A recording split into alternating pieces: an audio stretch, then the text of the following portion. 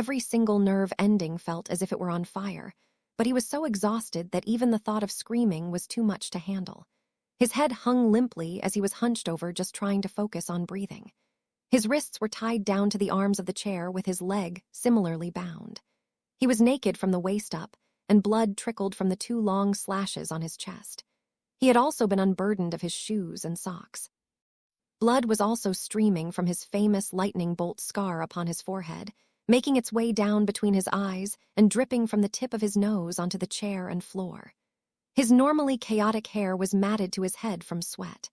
The room was windowless and quite cold, and currently very dark, save for the trickle of warm light from beneath the door. Occasionally shadows would pass, and the young man would stiffen in anticipation of another visit. Harry Potter took a deep lungful of air and let it out slowly. He was angry at his helplessness and that he was once again seemingly captured by his foe. But even more troubling was that Harry was heartbroken. He was trapped here because he'd allowed himself to believe what Albus Dumbledore had told him was his greatest strength. Harry was captured by the Dark Lord and his followers because Harry had loved. Harry followed Ron and Hermione onto the Hogwarts Express, breathing a deep sigh of relief that he was actually returning to Hogwarts. For a time, it looked that he would have to give up everything and remain with an aunt and uncle who hated him.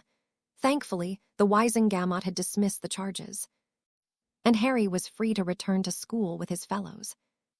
Harry suggested they find a cabin together, but Harry's best friend, Hermione Granger, reminded him that she and their other friend Ron had to report to the prefect's cabin for the start-of-year instruction. This had made Harry, who was already feeling a bit low due to all he had learned over the summer about the coming war and his godfather's new prison, as well as his own feeling of inactivity in the war, begin to feel worse. Harry turned to see if Ginny would like to find a place, but Ron's little sister had already disappeared to find her own friends, leaving Harry feeling the fool. Luck smiled on Harry, however, when he ran into his fellow year mate Neville Longbottom, who had yet to find a place to sit either. Together, the 2 boys moved further back into the train until they found a cabin that was inhabited by a girl with very long, dirty blonde hair and reading a magazine. Harry poked his head inside and asked if they could join her. When the girl nodded, Harry and Neville placed their trunks in the racks and sat down. "Thank you." Harry smiled at the girl who had lowered her magazine and was observing them rather clinically. "You're Harry Potter," she said in a soft, almost ethereal-like voice. Harry looked nervously at Neville, who shrugged and then nodded to the girl. Yeah, I am." Harry tried to smile. "You're Neville Longbottom. Ginny Weasley had a lot of fun with you at the Yule Ball," the girl said, making Neville blush. "I think she would have liked you to ask her out again, but Michael Corner did first." Neville stammered, and Harry looked quite surprised as well. "I'm sorry, but you haven't told us who you are," Harry said, hopping to take some of the pressure off. Poor Neville. "Luna," the girl smiled. Harry found that when she smiled, she looked rather angelic. Her eyes were rather large, but the silvery blue made him believe that this girl might be of 2 worlds. "Luna." "Lovegood. I'm in Ravenclaw in Ginny's year. We used to play together when we were much younger."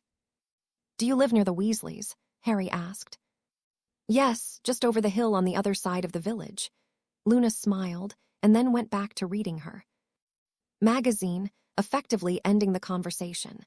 Harry turned questioning eyes to Neville, who could only shrug. "So, how was your summer?" Harry asked. "Same as always. Boring.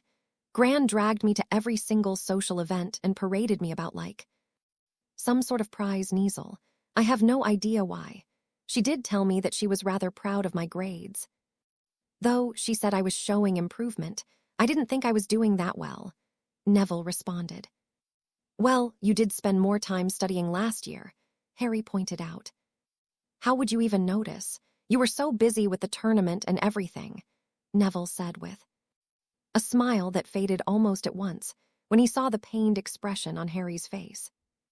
"Oi, mate, I'm sorry, it's all right, Neville," Harry said, waving off the concern. "My father and I believe you," Luna said suddenly, drawing Harry and Neville's attention. "That you fought you-know-who, and that it was he who killed Cedric Diggory. Many people believe you, and those who don't are just frightened that you are telling the truth." Thank you," Harry said, again looking to Neville for help. Neville had the same look of confusion. Harry wore. They were saved when the door to the cabin opened, and Ginny Weasley poked her head in. "Oh, hi, Harry, Neville," she smiled. "Hi, Ginny," Neville smiled shyly. His face began to turn crimson. "I think he wants to kiss you now." Luna smiled sweetly, and both Ginny and Neville turned a brilliant shade of red that Harry was sure he'd never seen before in his life. "Maybe when you and Michael break up you can stop waiting for him to get a clue and ask him out. Or you can just. Would you like to come sit with me and the others, Luna? Now," Ginny said, quickly grabbing her friend by the hand and forcibly yanking her out of her seat and into the corridor. As the door closed behind them, the boys heard Ginny beginning to lay into Luna about how certain things were supposed to be private and not explained in epic detail to the people those secrets were about. "I guess you and Ginny hit it off at the ball better than I thought." Harry smirked and Neville smacked his friend in the arm, making Harry yelp before he burst into hysterical laughter. Neville tried looking angry, but he couldn't manage for long and started laughing as well. The two boys began speaking of what typical 15-year-old boys usually speak of: sports, music, and girls. They joked about their roommates and their reputations with the fairer sex, and then began to wonder what the new term's classes would be like, or who the new defense against the dark arts teacher might be, as they had not yet had a defense teacher last more than a year. "Gran once told me that the job was jinxed. She said she couldn't remember when Hogwarts had someone last longer than a year," Neville remarked. "Seems odd that that position is jinxed but none of the others are," Harry replied. "I wonder why." Neville could only shrug. A little while later, Harry was shocked when Cho Chang and two other girls opened the door and said hi. Harry had nurtured a crush on the pretty Asian girl for more than a year now, and had even attempted to ask her to the Yule Ball, but she was dating Cedric Diggory at the time. "Hi, Harry. I was wondering if you and I could talk for a bit, if that's okay," she asked, looking very confused and nervous. Sure, I guess," Harry said anxiously. "Longbottom, why don't you come out here with us and give them a bit of privacy?" the girl with curly brown hair said. Neville looked to Harry, who nodded that it would be fine. Neville rose and stepped past Cho, who then took the seat opposite Harry. When the door closed, Cho fidgeted for a moment before she began to speak. "I end a favor from you. You see, I've been having a very hard time this summer, and my parents both thought that maybe by talking to you, I might be able to get some kind of closure or something. Because you were there and all," she said softly. "What is it you're asking me?" Harry asked, feeling he already knew what it was she was after. I need to know what happened. I need to hear it from you. I need to know the truth." "About what happened to Cedric," Cho said pleadingly. Harry sighed and sat back in his seat. He stared at Cho for a long moment before he spoke. "You don't know what you're asking," he said, his voice carrying so much pain it made Cho shiver. "I do," Cho replied. "I know that I'm asking you to tell me everything you witnessed and did. I wish that I wasn't asking this of you, but I have barely slept or eaten anything all summer. I end to be able to let him go, but I just can't until I know what happened to him." "Cho, hearing about it isn't going to bring him back," Harry tried. "I know that," Cho snapped and then apologized. "Don't you think that talking about it with someone might help? I can't imagine it's been easy for you." "To be honest, it hasn't," HRI admitted. "But Harry," Cho said, leaning forward and grasping his hands, "maybe this would be good for the both of us."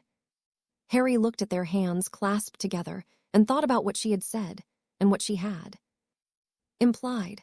Harry wondered if maybe she had a point, and that by talking about what had happened might relieve some of his guilt and pain from that night. Then again, would he be condemning Cho to the same nightmares he had suffered through the summer? Please, Harry. Cho begged, and Harry sighed in resignation.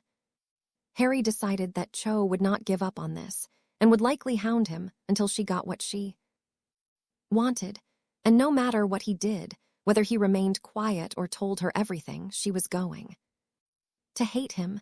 There would be no chance for them to be together. No matter what he decided to do, Cho would never look at him the way she had Cedric. But maybe she could one day forgive Harry for his part in it all, and perhaps even find some peace. With a very deep sigh, Harry began to tell her of the night of Lord Voldemort's return. Cho listened with tears streaming down her face as Harry told her about how he had saved Cedric, and they had taken the cup together for a Hogwarts victory. Cho grasped his hands tighter when Harry told her of Cedric's death and how quick it had been. He then ended the story with Voldemort's return, though he skipped the details and moved on to his escape and his bringing Cedric's body back. Cho cried softly for a few minutes, holding onto Harry's hands. When she did finally manage to pull herself together, she thanked Harry for sharing with her. I know that you didn't tell me everything, but I think it was enough. Maybe now I can let go of him, she said tearfully. For what it's worth, I'm so sorry, Harry said. Cho waved it off, and then to Harry's great surprise, she leaned forward and hugged him very tightly. I never doubted your story or what Dumbledore told us, even despite what the prophet's been saying. But I had to know. I just want you to know that I don't blame you. With that, she kissed his cheek and stood up to leave. Harry remained seated more than a little confused by what had happened, and how his feeling towards Cho had changed in the last few minutes. It gave rise to the question of whether or not he really fancied her to begin with. Are you all right? Neville asked. Harry looked up and saw that Ron and Hermione were there with Neville looking quite worried about him. Yeah, I think I'm okay. Harry tried to smile. The three entered the cabin and sat down, Ron and Neville on one side, Hermione next to Harry, who was staring into space. Hermione grasped his hand and gave it a squeeze. Do you want to talk about it? She asked. No, thanks. I think I've done enough talking. I think I just want to. It's okay, mate, Ron said with a smile. We understand. Harry nodded and leaned back into his seat, shutting his eyes. He felt strangely exhausted after his conversation with Cho, yet at the same time he felt lighter somehow.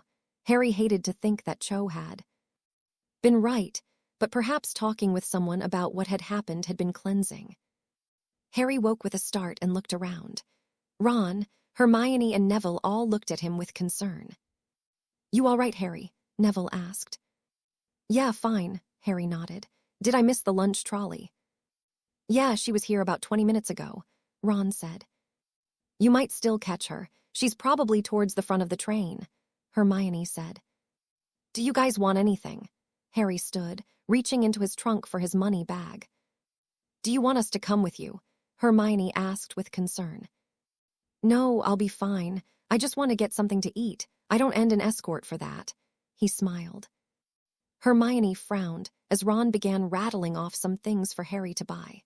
Harry gave them a wave and slipped out of the cabin and started to make his way towards the front of the train, hopping he could find the little old lady with the lunch trolley. He glanced into different cabins as he passed sometimes, envying the other students, who seemed to have not a care in the world. Harry found the lunch trolley in the 5th car, surrounded by a few people, who, like Harry, had missed the lady on her first pass. Harry got in line and waited for his turn. As he waited, he noticed a girl, too. People in line ahead of him, that made his breath catch in his throat. The girl was just a bit shorter than he was, with soft, honey gold hair that fell just past her shoulders. She had it kept out of her face by a jade green headband.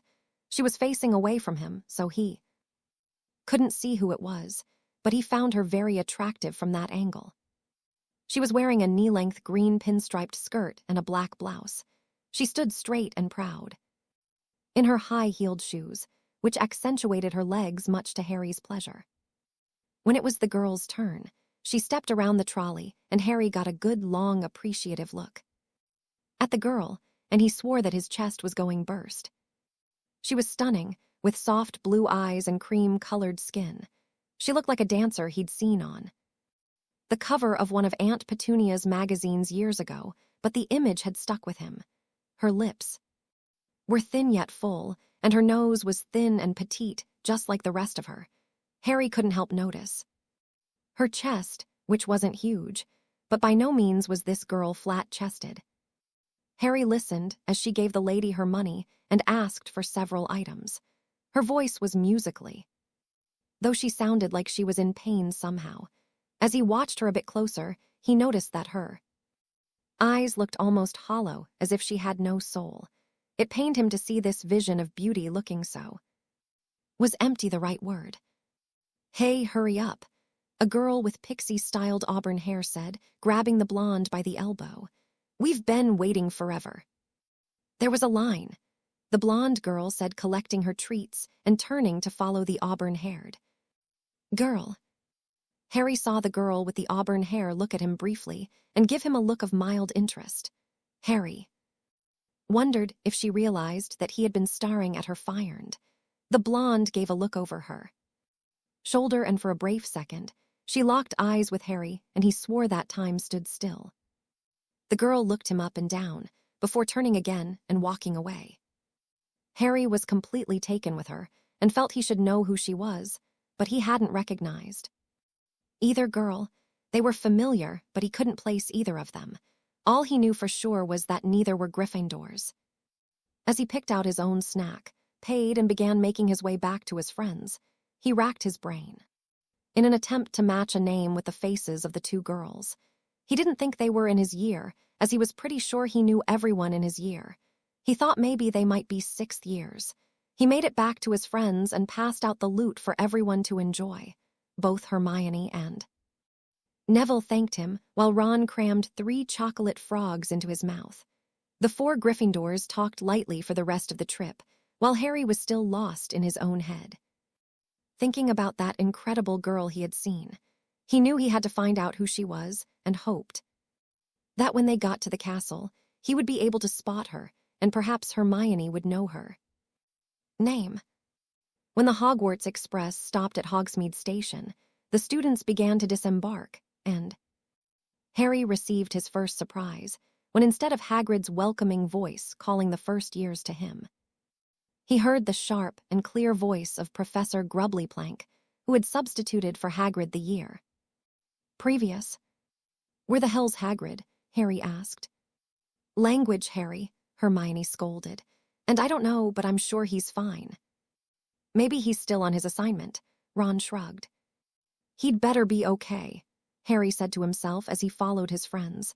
They headed up the hill where the carriages were waiting to take them to the castle. As they drew closer, Harry received his second surprise. There, standing quite proudly and harnessed to each carriage, were 2 skeletal black-winged horse-like creatures.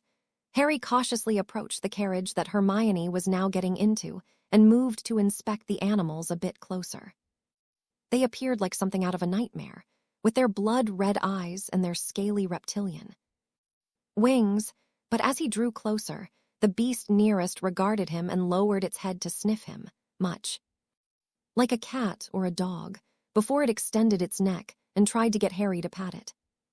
Tentatively, the boy who lived touched the creature's snout and was surprised first by its warmth, and next by the leatheriness of its flesh. It was not unpleasant, and the beast seemed to enjoy his touch. "Harry," Hermione asked, looking very puzzled, "what are you doing?" "Petting it," he said with a smile as the beast maneuvered its head, so Harry was scratching under its chin. "If it weren't harnessed to the carriage, I think it might roll onto its back so I could scratch its belly," he smiled. "Petting what?" Hermione asked, looking even more confused. "Huh," Harry was now the one who was confused. "Don't you see it?" "See what?" Hermione asked, looking the where Harry's hand was still scratching the air. "Are you joking? You can't see it," Harry asked. He grabbed her hand and held it for the beast to sniff.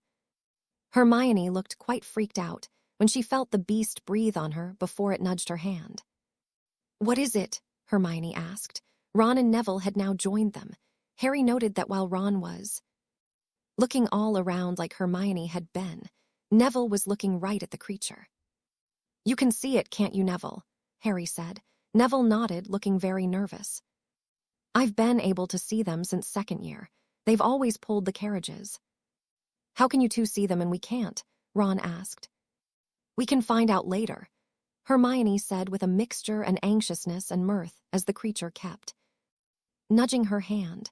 The four got into the carriage and it started for the castle.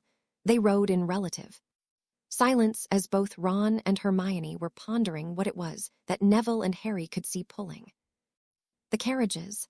Neville wondering why it was that Harry, whom he was pretty sure hadn't been able to see the beasts before, could see them now. And Harry, who was back to thinking about the beautiful girl he'd seen on the train.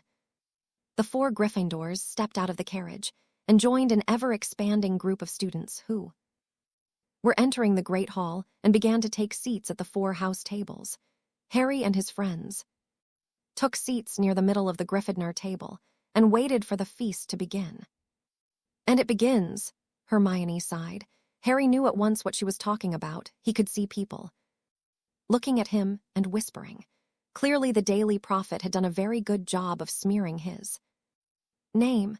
Harry could tell already that it was going to be a bad year, and then he received his third surprise when he saw a short, heavy-set witch wearing a pink cardigan with a pouchy face, tight curly hair, and a tiny black bow. "She was at my trial," Harry said, pointing to the witch, who wore a simpering sort of smile as she watched the students taking seats. "Then what's she doing here now?" Hermione asked.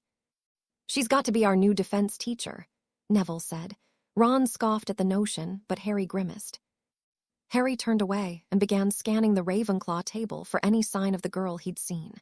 He looked up and down the table 3 times before giving it up. Clearly she wasn't a Ravenclaw.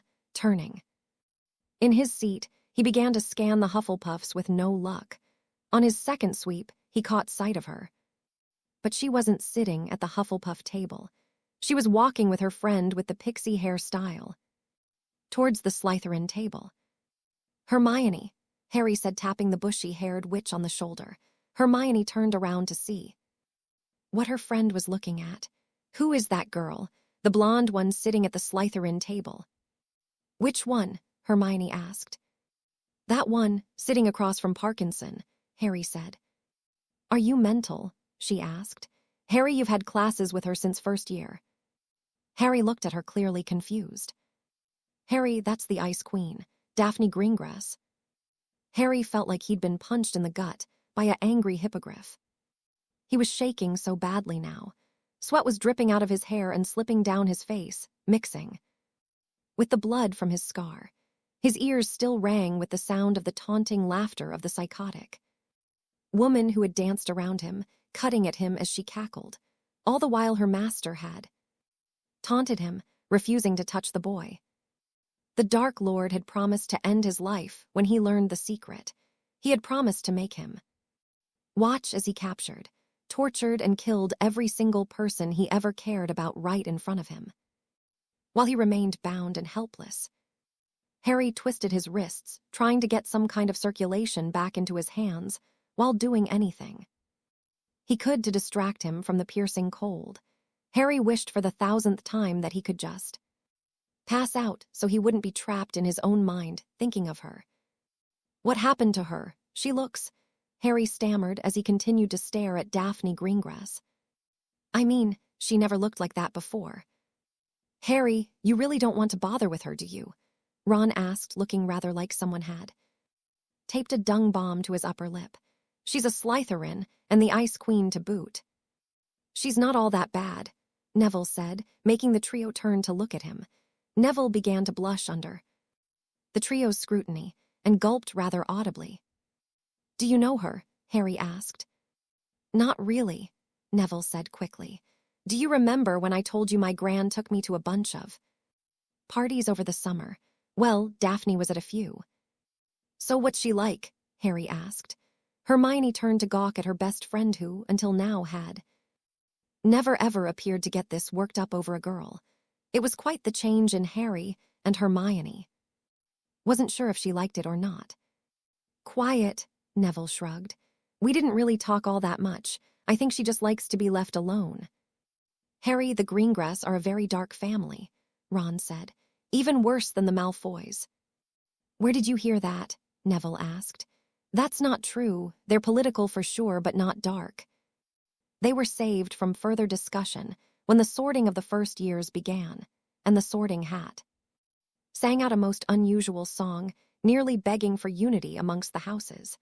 Harry smiled to himself as he thought that he'd like to extend a hand of friendship to Daphne Greengrass, whom was sitting very properly at the Slytherin table, with her eyes locked on the Sorting Hat. When the sorting finished, and the golden dishes filled with food, Harry and his friends began to eat and enjoy light conversation.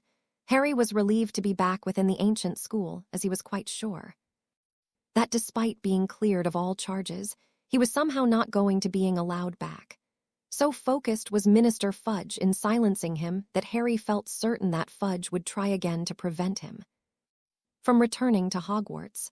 Now that he was here, Harry felt as if he were safe once again. Harry noticed Hermione watching him throughout dinner and wondered what she was thinking. The way she looked at him was a mixture of happiness, worry, and, well, there was no other way to describe it, but it was the same look she got when presented with a problem that she had to solve.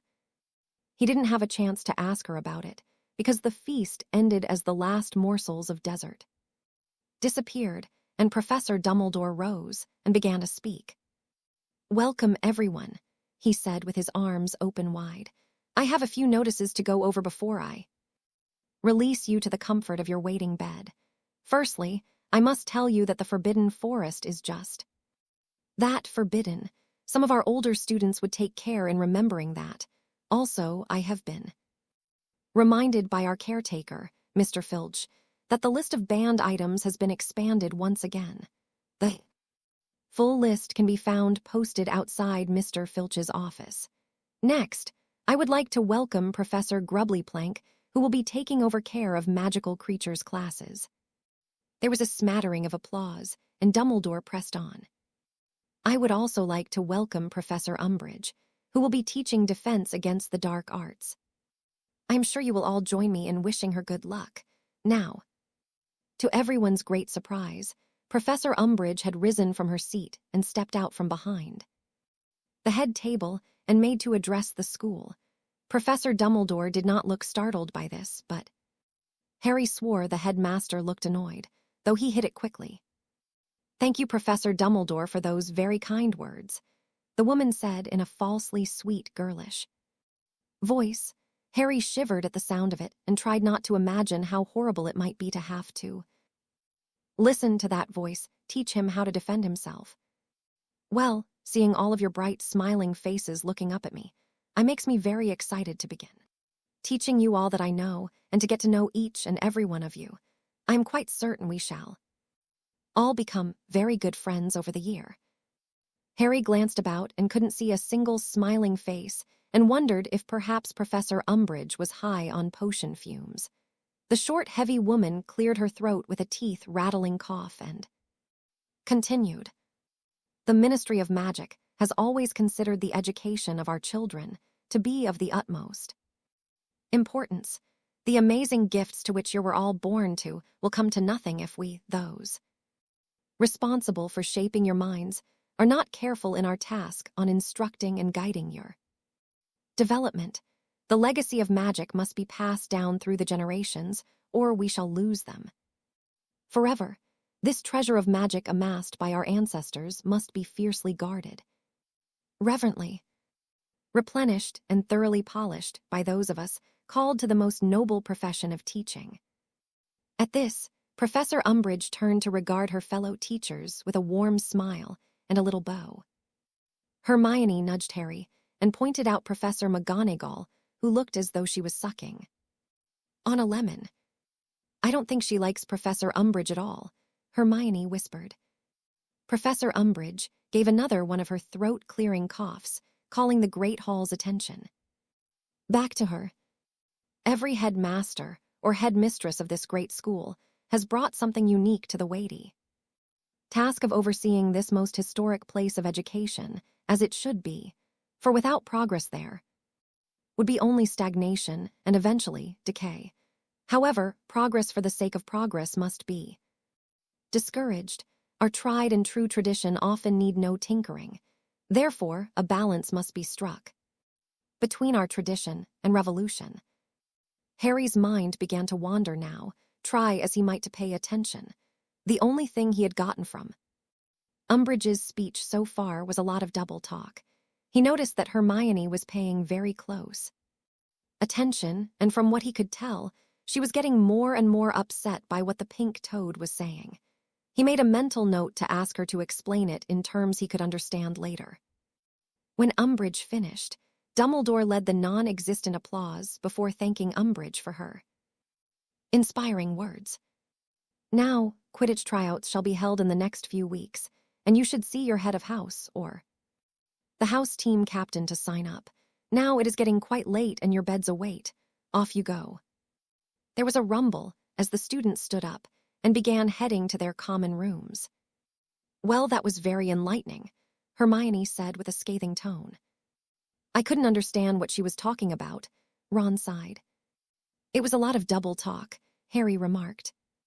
Did either of you pay attention at all? Hermione looked appalled. I tried, Harry said defensively.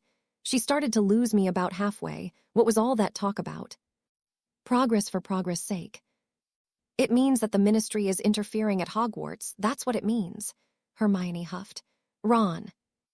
We have to lead the first years to Gryffindor Tower. Oh, right, Ron said, then whistled loudly. Oi, midgets. Ron, Hermione scolded. Don't call them that. First years this way, please. I'll see you up there. Harry smiled and he and Neville headed towards Gryffindor Tower. The two boys made their way upstairs with Ginny Weasley, who caught up to them on the second flight of stairs. Harry noted how both Ginny and Neville were stealing glances at one another as they walked, and began to wonder if the youngest Weasley had indeed gotten over her crush on him. As they entered the common room, Harry noticed a sudden change in the atmosphere. As he looked about, he noticed many eyes upon him, many with guilty looks as if they'd just been caught doing things they shouldn't. Harry realized they were likely just talking about him and felt it best to remove himself from the situation right away. He slipped up into his dorm room, where Dean Thomas and Seamus Finnegan were already unpacking their trunks. Hey, Harry, Dean said with a sort of sad smile as he glanced at Seamus, who was avoiding Harry's eyes. Okay, Harry said angrily, sitting on his bed. Let me guess, you both believe what the prophet has been writing about me, right? Seamus turned to look at Harry with surprise, while Dean looked a bit guilty. Neville entered just then, and it was clear he could feel the tension. What's going on? He asked. Nothing, Seamus said flatly. Potter was just going to tell us why we should believe him over the Daily Prophet. You're saying that Harry's a liar, Neville wondered. That he's making everything up. So you believe him then? Seamus asked. You believe he actually fought you-know-who and lived? Why would anyone make something like that up? Neville countered. Maybe to cover up a murder, Seamus said, looking accusingly at Harry, who felt his anger explode. He leapt to his feet and was right in Seamus' face as he screamed. You think I killed Cedric? You think I would do something like that? How else could you have won the tournament, Potter? Seamus countered, and Harry shoved him. Both boys went for their wands, and Neville leapt between them. Knock it off, Neville shouted at them both. Seamus, you know that Harry would never kill anyone. You know he didn't put his name in the goblet last year. Why are you acting like this? His mum almost didn't let him come back because she was afraid Harry might kill him, Dean said. Shut up, Dean, Seamus shouted. I didn't kill Cedric, Harry snapped. Seamus turned back to Harry, and the anger melted as he looked at Harry. His roommate's eyes were full of pain, and Seamus began to feel guilty as Harry backed off. "Maybe if you just told us what happened," Dean started, and Harry turned to look at him, making the taller boy cringe. Why? Why are you all so interested in what happened if you don't believe me anyway? If you think I'm lying, why do you want to hear the lie?" Harry asked, looking between Dean and Seamus. "Why can't you believe me?" "Maybe it's because every year you wind up at the center of a ridiculous story, where you wind up a hero, saving the damsel and all hat. You, Ron and Hermione, solve some big life-threatening mystery and save us all," Seamus replied. "And every year the tailies get more unbelievable." "Oh, come on," Neville sighed. "You saw him outfly a dragon with your own eyes." "No one's denying he can fly, Neville," Seamus argued. "We see him play Quidditch every year." "If you don't believe me, there's nothing that I will be able to say to change your mind, and quite frankly, I don't care what you think anymore," Harry scowled. "You told Cho," Neville said, and Harry glared at him. "She needed to hear it, but not because she didn't believe me. She needed to hear it because she and Cedric were together," Harry said evenly. "Maybe we need to hear it as well so we understand," Dean tried. "I mean, look at it from our point of view. Seamus is right, with all these stories. It's getting really hard to believe anything where you're concerned." "Then don't believe," Harry said, almost sounding broken. "Do what's easy and follow everyone else. Talk about me all you like, and make up any story that makes you feel better. I don't care anymore." Harry sat on his bed and tore his shoes off. He took his robes off and went to his trunk to get his pajamas. He could feel the others watching him, likely trying to figure out what to say. He couldn't really blame them for wanting to know what happened that night, but he'd already talked about it once. Today, and Cho had really needed to hear the tale. Dean, Seamus, and Neville hadn't been dating Cedric. They had nothing to gain from hearing the story. Besides, Harry was sure it wouldn't change anything. "What's going on?" Ron had arrived, looking a bit disheveled. He looked at Dean, Seamus, and Neville, who were all watching Harry as he changed. "Nothing," Harry said, climbing into his bed and shutting the curtains. He heard the other boys going about their business, whispering amongst each other. Harry guessed that Ron was being told about everything that had been said while he was showing the first years to their dorms. Harry knew he should have expected this kind of attitude towards him. The Daily Prophet had 2 months to drag his name through the mud while he'd been trapped at his aunt and uncle's house. The term had ended so quickly after the tournament, and no one was really allowed the chance to absorb and accept what Dumbledore had told them all. And then they were constantly being told that both Harry and Dumbledore were lying for some reason. No, Harry couldn't blame them. After what Seamus had said about the stories that were surrounding Harry at the end of each year, Harry doubted that if their positions were reversed, he would believe Seamus either. Harry flipped onto his side angrily and sighed heavily. Why couldn't things just be easy for once in his miserable life?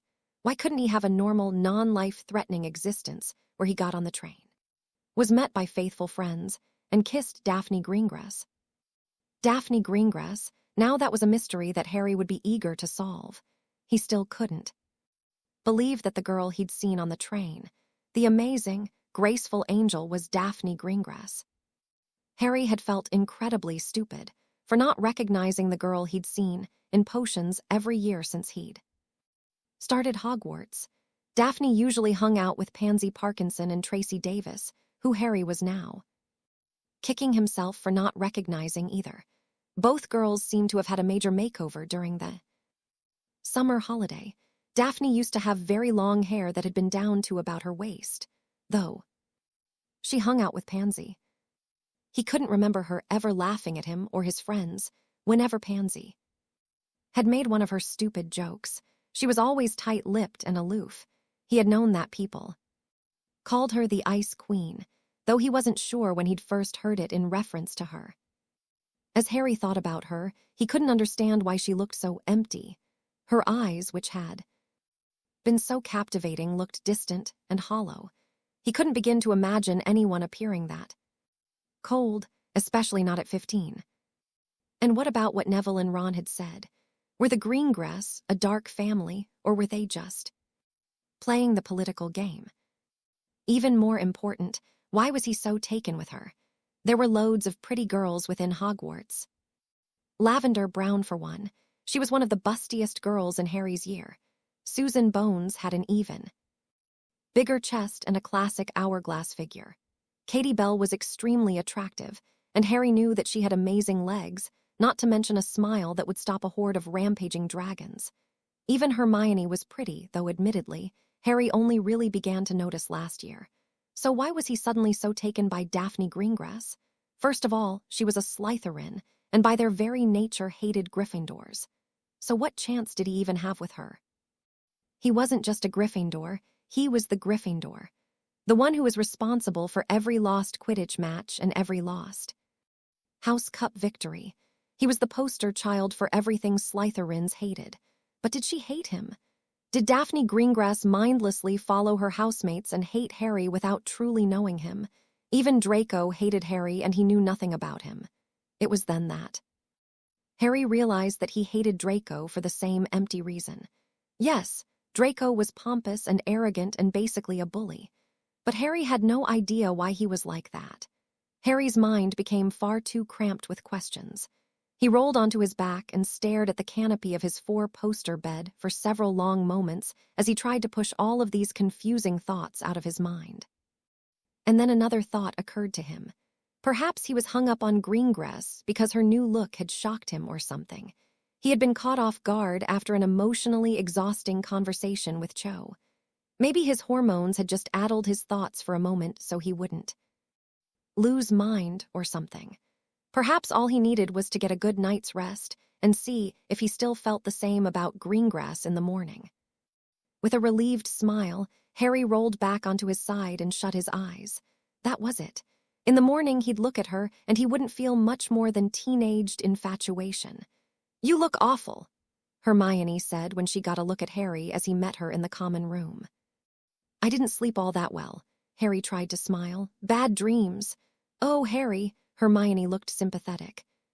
"Your fight with Seamus likely didn't help," Ron said untactful. "You fought with Seamus?" Hermione asked, looking stunned. "Not fought," Harry said, glaring at Ron, who was leading them down to the Great Hall. "We just had a disagreement, that's all. It's nothing. He believes the Daily Prophet like everyone else." "Ah," Hermione said. "Lavender and Parvati were the same. They asked me a bunch of questions about what happened. I told them to mind their own business and stay out of everyone else's. I don't think they liked that. By the way, Ron, what did Lavender want with you last night?" "What?" Ron asked, turning around, his ears nearly glowing red. "Nothing, it was nothing." Hermione and Harry shared a look of disbelief as Ron turned and moved a bit quicker down to breakfast. Harry grinned a bit while Hermione rolled her eyes. As they drew closer to the Great Hall, Harry remembered that he was going to see if his initial flush of confused feelings for a certain blonde Slytherin was just a strange moment of hormonal confusion or real blossoming adoration. He was saved from having to look for her, as just as he and his friends were entering the Great Hall. Daphne was also coming to breakfast following Tracy Davis, who glanced over at Harry with a wry smirk. Daphne didn't even bother to look at Harry as she walked next to him for the briefest second. In that moment, Harry's stomach flip-flopped and his hands became very sweaty. He stumbled over his own feet, and he heard Tracy Davis chuckle, while Daphne uttered no sound at all. "Smooth, Harry," Hermione said as they sat down. "Falling over yourself is really going to get her attention." "Shut up," Harry grumbled. "I don't know why you're even bothering." Ron glowered at the Slytherin table.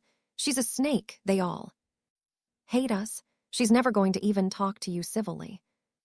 "They can't all be bad," Hermione said, turning in her seat to look at Daphne, who was pouring herself some juice. "Sure, she hangs out with Parkinson, and she's a real, unpleasant person, but Daphne's never so much as uttered a syllable in insult to any of us. Maybe she's not so bad, and maybe she and Harry would make a real nice couple. Wait, you'd be okay with me dating a Slytherin? Harry asked. Harry, I'd be fine with whomever you decided to go out with. Who you fancy is your business, and as your friend, I support whatever decision you make. I think you're barking, Ron said, filling his plate so full sausages were falling off of it. Thanks, Ron. Harry shook his head. Seriously, Ron said, shaking his fork with half a sausage on it at Harry. Even if you did somehow manage to get her to notice you, you'd still have to contend with all of her friends telling her you're worthless and telling her what a mistake spending time with you was. And don't forget, those are Death Eater's kids there. You really think that you know who wouldn't find out about you too and lure you into some trap? I think you're being paranoid, Hermione said evenly. Harry looked across the Great Hall and watched as Daphne ate her breakfast while speaking to Tracy Davis. As he watched her, he tried to imagine himself with her, only to be betrayed and handed over to Lord Voldemort as a gift. It seemed desperately crazy to him, and yet somehow possible. Well, I don't think we need to worry about it, Harry sighed. Like Ron said, I doubt she'd ever even like me enough that anything could happen between us. Hermione reached out and patted his hand comfortingly. You never know, Harry. Sometimes the heart wants what the heart wants, and no one can talk you out of it. Maybe if she had a chance to get to know you. Harry gave a non-committal smile and began eating his own breakfast. Maybe Hermione was right. Maybe all he needed was a bit of time with Daphne so she could get to know the real him.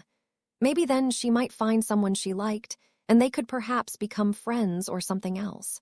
And maybe hippogriffs would come flying out of his butt. He'd been alone for a long time now. He had no way to tell how long, but he was sure at least a day had passed. He'd been released from the cursed chair, but he was too weak to do much more than to curl up on the floor and stare at the sliver of light from under the door. It was so very cold in this room, and Harry wrapped his arms around himself with the vain hope that he could warm himself. His cuts were scabbed over, and the blood on his chest, face, and back felt sticky and grimy. They had given him food and water, though it was quite meager, enough to keep him alive so they could continue torturing him. Harry was thankful that so far none of his friends had been captured. He had not doubts that Voldemort would make good on his promise to make him watch those he cared for be tortured and killed. Harry wondered if perhaps his godfather or Dumbledore was looking for him. Did they even know what had happened to him yet? Was she being questioned? Did she even feel the least bit guilty for what she had done? Despite Harry's anger, there was still a small part of him that believed that there was more to what had happened than he knew. There just had to be. The Gryffindors were sharing history of magic with the Hufflepuffs this year, and Harry followed a few of the Badgers into the class, followed by Ron, Hermione, and Neville. As Harry took a seat next to Neville, he noticed Hannah Abbott glance at him, with the same look he'd seen on so many faces at this point. Right before she turned to Susan Bones, the two girls looked like they were having a very heated discussion. Forget it, Harry, Neville whispered. They'll see you're telling the truth. Harry thanked Neville as Professor Binns, the ghost who taught history, appeared through the wall and asked the students to settle down. As always, the long-deceased professor began droning on about the beginnings of the Goblin Wars with wizards, and try though he might, Harry felt his eyelids becoming heavy. He tried several different methods to keep awake. He pinched himself, stomped on his own foot, even digging his minuscule fingernails into his palm to stay awake. Yet nothing was working, and before he knew it, a disgruntled Hermione was shaking him awake, while Neville was wiping at the drool on his own chin. Sorry, Hermione, Harry said as he began gathering his things. I swear I tried to stay awake. Don't know why you bothered, Ron yawned. It's just the same old boring stuff. What if I chose not to share my notes with you this year? Hermione threatened. Then we'd fail and it'd be your fault, Ron said smugly. Hermione huffed and stormed off towards potions, with Ron quickly hurrying after her. likely to get a few more pokes in before class. We really should try to stay awake, Neville said as he and Harry followed the arguing pair. I know, and I really tried, Harry shrugged. Bet you don't get sleepy in potions, what with Daphne Greengrass in the same room and all. Neville chuckled. Oh, haha, Harry rolled his eyes. Geez, I make one comment about her being attractive and now everyone's poking fun at me about being in love or something. I don't even know her. No one does, Neville smiled. I told you she keeps to herself. She hangs out with Tracy Davis the most, but I think they grew up together. Do you know Tracy? Harry asked, and Neville shook his head. I've seen her occasionally at some of the events Gran takes me to, but I've never talked to her, and she never made any attempt to engage me in conversation. I know the Davis family lost a lot during the last war, though, but I have no idea whose side they were on if they even chose a side. She lives with her mother, but I think her father is dead.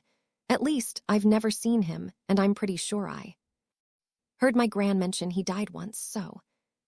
She doesn't seem as standoffish as Daphne, Harry remarked. Neville could only shrug at this observation. They fell silent as they descended into the dungeons and lined up with their fellow Gryffindors opposite the Slytherins. Harry spotted Daphne holding her book to her chest like a shield as she stood next to Tracy Davis, who was speaking softly to Millicent Bulstrode and Pansy Parkinson. She was looking at Pansy, who was leading the conversation, though it looked as if she was just staring through her housemate. As Harry watched the blonde girl look at her fingernails with mild interest before turning back to listen to whatever Parkinson had to say, he failed to notice a pair of sharp brown eyes watching him with curious interest, nor did he see that Tracy Davis had figured out exactly who he was watching so intently. Harry did finally turn his head when he saw Davis lean into Daphne, cupping her hand to the blonde's ear and whisper something that caused Daphne to look in his direction. Harry could feel himself getting red in the face and felt Neville pat his back. Busted, Neville chuckled. The door to the potions class opened before Harry could reply, and he and Neville took a table behind. Hermione and Ron. Hermione looked at Harry and gave the faintest smirk as her eyes flashed to where Daphne was now taking her own seat. Harry turned to look, but turned away as soon as he saw Tracy Davis watching him. Harry couldn't say why, but Tracy made him kind of nervous. Professor Snape was just as vindictive and malevolent as he had been in the past as he set his 5th years to task after a very long speech about this being their owl year and how he would be most displeased with them if they failed to do well on their exams, his eyes lingering on Harry and Neville in particular. Harry simply smiled back at the vile teacher, thinking it would anger him more than if he simply glared. They got to work on their potion, and Harry, determined to do his best, made sure to read each and every line of the instructions and follow them to the very best of his ability. As he worked through mixing his potion, he thought back to a long conversation he had had with Sirius just after his trial. I want you to go back to Hogwarts this year and study as hard as you can, not to get good grades, but to prepare yourself for what's coming, Sirius had said with a meaningful look. But I also want you to remember to act like a teenager. I'm confused. What do you mean act like a teenager? Harry asked. Harry, you're 15, and I happen to know that more than a couple of girls happen to find you very fancyable. Harry blushed at this, and Sirius chuckled. Find a pretty witch or two and get intimately familiar with a few broom cupboards. Instead of allowing trouble to find you, avoid it with the help of a pretty girl, Sirius said pointedly. I didn't do so hot on my first date last year, Harry hated to admit, and Sirius gave him a sympathetic smile. No less than I would have expected. You haven't had someone around to give you advice and help you with this sort of stuff, but I'm here now, and I'd be happy to listen to anything you want to talk about. That's what a godfather is for. Harry thanked his godfather, and Sirius waved it off. Look, I know that you feel like you've got the weight of the world on your shoulders and all, and as much as I wish it wasn't true, you're at the center of this war. We all like to pretend that we can keep you safe, but the fact is you always seem to find yourself in the middle of some kind of crazy life. Threatening battle. So it's important that you work hard and learn all you can, the next time you end Voldemort meet, your luck might not hold out.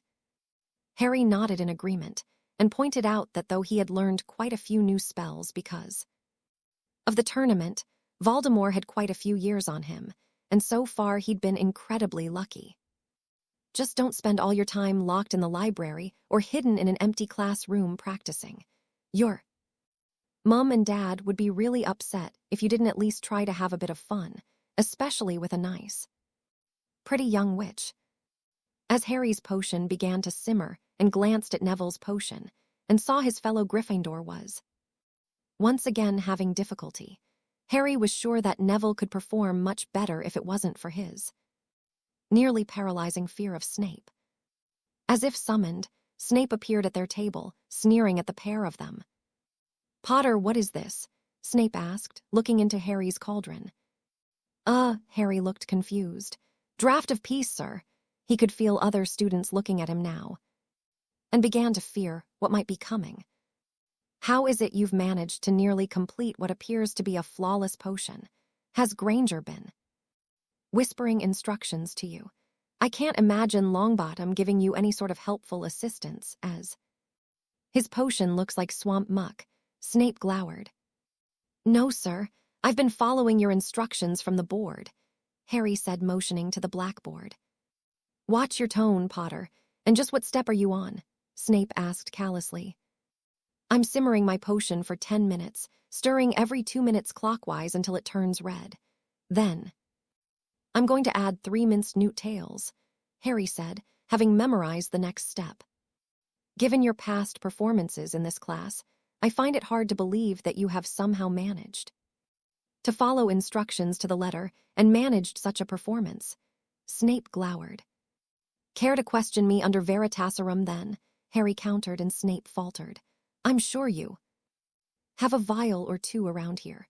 Why not let me have some and then ask me how I managed to get these results?" Snape looked indignant for a moment before his eyes narrowed. "Would you really like me to do that in front of all your peers? Perhaps I ask questions in such a way that gets you to admit all of your deepest secrets." Harry started to blush with embarrassment, and then as he thought about it further, he realized that for the most part, none of his secrets were really that embarrassing. In fact, most of his secrets would likely give most people horrible nightmares, not to mention it would paint a few people in authority in a very unfavorable light. "I've nothing to hide, sir." Harry stared coldly back into those black eyes, pushing forth all of his hatred for the man, daring him to call him out. Snape looked as if he were seriously considering it, and Harry hoped that he would. Sure, Harry knew that he might be a little embarrassed if he told the class at large that he found Daphne quite attractive, but other than that, what did he have to hide? Thanks to Rita Skeeter, most people thought they knew how pathetic he was, but they didn't know anything about him at all. Snape most likely would have tried to get Harry to admit some deep and embarrassing secret, something that would mortify him into hiding under his bed until the end of the year, but Harry wasn't so sure he had anything like that to share. Snape would likely try and get him to admit to being a cheat, or an egomaniacal peacock, similar to Lockhart, but he would be sadly disappointed.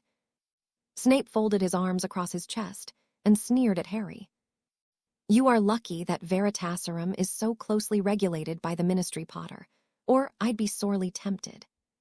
Snape's lip curled. The professor walked off, and Harry bent back over his potion. He was able to see out of the corner of his eye that several people were looking at him with something akin to awe, including a few Slytherins. Crabbe and Goyle were focused on trying to get their potions right to be bothered with anything else, but Theodore not looked as if he'd been slapped, while Pansy Parkinson looked as if she just had Christmas cancelled.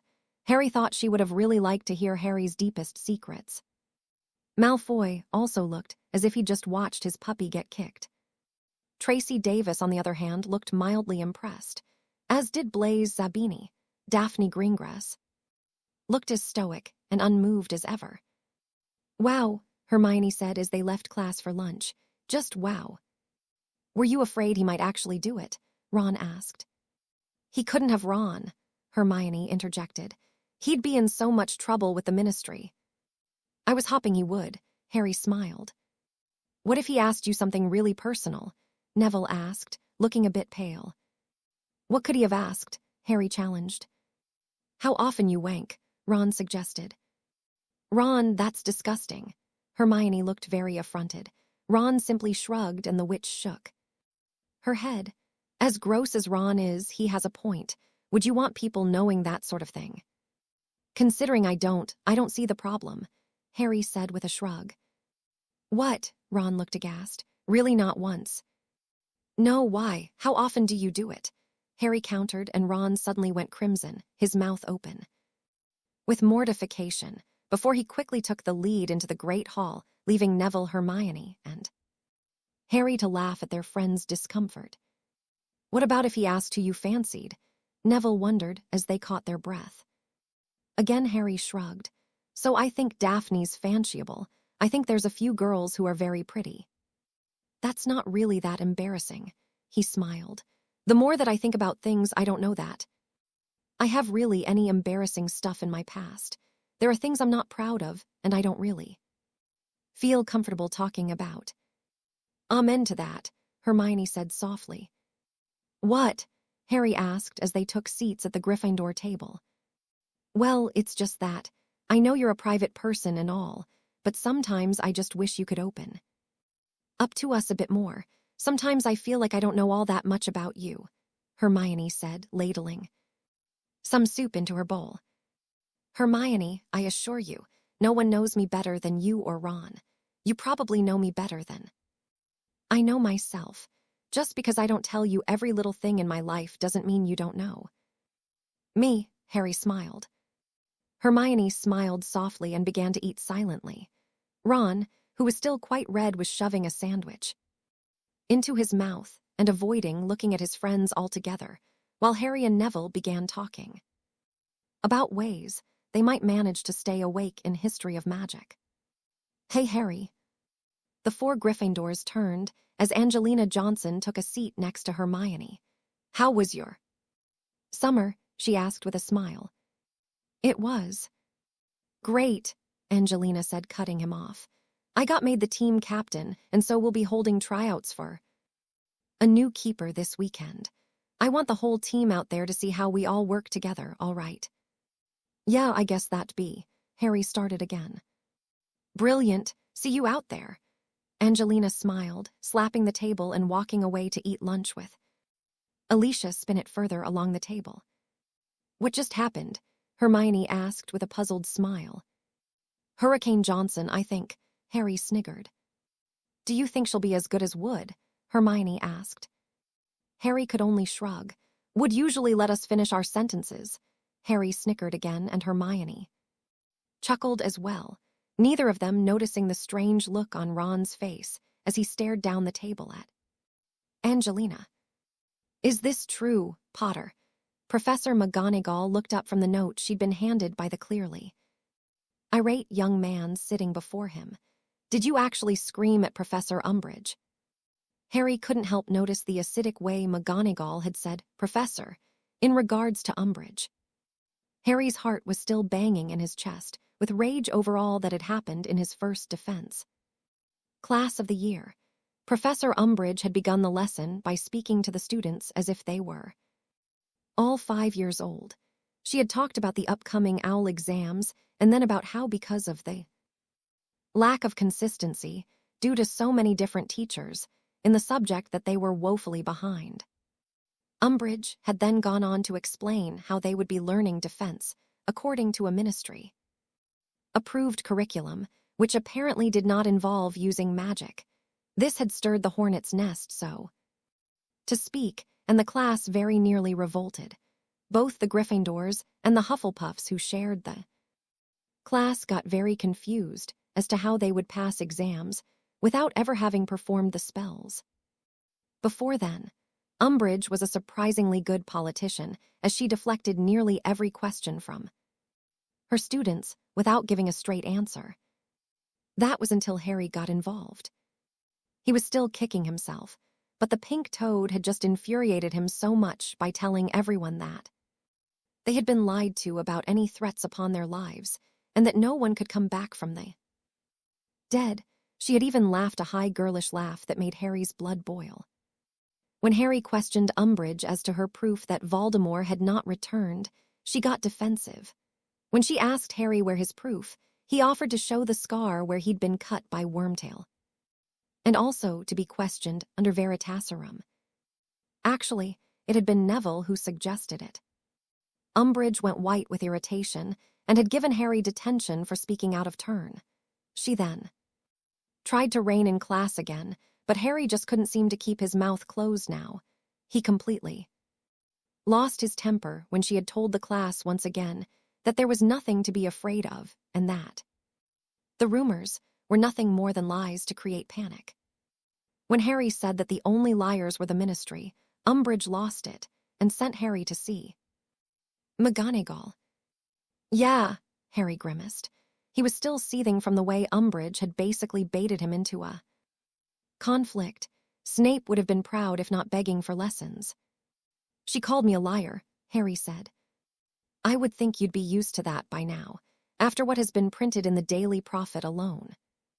McGonagall said, taking her seat behind the desk and offering a tin of biscuits to Harry, who smiled appreciatively at his head of house as he took one. Potter Harry, I urge you to not push Dolor's Umbridge. She is here with an agenda that does not bode well for this school, and especially for you. What do you mean, Professor? Harry asked, now very curious. Minister Fudge is worried that Dumbledore is setting the stage for some sort of takeover of the Ministry, McGonagall said urgently.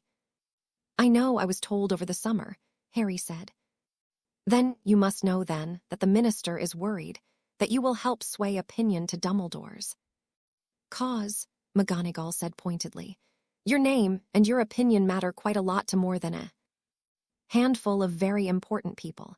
The minister thinks that if enough of those people are swayed, he will be ousted from office, and Dumbledore will step in to replace him.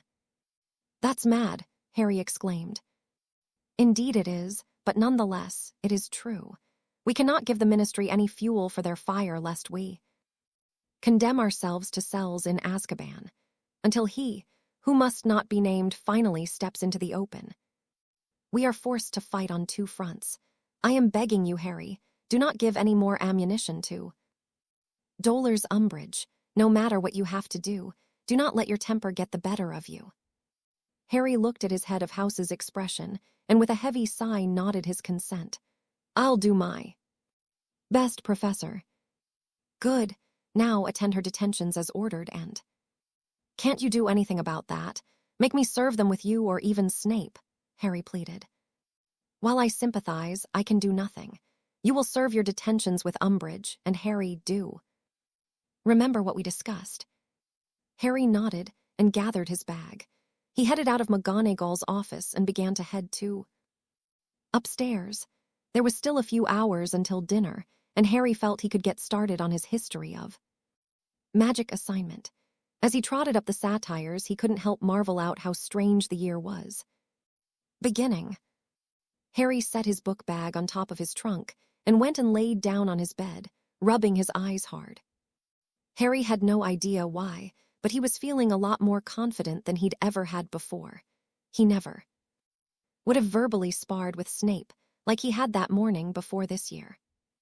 Was he perhaps taking serious advice and trying to live his life the way he wanted, or was it something else? Was he acting out because of how angry he had been over the summer after being kept in the dark and ignored? Harry didn't want to think about it anymore because his head was starting to hurt. Harry felt he'd rather think about Daphne Greengrass and why he found her so alluring. She was quite beautiful. He barely remembered what she looked like last year, but he was sure that she hadn't looked quite as fetching. She had clearly made quite a few changes to herself over the summer, and Harry was sure he wasn't the only boy who approved. However, Harry felt that just because she was pretty didn't mean she'd be a great person. She could be just as prejudiced and irritating as Draco Malfoy. Harry shivered to think of a second Malfoy within Hogwarts. Harry remembered what Ron had said at breakfast and wondered if Daphne was connected to death. Eaters, and if his interest in her could end up leading him right into Voldemort's clutches. He knew. Better than to assume that simply because she was in Slytherin, that she was connected to death. Eaters, Neville had said that the Greengrass weren't dark, but was that true? Harry sighed heavily. The fact was that he was never going to get any answers unless he spoke to her. And that thought alone was enough to chill him to the very core of his being. Sure, he could face dragons, basilisks, and every manner of dark creature, including the most fierce wizard of all time. But trying to start a conversation with a 15-year-old girl was enough to make him want to run as far and as fast as he could. Ron and Neville found Harry sitting on his bed halfway through his essay for Binns and brought him down to dinner that night, where they told him what had happened in class after he was ejected, which turned out to be nothing. Harry filled them in on his conversation with Professor McGonagall, which only served to anger Harry's friends. "So, we're just supposed to sit back and let the Ministry ruin our education," Hermione said, very offended by the notion. "McGonagall didn't say anything about you, just me," Harry smirked. Hermione huffed all the same. "It's unfair," Neville said. "Why should you get in trouble for telling the truth?" Ron added his 2 nuts, but no one could understand as he had half a pork chop in his mouth. "It's only a week, and I'm sure I can get through it just fine," Harry said resignedly. Hermione looked sympathetic, and Neville gave an encouraging smile. Ron, on the other hand, was looking down the table to where Lavender Brown was talking with Parvati Patil. "What's with you?" Neville asked of the redhead, whose ears went crimson. "What? Nothing. I wanted more potatoes," Ron said lamely. "Well, they're over here," Hermione said. "Unless you'd like the ones near Lavender," Neville said with a smirk. Ron glared and went back to eating, trying to hide his ever-reddening face. "Well, it looks like Harry's not the only one with a crush," Hermione said with a superior sort of smile. Harry said goodbye to his friends at 7:30, as he started off towards Umbridge's office for detention. He was idly wondering what the pink toad had in mind for his punishment, which Harry was still seething about having to do in the first place. He hoped it wasn't something disgusting like the punishment Snape was so fond of. He was nearly halfway to Umbridge's office when he heard it. "Potter, hey Potter." Harry stopped and looked around and was stunned to find Tracy Davis, of all people, walking quickly towards him. She had a rather determined look on her face as she approached, and she was looking all around to make sure they were alone before she started to speak. "I'm going to give you a bit of friendly advice," the auburn-haired girl said evenly, her eyes never leaving his own. "Leave Daphne alone. You and her, it just isn't going to happen, all right? So save yourself the time and embarrassment and leave her alone. She doesn't need any more attention, especially from you." "What do you mean?" Harry asked quickly before Tracy could disappear. "Never mind, just leave her alone, all right," Tracy said. What surprised Harry was that she didn't sound mean or angry or anything like that. In fact, she almost sounded concerned, though Harry was sure it wasn't for him. "But why? Why do you think that I don't have a shot?" Harry asked. "Egotistical much," Tracy cocked an eyebrow. "That's not how I meant it. I don't even know her, so I don't even know if I like her. Why shouldn't I try and make friends with her, or you for that matter?" Harry asked. "You want to be my friend?" Tracy asked incredulously. "I don't see why I can't make friends with whomever I like, unless you blindly hate me like the rest of your house," Harry challenged. Tracy's eyebrow raised even higher and a small smirk appeared on her face. "You think you got us all figured out, don't you?" Actually, I know that I don't, Harry replied. And unlike some, I can admit that I don't know. Everything. Pretty un-Gryffindor-like attitude, Tracy said, folding her arms across her chest. Now who thinks they've got people figured out? Harry said with a bit of a triumphant tone. Tracy shook her head. Look, I came to warn you away from Daphne, and I've done that. Do everyone a favor and take it to heart. She doesn't need you drooling after her, too. With that, Tracy turned on her heel and walked away. Harry wondered exactly what had just happened, and more importantly, what she had meant about Daphne. Did she have a lot of boys chasing after her? And if she did, what chance did Harry have with her? Why couldn't I just be head over heels over someone more attainable? Harry thought darkly as he made his way to Umbridge's office. He couldn't see it, but he could hear the scurrying of a rat somewhere in the darkness. He pushed himself up onto his hands and knees, hoping that the small critter would come closer and that it would have a silver paw.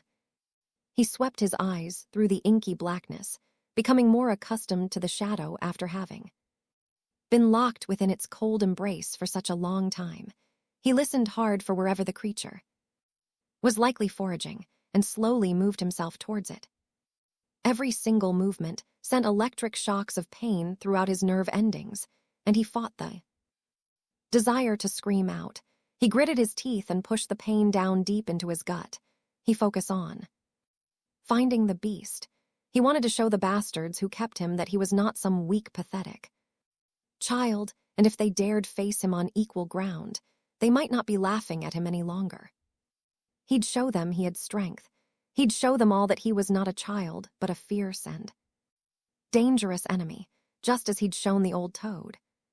Still thinking over what Tracy Davis had said to him, Harry knocked on the door of the defense teacher's office. Professor Umbridge bade him to enter, and as Harry stepped into the office, he gasped in true horror. The walls had been painted a bright pink, and nearly every inch of those walls were covered with decorative plates, each depicting a very cute kitten. Much like basic wizarding pictures, each kitten was moving about, playing, drinking cream, sleeping, or even staring curiously at Harry as he cast his eyes about this pink nightmare. Even the furniture looked like something from a 5-year-old girl's bedroom, with little lace doilies laid out on her desk and a few small tables.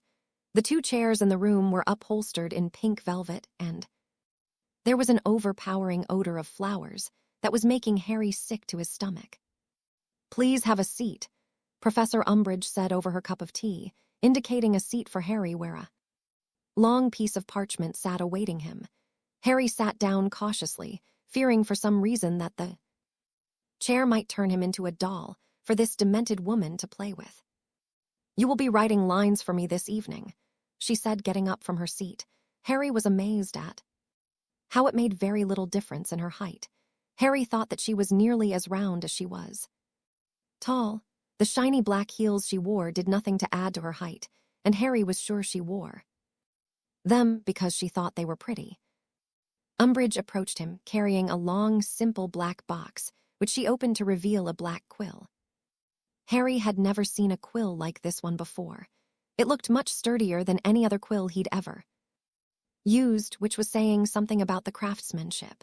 Yet, there was something foreboding in the way Umbridge caressed it before removing it from the box and placing it before him. I would like it if you wrote I must not tell lies, she said with a soft smile, as if speaking to a favorite pet. I didn't tell lies, Harry said firmly, and Umbridge's sickly sweet smile faltered. Do not make me add more detentions, Mr. Potter. Umbridge threatened. We both know that you were simply trying to stir up confusion and doubt among your fellow students. Harry sighed and picked up the quill. Clearly, the only way this woman would ever believe him would be if Voldemort himself appeared to kill Harry, and Harry doubt even that would convince her. There's no ink, he pointed out. Umbridge smiled, and Harry swore he saw a glint of anticipation in her eyes. You will not need any ink, Umbridge countered.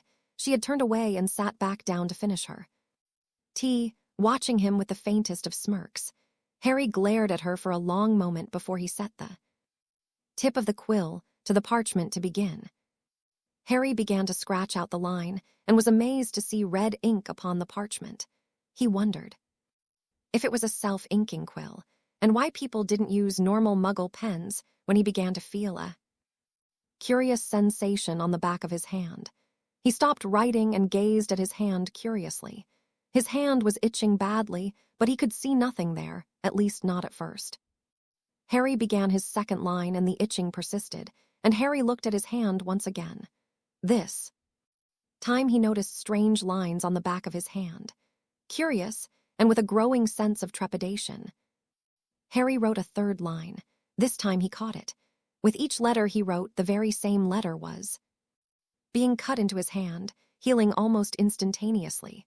Flummoxed, Harry wrote one final line, as if trying to convince himself this wasn't some sort of weird, confound spell or something. He stood up suddenly, knocking his chair back, and stared in horror at the smiling toad-like woman before him. "What the bloody hell is this?" Harry asked angrily, holding out the quill as if it was struggling to attack him. "It is your punishment, Mr. Potter, for telling lies."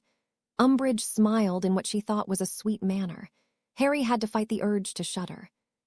"I didn't tell lies, and I know that this can't be legal," Harry shouted. Umbridge was on her feet then, her sweet smile gone, replaced by a look of utter dislike.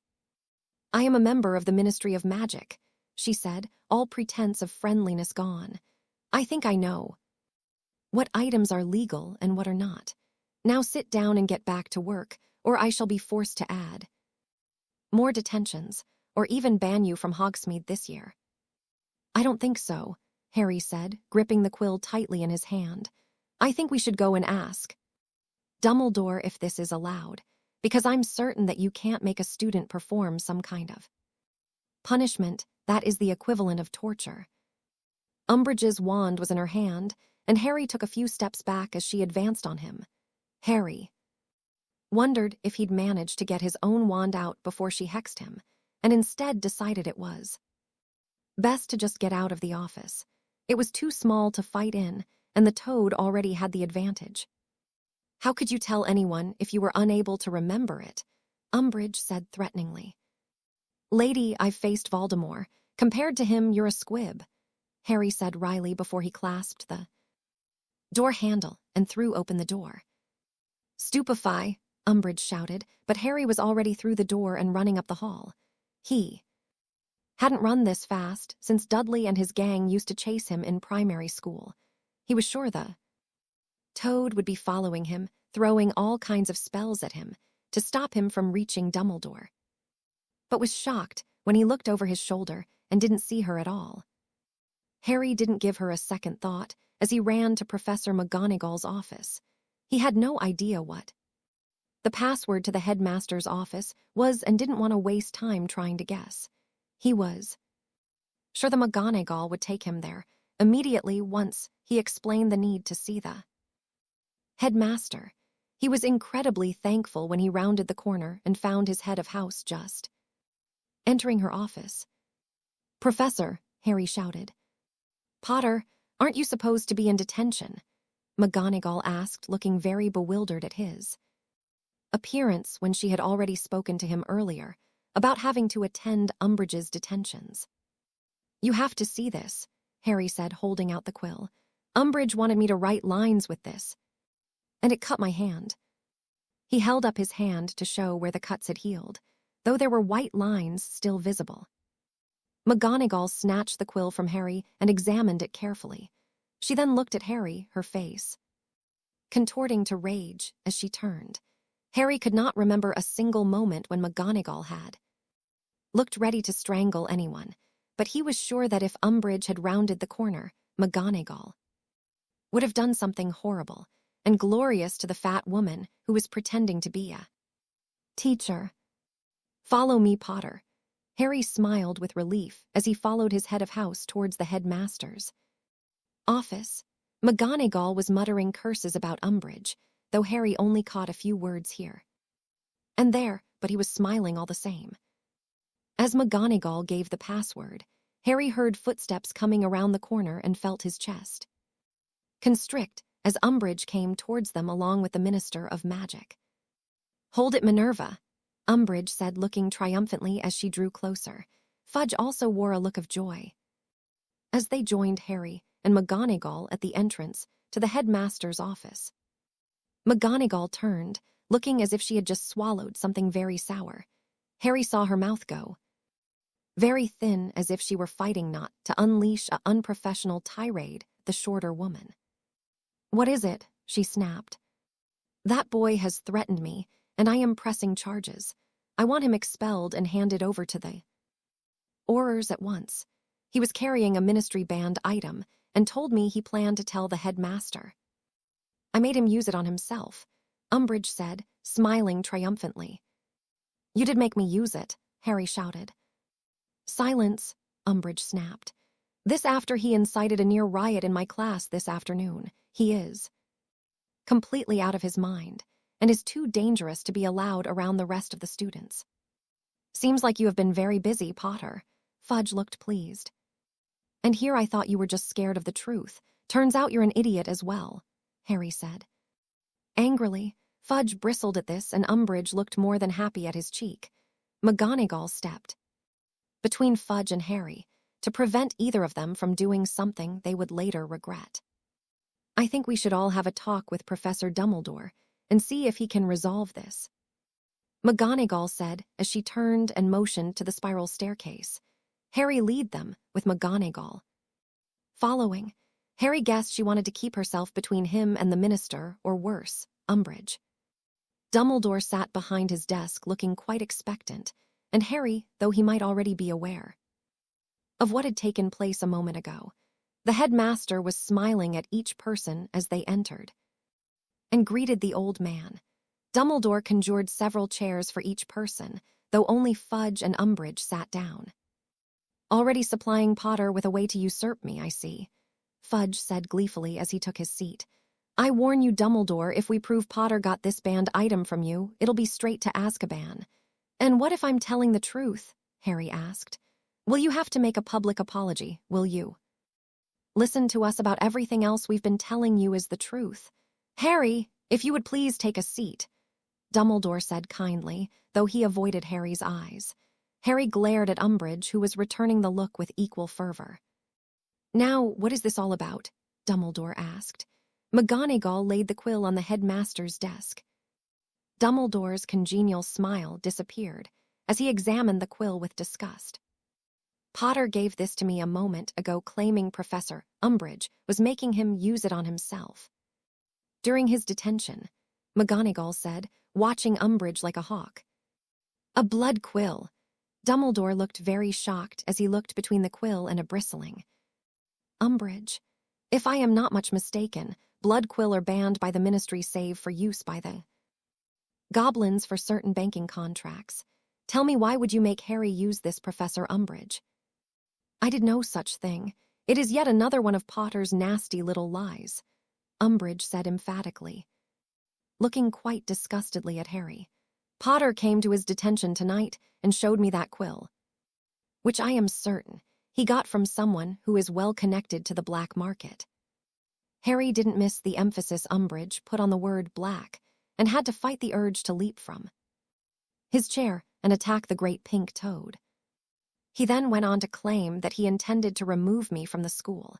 He told me of his plan to frame me for those cuts, which he clearly inflicted upon himself before arriving to his detention. Umbridge finished. "You're lying," Harry shouted, and Dumbledore held up his hands to calm the youth. Harry sat back in his chair, getting angrier by the second. "Very serious claims," Dumbledore said, looking between Harry and Umbridge, and as there were no witnesses, it is Harry's word against Professor Umbridge's. "I believe we have very little choice in this matter. We shall have to view the memories of tonight's events from both of you to get a clear picture on the truth. I want this dealt with tonight, Dumbledore. I do not have time to waste it while we get a pensieve and verify each memory." Fudge waved his hands in annoyance. "As it happens, I have a pensieve right here. We can view the memories and then have them verified by an unspeakable, Dumbledore suggested. That way there would be no disputing that the memories had been tampered with. Harry saw Umbridge blanch and Harry stood up. I like that idea. What do I have to do to give you my memory? This is ridiculous, Umbridge said, also getting to her feet. Would you perhaps prefer questioning under Veritaserum? Dumbledore suggested.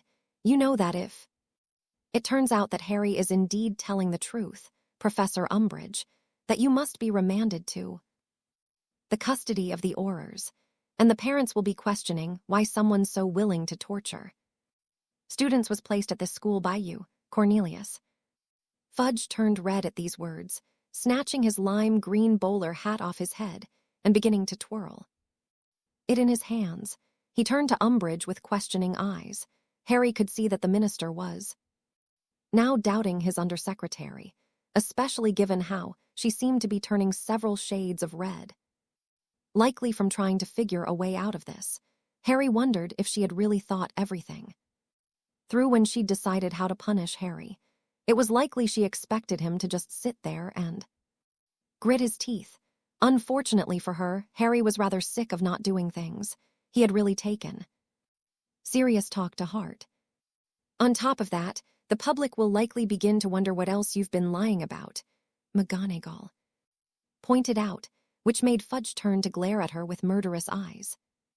The choice is yours, Minister, but know this, we need to see justice served tonight. Dumbledore smiled serenely. The next morning, the school was buzzing over the fact that Professor Umbridge had left the school. There had been no word over who might be replacing her, and everyone was curious as to why she had left after a single day. Although a lot of people were saying that Harry was somehow involved, he hadn't commented on the story. He did, however, smile like a Cheshire cat about it whenever he was asked. I still can't believe it, Hermione said, smiling with pride while she and the boys sat in the library, researching for their charms homework. I wish you could tell us what happened. I told you that I'm not allowed yet, Harry said, but I know it's all going to come out eventually, but I don't think we're free of the ministry. Fudge told Dumbledore that he'd have a replacement by the end of the week. No doubt he wants to find someone just as vile, but more subtle than the Toad. One day, Ron mumbled. That's got to be some kind of record. Harry Potter, vanquisher of dark lords and giant toads. Neville chuckled, making the other three laugh as well. Harry liked that Neville was becoming part of their group. He was a really good guy, and he brought a sort of balance between Ron's very devil-may-care attitude and Hermione's nose to the grindstone. Creed. With Neville, Harry felt he could do just as Sirius had suggested, study and train hard, but relax occasionally and enjoy his life. Plus, Harry was finding it easy to talk to Neville about things that he just couldn't with Hermione or Ron, namely, girls. In the past 2 days, Harry and Neville had discussed the fairer sex far more than he and Ron ever had in their whole friendship, although Harry guessed that Ron was trying to get more first-hand experience with the fairer sex, as his best friend had been nowhere in sight when Harry had arrived back at Gryffindor Tower the previous evening. Lavender had also been noticeably absent as well. Now that you've rid us of the Toad, what do you plan to do next? Hermione asked with a mischievous smile as she motioned with her eyes to where Harry knew Daphne Greengrass and Tracy Davis were studying together. Harry sighed. Hermione was taking far too much pleasure in the fact that Harry had a bit of a crush. She hadn't acted like this about Cho, which made Harry a bit curious. Why didn't you pick on me like this over Cho? Harry asked. Simple, Hermione smiled. You and Cho would have failed miserably. How do you figure that one? Ron asked.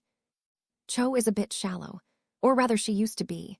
I think Cedric's death may have gone a long ways in making her see things differently. Anyway, she liked boys who were really good-looking and looked like they were well off. Not that you're not attractive, Harry, but let's face it, you don't exactly look like you're rolling in gold. Hermione smiled sweetly, and Harry waved it off. But Harry's got lots of gold, Neville said. Harry turned to look at his new friend curiously. How do you know that? He asked. Harry, the Potters are an old family. They're not an ancient house by any means, but they do have a pretty sizable fortune. Gran's told me all about the old families and their financial statuses. She says, it's important to know who has the gold because they're the ones making the laws. Didn't you know? That, Neville looked awkwardly at Harry, who shook his head. Huh, was all Harry could say in response. Well, Cho doesn't appear to know that, or she would have been falling all over you last year. Hermione said with a smile. Now, you and Daphne, on the other hand, that I think has a chance at being something. I think if any boy has a shot to break through her walls, it's you, Harry, because unlike other boys, you want to get to know her and not just get under her skirt. Is that what Tracy meant by Daphne getting a lot of unwanted attention? Harry wondered aloud. It's possible, Neville said. I do know a lot of guys think she's really pretty and that they'd do anything for just a few minutes alone in a broom cupboard with her. As far as I know, though, no one's managed to accomplish that. Probably because she'd hex their bits off, Hermione said emphatically. She's usually tied with me in a lot of classes, though I usually manage to beat her out for the top spot, Hermione said with more than a bit of pride. Except defense. In defense, it's usually Harry and then Daphne and then me. Harry noted the twinge of disappointment in her voice at this admission. So based on that, you think I could get her to like me? Harry asked, and Hermione shook her head. No, I think you could get her to like you based on how you are normally. You don't care about fame or money or any of that. You like someone because of who they are and how they treat you. I think she's the same way, but like you. People only see her looks and think they can impress her easily and get what they want from her, Hermione explained. That makes sense, Neville smiled. She's never been nice to me at the events we've been at together. But she's also never mean like I've seen her be to others. At this one party this past summer, she actually stomped on a guy's foot who was trying to ask her to dance. Her father was really angry at her over it, but after they finished talking, he got mad at the boy. They left after that. I wouldn't even know how to approach her, and I think Tracy would hex me if I even tried to talk to her, Harry said, glancing over his shoulder at Daphne, who was taking off her robes and loosening her tie a bit. Her hair was in a ponytail today with a few wisps of honey blonde hair falling into her face. Harry noted that as she read, she tended to chew on the top of her quill or tap her painted fingers lightly on the table. Harry turned back and sighed. Maybe, was all he said. Hermione let out an exasperated sigh and shook her head. You'll never find out if you don't try, you know, she said with a smile. What about you? Harry asked defensively. Hermione looked up a bit taken aback. What about me? She asked.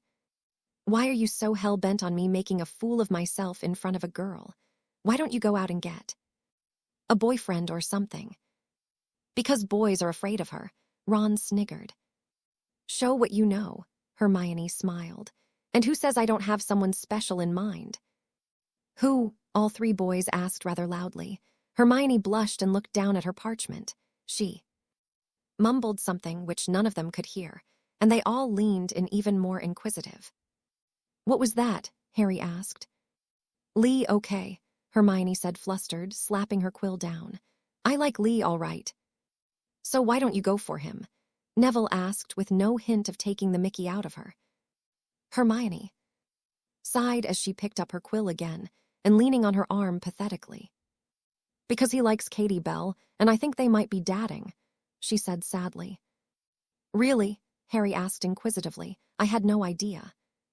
Because you don't pay attention, Hermione said, sitting up again. They fell silent for a bit before Ron finally sighed. Hermione, can you take a look at this? He said, handing over his essay. I'm really lost here. Hermione took the essay and happened to look past Harry.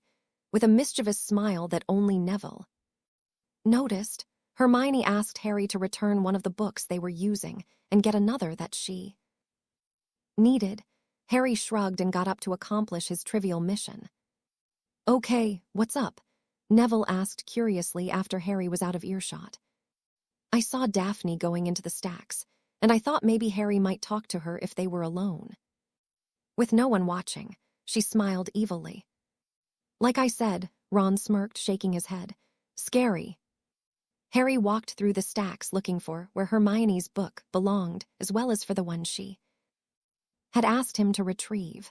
It wasn't until he had replaced the first book that it occurred to him that she could have easily done this. Only Madame Pince knew the library better, and Hermione likely knew exactly where the book she wanted was. It was clear that she wanted him occupied, likely so she could talk to the others about him. Harry decided he'd be able to find out from Neville what was said after Hermione went to do her rounds that night, so he didn't worry too much, despite the irritation he felt. So preoccupied was he by his search that he failed to notice another person come down the aisle, holding several books, until he backed up to get a better look at the higher shelves and knocked into someone. Harry stumbled and nearly fell on his face. The girl hadn't been so lucky and wound up on her rear with several books strewn about her. She looked up at her assailant with a hard scowl, and Harry's throat closed up before he could utter an apology. Daphne Greengrass stood up and brushed herself off before kneeling to pick up her books. Harry immediately dove to help her, trying to say anything. He was getting more and more flustered as all that came out of his mouth was an odd assortment of noises, none of which were very flattering. When she finished, Daphne stood up again and snatched the last book out of Harry's hands before stomping off. When she got to the end of the aisle, Harry's brain finally re-engaged, and he managed to get a coherent word to push out of his throat and past his lips. "Hi," he said, feeling his face go scarlet.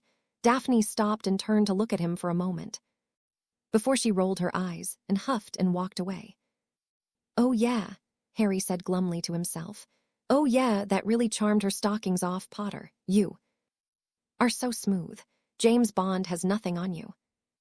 Harry then began smacking his head into one of the shelves, much like Dobby the house elf whenever he tried to punish himself.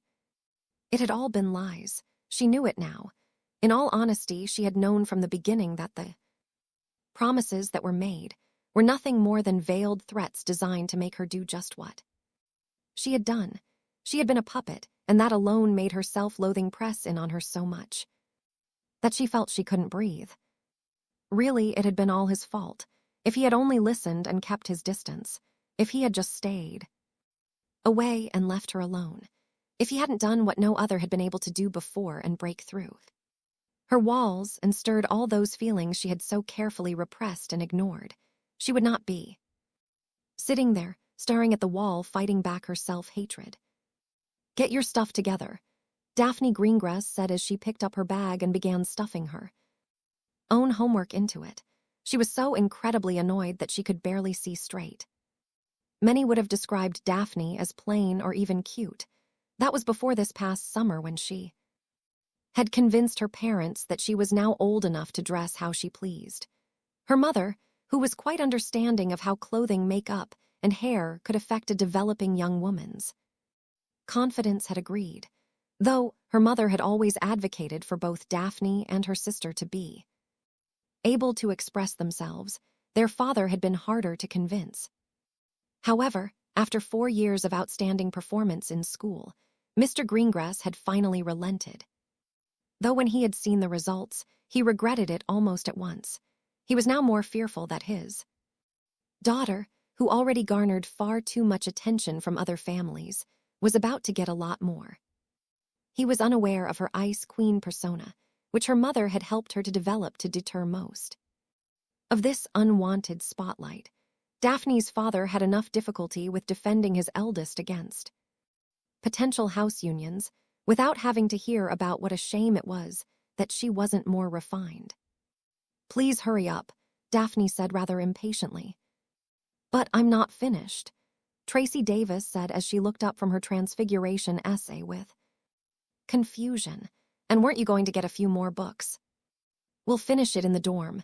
Now if you please, hurry up, Daphne said, slinging her book bag over her shoulder and glancing back to the stacks, where that infuriating klutz was likely doing some kind of celebratory dance over his superficial triumph.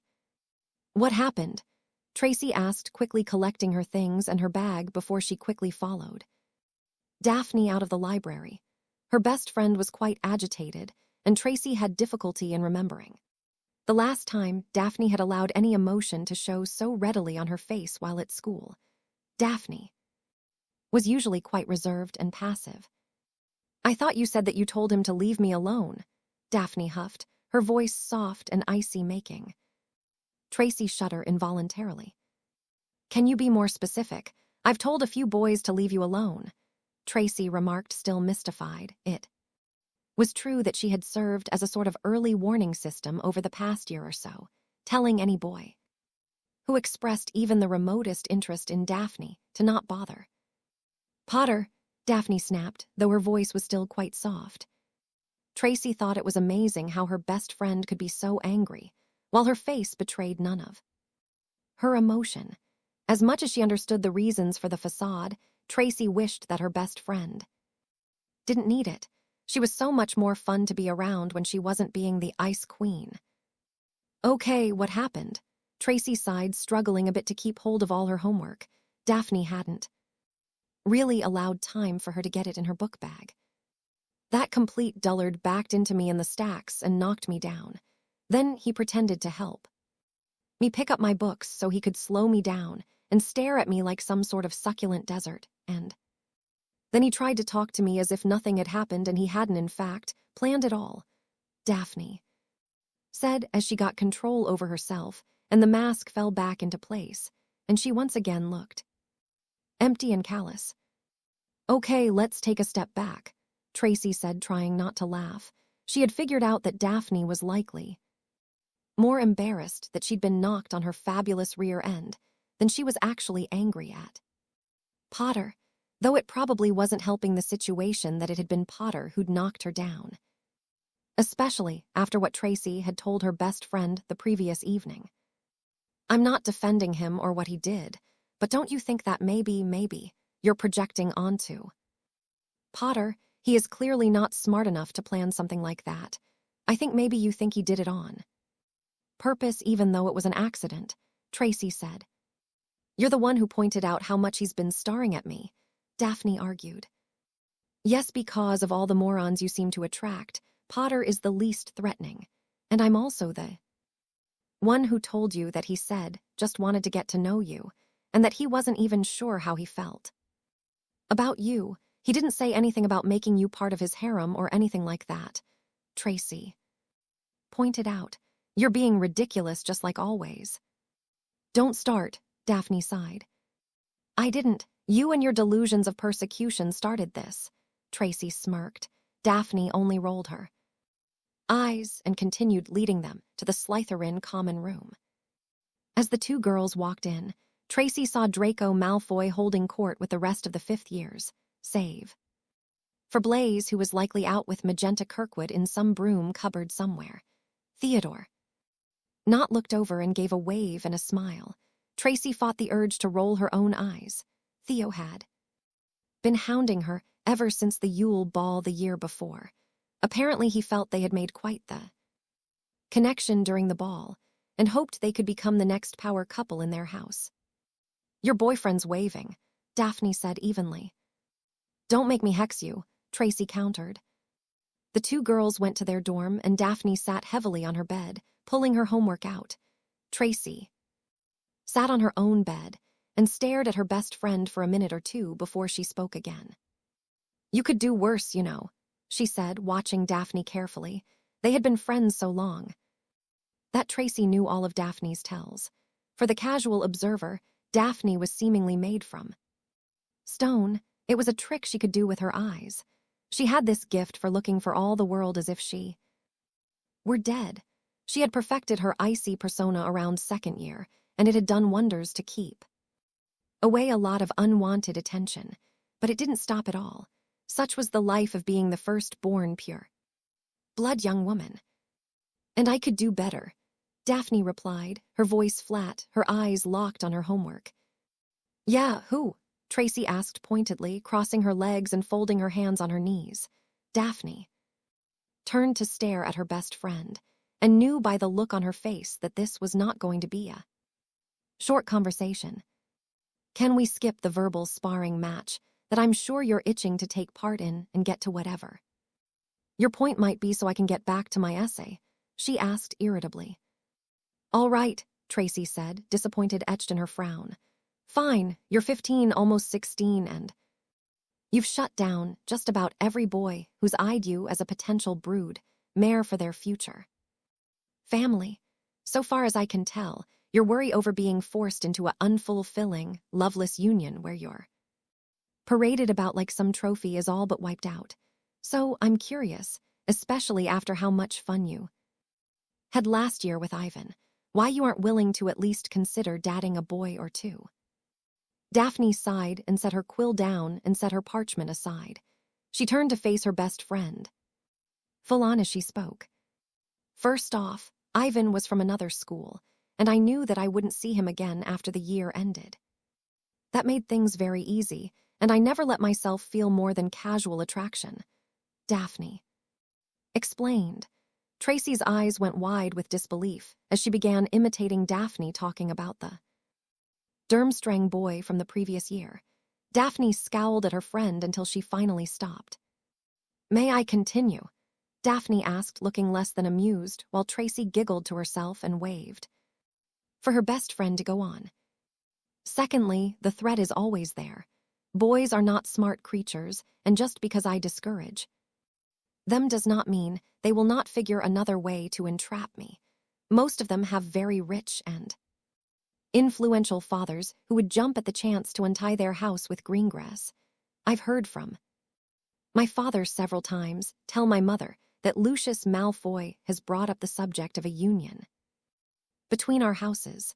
If I did date, it might give the wrong impression, and before I know it, I'm trapped with some idiot, pushing out air after air after air, Daphne said tiredly. She and Tracy had had this conversation more times than she could count. Tracy always had her back when they were out in public, but when they were alone, Tracy seemed to enjoy trying to get Daphne to act like what her best friend called normal.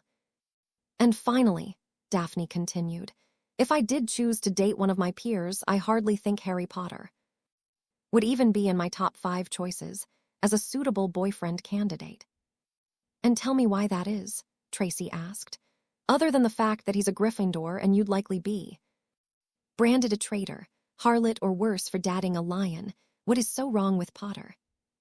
This question stopped Daphne, and she could only stare at Tracy, who was beginning to smile as the silence stretched out. I'm waiting, Tracy sing-songed. Are we going to work on our homework or gossip like that cow Brown? Daphne huffed, turning back to her homework. Yes, as soon as you tell me why Potter wouldn't be a possible boyfriend, Tracy smirked. Fine, Daphne snapped, getting annoyed. He's abhorrent, arrogant, self-centered, egomaniacal little toe rag. You're paraphrasing Draco, Tracy sighed disappointedly. I thought you could be more articulate then. That, you know as well as I do that we don't know if anything we've ever heard about Potter is true or not. There has never been any conclusive proof one way or the other. As for being self-centered and egomaniacal, don't you think if he were he'd be spouting off worse than Draco about his vast greatness? He's a Parselmouth, Daphne said, quickly pointing at Tracy as if she'd just won the argument. So, Tracy crossed her arms over her chest, just because people are irrationally afraid of that does make him a bad person. The mascot for our own damn house is a snake. He's clueless about our society, Daphne tried pathetically. So is every single Muggle-born, and that isn't their fault, Tracy replied. The Ministry does nothing to help them out to understand our world. Bloody hell, there are pure bloods that don't know squat about our society. So, you can't use that as an excuse. The truth is you don't know him and you're being prejudiced because of all the years we've had to listen to Draco and others go on and on about how Worthless he is, Tracy said a bit smugly. He got to you, didn't he? Daphne asked in amazement. He might have given me something to think about, which is saying a lot as it came from a bloody Gryffindor, Tracy admitted with a shrug. She now turned and began pulling out her own homework. For someone who prides herself on being able to make up her own mind, sometimes you sound like another one of Draco's herd. Daphne glared seethingly at Tracy, who was very obviously ignoring her now. I hate you, you know that, right? Harry asked, slipping back into his seat, glaring at Hermione. What? Why? Hermione asked, feigning innocence. You knew Greengrass was back there, and you thought maybe I might talk to her if I saw her. Especially after we were just talking about her, Harry replied. Hermione was about to protest when she was saved from having to come up with something Harry would believe by the two males she was sitting with. Did you? Ron and Neville asked interestedly. Harry turned to look at them with curious shock. Why are you two so interested? Don't you both have girls of your own to be crushing over? We need you to show us how it's done, mate, Ron smirked. You are our leader, Neville remarked, his eyes wide and blank as if he'd been imperious. Hermione was losing the battle to laugh as she watched the antics of the three boys. Sod off, Harry said grumpily, going back to work on his essay, trying to ignore the sniggers from his three friends. Over the next few days, Harry could not stop himself from looking for Daphne while he was in the Great Hall for meals, around the school, or in any classes they shared. He wasn't even doing it consciously now. His head would simply rotate of its own accord to catch a glimpse of the blonde vision. He was fascinated by her, the way she walked with her back straight and her head focused straight ahead, as if there was nothing outside of her eye line. In class, she almost Hermione-esque in that she was paying very close attention to everything being said, and when they actually were doing work, she barely spared a glance at anything other than whatever she was working on. Mostly for Harry, it was her eyes. That's what was keeping him so enchanted by Daphne Greengrass. Her gorgeous blues, empty eyes, they betrayed nothing. On the rare occasion he had seen her smile at something Tracy Davis had said to her during a Care of Magical Creatures class, her eyes had remained dark and hollow-looking. It pained Harry that this girl appeared to be so hard and lifeless, like an enchanted doll. Night-time was worst for Harry, as Daphne had begun to invade his dreams. Not that he was really complaining about that. Somehow, her image was keeping nightmares at bay, almost as if she were some sort of guardian angel. Harry even thought about sending her a thank you, though he had no idea how he would be able to explain it to her without making himself look even more pathetic than he had in the library. What he could never guess was that Daphne Greengrass had begun watching him with veiled curiosity. Whenever his attention was otherwise averted, she would glance in his direction during potions and Care of Magical Creatures lessons while he was focusing on his work, and look away if he even looked like he might be looking her way. I thought you said that you didn't talk to her in the library, Hermione asked Friday evening as they sat down to dinner. She had noticed Greengrass' strange behavior over the last couple of days and had started to wonder if Harry had been truthful with his friends regarding the Daphne situation. Harry had no idea what Hermione was talking about and indicated as much.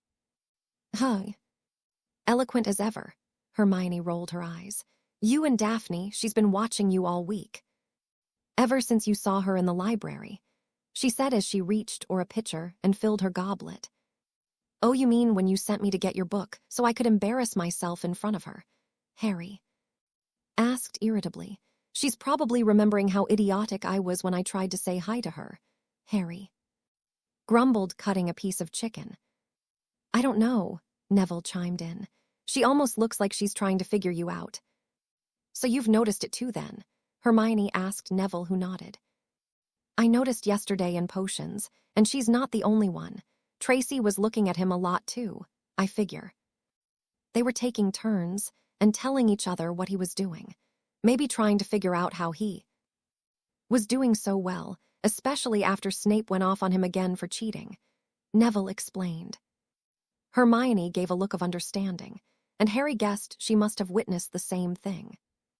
"You'd better be careful, Harry," Ron warned. "One of these days, he's going to take you up on your offer to take truth potion." "I hope he does," Harry said. "He'd look like a real arse after he tried to get me to say I was some fortune-seeking attention whore." "So what about you and Daphne?" Hermione asked, getting the conversation back on track. "What actually happened between you two?" "I told you nothing. I knocked her down. She got mad. I tried to speak, but my stupid brain wouldn't work and she walked away." Harry shrugged. He was still inwardly cringing as he thought of the oh-so-smooth way he'd managed to strike up a conversation with the blonde beauty. "So then why would she be watching you like she has been?" Hermione puzzled, looking over Harry's shoulder to where the very girl they were discussing was sitting with her back to them. "Probably to make sure he's not anywhere near her in case he decides to knock her on her butt again." Ron sniggered. Neville laughed as well, making Harry glower at them, which only served to make them laugh harder. Harry thought about talking to the twins and make his two mates pay for laughing at his embarrassment. "Shut up," Harry glowered. "That's not it anyway," Hermione stated. "Neville's right, it's like she's trying to figure you out. Are you sure you didn't say anything to her?" "Yes, can we just drop it? Daphne and I are never going to get together, all right?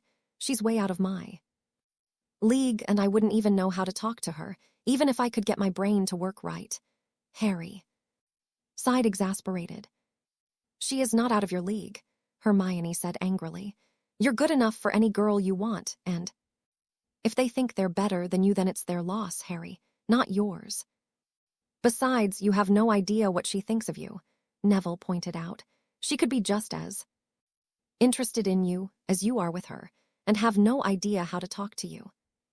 "Why are you all so obsessed with the idea of the two of us together?" Harry wondered.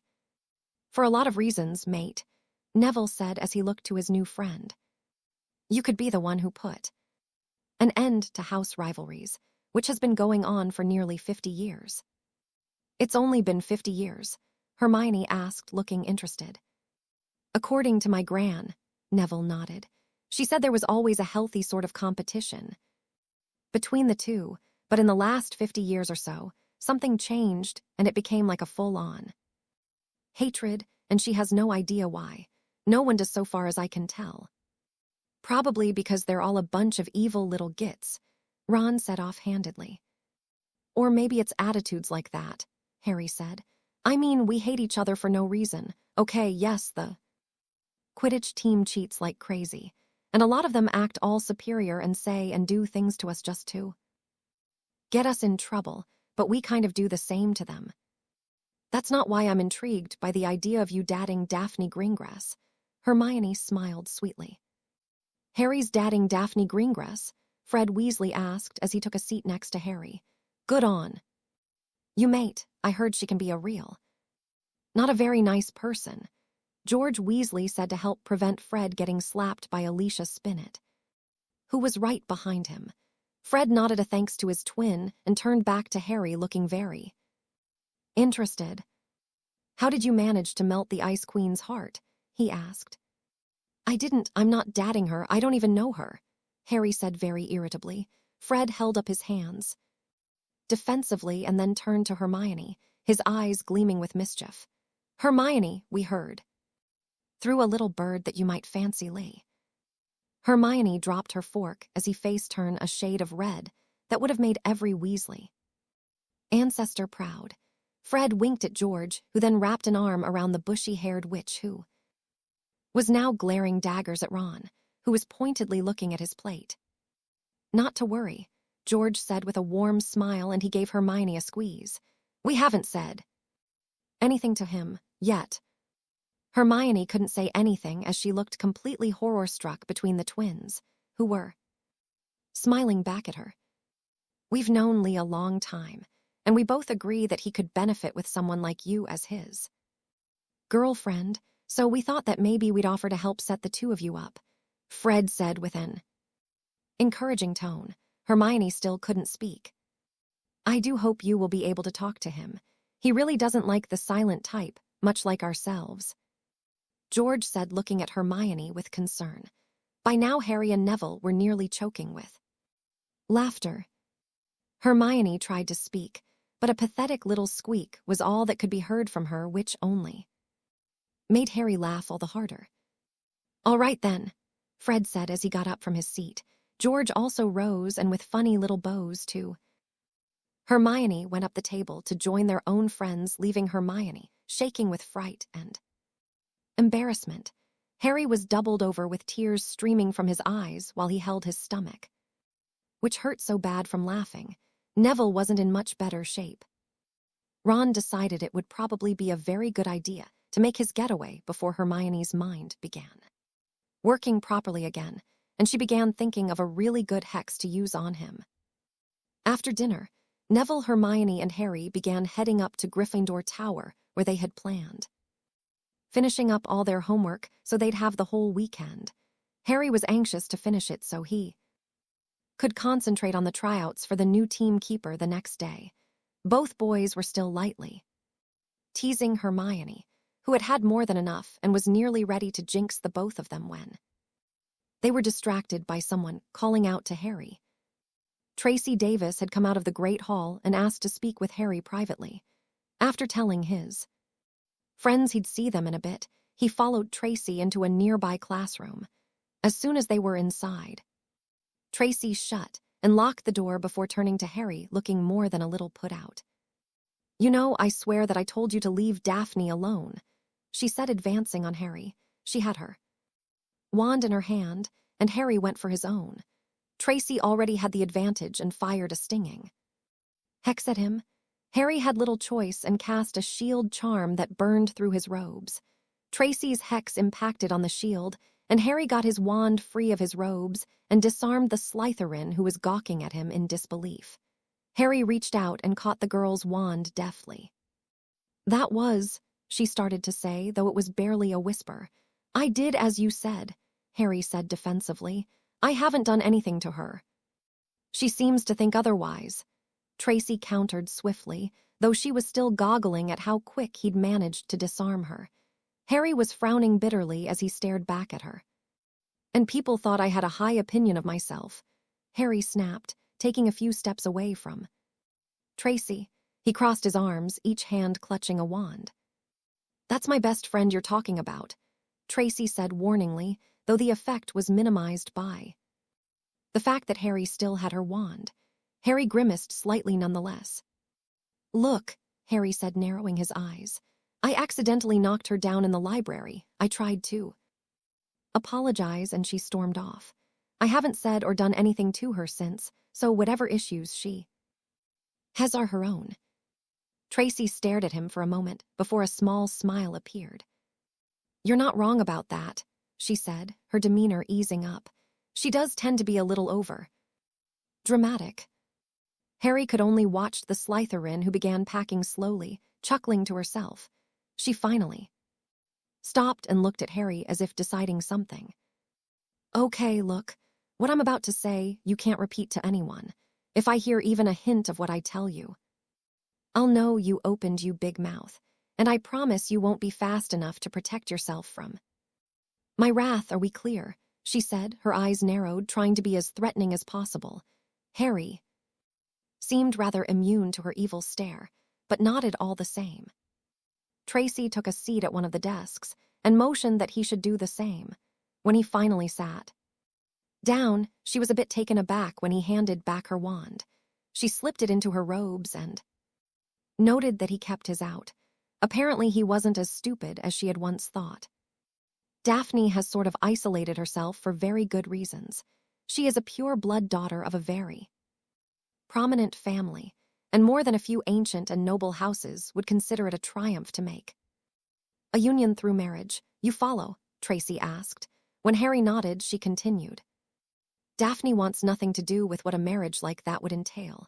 She has her own dream, and while I know that one day she wants a husband and children, she wants it on her terms. So she feels very threatened whenever any boy shows interest, regardless of their family or blood status.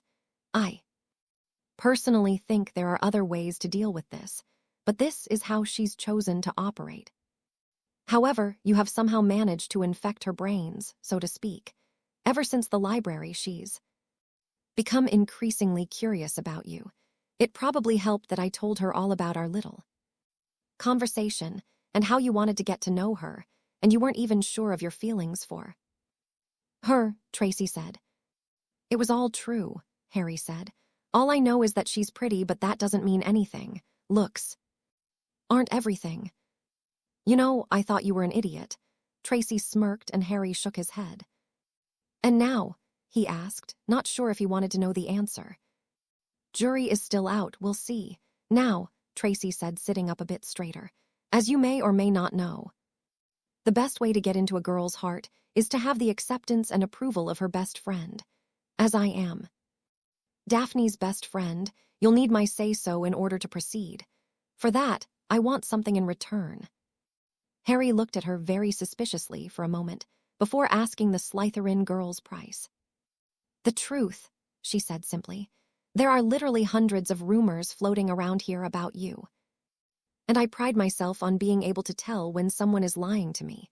A trick my father taught me, and one that has served me incredibly well here. Okay, Harry said skeptically. Don't worry, I'm not going to ask to know all your secrets, at least not right away. But I do want a couple of answers now, Tracy said, leaning forward again and staring into Harry's green eyes very deeply, making Harry gulp audibly, which in turn made Tracy smirk. In second year, who opened the Chamber of Secrets and where is the entrance? She asked pointedly. I can't tell you who opened it, Harry said quickly. I won't betray someone like that, especially when it wasn't their fault. But I can tell you that the entrance is located under the school, and that the entrance to the passageway to the entrance is in Moaning Myrtle's bathroom, though you need to speak Parseltongue to get it to open, Harry replied. Tracy stared at him for a few seconds before sitting up and looking pleased. Admirable, she smiled softly. Usually that level of loyalty can only be found with the Puffs. Impressive, Potter. Harry merely smirked and shrugged. One more question for now, if you please, she said, and Harry nodded his okay. Were you involved in Umbridge's sudden removal? Harry smiled brightly and stood up from his seat, making his way to the door. He unlocked it and turned back to Tracy, who was starting to look angry. He began to nod as he spoke. I'm not allowed to talk about that right now. He then slipped out the door, leaving Tracy laughing and smacking her desk. Every single time she shut her eyes, she saw his face with that horrible, heartbroken expression that made her knees crumble from beneath her and the tears begin to fall again. The last thing she had seen was those beautiful eyes begging, pleading with her to help him understand, right before he was taken, right before they took her. She had never wanted to hurt him. She had never meant to lead him on, but she had had no choice. It should have been so easy, but she hadn't counted on him breaking into her heart and becoming so important to her. She hadn't even realized how she had felt until that very moment when he looked at her with that thoroughly destroyed expression on her face. He had never even seen the tears that had fallen from her eyes. Daphne usually didn't like finishing her homework in the common room, but occasionally, as much as she hated admitting it, she did crave the company of other people, even if she didn't speak to them. You never knew when you might hear a useful piece of information, and since Tracy had apparently something important to do, Daphne was alone with not much choice, unless of course she wanted to hang out with her sister, and that was out of the question. Astoria was quite simply a pain in Daphne's posterior. So Daphne found herself reading the last chapter for her runes class, listening to her year mates talking about the usual nonsense, how horrible the school was under Dumbledore, the atrocity it was, that they had to have class with mudbloods, and the topic that seemed to be on everyone's minds, who the hell was going to be the new defense teacher. Where's your sidekick? Daphne looked up to see Blaise Zabini staring at her with mild amusement. Blaise was one of the very few people within her house that she could tolerate. It had a lot to do with the fact that he had never once attempted to even insinuate a future where they would be joined. Blaze had no intention of ever being tied to just one witch, so in Daphne's eyes he was safe. "I don't know," Daphne said airily. Blaze sat next to her, casting his eyes to Draco and the band of disciples. "You know, there's a rumor going around that a Gryffindor has the hots for you. I heard Draco telling he'd seen the golden boy staring at you like a lost Kneasel in potions the other day." "Like he's the first?" Daphne asked, not looking up from her book. Outwardly, she was as cold as ever, but inwardly, she was cringing. If Draco had noticed, then it is plausible that other, more vindictive members of the house might have picked up on Potter's attraction. If something didn't change, she could be in for a very rough year, and Daphne certainly did not want that. "No, certainly not the first, but out of all your would-be suitors, he has the most potential," Blaze said. Evenly. Daphne now looked up curiously at Blaze, who was still watching Draco, who was now laughing over something Pansy had said. "What do you mean?" she asked the dark-skinned boy. Blaze looked at his hands thoughtfully for a moment. Daphne studied him like she would a fine painting. Blaze was one of the better-looking boys in Slytherin, and he was very intelligent as well. But more than that, Daphne thought he embodied the traits of Slytherin the best. He was very ambitious, and she felt he would one day be Minister of Magic if he desired it. More than that, he was quite cunning. He knew more about every individual within the house than anyone, and if he chose to, could usurper the power Malfoy thought he wielded with just a few well-placed sentences to the right people. The fact that he didn't just went to prove how truly Slytherin Blaze truly was. "Well, you could do worse as far as a suitable suitor," he said, looking at her. "Of course you'd be ostracized by most of the house. I wouldn't be surprised if they tried to drag you out onto the grounds and stone you." Daphne harumphed at this mental image. Blaze gave the faintest of smiles as he went on. But then again, they might be too afraid of Potter to risk his wrath. The boy who fought a dragon and faced you-know-who. From what I hear, Potter's word carries enough weight to get teachers booted from the school. "And what do you know of it?" Daphne asked, now intrigued. She had, of course, heard the same rumors as everyone else. No one knew for sure what had taken place that night, but it was clear that Potter had been involved. This did not stop the rumors from flying. Daphne had even heard one where Potter had dueled Umbridge and actually turned her into a pink toad before feeding her to the giant squid. "Don't act stupid, it doesn't suit you," Blaze chuckled. "I've heard the same things you have, but you know as well as I that it stinks. He gets detention with her and the next day she's gone. It's too peculiar to be coincidence." Daphne turned back to her book, a bit let down that Blaze hadn't heard anything new. Admittedly, Daphne really hoped to know just what had happened that had made, who her father had said on more than one occasion was a power-hungry, backstabbing, manipulative bitch who would sell her own family for a chance to snog Cornelius Fudge's trousers. The image made Daphne shudder, especially after having seen the woman in person. "How do you feel about Potter?" he asked without any sort of build-up. Daphne shrugged. "Indifferent," she replied. "Indifferent?" Blaze asked, now looking at her with interest. "Is that what you call it, indifference? I've known you 4 years now, and I've never seen you look at anybody as much as you do Potter this past week. You're acting almost like one of those fangirls." Daphne turned her cold, piercing eyes at Blaze in a look of complete disdain, which in turn made the boy cower a bit. She should have known, of course. Blaze was much more observant than anyone had a right to be, but it had never crossed her mind that he might be watching her. "You couldn't come up with a better insult?" she asked him, her voice low and venomous. "It wasn't meant as one," Blaze smirked. Daphne scowled and turned back to her book, ignoring the tall, good-looking pureblood next to her who was now chuckling softly. "You're disgusting," she said icily. You know, it's okay if you like him, Blaze said after another long silence.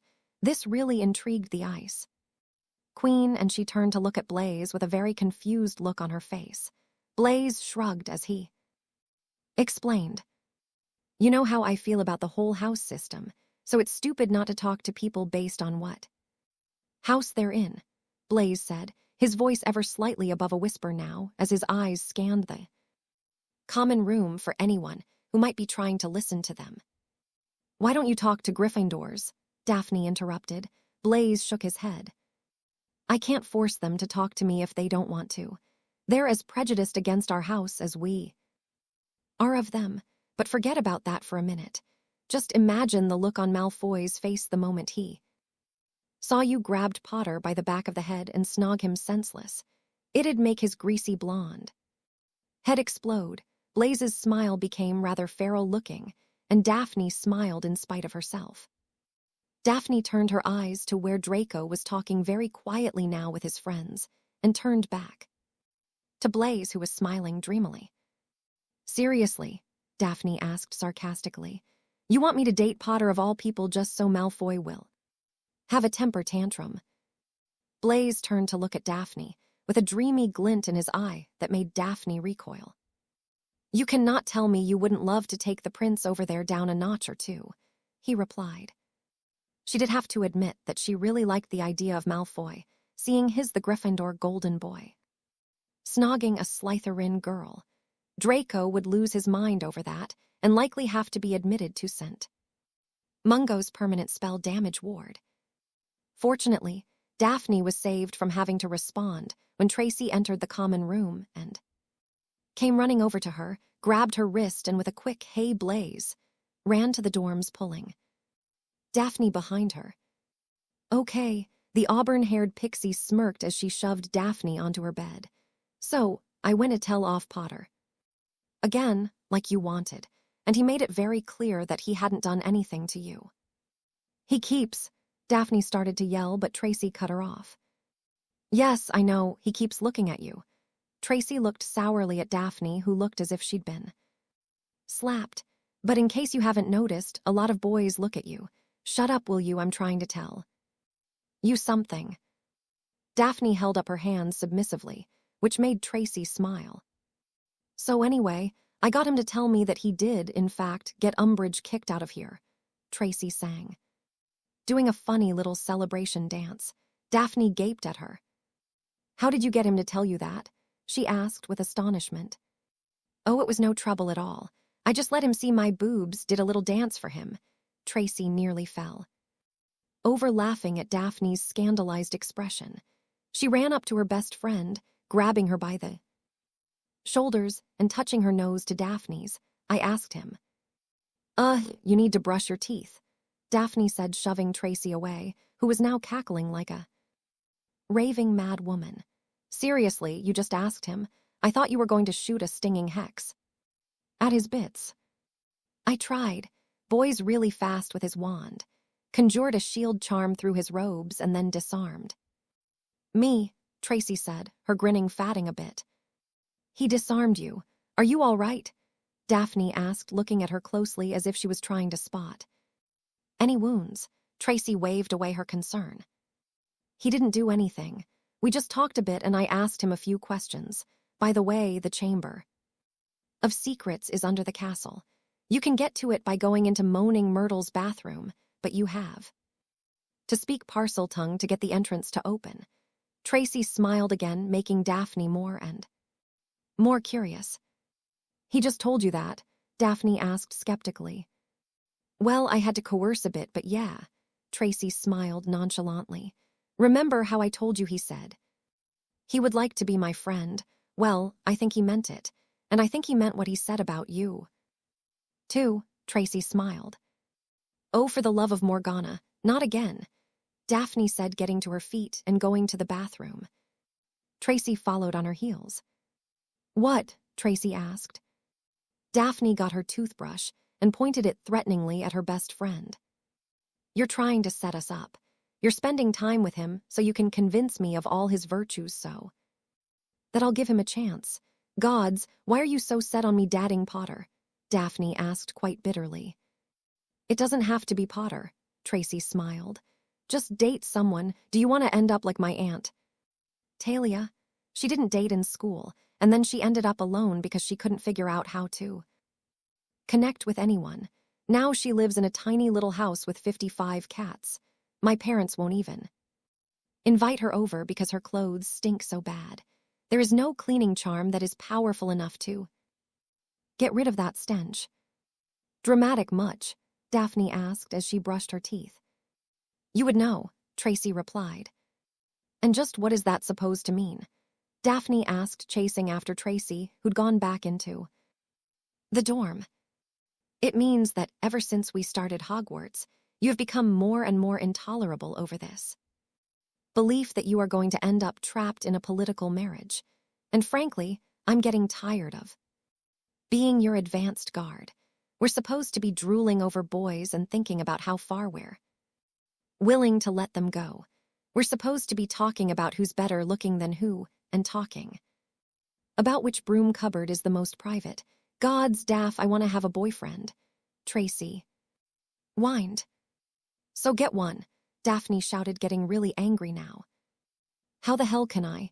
Do you remember what happened third year? Tracy asked. Do you? Daphne asked. I still have nightmares sometimes, do you know that? Yes, I do, Tracy replied.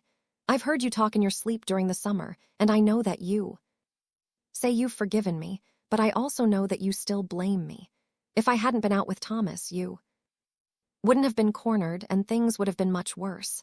I get it, but maybe, just maybe, if you had a boyfriend of your own, he could protect me, Daphne asked, nearly screaming. Her face was red and her fists were clenched. Gods, all I want is to finish school without all kinds of drama. Can't you understand that? Can you understand that life is full of drama? Tracy countered. Sooner or later, you're going to fall into a whole mess of it. Here at school, in your career, or even with you family. Maybe you should think about if you want to face that alone, or with someone who cares. So you've already got me and Potter married? Daphne asked. Oh, for the love of, you know what, I'm just trying to help you, I'm trying to be your friend. You know, when we're at your home or mine during the summer, when you're relaxed and you're not being this stone-faced, heartless wench, that's when you're fun to be around. It has become so hard to be around you in school, and quite frankly, I don't know how much I can take. Tracy shouted. Daphne was gawking at her now. So, I should just change who I am. I don't give a damn. Tracy shook her head, no longer shouting. I just want to see you happy for once in your life. Thank you, but I really don't think a boyfriend is going to do that, Daphne said, still seething. I guess you'll never know, Tracy said under her breath, turning away from her best friend. Harry awoke Saturday morning earlier than he had expected to. He tried to go back to sleep, but he just couldn't. So much had happened in the first week, and Harry could not believe how strange the year had been in only a week. Harry decided to make good on his promise to Sirius and wrote him a letter to tell him about everything that was going on. The trouble was he had to do it in a way so that someone who might intercept it would be unable to figure out too much. It took him over an hour to get it right, but in the end, he was sure that he'd been successful. He dressed and grabbed the letter and began making the trek to the owlery. Harry liked wandering the halls early in the morning like this when it was quiet. It was so peaceful that he could almost imagine that the world he loved was not on the brink of war. He just wished that people would wake up and realize that he had been telling the truth. Harry grimaced as he realized that so long as Fudge was the minister, people were going to die. Pushing those thoughts aside, Harry began to wonder more about the way things were developing for him on a more personal level. The conversation with Tracy Davis, while brief, had made wonder just what fate had in store for him. Tracy's threat to him about leaving Daphne Greengrass alone, and then revealing things about her best friend, really had Harry's mind twisted up. But it wasn't only the strange situation with two girls from Slytherin. His own friends were changing right before his eyes. After he'd finished with Tracy, He'd returned to the Gryffindor common room to find Neville sitting alone.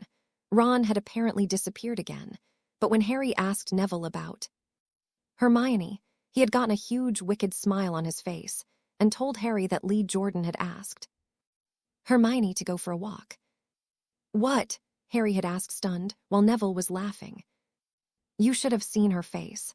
It was like someone had just told her they wanted her to be headmistress, freaked out beyond belief but so happy. I thought she was going to pee herself. Neville was wiping tears from his eyes as he spoke. Harry and Neville decided to wait up for Hermione to return. Unfortunately for them, it seemed Hermione was more than aware they were likely waiting to interrogate her. As soon as she returned, she bolted for the girls' dormitory, leaving both Neville and Harry laughing like insane children. It turned out that Hermione's personal development wasn't the only interesting thing that happened. That night, Ron showed up 10 minutes before curfew with his new broom in hand, looking sweaty and nervous. He looked all around the common room and paled significantly when he saw Neville and Harry. Where have you been? Neville asked. Us, Ron replied most eloquently. Why do you have your broom? Harry asked, and Ron seemed to sag. Looking around the common room, Ron sat down heavily and looked at the two boys apprehensively. All right, look, I've been practicing for tryouts tomorrow. I thought maybe I might make keeper. He said finally. Okay, go ahead and laugh.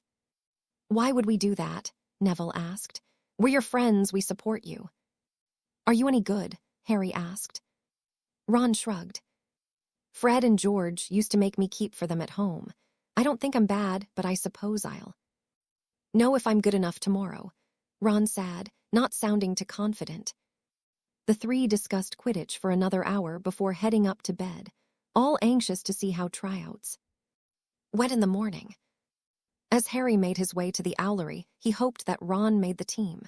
He thought maybe being on the team might help Ron with some of his issues. Harry knew that Ron had a severe lack of confidence and hated being labeled as Harry Potter's sidekick.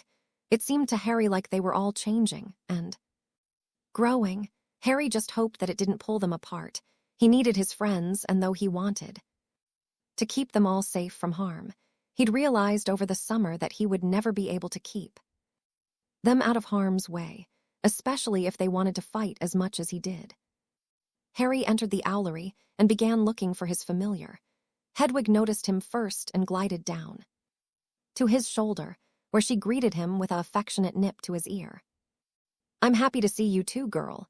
Harry smiled, stroking her feather and laughing softly as she seemed to lean into the side of his head. Are you up to deliver a letter for me? He asked. Hedwig puffed herself up and hopped off his shoulder to fly to the window, where she waited for him to attach the letter to her leg. When he was finished, Hedwig nipped his fingers playfully before taking to the wind. Harry watched her as she headed out over the forbidden forest and towards the mountains. As he watched his faithful owl fly away, he saw something awe-inspiring and sort of nightmarish all at the same time. Two of the strange skeletal horses that Harry had seen pulling the carriages were flying above the trees. Harry watched them for a long time, wondering just what they could be and why only he and Neville seemed able to see them. He was torn from his musing when he heard two voices coming closer. Harry turned around just as Tracy Davis and Daphne Greengrass entered the owlery. Both girls stopped dead when they saw him. And Harry noted that while Daphne looked angry, Tracy looked more than a little amused. Well, she smirked, I'll just wait outside while you send your letter. You know how the smell of owl droppings makes me nauseous. Tracy quickly stepped outside again, struggling to keep herself from laughing. Daphne watched her go, looking more than a little perturbed. She turned back to Harry, her stony mask back in place, her eyes as hollow as ever. Harry simply smiled and gave a curt nod and began to leave, giving her a wide berth as he stepped around her. He was nearly to the door when he heard her voice for the first time. You have her convinced you're actually genuinely interested in becoming friends, she said. Her voice was very pleasant, if not a little cold. Harry figured with a nickname like the Ice Queen that she would be very frigid, yet he couldn't help note the hint of genuine curiosity. "I do," he said, turning to watch her as she called for an owl. A very majestic-looking tawny floated down to her and presented its leg so she could attach 2 letters. "Were you lying to her about the Chamber of Secrets?" she asked, not looking at him. "No," Harry said quickly. Daphne turned and regarded him with disdain. She stared at him, and Harry wondered if she were trying to read his mind or something. She folded her arms across her chest and cocked her head slightly. "Why are you so interested in me? What is it you want?" she asked flatly, her blue eyes narrowing. Harry shoved his hands in his pockets and shrugged. "I wish I could give you an answer," Harry replied. "I don't know why, but I saw you on the train and I didn't realize who you were. I thought you were really pretty." Daphne rolled her eyes and sighed exasperatedly. Harry just shook his head as if she'd just confirmed something. "Then I got to thinking about how I didn't know you, and what if you were just like Malfoy or something? And would it be worth it at all to try and get to know you if you weren't anything special?" he said, his friendly tone all but gone now as he looked at her. Daphne looked up as if he'd just slapped her. She'd never had anyone look at her the way Harry Potter was looking at her right now. It was as if he'd disappointed him, and to her immense surprise, she hated how it was making her feel. "I guess that I hoped you were different," Harry said with another shrug and turned to leave. "I'm not like Malfoy," she said quickly. Harry turned around again to look at her, that disappointment still so easy to see. "I haven't really seen any evidence to the contrary," Harry said, and then he left the owlery, leaving Daphne alone with an inexplicable feeling of shame and anger. She'd been called a lot of things since she'd been at Hogwarts, but never had she been compared to Malfoy, who was easily the biggest turd in the punch bowl. Tracy came back in and saw the look on her best friend's face, and instantly became concerned. "What happened?" Tracy asked. Daphne looked at her best friend and her expression changed to pure irritation. "You left on purpose." "Duh," Tracy responded.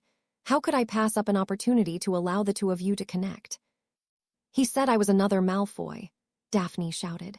Tracy smirked and looked at the door Harry had just left through. "I'm really starting to like him," she grinned. Daphne scowled and folded her arms again. "I'm not." So many questions swirled around in his mind while he was locked in the desolate solitude. Yet only 2 kept coming up over and over again. Why wasn't he dead yet?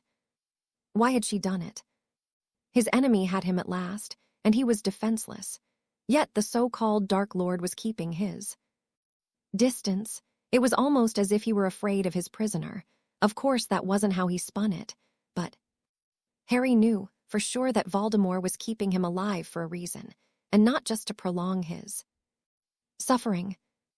It was the second question that haunted Harry deeper than the first.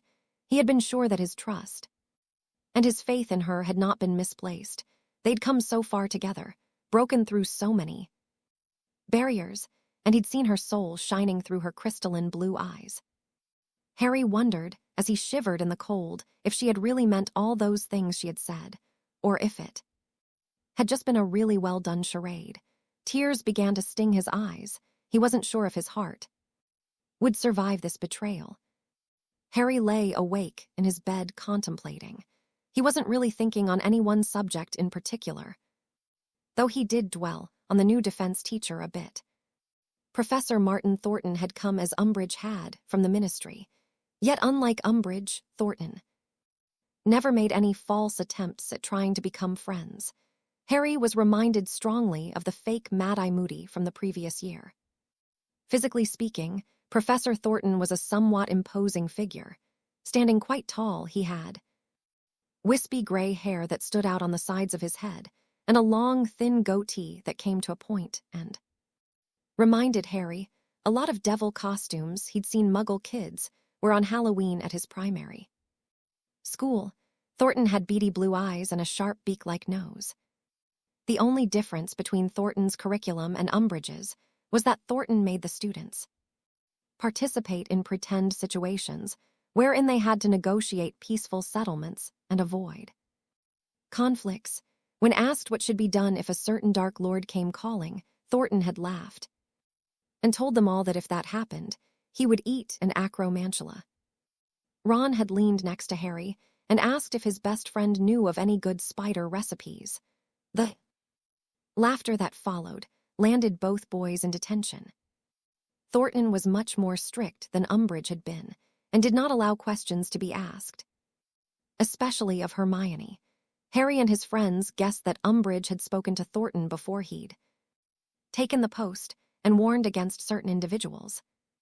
Harry had liked this man even less than Umbridge, but unlike Umbridge, the ire was earned over the past 2 weeks. Instead of being instant, Harry could feel the man watching him during class times, while they read, and would often call on Harry to answer questions from the reading, usually telling Harry he would do well to remember whatever they had just discussed. Harry sighed as he rolled onto his side. Sleep was evading him tonight as things continued to rattle around in his head. A week ago he'd begun dreaming of a corridor that seemed incredibly familiar to him, though he had been unable to remember where he'd seen it.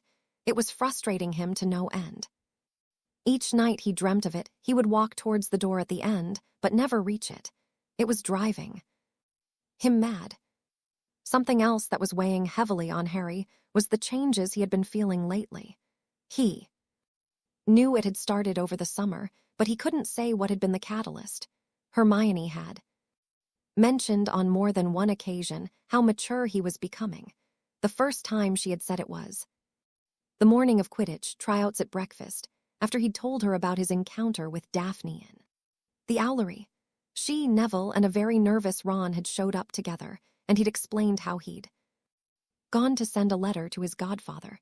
After explaining to Neville about Sirius' innocence, Harry went on to tell his friends about the short conversation he had with Daphne and how at the end, she had acted almost exactly like other Slytherins, and how it had really disappointed him.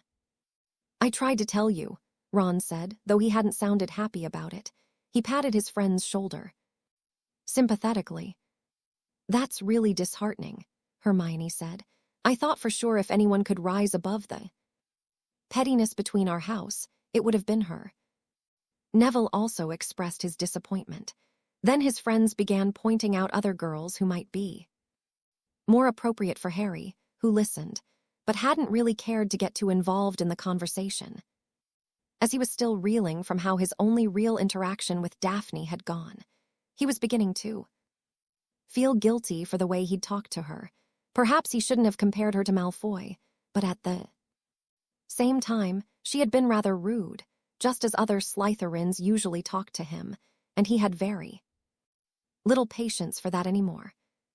It was just one more thing that had been weighing heavily on his mind of late, the way he was now able to let things roll off his back so easily, like how people acted when he walked into a room when they had clearly been talking about him, or the constant stares and whispers.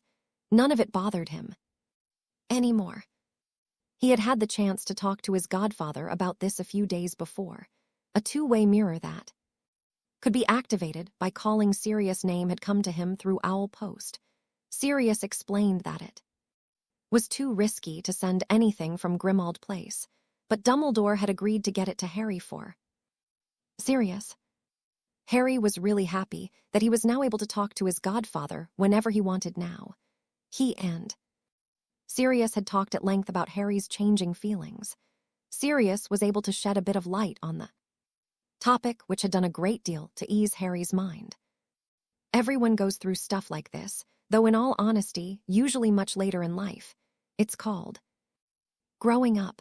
You've been forced to do it much earlier than others because of the things that have happened to you. Facing death and living through the experience will change a person, and you've done it 4 times now. Harry sighed heavily as he punched his pillow into a more comfortable shape. While he was fine with the idea of growing up, Harry couldn't mourn for a childhood he would never have. Because of Voldemort, and then the Dursleys, Harry had never had the chance to play and use his imagination, and all the other things children do, and it made him frustratingly angry. Yet there was nothing that he could do about it. Harry's mind drifted back to Daphne again. He'd hardly glanced in her direction ever since their initial meeting.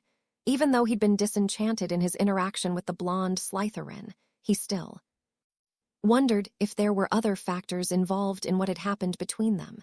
Had something happened that made her angry, and she took it out on him? Or was she just protecting herself? Somehow, Harry was a bit saddened to think me wouldn't be able to get to know Daphne, and a part of him was really broken up over the fact that none of his fantasies where Daphne was the star would never come true. Crushes suck, he groaned miserably. The next morning, Harry went to breakfast with Anne and Neville. Hermione had been spending more time with her new boyfriend, and although the boys missed her, they were all very pleased for her. The three boys sat down and began filling their breakfast plates and discussing what they wanted to do in Hogsmeade that day. It was the first scheduled Hogsmeade weekend of the year, and all three boys were determined to refill their stocks of sweets and pranks, as well as visit some of the other shops and have a good meal at the Three Broomsticks. Just as they were about to tuck into their breakfast, Lavender Brown sidled up to Ron and asked very sweetly if he would agree to accompany her to the village. Ron looked stunned and turned to his two mates as if they might tell him it was a prank. However, both Neville and Harry nodded encouragingly at him, and when he finally managed to use his voice again, he replied in the affirmative. Ye sure, yeah, okay," he mumbled. Lavender smiled brightly and gave a little wave, telling Ron to meet her in the entrance hall in an hour. "Did that really just happen?" Ron asked after she had gone. "I'm surprised it took so long, the way you two have been making eyes at each other lately." Neville smirked. "They have." Harry looked interested. "Harry, you've got to be more observant." Neville smirked. "If you were, you might have noticed how obsessively Daphne's been staring at you over the last week or so." Harry turned to look over the Slytherin table for a sign that Neville was telling the truth. "She's not there yet," Neville smirked. "Doesn't matter, though. I thought you were shot of her. Typical Slytherin and all that." Harry shook his head. "I know I said that and all, but I don't know." Harry groaned. "She's a really attractive witch," Ron shrugged. "When they get under your skin, it's hard to get them out." "When did you get all knowing about girls?" Neville asked. "Something Charlie used to say. Until now, I never got it," Ron said, turning to look down the table, where Lavender was sitting with Parvati Patil. Both Harry and Neville looked at each other and then at Ron. "What the hell is happening to us?" Harry asked. "I don't know, but I have a feeling that it's not going to get better." Neville shook his head wearily. "Haven't talked to Ginny?" Harry asked sympathetically. Ron suddenly turned to stare at Neville, his eyes narrowed a bit. "Why would you want to talk to Ginny?" he asked suspiciously. "Can the big brother act Ron?" Harry said with irritation. "Neville likes Ginny, and you know as well as I do that he'd be good to her, so don't try and intimidate him." Ron tried to look threateningly at Neville, but the once very forgetful boy just stared him down and Ron gave in. Neville then turned back to Harry, pushing his breakfast away. "No, I haven't talked to her, and so long as she and Michael are together." Michael who?" Ron asked, puzzled. "And this is why you can't play the overprotective big brother card," Harry smirked. "Michael Corner. That Luna girl told us he and Ginny were together when she blurted out about Neville's feelings to me. And thanks for not saying anything." Neville rolled his eyes. "I could have told Hermione. She and Ginny are pretty close, you know," Harry said, finishing a sausage. Neville shuddered. Harry figured he was probably remembering the way Hermione had manipulated Harry into interacting with Daphne Greengrass.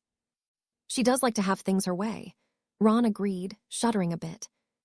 "She just wants us all to be happy and do well in classes. She's looking out for us," Harry pointed out defensively. "I guess," Ron said morosely.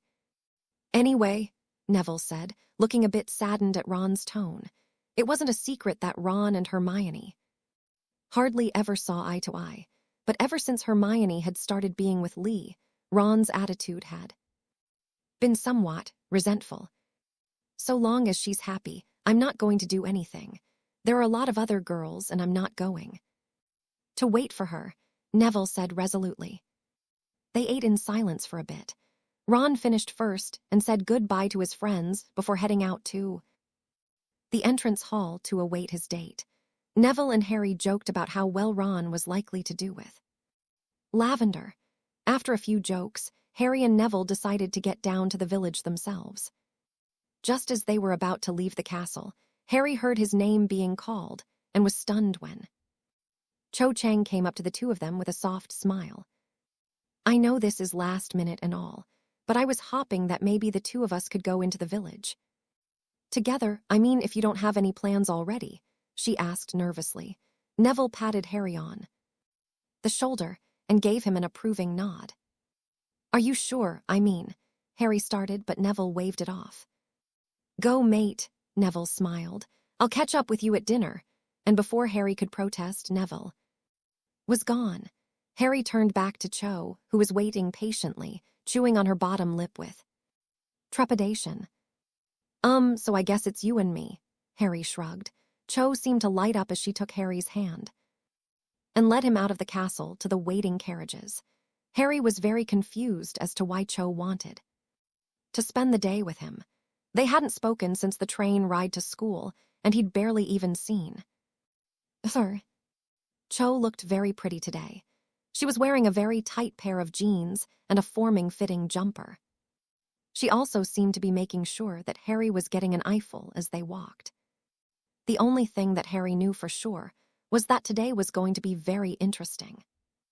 Daphne Greengrass hadn't felt like herself in 2 weeks. For 2 weeks she'd been extremely irritable, restless, and nearly unable to control her emotions. What was worse was that she knew exactly when it had started and who was responsible for it. Harry Potter in the owlery with his holier-than-thou attitude. Daphne had no idea who the hell Potter thought he was, but she was more than a little annoyed that he had dared to compare her to Draco Malfoy. She couldn't even begin to fathom where Potter got off. He didn't know the first thing about her, and this single fact was what had her best friend strutting about with that insipid grin on her face. As much as Daphne loved her best friend, Tracy could wind her up better than anyone, even her mother wasn't that good, and her mother could really get Daphne's temper rising. Whenever Tracy caught Daphne glaring at Potter from across the room, she would make little kissing noises and then giggle to herself. And worse still, Tracy had apparently informed Blaise of her conversation with Potter. Blaise had found the story most humorous and insisted on asking Daphne several times over the course of the past 2 weeks if she intended to make Potter eat his words. The real problem with it all was that she had no idea why she even cared what Potter thought of her. He was just another arrogant git who only wanted what was under her skirt. He was no different from any of the boys who tried to woo her. He was nothing special, and yet she just could not get him out of her head, and it was really annoying. Tracy had nearly split her sides when Daphne had asked her a few nights ago if she had spoken with Potter again since that day in the owlery, when Tracy had finally stopped laughing. She had claimed not to have spoken with him, and then gone on to say that she really should, and that he had been entertaining and enlightening. This had further infuriated Daphne, who knew her best friend had said it simply to twist the knife, so to speak. So it was that Daphne, along with her best friend, were heading up to breakfast the morning of the first Hogsmeade weekend of the year, ready to go down to the village like the rest of the school who were permitted and get away from classes and teacher and Harry Bloody Potter. As she and Tracy were about to head into the Great Hall, Daphne happened to turn and see the Gryffindor Golden Boy, along with Cho Chang, heading out of the castle hand in hand. What is that all about? Daphne asked Tracy, who turned to see Cho accidentally drop something and make quite a show of bending to pick it up. I'm guessing Chang is looking to leave her mark on Potter, Tracy shrugged. Why do you care? Daphne didn't miss the superior smug on her friend's face and rolled her eyes before storming into the Great Hall. Are you upset? Tracy asked, fighting her smirk. Why the hell would I care who Potter makes time with? Daphne said, flatly trying to sound normal. If he wants to snog some vapid slag, that's his business. Sure, Tracy agreed, nodding and smiling to herself, thankful that Daphne was not looking at her. I mean, if he'd rather some harlot than someone with substance who could possibly stimulate his tiny brain as well as his libido, then that's entirely up to him, Daphne said airily. Exactly, Tracy said as she took a couple of pieces of toast. And don't think I don't know what you're thinking, Daphne said with narrowed eyes. What? Tracy asked innocently.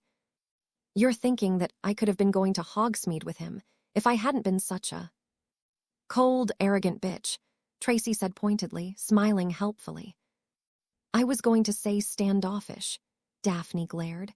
Potter and I would never be a good match, I already told you this. We're far too different.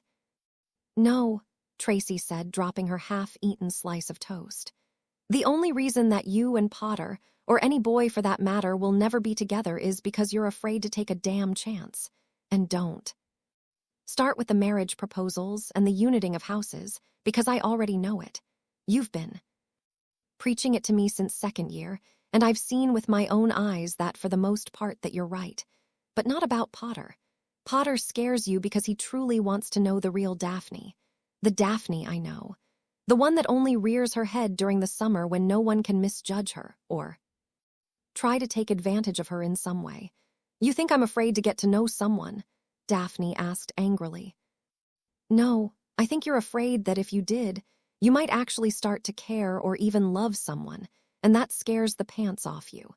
It terrifies you to think that someone may actually want to love you for who you are and not how much they can get from your dowry. You know what? Daphne stared at Tracy for a long moment, her fists clenched so hard that her fingers were turning white. Tracy knew at once that she'd made Daphne extremely angry, and she was about to shut down. It was her defense when she got to this point. She would run and hide and seethe until she had calmed down, and then she would just pretend like nothing had happened. Why don't you go to Hogsmeade alone? Daphne said icily, and she rose from the table and stormed away. Tracy just shook her head. She knew that it was going to come to this point sooner or later. Daphne had been on edge ever since that day in the owlery.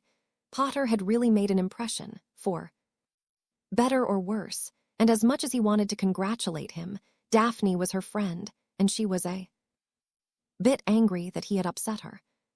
Well, now what am I supposed to do? Tracy asked herself. Come to the village with me, Blaze Zabini said confidently. With you? Tracy looked incredulous. We can keep pretending that you aren't interested in me for as long as you want, Davis, but you and I both know that Greengrass isn't the only one who's been staring incessantly at a boy. Blaze smiled serenely. And to be perfectly frank, you're not who I typically go for. Maybe Greengrass isn't the only one who should try something new. So what do you say? If it doesn't work out, we can at least say we tried. Tracy stared at him thoughtfully for several moments before she finally gave a soft nod. I can't be any worse than walking through the village with a pissed-off Ice Queen. Sure, Tracy replied. Blaze gave one of his more dashing smiles as he got up from the table and offered his arm to Tracy, who couldn't help but feel a bit giddy inside. She had truly fancied Blaze for a long time, but knew that he was not really the relationship type. She was not going to fool herself into think she'd be the one to change his mind, but she decided that she was going to have fun today no matter what. She could deal with Daphne later. Daphne stomped her way back down to the dungeons, fuming. She and Tracy had gotten into disagreements before, but Daphne could not remember ever being so infuriated with her best friend. Tracy had been becoming more and more intolerable ever since she'd first noticed Potter's interest in Daphne, and Daphne had reached her limit to Tracy, thinking that Potter could solve all of her problems, as if she were some damsel that needed rescuing. Daphne was a very strong and capable witch, and she didn't need a boyfriend to come into her life and fix everything. As far as Daphne was concerned, there was nothing wrong with her life. Okay, maybe she wouldn't mind doing some of the things she'd seen couples doing around the castle. It might be nice once in a while to hold hands, or be held by a boy while enjoying a nice warm afternoon under a tree by the lake. Yes, it would be worthwhile to take the occasional walk around the lake with a boy who was just happy to be with her. And yes, of course she'd like to be kissed. After the Yule Ball, Ivan had kissed her, and it was really good. Daphne could still remember the way he'd held her shoulders and began kissing her tentatively, and how that kiss had grown. It had left her tingling and breathless. The way he'd smiled at her like she was something unbelievable to behold. It had been truly amazing, and Daphne, though she was loath to admit it, did want more of that. But she couldn't have that here. Daphne was sure that to do so would be to open herself up to becoming entrapped, and she just wasn't going to allow that. She was not going to set aside her dreams and aspirations to become a trophy wife and baby factory for some worthless pureblood heir. And besides, Potter would bring her much more trouble than she was willing to endure. So intent was Daphne on her anger that she failed to pay attention to her surroundings and ran right into her younger sister, who was on her way to the Great Hall for breakfast. Gods, Daphne, you nearly knocked me on my arse, Astoria hissed. Astoria definitely took after their father, from her deep dark brown hair and her sharp chin to her piercing judgmental brown eyes. She was even thin like their father, whereas Daphne had more curves, like their mother. Sorry, I was just thinking about stuff, Daphne said, trying to wave it off like she was swatting an annoying fly. Aren't you going to Hogsmeade? Astoria asked, looking curious. You know the carriages are upstairs. Right. I'm not going, Daphne said flatly. Astoria looked at her sister for a second before telling her friends that she'd catch up. She then took her sister by the arm and led her into a more private area. What's going on? You love going to Hogsmeade, Astoria asked pointedly. It's nothing, Daphne said, trying to put her Ice Queen persona back in place. I'm sure it is. You've been very agitated these past weeks. What the hell is going on with you? Did you have another incident like? No, Daphne said quickly, and much more loudly than she had anticipated. Nothing like that. Then what? Astoria pressed. Daphne sighed. Astoria was nothing if not tenacious, and Daphne also knew her younger would not drop the subject or go about her business until she had her answers. She didn't like mysteries or puzzles. All right, fine, but you have to swear not to repeat any of what I tell you. Sister's oath, Daphne said. Sternly, Astoria held up her left hand with 3 fingers up, her right hand over her heart. Daphne sighed once again and tucked a lock of loose hair behind her ear as she leaned against the wall. So, Tracy thinks that this certain boy, Harry Potter, Astoria asked interestedly. How do you know about that? Daphne asked, looking panicked.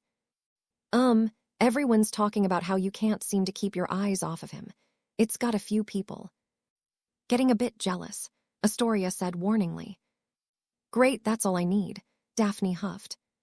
So is it true? Do you like Potter? Because I was sure that you preferred girls. Astoria smirked. Shut up, Daphne scowled. And yes, I mean no, I don't like Potter. I like boys fine, but not Potter. Too bad, Astoria said, looking a bit put out. What do you mean? Daphne looked shocked. Astoria sighed. Of all the boys in this school, Potter has the most potential. He's the least likely to have any sort of agenda, and would probably just want to be with you, and not to accomplish some status thing. Even some of the Muggle-borns are looking to elevate themselves by landing a witch of good standing. Some people just don't believe in love anymore. Astoria sighed bitterly. And what would you know of it? Daphne pondered. Of the 2 of us, who's dated 5 boys and is only 14, Astoria challenged. Well, even if I was interested in Potter, it doesn't matter. He thinks I'm a Malfoy clone. Daphne huffed. And just how do you know that? Astoria wondered. He told me so himself, Daphne replied. Did you set him straight? Astoria perked up. I was too stunned. No one had ever talked to me like he did. I was completely taken aback. The complete gall of him was just, I still can't believe it. He doesn't even know the first thing about me, and he just assumes I'm some pompous ass who thinks the world owes me something just for existing. Daphne said, getting increasingly angry. And why do you care what he thinks? You've never given two nuts what anyone thought of you. Before, at least you never seemed like you did. So why now?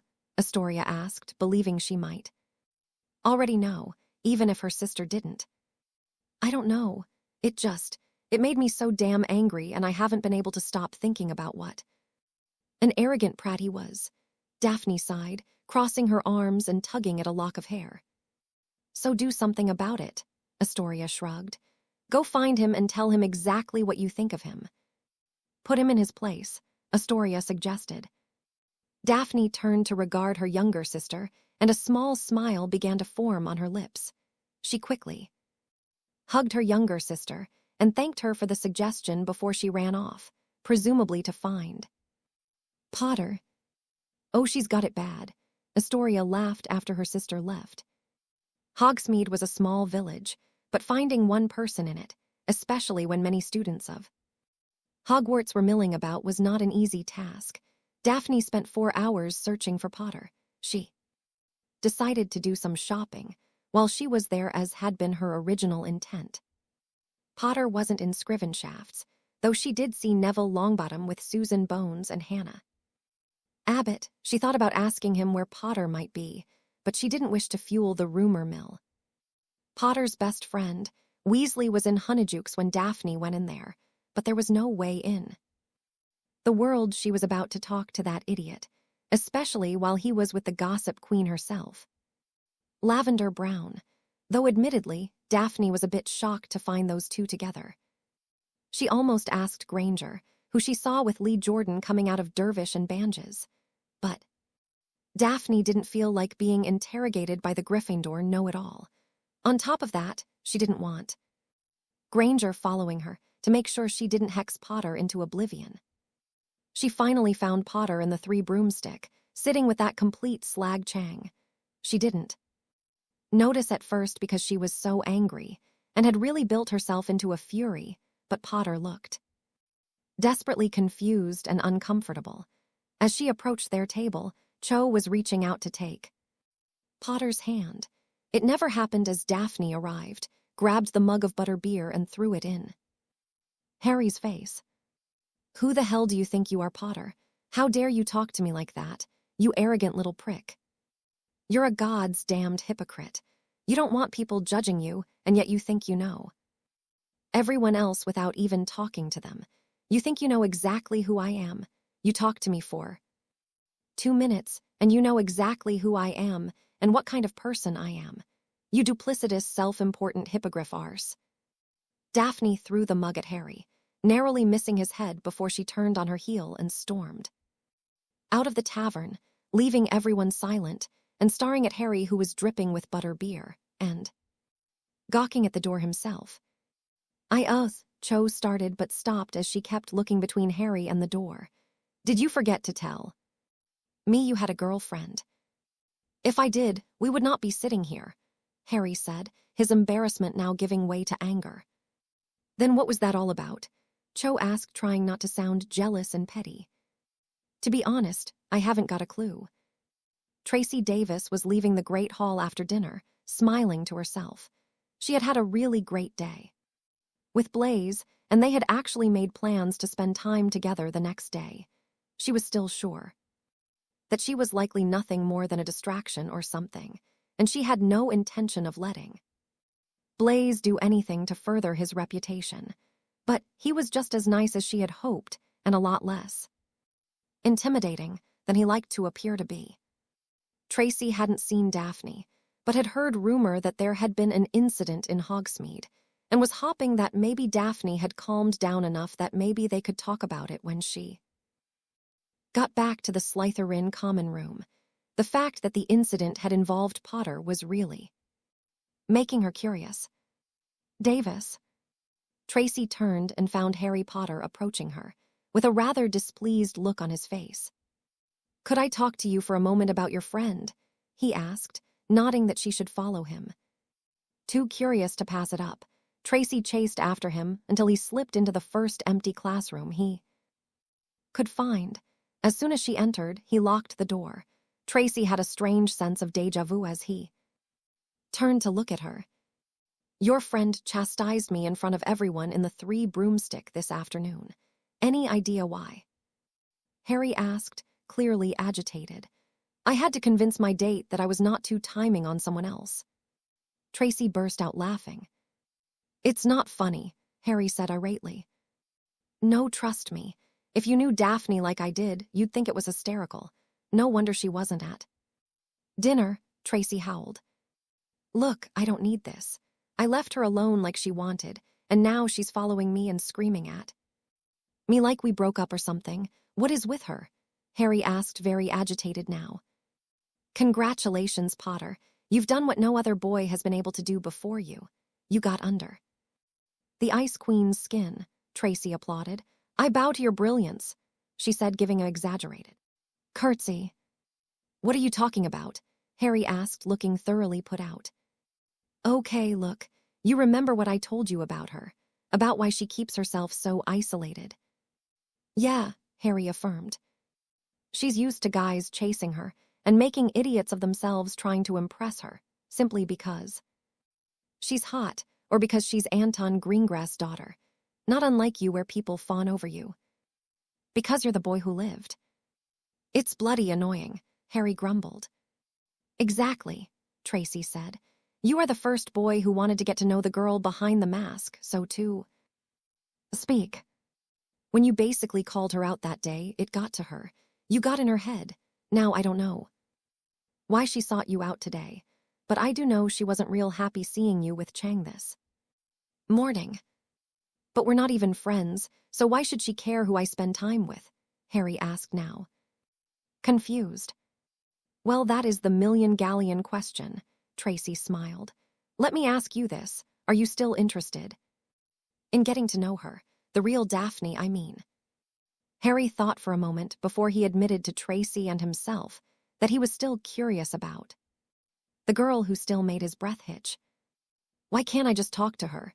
Harry asked when he noticed Tracy's humor evaporate somewhat.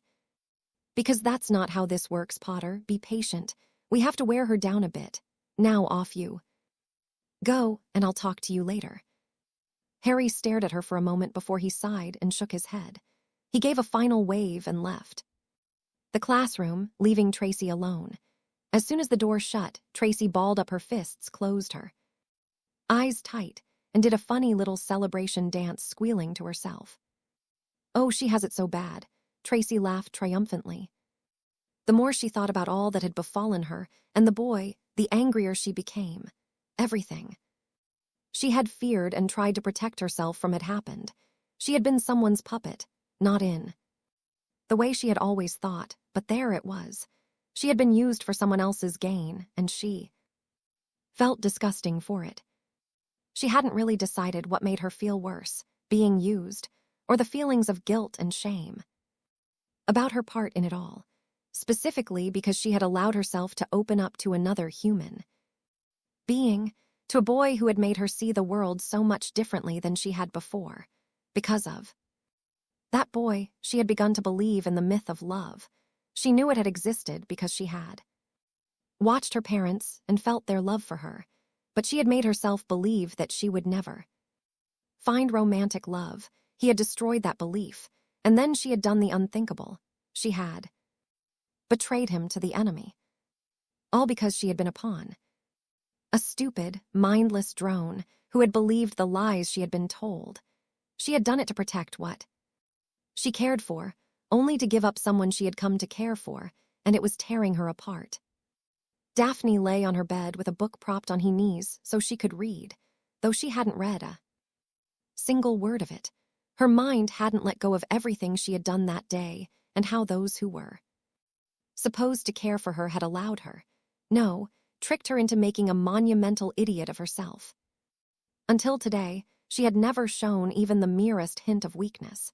She had cultivated her Ice Queen persona to make her appear to the world as if she were above the petty emotions of jealousy and anger. She was at best indifferent. It had been a mask that had protected her so well because no one had been able to figure out a way past her glacial walls. Yet today, thanks to her sister and so-called best friend, those walls had cracked for all the world to witness. She had acted like a jealous, temperamental child in front of her peers, and all because of Harry Bloody Potter and his slag Chang. They were probably laughing at her in the Great Hall right now. And while she was more than furious with Astoria and Tracy, she was even more disappointed at herself. She knew they had been manipulating her emotions and insecurities, especially Astoria, who always knew the right buttons to push to make her older sister crazy. But Daphne had allowed it to happen. She had allowed Potter's words to get into her head and germinate until she was so outraged that with the slightest of pushes, she was acting like a scorned ex-lover. Daphne sighed and tossed the book to the end of the bed, fed up with being unable to concentrate. She sat up straight and rubbed her eyes tiredly. She was really hungry now, but she just couldn't bring herself to show her face in the Great Hall. Worse, she had no idea where the kitchens were hidden. She knew Malfoy's gorillas knew. They were there almost nightly, but she had never thought to ask them for the location. And on top of it all, she hadn't bought anything while she'd been at Honeyjuke's. Figuring that she wouldn't be getting anything to eat, she decided to distract herself by taking a shower. She was gathering her things together when the door opened and Pansy Parkinson walked in, pausing as she caught sight of Daphne before a feral grin spread on her face. Daphne sighed internally when she saw the look of suppressed glee on Pansy's face. Daphne had no idea what made Pansy think she was so important. She wasn't the smartest or friendliest person, and she was most certainly not the prettiest girl in the school. She always wore her ebony black hair cut around her shoulder, and her makeup far too heavy, which always disturbed Daphne because she didn't think Pansy's face was all that bad. Pansy was also too skinny. Fortunately for her, she'd taken to using engorgement charms on her boobs. If she hadn't, Daphne was sure her dorm mate wouldn't have been able to attract Draco's attention without the help of a potion.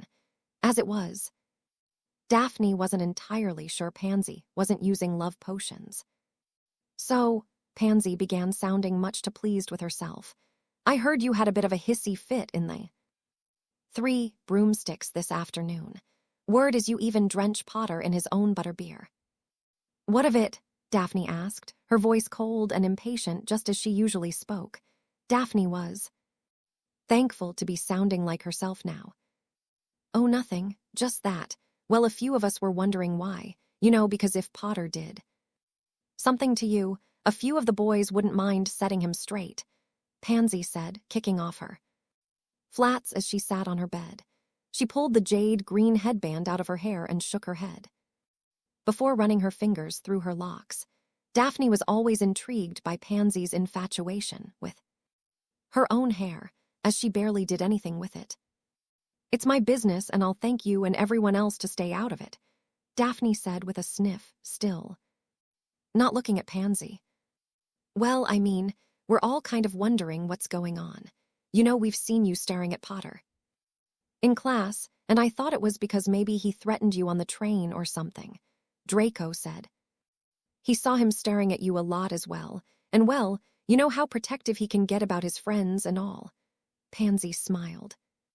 I'm not Draco's friend, Daphne said, shaking her head a little. I'm not your friend either, and what goes on in my life is nothing for either of you to worry about. Thank you very much. Oh, come on, Pansy said, chuckling. You don't have to pretend to be tough or anything. No one's going to look down on you if you're scared. We just want to help you, Daph, that's all. Daphne slammed her trunk shut as she stood up and fixed Pansy with a cold stare. I told you to butt out, Daphne said, her cold blue eyes digging fiery holes into Pansy, who rolled her eyes and sighed in exasperation. Whatever, she said nastily. I'm just trying to be a friend, but I guess the Ice Queen is just too good for everyone these days. One of these days, something's going to happen, and this time there won't be a teacher or anyone else to save you. You should think about that. Daphne kept her eyes narrowed at Pansy, who gave a little shrug of indifference. Daphne knew exactly what Pansy was referring to, and wondered just how much she knew to be true, and how much she had guessed at. The incident wasn't widely known, so Daphne figured Pansy knew the barest of details, but Daphne knew she should pay a bit more attention. One never knew when an offhand comment was actually a veiled threat. Pansy went to her own trunk and got out her favorite pair of slippers and a thick sweater, which she threw over herself. Pansy, like a lot of girls in Slytherin, always found it extremely chilly in their common room, even with warming charms. Daphne felt it had something to do with the house itself, though she never said this out loud. When Pansy finally left, Daphne turned to head into the bathroom. Stripping down, she started her shower and got in, allowing the hot water to ease some of the tension in her back, just like her mother.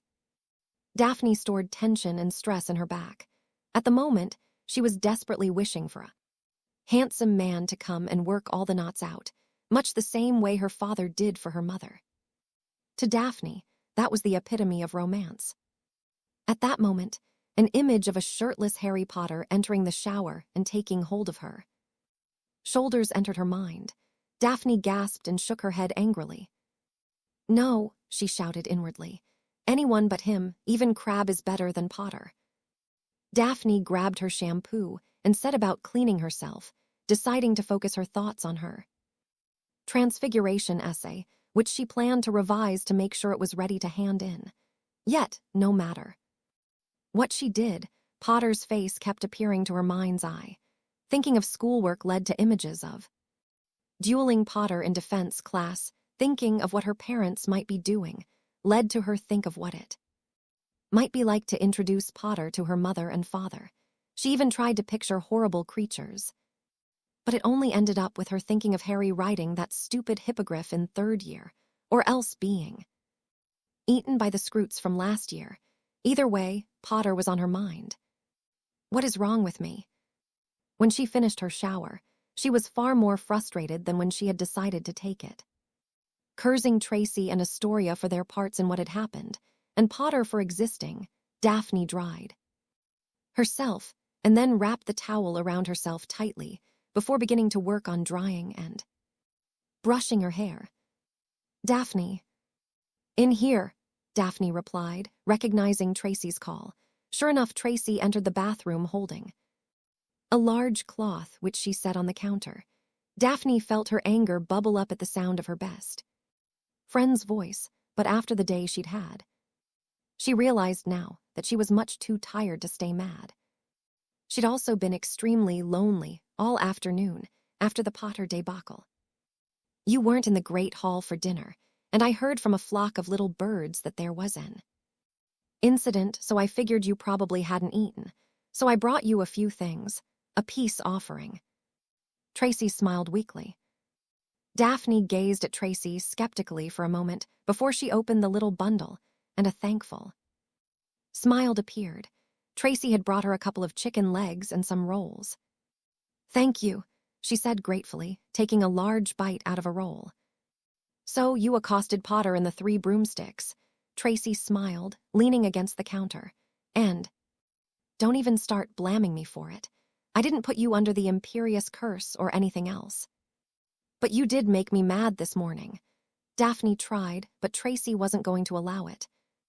I make you mad all the time, she smirked. You're nearly 16, don't you think you should take responsibility for your own actions? Yes, Daphne said evenly, when they are in fact my own actions, not when people are taking advantage of my emotions and putting thoughts into my head. I didn't do any such thing, and even if I did, it's still on you to act. If you go off and make a fool of yourself, Tracy began, but Daphne held up her hand. Astoria talked to me after I left breakfast this morning, she stated. Oh, Tracy nodded in understanding. Tracy knew just how good Astoria could be at manipulating people. An evil thought occurred to Tracy at that moment, and she made a mental note to speak to the younger Greengrass soon. I was such an bloody idiot, Trace. Daphne sighed as she brushed out her hair and used her wand to dry it. I poured a butterbeer on him and made him look like an idiot, and I have no idea why. Just those things he said to me, I haven't been able to stop thinking about it. It's pathetic. Well, Potter's pretty confused by you now. He caught me as I was leaving the Great Hall.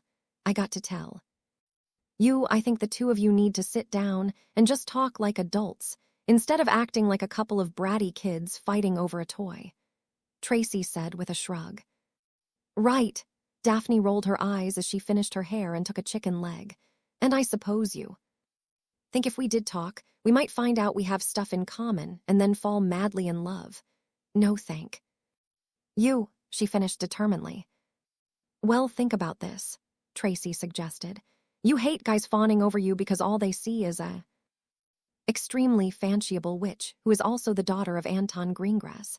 They all think you're this headed bitch who'd make a great trophy wife, and no one gives a care to who you really are and what you want, right? More or less, yeah, Daphne agreed. Well, have you ever once considered that Harry Potter is more than the boy who lived? More than the Gryffindor golden boy. More than. Okay, you made your point, Daphne groaned, shoving her best friend who was laughing softly. All right. I admit that I don't know the first thing about him, and he knows even less about me. So what? So, maybe if you two could get over your insecurities and your egos, you might find that you could be good friends, and I know you can't tell me you don't find him attractive, even a little, Tracy said her eyes sparkling with mischief. Daphne groaned and threw her hands up in surrender. Fine, she bellowed. Yes, he does have certain physical attributes that make him appealing to my most base of natures, but a relationship good looks do not make. You're right, Tracy smiled. There has to be communication. You're not going to let this go, are you? Daphne sighed, looking near defeat, which only served to brighten Tracy. I'm going to have to listen to you all year telling me that I should give Potter a chance, aren't I? Yeah, pretty much, yes. Tracy smirked as she nodded. Daphne groaned and bent over the counter, burying her head with her arms. Why am I being punished? She asked miserably. Because the Ice Queen must pay for her crimes, Tracy whispered playfully, hugging her best friend. Now, if you're good, I'll tell you what happened with me and Blaze today. Daphne stood up, nearly knocking Tracy to the floor. Start talking, Daphne demanded. Tracy fell on her butt laughing. Potter, I would like a word with you. Harry felt himself stiffen at these words. Conversations with Snape never ever ended well, Harry saw. His friends all give him sympathetic looks as they left the class. Harry waited as patiently as he could as the rest of the students exited. He noted the smirk on Draco Malfoy's face, and though he was sure he was mistaken, he swore what could have been concern on Daphne's face. He didn't have time to linger on it, however, as when the last student, Blaise Zabini, left the class, Professor Snape closed the door with a wave of his wand and began speaking. Professor Dumbledore has requested that I teach you occlumency, the greasy-haired professor began. Curious and knowing how Snape hated being interrupted, Harry waited for the man to continue. Occlumency is a branch of magic which allows you to protect your mind from assault. It is the headmaster's belief that you share some sort of mental connection with the Dark Lord, and he feels it is important to try and close that connection, Snape said without his normal disdain. I'm sorry, sir, but I'm confused. Are you saying that Voldemort can read my thoughts? Harry asked. Troubled. In a manner of speaking. As a master Legolemons, the Dark Lord can open your mind and root out all of your deepest secrets. We will begin this Thursday night in my office, precisely at 8 o'clock. Do Not be late, and do not tell anyone about these lessons. If asked, you are to say that you are taking remedial potions. Sir, Harry started at this, and seeing the look of irritation forming on Snape's face quickly stepped. Sorry, sir, but I don't think I will be able to convince anyone I'm taking remedial potions. Even you. Have to admit I've improved a lot this year, Harry said, looking sour about the flimsy excuse Snape wanted him to use. Snape glowered at Harry for a few moments before heaving an exasperated sigh. Then you are to say that you are having private lessons with me. You will not elaborate on it, not even. To your closest of friends, are we clear? Snape asked, his tone dangerous. Yes, sir, Harry nodded. Thursday at 8 p.m., Potter. Snape said again, waving his wand to open the door. Harry gathered his belongings and left. As he walked to the Great Hall for lunch wondering what in the hell occlumency was, his first thought was to ask Hermione, but Snape's warning was still ringing in his ears. What's Snape want?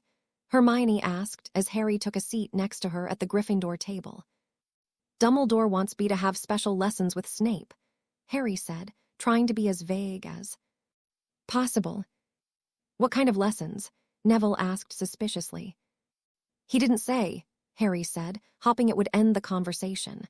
Ron was about to say something further when a familiar blonde girl took a seat immediately across from Harry, staring at him with protuberant silver-blue eyes and a dream-like expression. I don't think you should date Cho Chang, Luna Lovegood said evenly, making Harry and his friends look at her strangely. Excuse me, Harry said, looking around as if this was some sort of prank. Cho Chang isn't a good match for you. She's quite shallow, you know. She only likes you because you're the boy who lived and have a lot of money. She dated Cedric for the same reasons, Luna said, as if everyone in the castle knew this. How are you so sure of that? Hermione asked, looking interested. Hermione had told Harry something similar a few weeks ago. I hear her and her friends talk. I don't think she's ever mentioned what kind of person Harry is. Only that he comes from good stock and has a nice bum, though I'm puzzled how she knows that since his robes cover his posterior. Luna said dreamily, looking down at the table as if she could see through it. Harry unconsciously readjusted himself, as if he could prevent her from seeing through the table and his clothing to see his bits. Neville and Hermione sniggered a bit, while Ron simply looked lost. I think you can do much better, Luna continued. Who did you have in mind for Harry? Hermione asked, laughing when Harry turned to glare at her. Neville and Ron both also laughed, making Harry get a bit angrier. I think you would do well by pursuing any Hufflepuff girl. Boys seem very interested in Susan Bones. Breasts, are you a boob man? Luna asked innocently. Yeah, Harry, Ron said, choking on his laughter. Do you like boobs? I kind of figured you for a butt man, Neville said, eyes tearing, cheeks red with mirth. Especially with as much as you stare at Daphne's hind end. You're both wrong, Hermione added. She was more composed than the boys, but it was clear she was fighting to maintain that control. Harry likes both. If you ever paid any attention, he focuses mostly on a girl's butt and then her chest. You all can sod off, Harry glowered. Maybe you could ask out Sue Lee, Luna smiled. Her breasts are on the smaller side, but Terry Boot says her butt is something to kill for. Neville and Ron were howling now, and Hermione was shaking with hysterics, while Harry just turned red. Katie Bell also has a very nice rear end, or so I hear, Luna continued. If you like older girls, then you might think about asking out Caroline Davenport from Hufflepuff. She has very big breasts and a very round butt. Please stop, Harry said very softly. Please, for the love of magic, just stop talking. Luna smiled at Harry and then turned to Neville, who was slapping the table with his laughter. Speaking of butts, Ginny says you have an excellent bottom, Neville. I think she'd like to see you naked sometime. Neville's laughter disappeared as if he had been hit with a silencing charm. His face turned an almost purple, and his eyes grew to the size of platters as he looked at Luna, who was sitting next to him as if she were discussing the weather. Strangely, Ron also fell silent and his ears went bright red. Hermione and Harry were now howling with laughter. Harry was really enjoying this turning of the tables. She seems convinced that you're hiding. What did she call it? Luna looked thoughtful for a few seconds. Oh yes, a tasty treat for her to eat. There was a strange squeaking sound, and Harry, Hermione, Ron, and Neville looked up to see Ginny, who had just arrived, go quite scarlet. The youngest Weasley grabbed Luna by the arm and began to pull her forcibly out of her seat. How many times do we have to have the discussion about secrets, Luna? Ginny hissed as she helped Luna to her feet. You never said that was a secret, Luna replied, making Ginny squeak again while looking at Neville, who turned quickly to hide his face. Let's go away right now, shall we? Ginny said, dragging her friend away. Luna looked very confused by it all while Harry and Hermione waved goodbye to her. I really like her, Hermione smiled. That's because she hasn't put you on the spot yet, Harry pointed out. Hermione merely shrugged. That's probably true, but she's still very entertaining. We should have her around more often, Hermione said, looking at Neville, who still hadn't looked up. Harry swore he could feel the heat of Neville's mortification coming through the arms he'd buried his face in. I really didn't need those mental pictures, Ron sighed, shoving his plate away. Tracy and Daphne were leaving their last class of the day and decided to head to the Great Hall to study until dinner, as neither of them wanted to spend any time in the Slytherin common room. Daphne was sick to death of her house, mates calling her a traitor or laughing at her for what had happened in the Three Broomsticks. She couldn't even escape it in her own dorm, and Pansy and their other roommate Millicent Bulstrode, a very large girl with an intimidating deep voice, would take any opportunity to ask Daphne what her relationship with Potter was. Daphne had also noticed that all the Slytherin boys in her year, with the exception of Blaise, had taken an increased interest in her and had even become a sort of guard, escorting her to nearly every class under Draco's orders. In fact, the Malfoy scion had started sitting next to her at mealtimes, watching the Gryffindors as if daring Potter to look in her direction. So far as she knew, Draco hadn't approached Potter about anything, but then again, it was only the first day of class since the incident. The girls had quickly left Transfiguration, hopping to avoid Draco's guard and get a few moments alone, without the rest of the housemates hovering. Daphne was reaching her breaking point, while Tracy was more than a little annoyed by it all as well. They were just entering the Great Hall when they were stopped by 3 sixth-year Ravenclaw girls. The leader of the group, a curly-haired girl with narrowed eyes and an expression that gave her the look of someone smelling something horrid, stepped up to Daphne and scowled. You need to stay away from Potter. He's with Cho now, and he doesn't end a snake like you interfering in his affairs, the girl said. Daphne looked at Tracy, who was gaping at the older girls. Excuse me, but just who do you think you are telling me who I can and cannot speak to? Daphne asked, her temper, which was already dangerously high, edged a bit closer to volcanic eruption. We're Cho's friends, and we don't want to see her get hurt. She's suffered enough, and she deserves to be happy for once, so I'm giving you this one chance to back off.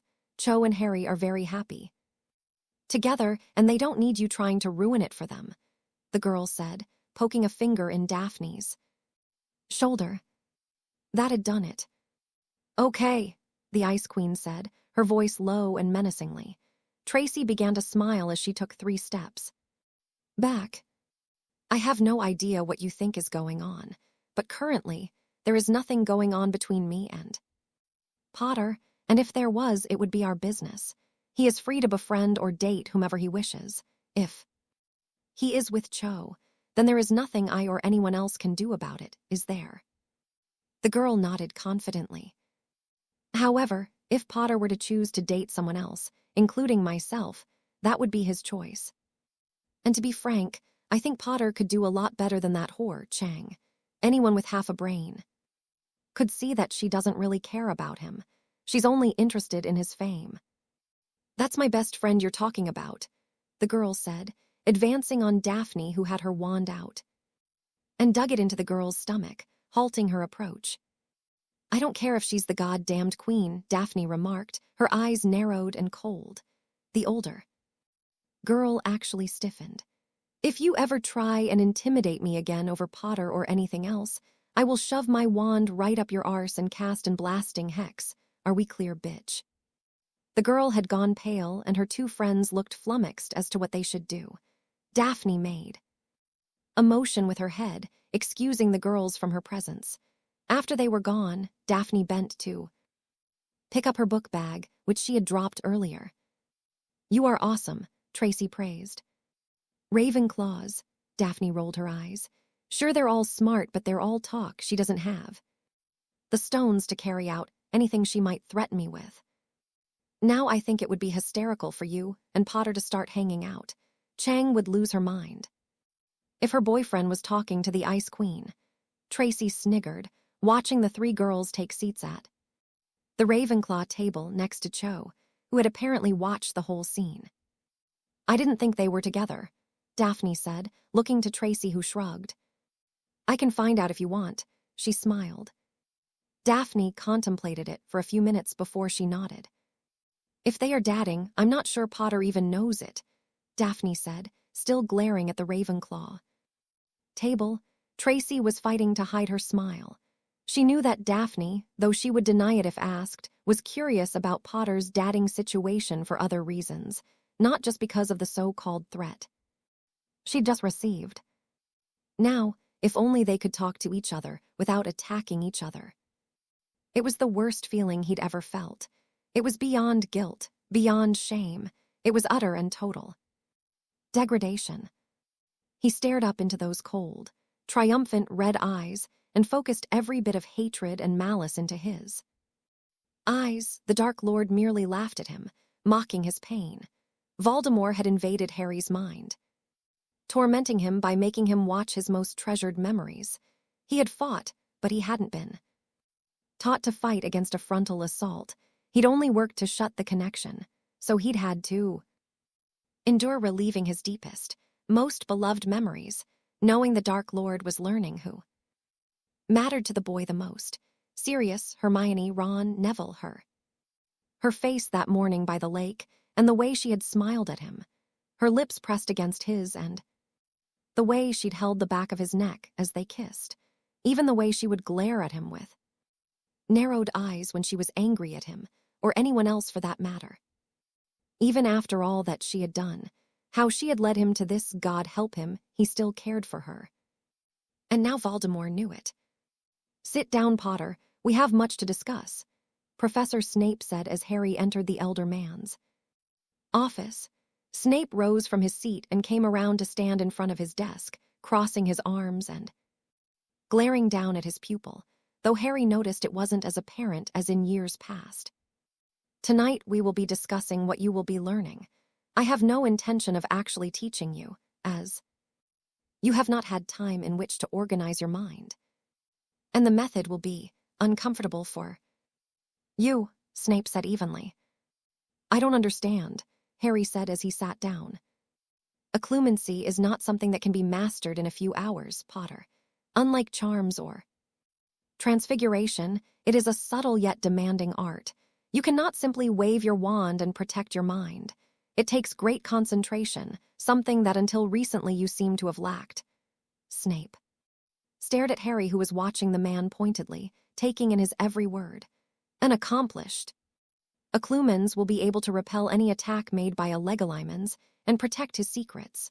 The Dark Lord is a master Legolimens, and only 3 people have been able to keep him out of their minds. Only 2 of them remain alive today. Harry shivered slightly, and Snape's lip curled.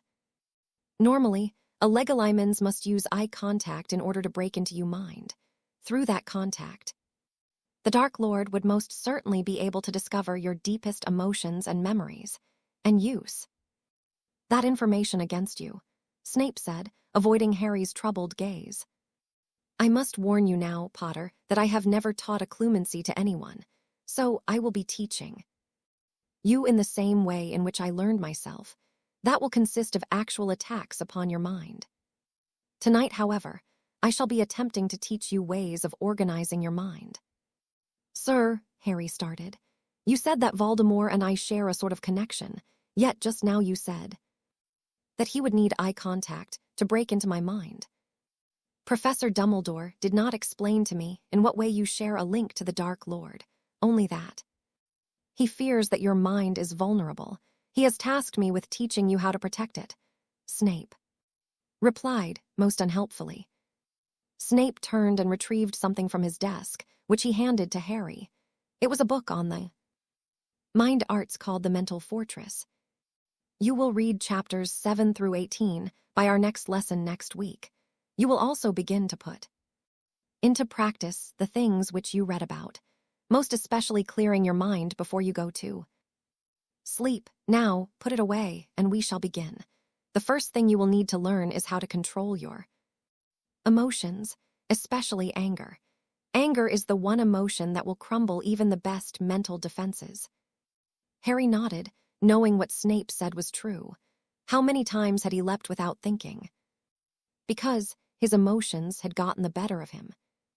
How can I do that? Harry asked.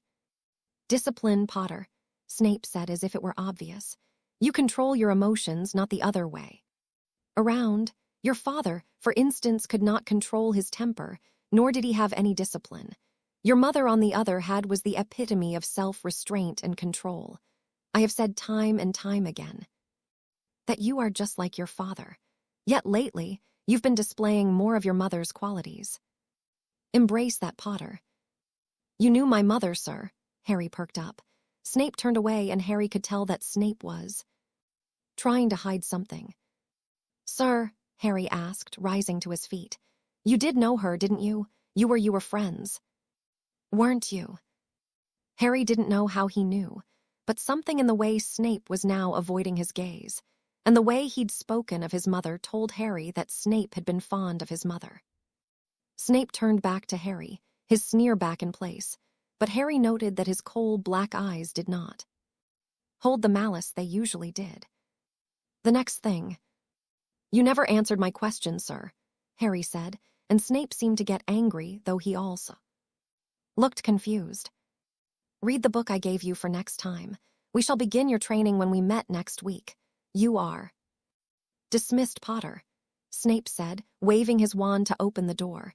He didn't look at Harry anymore, and the boy knew he was not going to be getting anything more from the potion's master. Harry started heading back to Gryffindor Tower, his mind weighed down by the revelation that Snape had known his mother and had perhaps been friends. Harry began to wonder if there was more. Snape's unyielding hatred of Harry's father could not be the result of a school rivalry. When the thought struck him, Harry froze in his tracks. Could it be possible? Was Snape's hatred of James the symptom of something else, something deeper? Had Snape and his mother been more than friends at one time? Harry felt as if his chest has been compressed so tightly that it was impossible to breathe. He had to know the answer to this, and if Snape was unwilling to give him the answer, Harry knew of someone else who might know. Harry started for the Gryffindor common room again, when he was grabbed by the shoulder and pushed into an open door. Harry spun, wand in his hand, a jinx on his lips when he recognized Tracy Davis, with her hands in the air. Gods, you are fast. Can you teach me how to be that fast? She asked with a smile. Practice, Harry said with a sigh, slipping his wand back into his pocket. What's going on? We haven't talked in a few days. I know, I'm sorry, Tracy smiled, stepping around Harry and taking a seat. It's been damn near impossible to slip past Malfoy and his goons. He's got this idea that he needs to look out for the rest of us because of you, especially Daphne, though he's one more escort away from getting hexed. Daphne's sick of it, which brings me to the reason I need to talk to you. She smiled coyly. Why does there have to be a reason? Harry sighed. You've been pretty cool, so why can't we just hang out sometime? Harry Potter, are you asking me out? Tracy smirked. Harry shook his head, making her laugh. I'm asking why we can't hang out like real friends, Harry said, his cheeks warming a bit. If we get to know each other and things. Stop. I'm not interested in you as anything more than a friend. I'm going to make that clear here and now, Tracy smiled, hoping she wasn't breaking his heart or anything. I really think there's a future. For you and Daphne anyway. Oh, Harry said glumly, she doesn't seem to agree with you. Yeah, well, I'm working on that. Tracy smiled, making Harry shiver a bit. You never did answer my question about why we couldn't hang out, Harry said, and Tracy's smile fell. I wish it were that simple. If I were in any other house, it probably would be. There are a lot of politics in my house, Harry, and I'm not really in a position to do as I like. There could be repercussions. So how could Daphne and I have any sort of relationship? Harry asked, puzzled. She holds much more sway than I do, even if she doesn't realize it. Right now, Malfoy is sort of the dictator of Slytherin. His family is very influential and wealthy. One of the most wealthy families in all of England. Daphne's family is pretty close, but they're smarter. Daphne's father is an amazing politician and more subtle in his manipulations. It's probably why people think the Greengrasses are a dark family. That's not true in the least, so don't think that. Now, if Daphne was a bit more ambitious, then she could easily usurp Draco and control the house, but she doesn't want power, Tracy explained. Don't all Slytherins want power? Harry asked, confused. Tracy laughed. You're adorable. No, we're ambitious, but that doesn't mean power-hungry. It means that whatever we want to succeed in, we work hard to achieve that, get it? Tracy asked. Harry nodded, thinking of Ron's brother Percy, who was really ambitious. We're also quite cunning, which means that we will find and exploit every resource to accomplish our goals, she finished, eyeing Harry pointedly. And right now, my current goal is to see you and Daphne together. Why? Harry asked suspiciously. What do you get out of this? Freedom, Tracy sighed wistfully. Don't get me wrong, I love my best friend, and if you two do end up together, and you hurt her, I'll make you wish you were never born. Okay, Harry said skeptically. Look, unlike Daphne, I want a boyfriend, and I'm trying to cultivate something now. So she doesn't want a boyfriend, Harry interrupted. May I finish? Tracy scowled and Harry smirked. Daphne needs a boyfriend. Badly. She needs to see that her delusions of doom and gloom when it comes to boys is not entirely true. I agree that there are more than a few boys who'd lock her in a tower or whatever, but I also know there are boys like you who can treat her right and show her that being involved with someone isn't necessarily a bad thing. Tracy finished. I don't know, she acted just like, Harry began. Like Malfoy, yeah, she still hasn't let go of that. Tracy rolled her eyes. She's not the only one who needs to open their mind a bit, Tracy said, looking at Harry reproachfully. Guess I had that coming. Harry smirked and Tracy nodded enthusiastically. But don't worry, you're not the only one. Both our houses could do with a little more open-mindedness, she said sympathetically, but we're way off track.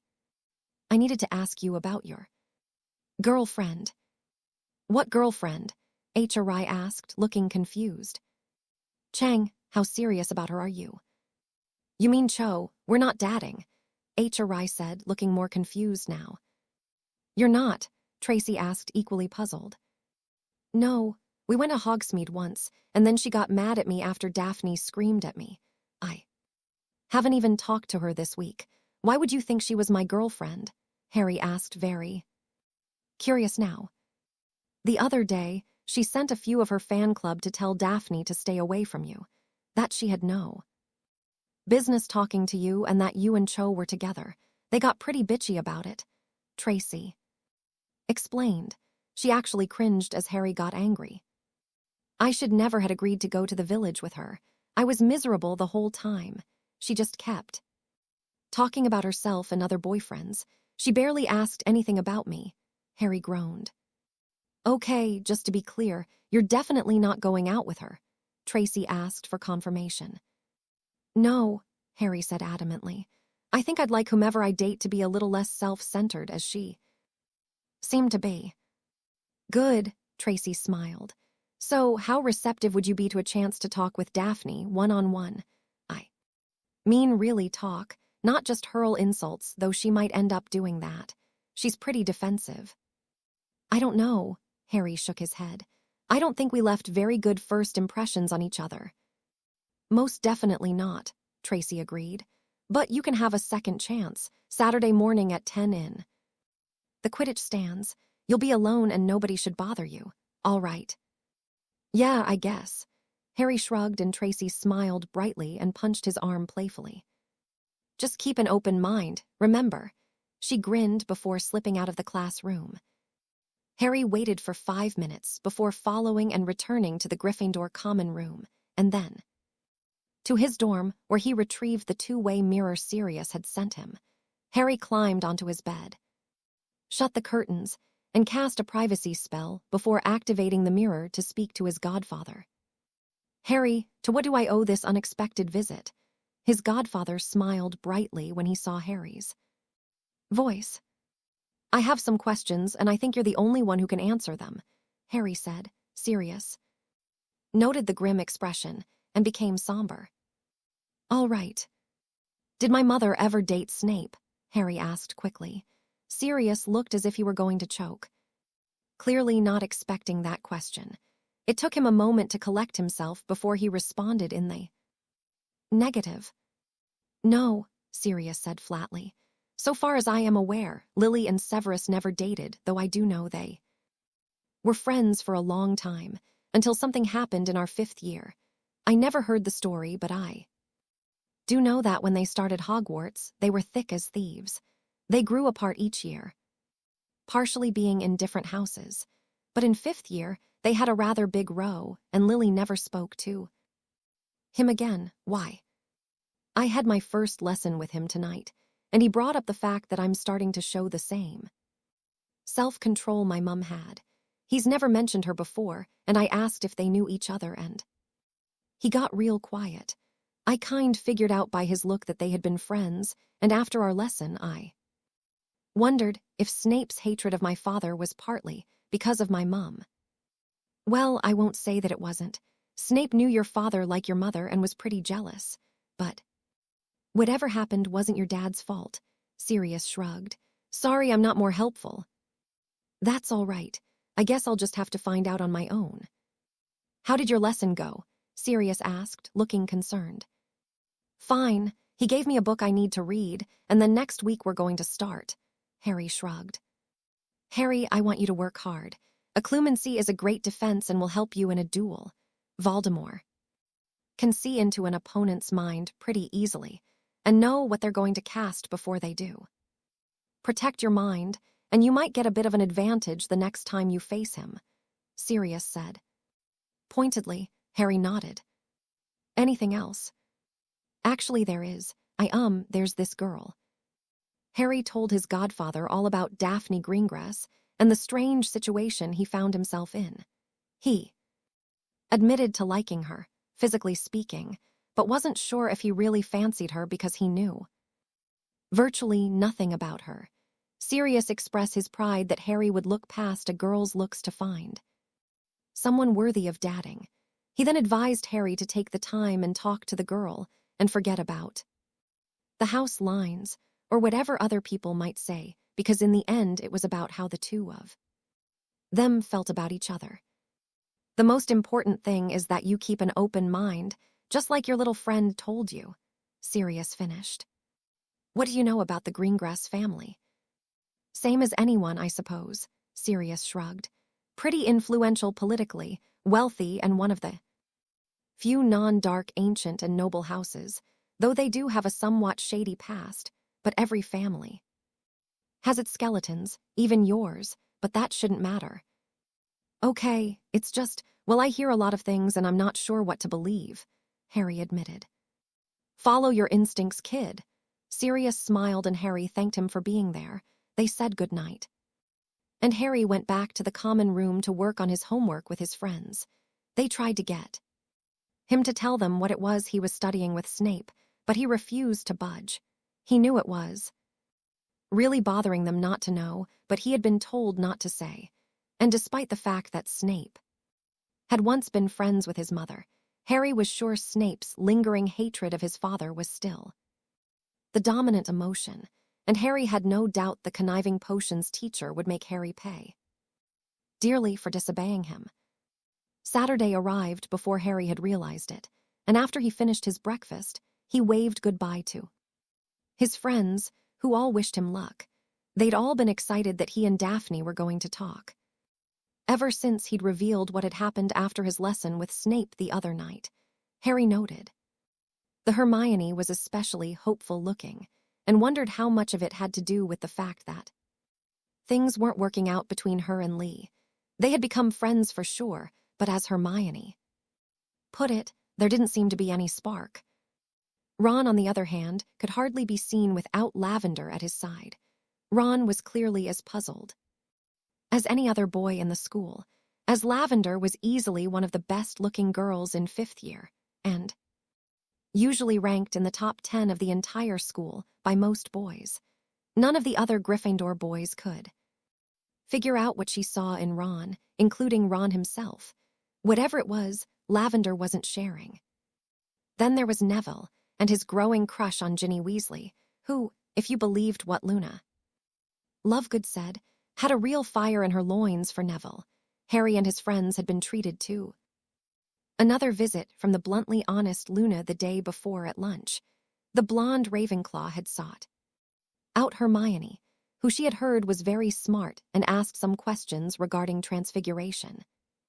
That had gone right over the 3 boys' heads. She had then turned her attentions to Neville, wondering why he had yet to make a move on Ginny. When he had explained that Ginny had a boyfriend, Luna seemed adamant that it would not last, and that Neville should be laying the ground work to see Ginny naked. Ron had very nearly thrown up, while Neville looked as if he wanted to be swallowed by the earth. Luna then went on to ask why Neville was so embarrassed, and that she would be flattered if someone expressed an interest in seeing her in the all-together, despite the fact that she felt her breasts were much too small. Hermione then pointed out that she was still growing, and that likely her figure would fill out more. That had been Hermione's mistake. Luna then began asking if Hermione had come by her spectacular breast naturally, or if she used engorgement spells like Pansy Parkinson. She also wondered if Hermione would teach her how to walk with that hypnotic hip sway that she was so good at, as she was sure it would attract more boys.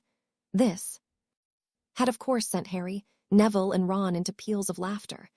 Harry had never seen Hermione turn the shade of red she sported that day. Harry had to push all of those fun memories aside as he climbed the stairs of the Quidditch stands. He had promised Tracy and Sirius that he would do his best to keep an open mind, but he still couldn't get past the way Daphne Greengrass had spoken to him the last time they had been together. Daphne was sitting at the very top of the stands, wrapped in a thick coat, and looking wary of Harry as he approached. Despite his own trepidation, Harry couldn't help but admire how pretty she looked with her honey blonde hair down. Harry hadn't seen it down since the train ride to school. She usually wore it up and out of her face. "Good morning," he said as he sat down, keeping a bit of space between Daphne and himself. "That's yet to be determined," she said stonily. Harry's heart sank. She was just as cold as she had been before. He had hoped that maybe Tracy would have softened her up or something. "So Tracy asked me to give you a chance, so here I am," Daphne sighed. "I don't know why, as it's pointless." "Yeah, I really don't know why I even bothered." Harry sighed as well, beginning to stand up. Daphne looked at him, and Harry thought he saw something flash in those crystalline blue eyes. Panic, fear. "Don't go," she said quickly. "We haven't even tried." Harry looked at her for a moment and sat back down. They sat there silently for a very long time. Harry could feel the tension building and racked his brain for anything to talk about. He was quite certain that Quidditch was out, as Daphne didn't really seem like someone who was rabid over the Sport, he wasn't sure what she liked, and wasn't sure that she would be all that interested in talking about anything he liked, so they remained silent for a very, very long time. Okay, this is pathetic, Daphne said, sitting up a bit straighter. I have no idea what to say to you, and it's clear you're just as clueless as I am. So, I'm going to ask you something that I've been curious about for a while, and I want you to be completely honest. Why me? Excuse me, Harry asked, taken aback. Usually when a boy shows interest in me, it's because of some agenda. They think I'm hot or whatever. And they begin planning how our lives should be. So what is it, Potter? Why are you so interested in me? I saw you on the train, and I didn't recognize you. I thought you were very attractive. At this, Daphne rolled her eyes and let out a very exasperated sigh. Forget it, Harry said, getting to his feet. Your mind's already made up. So is yours, Daphne said, getting to his feet. You think we're all little Malfoys, we're all out to make you stupid Gryffindors look the fools.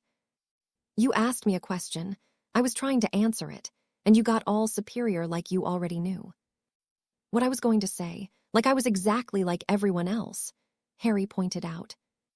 Prove me wrong, Daphne said, crossing her arms. I'm here, Harry said, pointing at the stands beneath his feet. I'm here trying to get past my own misconceptions of you and trying to get to know the real Daphne, the one that Tracy is convinced is worth my time, but I'm beginning to think you've got your best friend fooled. You don't know the first thing about her or me, Daphne said as she advanced on him and poked him hard in the chest. You're right, I don't, but at least she's willing to try, H.R.I. said. I'm here, doesn't that count for something? Daphne asked, her eyes narrowing. Explain to me why I should believe you have any other interest in me than what I look like. Because I'm here trying to talk to you as a person who might understand what it's like to be fawned over by people who have no idea who you really are inside and what you want out of life. Daphne stared at him for a moment, taking in what he had said. She remembered how Tracy had said something similar to her a week ago. Tracy was convinced that Daphne and Harry were more alike than even they realized. Okay, she said, taking a seat again and motioning for Harry to do the same. Okay, I'll try, but I'm not the easiest person to get to know. Really? You? Harry said /ID sarcastically. Are you going to sit or make jokes? Daphne asked irritably. Harry sat down and Daphne looked at him for a moment. Okay, how about this? I'll ask you a question, you answer it. Honestly and with no jokes, sarcasm, or anything like that, and then I will reciprocate. Agreed. Harry nodded, and Daphne's expression softened. And that's when Harry saw it. For the first time, and without a doubt, he could see the real Daphne. Greengrass, those hollow empty eyes suddenly looked frightened. Daphne was afraid of what he might ask her and what she might have to tell him. She was afraid of him. Somewhere deep inside, Harry wanted to cheer. The Ice Queen was actually human, and she had, however unintentional, allowed him a glimpse at the girl behind the mask. All right, my first question, she said, the mask falling back into place. How did your name get into the Goblet of Fire last year? Really, that's your first question? Harry asked sarcastically. You promised no sarcasm, Daphne said quickly. Sorry. All right, so far as I can figure, Professor Moody, who was actually Barty Crouch Jr., in disguise, took my name from one of my assignments and put it in. Without a school on it, I guessed the goblet. Thought I belonged to a different school. Why? Daphne asked curiously. Her tone was still that of the Ice Queen, and her mask was still in place, but Harry could tell she was genuinely curious. So I could be entered in the tournament, and get to the center of the maze and be taken to where Voldemort was waiting to be resurrected. Harry noted that while Daphne jumped at the use of the Dark Lord's name, it wasn't as evident as in some people. So it's true then, she asked. Lying doesn't achieve anything, Harry replied, getting annoyed. He hated defending himself over this particular subject. Sorry, Daphne said quickly. But you have to look at it from my point of view, if you heard the things people say you have done without seeing it. You'd hardly believe anything you said either. I suppose so. My turn. Where did you get the nickname the Ice Queen? Daphne actually smiled a bit at this. She pulled her coat a little tighter around herself as she took a deep breath. My sister gave it to me. In second year, her first, there was a sixth year who was trying to get all grabby with me. I froze his nether region, and he suffered some serious frostbite. Harry shivered involuntarily, and Daphne chuckled. Astoria then warned everyone that if they messed with me, they might suffer the same fate because the Ice Queen is unforgiving, so it stuck. Also, I don't know if you've noticed, but I am rather cold towards people. Strange, I always thought you had a very sunny disposition, Harry remarked. Oh, you're a riot, Daphne scowled. Did you and Granger actually have some sordid affair like Rita Skeeter wrote about last year? No, and we never will, Harry said, shaking his head. She's like the sister I never had. I love her, but not in that way. And what's with you and Cho? Daphne asked. Yeah, I heard she sent some of her friends to warn you away from me, Harry smirked. Tracy. Daphne nodded and looked towards the pitch where the Ravenclaw team was gathering to practice. Maybe we should take this somewhere a bit more private, she said, getting to her feet. Harry followed. As Daphne led him under the stands to the staircase that lead back to the grounds, she sat down on one of the steps, and Harry again followed her lead. They were now protected from the weather, and prying eyes thought it was still quite cold. So, you and Cho, she asked when they were settled. There's nothing going on. I don't know what she thinks is going on, but our time in Hogsmeade was not fun, and it only got worse after you showed up. I should apologize for that, Daphne said. She looked at Harry, who looked a little expectant. But I'm not going to. You were rude to me, and I don't like that. You were also rude, Harry pointed out. Yes, but I'm the Ice Queen. It's expected, Daphne said, smiling in a superior sort of way. It's your turn to ask a question. The back and forth was actually pleasant for a while, though both teens were still very guarded and suspicious. After the first bit, the question became far more mundane. Many of the queries didn't allow for a conversation to evolve, but neither teen seemed to mind. Still, the tension lingered until Daphne, sick of childish questions, asked something that turned the conversation. Why do you defend that oaf Hagrid? Even you can't deny he's a despicable teacher. You don't know anything about the man, Harry said dismissively. I know he's a half-giant with a preoccupation for creatures that are more than a little dangerous. Don't you remember what happened to Malfoy in third year with that hippogriff? The hippogriff Malfoy taunted right after Hagrid told us all not to, Harry said, getting annoyed. I'm not defending Malfoy, I'm just saying that could have been any of us, and those scroots last year, Daphne added. I'm sure if he were here this year we'd be lining up to be dinner for an acromantula or a dragon or something. Just because Hagrid curriculum is a little slanted towards more interesting things doesn't mean he's a buffoon. He's protective of us and wouldn't let us study anything that would kill us. Daphne arched an eyebrow in disbelief at this. Again, I cite the hippogriff incident that Malfoy caused, Harry snapped. What is it with you? Daphne asked, getting annoyed herself. You don't like Hagrid because his class isn't filled with unicorns or whatever. Let me guess you think Snape is the best teacher in the school. He's not the worst, Daphne replied. He's a child. He's completely biased towards Slytherins and perpetuates this stupid house rivalry. Not to mention, he intimidates people instead of trying to help them get better. He loves picking on Neville. And me. Oh, Longbottom's a joke. Everyone knows that, Daphne remarked irritably. Harry stopped and just stared at her for a few moments before he shook his head and got to his feet.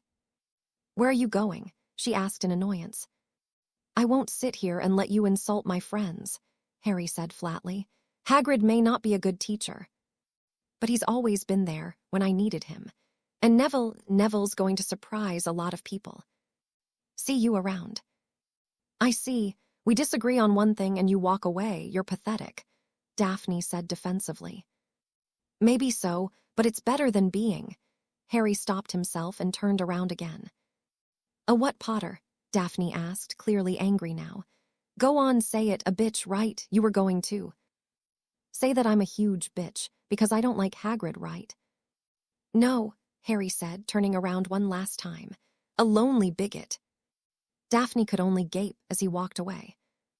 She had pushed away her fear. She had buried her anger. She had set aside her shame. All she was left with was her love and her determination. Now all she needed was opportunity. Tracy Davis had never been as disappointed in her best friend as she was right now, watching Daphne pace back and forth as she shared what had taken place at her meeting with Harry Potter. Daphne had explained how things had gotten off to a shaky start, but how she had convinced Harry to stay. Daphne went on to tell Tracy how she and Harry had been having a tense, if not pleasant, conversation. Actually, to Tracy it had sounded like an inquisition, but it was a start. And then Daphne had apparently shut off her brain to mouth filter, and things had soured. Okay, let me see if I understand your complete stupidity here. Tracy rubbed her face with her hands as she sat on her bed. Your conversation starts of rocky, yet the two of you manage to find a way to talk. And even start to do okay, and then you go and insult people who matter to him. And then to top it off, you get mad at him when he calls you out. Daphne nodded, arms crossed tightly across her chest as she walked back and forth. Her normally cream-colored cheeks were pink with anger, and she was almost stomping as she paced. A bigot, she snapped. He called me a bigot. Well, he wasn't wrong, Tracy said. Her best friend turned to glare at her, but Tracy didn't cower. Daph, while you might have been right about Hagrid, you should have stopped when he defended him. Potter is nothing if not loyal to those he cares about. He's got some kind of friendship with the Hagrid. And Longbottom, my gods, I'm surprised he didn't hex you right then and there. I wasn't lying. Daphne tried to defend herself. Maybe not, but you proved him right. You were close-minded and mean, Tracy pointed out, rolling her eyes. Daphne began packing again, still stewing about what Harry had said to her. Tracy really couldn't blame the girl, but at the same time, she had believed Daphne was a bit smarter. Any idiot with half a brain would know that Harry was rather fond of the buffoonish magical creature's teacher. Add to that the clear insult of Neville Longbottom, who had apparently joined Potter's gang of Gryffindors, and it was no wonder Potter had left her standing there like an idiot. We talked about this last night, Tracy whined, flopping back on her bed. You said you got it, you. Said you'd be nice, you said. I know what I said. Why are you defending him? He called me a bigot. I'm not a bigot. I'm very open-minded, and I simply told the truth, Daphne snapped. Your perception of the truth, Tracy countered as she sat up. Geez, you should know by now that. Just because you believe something doesn't make it fact, Daphne. You screwed up big time. So what? Daphne exclaimed. Who cares, so what? Potter and I don't get together. Life goes on. Get over it, I have. Right, Tracy said, getting to her feet. You're so over him that you've been bitching about it for the last hour. You're so over him that you can barely keep your eyes off of him at meals. You're so over him that you whisper his name while you sleep. I do not. Daphne looked scandalized. Yeah, okay, I made up the last part, but the rest is true, Tracy smirked. The point here is that you are interested in Potter, and it's time you admitted it to yourself. I do not, Daphne denied. Then why were you so interested in whether or not he and Chang were together? Tracy challenged. Why are we constantly talking about him and his friends? If you don't like him, why did you go met him today? Daphne looked as if she was going to retort. She opened her mouth and no sound came forth. She made 3 more attempts, and each time Tracy waited to hear the argument which never came. After a few minutes, Daphne deflated and went to sit on her bed. Okay, let's just say for a moment that I am intrigued by Potter. I'm not saying that I like him or anything else. I'm simply curious about him. What's the point? There can't ever be anything between us. And why not? Tracy asked. Daphne gave her a very pointed look and swept her arms about. Okay, yes, you will probably get people teasing you or whatever, but no one's going to do more than that. You're the Ice Queen, and no one wants to get the bits frozen off. Second off, with the exception of Malfoy, no one's going to say or do anything because it's Potter. Either they're afraid of him, or they're afraid of Dumbledore, and everyone knows Potter is Dumbledore's favorite. The only person standing in the way of anything is you, Tracy said irritably. And the first thing you have to do is apologize. Apologize? Daphne looked appalled at the idea. He needs to apologize to me. And I'm sure he will, Tracy smirked. After you apologize, you were the one who started it all. You have to be the one to swallow your pride and make things right. No, Daphne said stubbornly. I did nothing wrong. Yes, you did, Tracy said, and held up her hand before Daphne could retort. He's not blameless either, but I honestly think if you apologized first, he will apologize as well. Plus, you'll be the better person for taking that step. I'm not going to apologize, Daphne said adamantly. Tracy simply sighed and rubbed her temples. Fine, she said bitterly. Fine, you know what, I just don't care anymore. Do what you want, but I'm not going to babysit you anymore, Daphne. I am sick to death of missing out of stuff because of your issues. I still think you and Potter would be good for each other, but I can't make you do anything you don't want to. But I'm also not going to remain in your isolated little world when I could be getting out there and getting felt up in a broom cupboard like a normal girl. So this is all about you. This whole trying to set me up with Golden Boy was so you could go off guilt free and have some boy stick his hand in your knickers, Daphne scoffed. No, it was about getting to see past the tip of your own God's be damned nose. It was about seeing you break down your fucking walls and having a chance to be normal and God's help us, happy for once in your miserable existence. I'm sick and tired of the Ice Queen, and I want to hang out with my friend Daphne. Whatever, Daphne snarled, and Tracy shook her head. For the first time in their friendship, it was Tracy who walked away. When the door slammed, Daphne looked up, still seething that her supposed best friend had put all the blame for her lack of social activities on Daphne. While it was true that Daphne had somewhat guilted Tracy after what had happened to her early in third year, it wasn't her fault that Tracy didn't have a boyfriend. She was perfectly free to go out with whomever she wanted, whenever she wanted. No one was stopping her. Okay, maybe Daphne had made Tracy feel bad about going off and leaving her on her own, but Daphne could take care of herself. She didn't need Tracy watching her back all the time. And yes, Daphne also enjoyed being able to let her walls down and be herself with her best friend when they were away from the school. Sure, she would like to be able to relax more, but she couldn't allow that, not at Hogwarts. Daphne knew as soon as she let her guards down, she'd wind up regretting it. She very nearly had in third year. Daphne sat on her bed, her anger evaporating and a very uncomfortable weight of guilt settling on her shoulders. The more she thought about it, the more she realized that she wasn't a very good friend at all. In fact, Potter might have actually been right when he'd said what he'd said. Potter, this was all his fault. If that insensitive bastard had just ignored her as he had the past 4 years, she might not be in this situation. She and Tracy would likely be talking about how disgusting it was that Pansy threw herself at Draco, or how appalling their homework was getting. But no, she was having to deal with all this drama. And yet, she couldn't help but wonder if she was actually responsible for it all herself. What was it she was so afraid of? She certainly didn't want to end up as a trophy or a broodmare, but Tracy was right. She'd all but eliminated that possibility. and she had certainly enjoyed her date with Ivan last year, so much so that she had daydreamed about going out with faceless suitors and different situations in which she was being kissed so well that her toes actually curled. So what was it she was so afraid of? Why did she keep pushing Potter away? In all honesty, Potter wasn't that bad.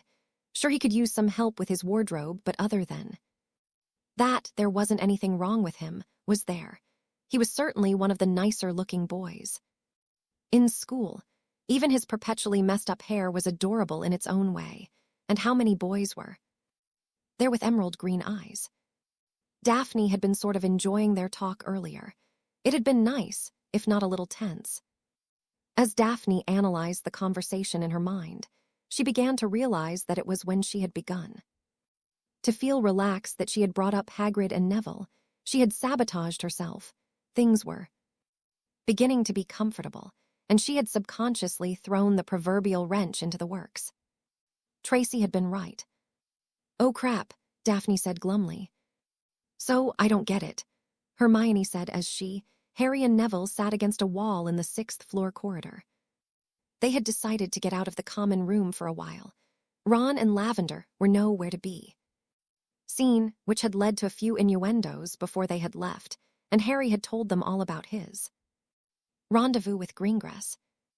Everything was going good, and she just started insulting Hagrid, the bookish girl asked. "Pretty much," Harry shrugged. "I tried to talk calmly and point out that Hagrid wouldn't let anything happen to us on purpose, but she just kept pointing out what happened in 3rd year. Malfoy did that," Neville said. "He taunted the hippogriff. I reminded her of that, but she wouldn't listen. And then she insulted you, Nev, and I just had enough. Then she tried to goad me, like she wanted me to hex her or something. She thought I was going to call her a bitch." Harry's cheeks pinkened as he glanced at Hermione. "But I called her a lonely bigot instead, and I think it startled her, because she just stared at me, and I left." "Sounds like she had that coming," Neville shrugged. "The thing is, I feel bad. I mean, she has a right to her opinion and all," Harry said. "That's true, but she shouldn't have said anything. Everyone knows you're friends with Hagrid," Hermione said sympathetically. "It just sucks, because I was starting to like talking to her. I mean, it was awkward and I felt really stupid asking her some things, but I don't know, after a while it wasn't too bad, you know." Harry shrugged. "Well, she's not the only girl in the school, Harry," Hermione said, trying to cheer her friend up. "The important thing is that you tried. If she wasn't receptive, then there's nothing you can do." "I think I should apologize," Harry said. "I feel really bad for what I said."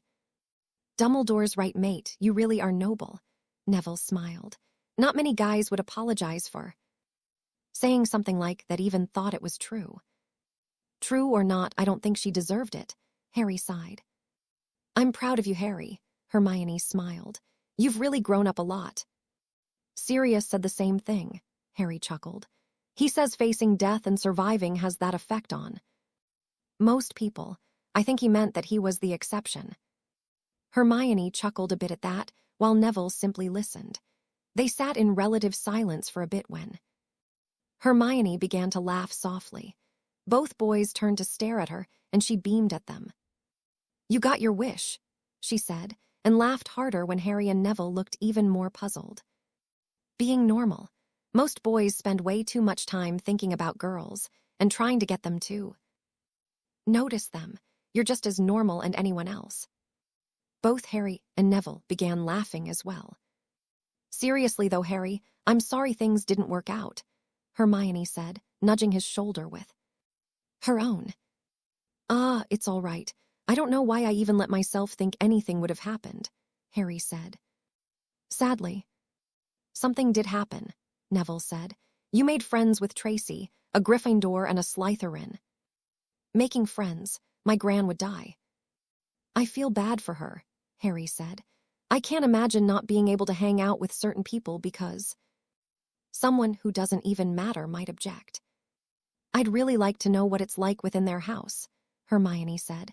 "If what she told you is true, I can't imagine anyone in Slytherin being happy." That's just because you're used to Gryffindor, Neville pointed out. Each house is going to have its idiosyncrasies, traditions, and the like. Just because we don't agree with it or whatever doesn't mean they feel the same. I guess I never really thought about that, Hermione admitted. Even the smartest of us can make mistakes. It makes us human, Neville smirked. They all looked as they heard footsteps approaching rapidly, expecting a first year or two running. Through the halls discovering Hogwarts secrets, they were surprised to see Tracy Davis round the corner and smile, giving them a wave that they should follow. Hermione and Neville looked at Harry as he got up. "All of you, let's go," Tracy whispered, looking over her shoulder. Neville and Hermione didn't have to be told twice. They had been very curious about the Slytherin girl ever since Harry had told them of his first encounter on the first day of term. The three Gryffindors quickly followed Tracy, who led them into a classroom and shut the door, locking it and erecting privacy charms. "I'm really sorry," Tracy said as she turned to Harry. "I was positive that you and Daphne would have been good together, but she's clearly too buried under her own paranoia and whatever other issues to even attempt anything." "At least I tried," Harry shrugged.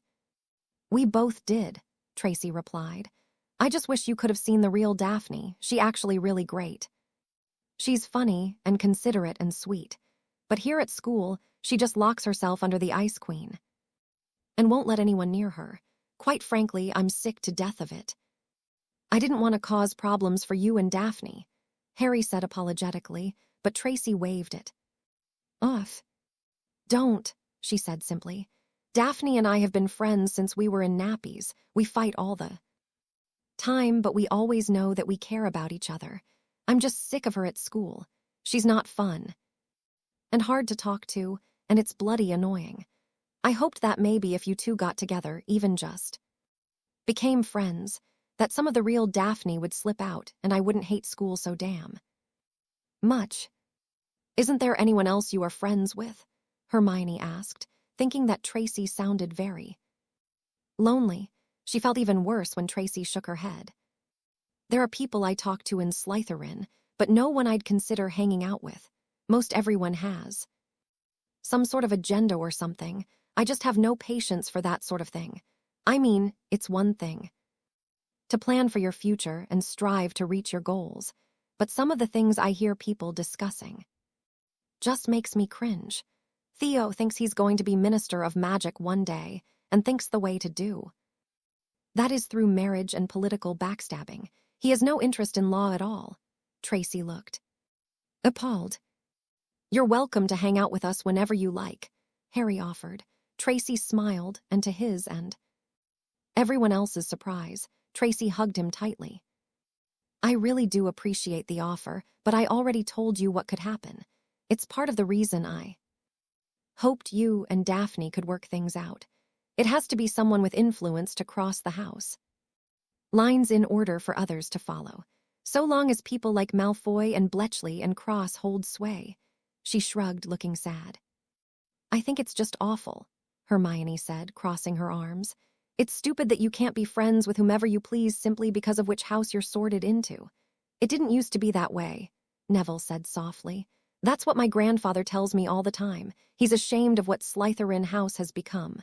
Tracy smirked. "I gotta tell you, I don't think he's wrong, especially when I see what it's done to my best friend." "So what happens now?" Harry asked. Tracy could only shrug. "We go forward. Just look, I know you've pretty much got your choice of girls and all, but don't go after one just because she's pretty or something like that. Get to know her and then decide if she's for you." "Like I was trying to do with Daphne?" he asked, a smile on his face. Tracy nodded enthusiastically. "Exactly. Don't be like half the boys in school and date someone just cause they make goo-goo eyes at you or something. Date her for who she is inside." Tracy smiled again, and with that, waved to the three Gryffindors and left the class. "Damn," Neville said grumpily. "I like her." "It's hard not to," Harry agreed. "She's honest, which I think is a rare trait with Slytherins." "It's a rare trait for any teenager," Hermione pointed out, looking pointedly at Harry, who continued to stare at the door. It was refreshing. "So what happens now?" Neville asked. Neither Harry nor Hermione had an answer. Daphne Greengrass had been thinking about things nearly all day now, and she had come to the conclusion that she was very, very unhappy. She hadn't been happy in a very long time either. She was ruled by her own fear of the grim future she had only really ever heard stories about. She was not those women, and she had done a lot to make sure that she wouldn't end up with the same fate. So why was it that she remained so cold towards those who just wanted to be a friend? Daphne rationalized that they came bearing branches of friendship when they really had ulterior motives. No one was who they appeared to be. But even that wasn't true. Potter was exactly who he claimed to be. He had sincerely wanted to get to know her. Yes, he admitted to being attracted to her looks, but the more Daphne thought about it, humans, as a rule, were shallow creatures. She was just as attracted to someone based on how they looked as anyone else, but that was a physical response. Potter had gone beyond that and had tried to get past her beauty and tried to discover the women behind the legs, butt, and breasts. He wanted to know Daphne Greengrass, not her body. Okay, maybe he wanted to know her body, but he was a teenage boy after all. It was in their nature. And was she so different? No, she said sadly out loud. Potter had actually done the opposite of what every other boy to date had done, and she had spat in his face. And even worse, she had all but enslaved her best friend as a sort of bodyguard and maid. Tracy warned off any boy who had even thought of approaching the Ice Queen, just so she wouldn't have to deal with it herself. In the past few hours, Daphne had really begun to hate herself, and the biggest problem was she had no idea how to fix things between Tracy and herself. She knew, of course, that she would apologize, but she wasn't sure that would be enough. Tracy was really resenting her at the moment.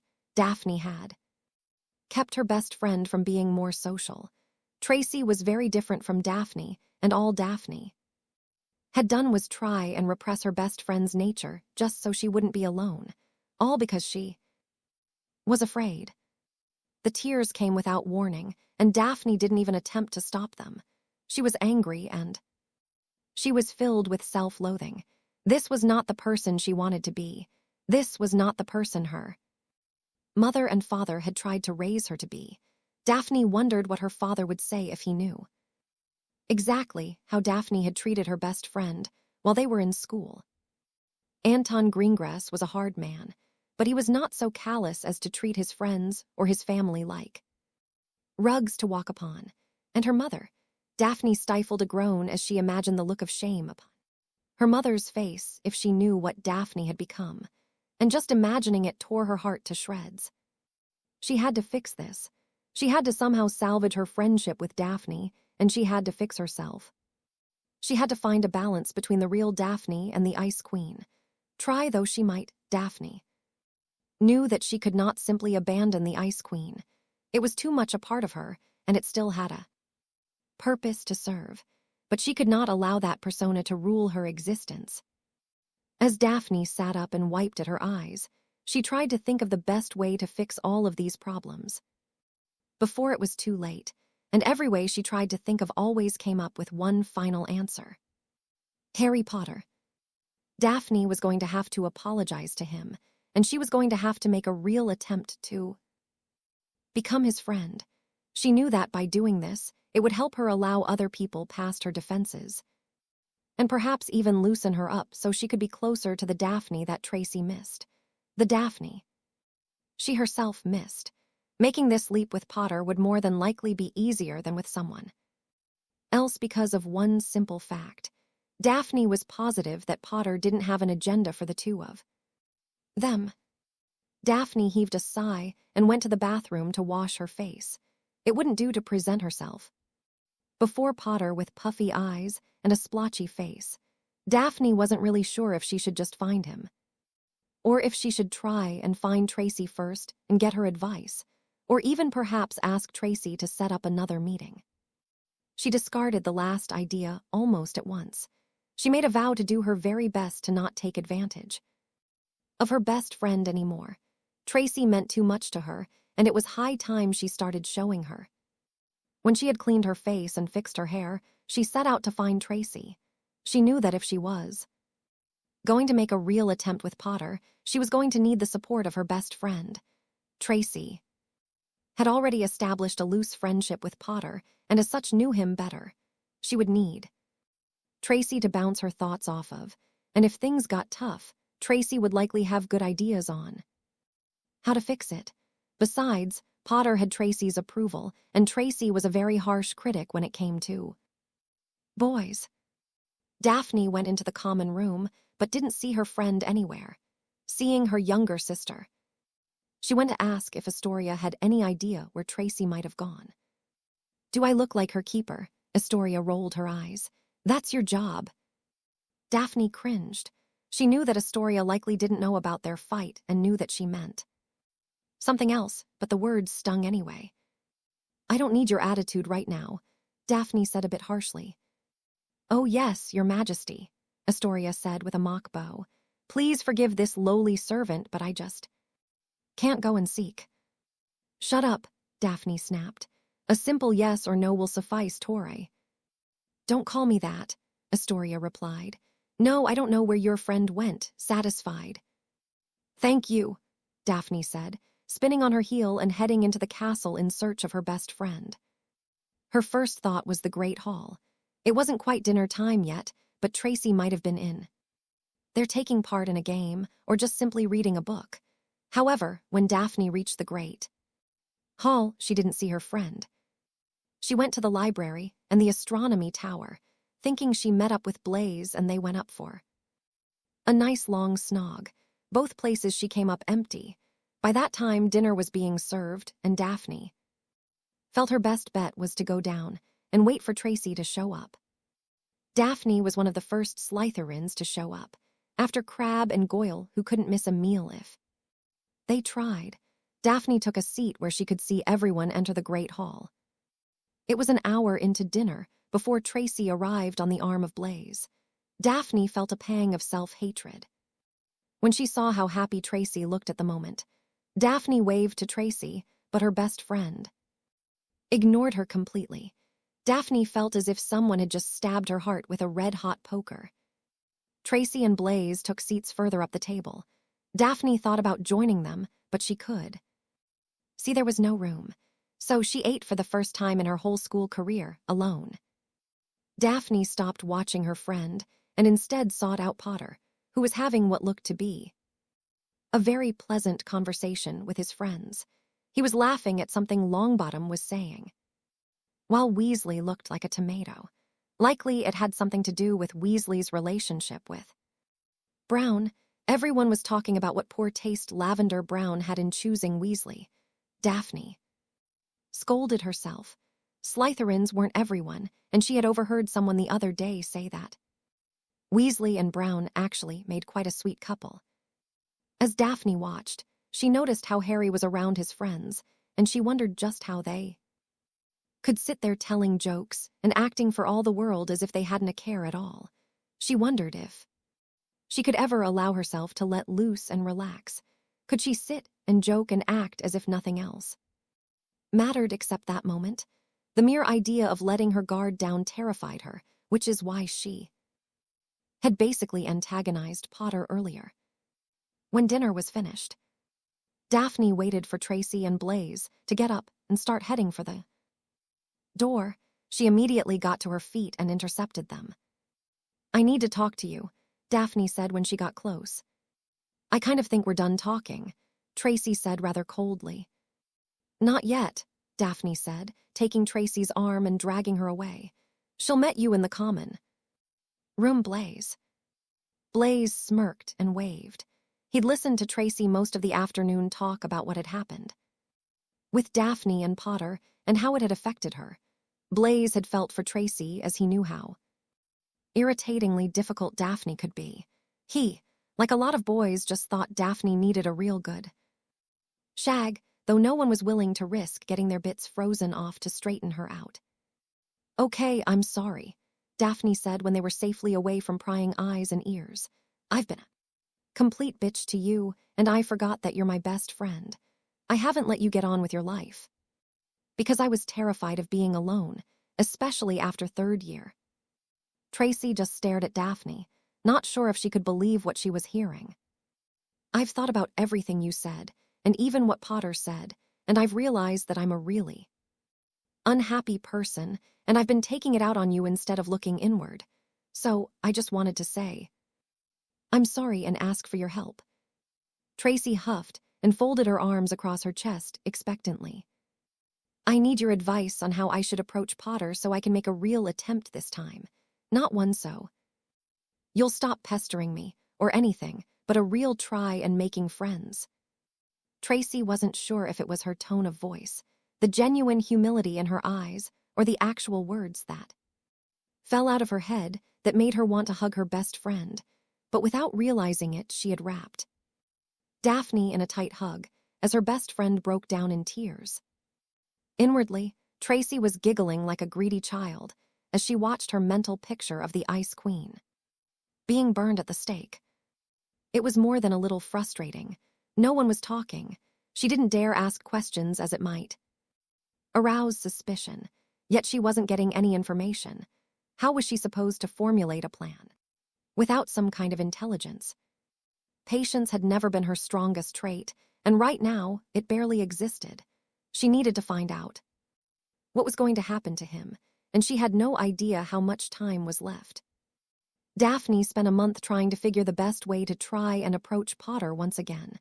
At first, she had decided to allow some time to pass so the memory of their last encounter wasn't so fresh in his mind, and they could both cool down.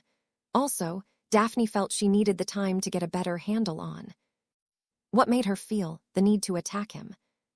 But then her schoolwork, along with the rest of the fifth years, began to pile up.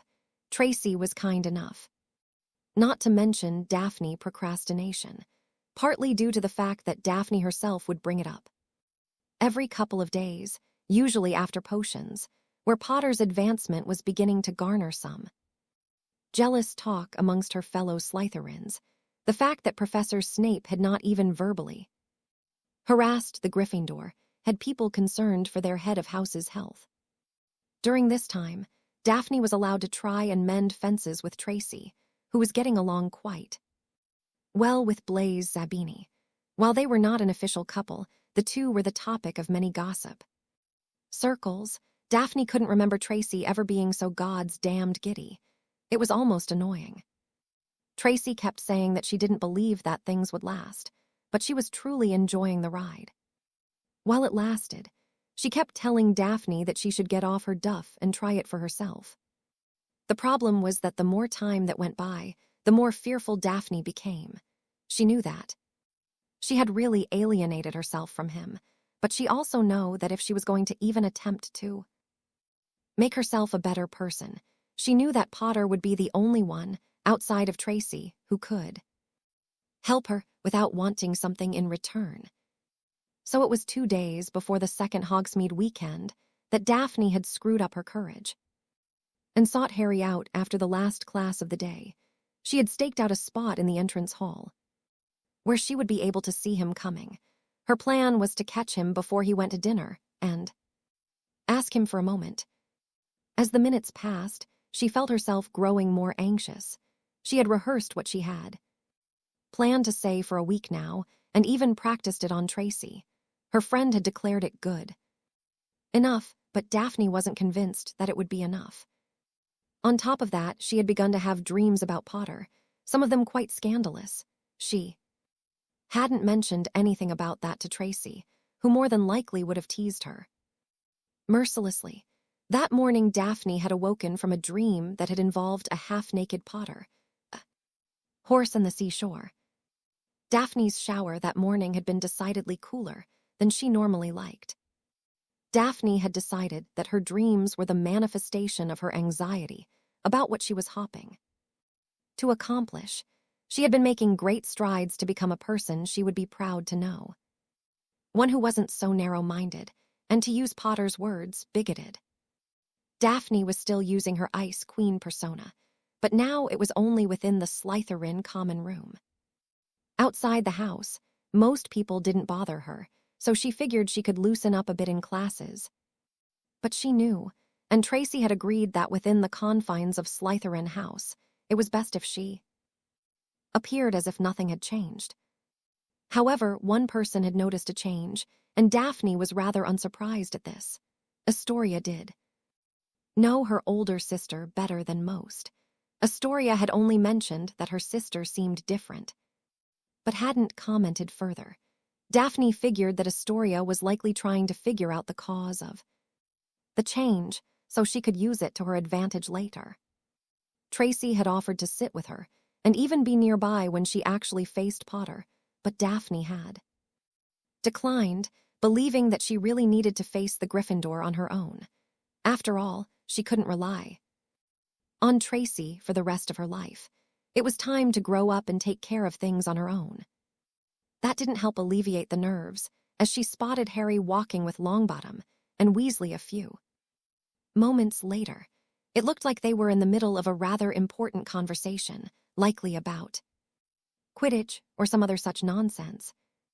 Daphne gathered all the courage she had left, as it was quickly disappearing now that she could see him, and it was in fact the moment of truth. She held her breath as she walked towards him, unable to quicken her pace. However, the fear of everyone in the Great Hall seeing them together quickly beat down her fear of talking to Potter, and she found that her stride lengthened, and she managed to catch Potter right before he entered the Great Hall. "Potter," she said, her voice 3 octaves higher than normal. Harry turned around and his shoulders sagged a bit. Daphne had expected that he would most likely not be happy to see her, but she had to try. Could I talk to you for a minute, please?" Harry looked to Neville and then to Ron. Both looked as shocked as he felt. "What about?" he asked. Daphne looked around them, her cheeks pinkening.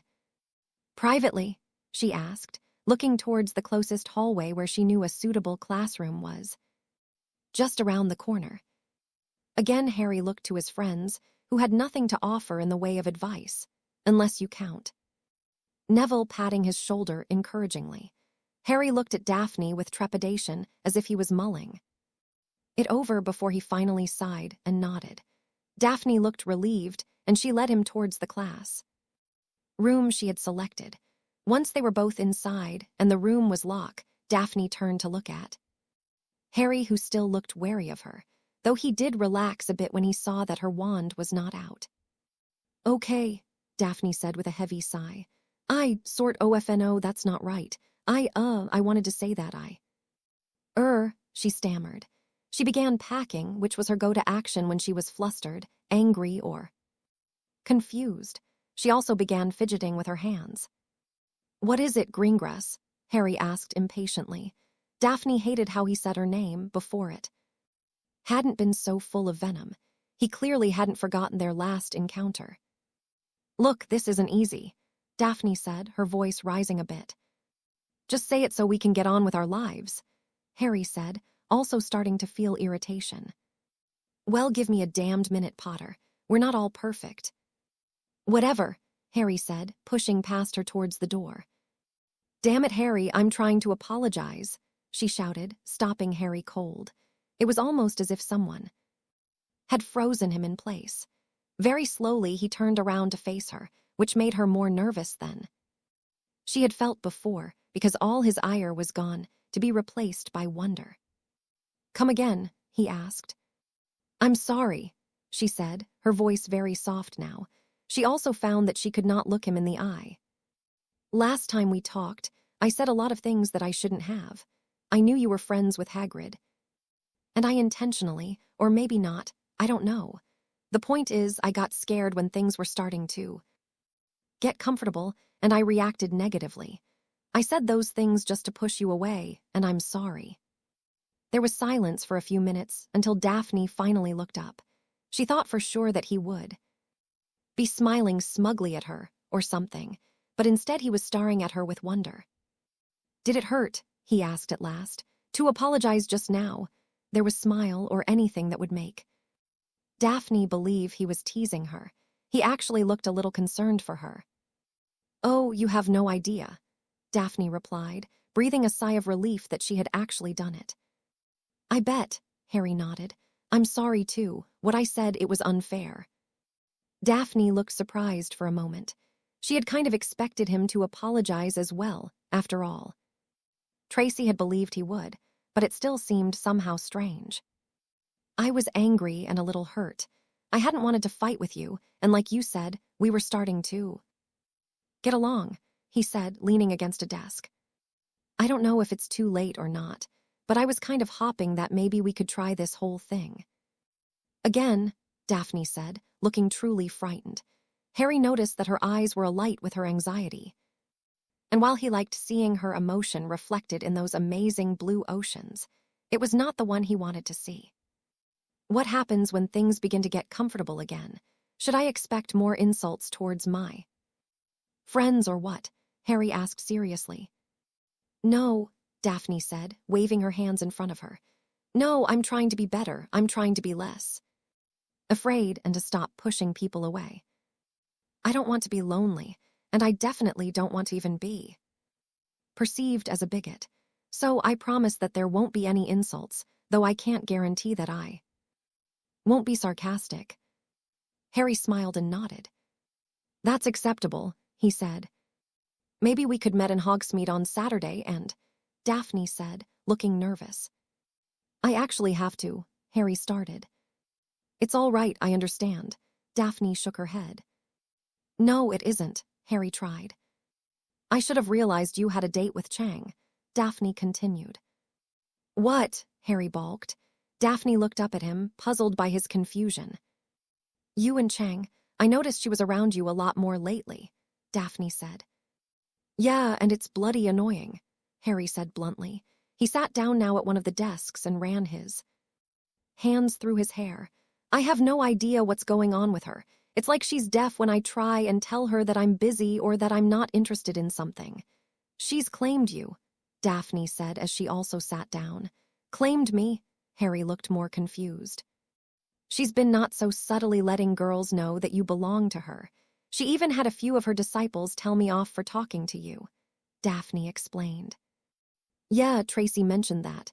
How is she, by the way? I haven't talked to her in a while," Harry asked. "She's good.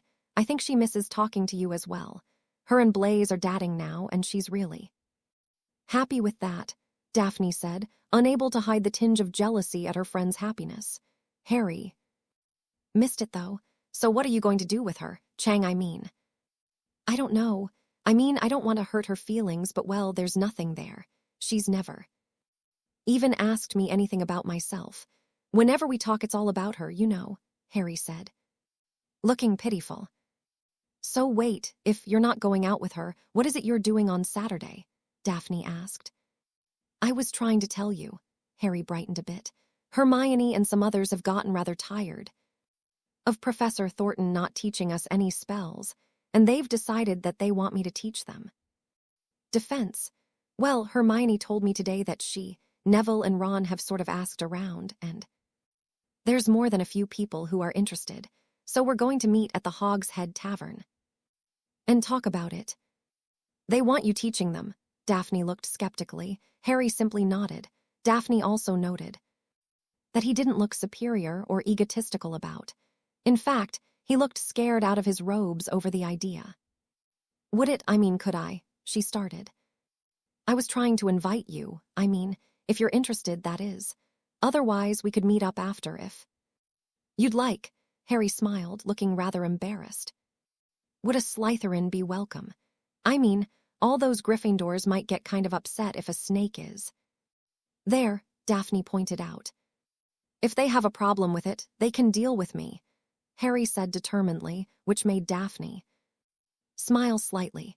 They were barely talking, and he was already defending her. "Would it be all right if I brought Tracy?" she asked hopefully. "Of course," he smiled. "Wouldn't be a party without her." "You like her, don't you?" Daphne asked, trying to sound coy, and hoping she didn't sound jealous or petty. "Sure," Harry shrugged. "She's been straight with me since she started talking to me." He fell silent, and then he realized what Daphne had meant. "I mean as a friend," he said quickly, feeling his cheeks burn. "She's a cool friend, besides, even if I did like her more, she made it clear that there wouldn't be anything between us." Daphne nodded, hiding the tiny smile that was threatening to appear. "We should go or we'll miss dinner," she said, getting to her feet. "Thank you for letting me apologize. I promise that I'm going to really try." "That's all that matters, right?" Harry shrugged. Daphne felt loads better as she left and headed for the Great Hall. She had imagined several different scenarios, all of them ending with she and Potter hexing each other into oblivion. She of course knew of Potter's reputation as far as dueling, but Daphne didn't doubt her own abilities at all. As she headed to the Slytherin table, something Potter had said reared its head in her mind. Potter and his friends were going to be teaching themselves defense, while she was by no means satisfied with the level of competency of Professor Thornton.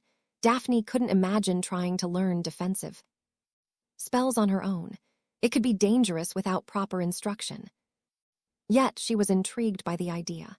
It was their owl year, and to be so stunted in their defense education was going to ruin career chances for a lot of people.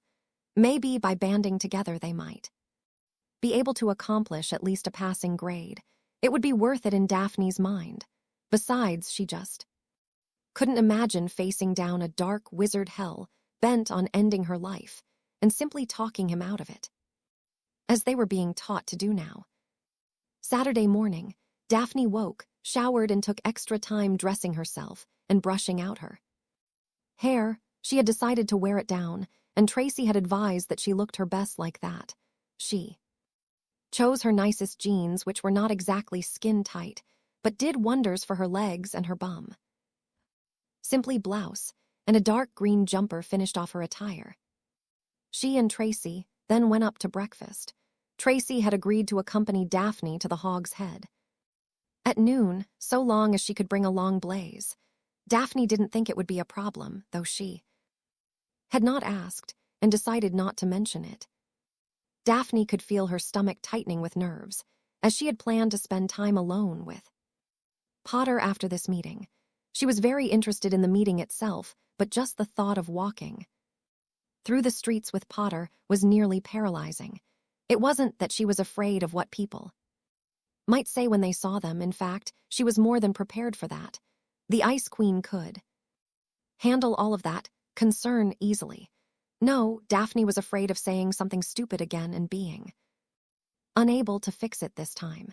She knew that this wasn't the only opportunity she would ever have to straighten herself out, as it were.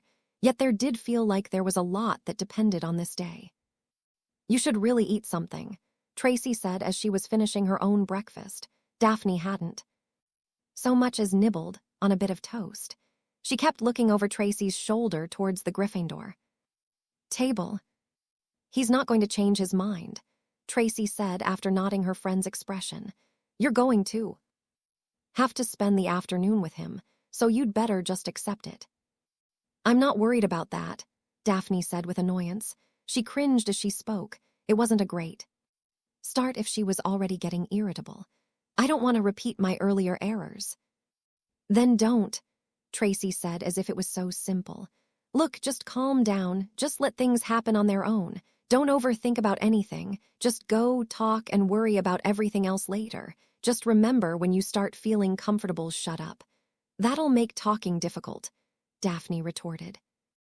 "Yeah, but if you keep your mouth shut, you're less likely to say anything that'll piss him off, right?" Tracy smirked as Blaze appeared and greeted Tracy with a kiss on the cheek. "Prepared for your outing with Potter?" Blaze asked. He had been filled in on what was now becoming a sort of soap opera between the Ice Queen of Slytherin and the Gryffindor Golden Boy. Blaze had found the whole thing rather comical. He felt that Daphne should just snog Potter and be done with it. He was of the opinion that Daphne couldn't do much better for a boyfriend or an ally than Potter, and had even suggested that if it turned out the rumors were true, he was considering aligning House Zabini with Potter.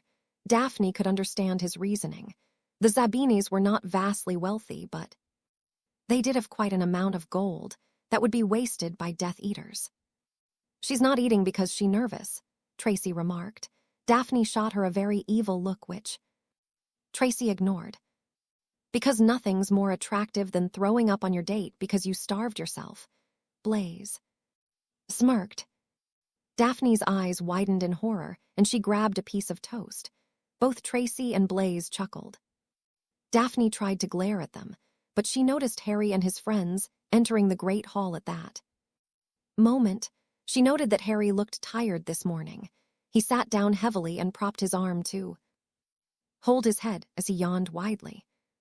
"Are we going with them to the village?" Blaze asked. Daphne shook her head. "We're supposed to meet at the Hog's Head at noon," she said. "The Hog's Head?" Blaze looked at her as if she might be confused. "Isn't that place a bit dodgy?" "I don't know," Daphne shrugged. "That's where they're having this meeting of theirs." "Good morning." The three looked up as Draco Malfoy and his entourage arrived. "Listen," he said, sitting next to Daphne, whose Ice Queen shell slipped easily into place. Her eyes became vacant, and her face was the perfect mask of indifference. "I've been thinking it would be best if you joined us in the village today. I think it's best if all of us stuck together. I just don't think I could live with myself if I allowed you to wander, and someone took advantage of that." "And just what, pray tell, would possibly happen to me?" Daphne replied with disdain, though she didn't even look up at him.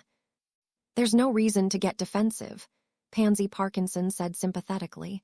"We know Potter's been harassing you." "Excuse me," Tracy looked up curiously. "We've all noticed a change in you, Daph," Theo explained. "We all noticed Potter staring at you these past months, and you've been rattled. It's plain as day. We're your friends, and we're not going to let Potter do anything to you." "While I appreciate the gesture," Daphne said as coldly as ever. She lifted her eyes to look at each and every one of them in turn, finishing with Draco. "I am more than capable of handling my own affairs. If Potter or anyone else attempted anything, I would make sure they never tried anything similar again. I am much faster with my wand than most of you combined. So thank you, but no thank you. I intend to enjoy the day on my own." "Daphne, you don't have to pretend," Pansy tried. Millicent Bulstrode stood behind the thinner girl, nodding stupidly. "It's all right to ask for help occasionally. We Slytherins look out for our own," Theo stated emphatically. "I am only going to say this one final time," Daphne said, her tone dropping. Tracy swore she could feel the temperature drop as well, and shivered. "Leave me the hell alone." "I think you should do as she says," Blaze suggested, looking right at Draco, who looked as if he were about to argue. "You don't want to spend the day with Pomfrey having your family jewels thawed out, do you?" Theo, Crabbe, and Goyle all shivered noticeably, but Draco simply scowled as he rose from his seat. "We're just trying to help you, Greengrass. It wouldn't be right if something happened to such a remarkable pureblood such as yourself." With that, Draco motioned for his friends to follow him. Pansy left last, giving Daphne a suspicious look. "What in the hell was all that about?" Tracy asked. "Draco's got a thing for Daphne," Blaze said. "He thinks it's only a matter of time before she succumbs to his fine nobility, his jaw-dropping good looks, not to mention his family's vast wealth. He figured by the end of the year, he'll have her eye. Then he'll string her along next year and finally make her his in. Our last year." "What about Pansy?" Tracy looked appalled, while Daphne looked ready to regurgitate her toast. "She's practice," Blaze said matter-of-factly. "She's someone he can refine his love-making techniques." Before the big show, both girls shuddered at this. "Oh, that's so wrong," Tracy gagged. "Maybe I should take you advice, Blaze, and just snog Potter," Daphne said, looking down the table to where Draco was buttering a scone. "If I chose anyone else, Draco would do everything in his power to run them off. Potter's the only one who Draco is at least wary of." "No kidding," Tracy agreed. The three Slytherins finished breakfast and made their way to the queue for the carriages. The ride to the village was as pleasant as always, though Daphne didn't say much. She had far too many thoughts swirling about in her head, trying to make herself better, the newly discovered plot of Draco's and just the all-around mystery of Harry Potter. The morning was rather pleasant as Daphne, accompanied by Tracy and Blaise, visited the shops and replenishing their supplies. Each of them needed things from the apothecary. They visited Zonko's, though none of them were truly into playing pranks or silly jokes, as Tracy needed new quills. Scrivenshafts was next. Daphne picked up some new ink which changed colors as you wrote, as well as several new quills herself. She also bought some personalized parchment for letters to her parents. They next headed to Honeyjuke's. Daphne had completely run out of sugar quills, which were her all-time favorite. She was happy to discover they had a new peppermint flavor. Blaise loaded up on cockroach clusters, which he told the girls he always left out for Crabbe and Goyle to find. Both girls shivered with disgust, and Tracy told Blaise how truly gross that was, at which he reminded her that he did not eat them himself, preferring licorice wands and ice mice. Before they knew it, it was closing in on the time to meet Harry and his friends. They paid for their loot and headed up the high street towards the Hog's Head, a rather dingy-looking pub on the far side of the village. As they approached, they were rather surprised to see so many people going inside.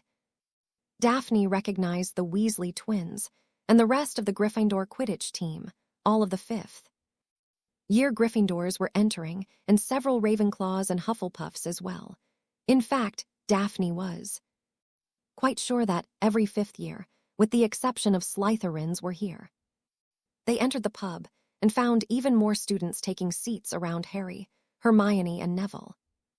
Ron Weasley was standing off to the side with Lavender Brown, who looked a little anxious at how full the pub was getting. The barkeep looked as if he shared her trepidation. One of the Weasley twins had counted heads and ordered butterbeers for everyone, and then asked for everyone to cough up money. Blaise paid for the three of them, and after someone handed her a drink, she turned and found Harry waving her over. "What are they doing here?" someone asked, making Daphne freeze in place.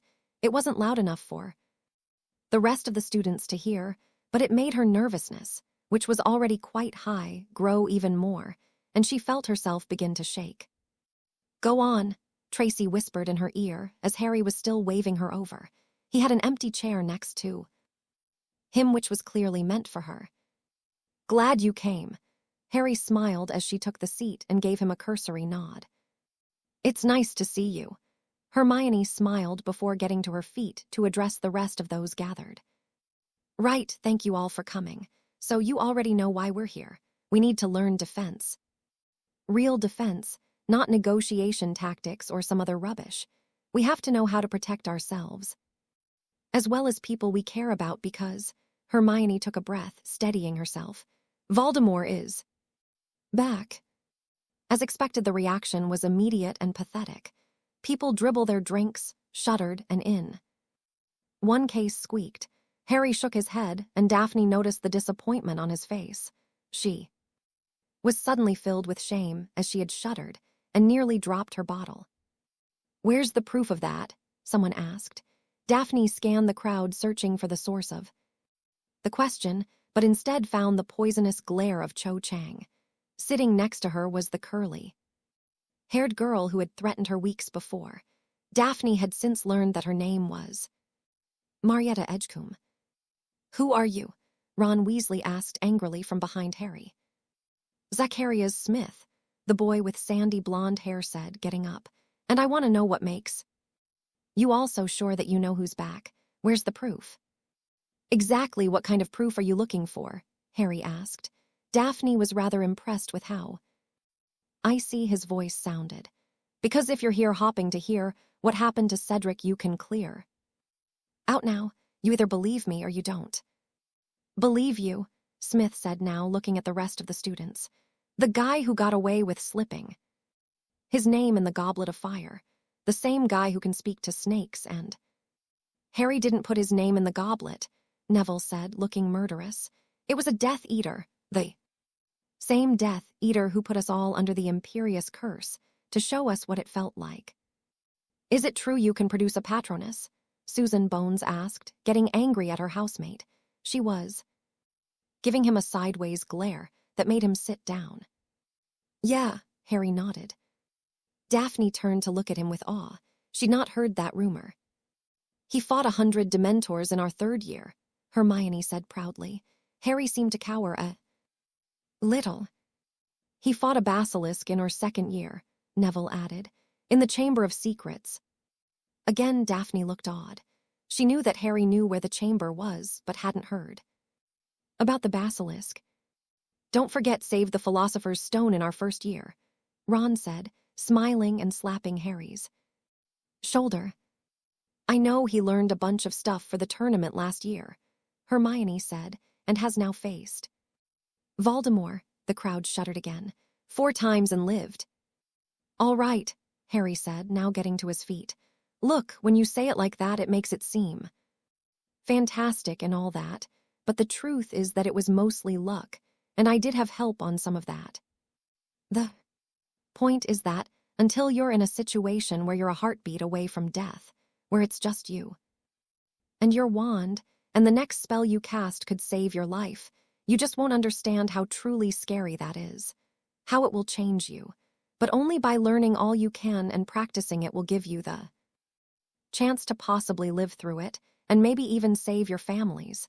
This isn't about becoming famous, it's about staying alive. What kinds of things will we be learning? Justin Finch-Fletchley asked. Every single jinx, hex, and curse we can find, Hermione said emphatically. Strategies for fighting, teamwork, and distraction techniques that will give you time to escape, Ron Weasley said. Will we learn how to do a Patronus? Luna Lovegood asked. Of course, Harry, Hermione, Ron, and Neville all said together. Daphne saw them chuckle a bit at this. Hermione then went into her bag and pulled a quill and a roll of parchment. I think everyone should write their names here as an agreement that you are joining our group and that you will not go shouting about it.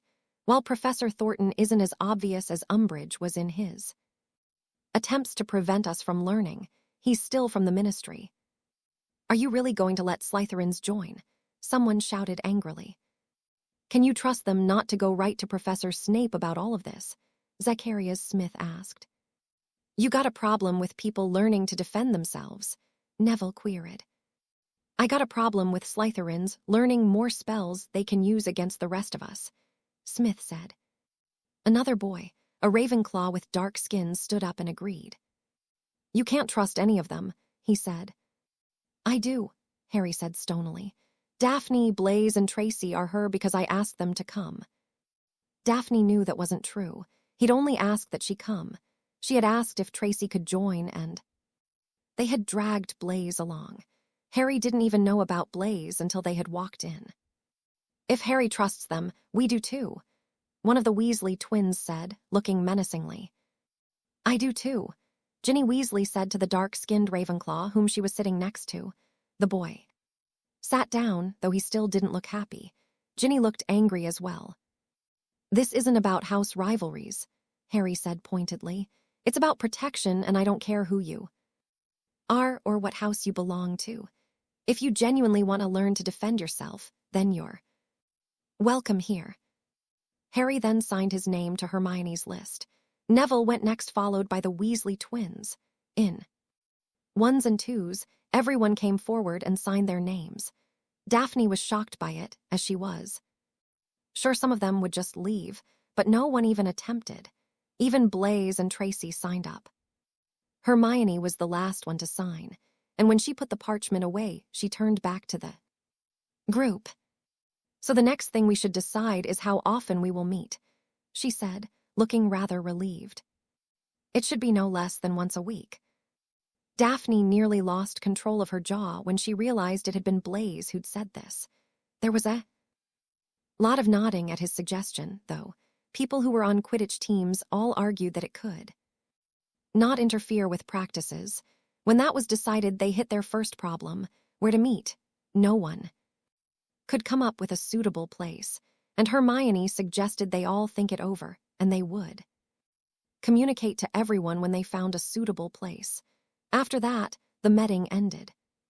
Several people came up to Harry to ask questions, and Daphne took the time to seek out Blaise and Tracy, who looked excited. They really thought this out. Tracy smiled. Well, we'll see, Blaise remarked. But they're right, we all need to be able to protect ourselves. I don't fancy Death Eaters coming to my house and having to submit. Greengrass. Daphne turned and found Edgecombe and Chang standing in front of her. I swear I told you to leave Harry alone, Marietta said in a hushed whisper. Tracy sniggered and Blaise looked confused. And I told you that it wasn't up to you, Daphne replied. Is there a problem? Harry said, coming over. Both Chang and Edgecombe's faces morphed into polite, even happy smiles. No, Chang said sweetly. I didn't get a chance to ask you before, but do you want to go get something to eat? I can't, Harry said with a smile as he looked at Daphne. I have plans. With her, Chang's smile was gone nearly as fast as it had appeared.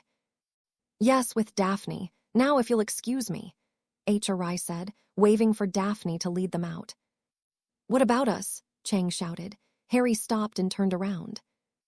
There is no us, Cho. There never has been, he said, looking at her as if she should have known that. He turned and followed Daphne out of the pub, leaving Cho to do an impressive imitation of a fish. I think he just dumped you. Blaise smirked. Tracy laughed, smacking her date's arm playfully. Was all that true? Daphne asked when they were outside. What your friends said in there about Dementors and all that? Unfortunately, yes. Harry's smile faded a bit. I had heard some of those rumors, but I never thought you can really produce a Patronus. Daphne looked at him skeptically. Since third year, Harry shrugged. My own father can't even do that, Daphne said, looking impressed.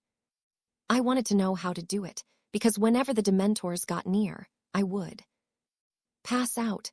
Yeah, Malfoy made sure everyone knew about that. Is that what you did at that game when Malfoy and his friends tried to scare you during that game? I remember you shooting something at them. Harry laughed at the memory. Actually, yeah, but I was still learning it, and it didn't work right. It worked well enough for Malfoy to wet himself. He tried to hide it, but we all saw thanks to a seventh year. It was hysterical. Daphne smiled. So are you really going to show us how to do it? Voldemort's going too. Harry stopped when Daphne shuddered. Why do you all do that whenever you hear his name? You would have been only a year old at least when he was in power still, and that's too young to remember. I guess it's a learned behavior, Daphne shrugged. Our parents did it, and they also told us all how bad it was. The things he did are just too horrible to speak of. In all of history, there has never been a wizard as evil as you know. Voldemort, Harry said quickly, making Daphne shiver again. She looked at him with narrowed eyes as if she was angry he'd said it. Harry shook his head and looked around on the ground until he found a stick and wrote on the ground, I am Lord Voldemort. You remember Neville saying that I fought a basilisk in the Chamber of Secrets, Harry said, looking back at Daphne, who nodded. Well, that was when I learned his real name. He wanted to create an identity to separate himself from other wizards, so he created an anagram from his own name, Harry said. He began scratching out letters as he used them to write something else. Daphne, becoming more curious, bent down to watch him more carefully as he wrote Tom Marvolo Riddle. He's not even a pure blood, Harry said as he wrote. He's a half-blood like me. His father's name was Tom Riddle, and he was a muggle. I know that because he told me after he used a bone from his father's grave to revive himself. Harry finished and stood up. So, everyone is basically afraid of a made-up name. I understand being afraid of the man himself. He is a powerful and evil man, but to shudder at the mere mention of his name just gives him power over you, and that's stupid. You're telling me the truth, aren't you? Daphne said, though it wasn't so much a question. Harry stuffed his hands in his pockets, and nodded. "I've no reason to lie," he said. "And you won't lie to me, will you?" she asked. Harry saw it then, just as he had the first time they had attempted a conversation. The raw emotion in her eyes. He gave her a smile and promised that he would never lie to her, no matter what. She smiled in return and began to walk again. "So, tell me, how do I do a Patronus?" she asked, and Harry smiled again, chuckling to himself. Unknown to Harry or Daphne, they were being watched quite critically. They had been spotted as Harry was showing Daphne about Riddle's name and were followed at a distance the rest of the day. Draco Malfoy had had his suspicions about Potter's interest in his future lady, but had no idea to what lengths the Gryffindor golden boy would go to get his hands on his trophy. He was sure that Potter had not used the Imperious Curse because Daphne looked as if she was somewhat in control, which left potions as the only explanation. Draco and his friends, who were unaware that they were tailing their housemate, kept far enough away that they would not be spotted easily if Daphne or Potter turned around, but close enough that Draco could take careful mental notes of what happened between them and report to his head of house. He needed irrefutable proof if he was going to get Potter expelled. Draco would then have Daphne's eternal gratitude for rescuing her from Potter's nefarious scheme, and he could finally be shot of Pansy and trade up for a much better, less battered model. Draco could not stop smiling as he strolled the high street, watching his future bride. He didn't know why the thought had even occurred to him, but he was so desperate for someone to find him and rescue him that he refused to let go of the idea. He knew that it was impossible. How could anything he'd ever seen in a movie work? Then again, he lived in the magical world, and he'd seen too many things to simply dismiss the idea. So there he sat in the cold blackness, repeating their names over and over, hopping beyond hope that one of them would hear him and come find him. Harry sighed wearily as he watched Daphne storm off in another one of her tantrums. Things had been going along smoothly once again, yet Daphne had sabotaged it all again.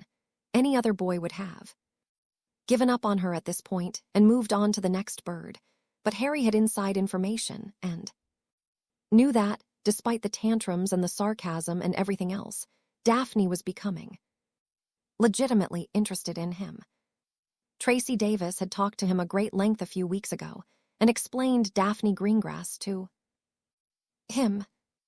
"I'm serious, it's all becoming pointless. She picks a fight, storms off, and then comes to apologize a day later."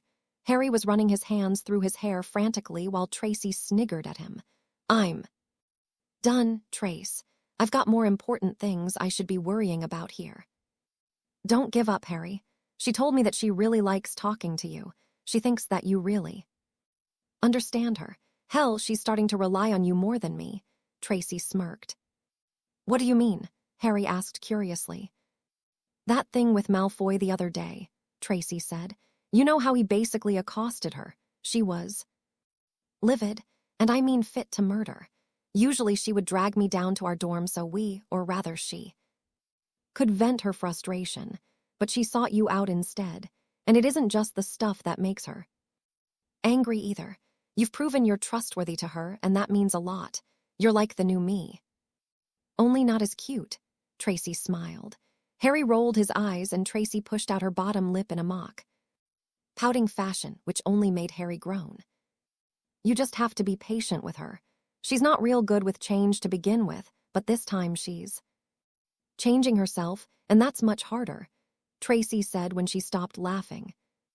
"But all this back and forth is driving me mental," Harry whined. "It's because we're in school," Tracy laughed. "She's been the Ice Queen for so long that it's going to be hard for her to just shed that facade. She wants to be herself around you and me, and a few others. But she doesn't want to appear weak or vulnerable.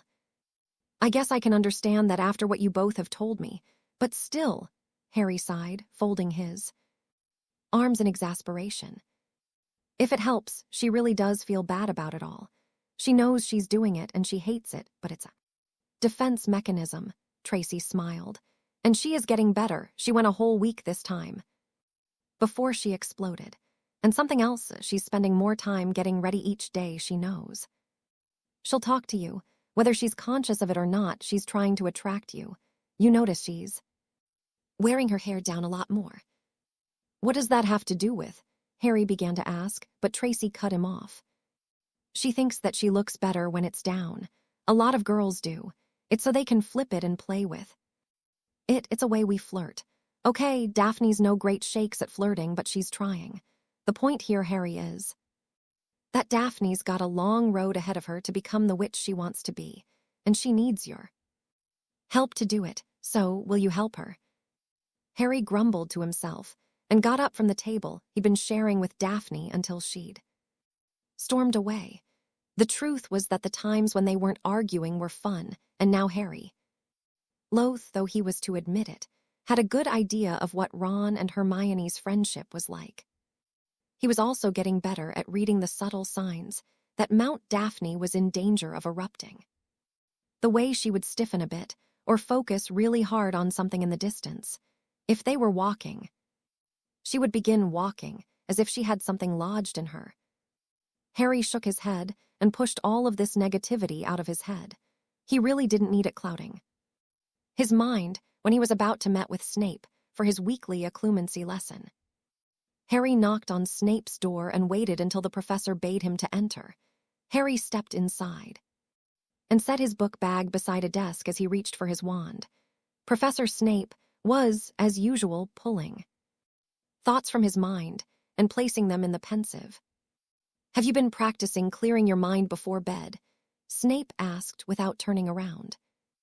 I have, sir, but I'm still having dreams about that hallway. I've used every technique from the books you gave me, but nothing seems to work, Harry confessed. There has been a noticeable show of improvement on your part. You are still ruled by your emotions. And that is your greatest weakness, Snape said coolly as he turned to face Harry. Harry was looking at him questioningly. Professor Dumbledore says it's my greatest asset, Harry argued. Not against the Dark Lord. He preys upon insecurities, and he can turn your emotions against you. The Dark Lord is not only a cunning wizard, but he is also quite good at mental manipulation. Why do you think he taunts his opponents? Emotional warfare, Harry said thoughtfully. Indeed. Now let's see if you're still improving. Legillimins. This was Snape's technique. As he'd explained to HRI, a mental attack would always come when least expected, so there was no point in asking HRI if her was prepared. He simply attacked, and Harry had only to repel the assault. That was always easier said than done, however.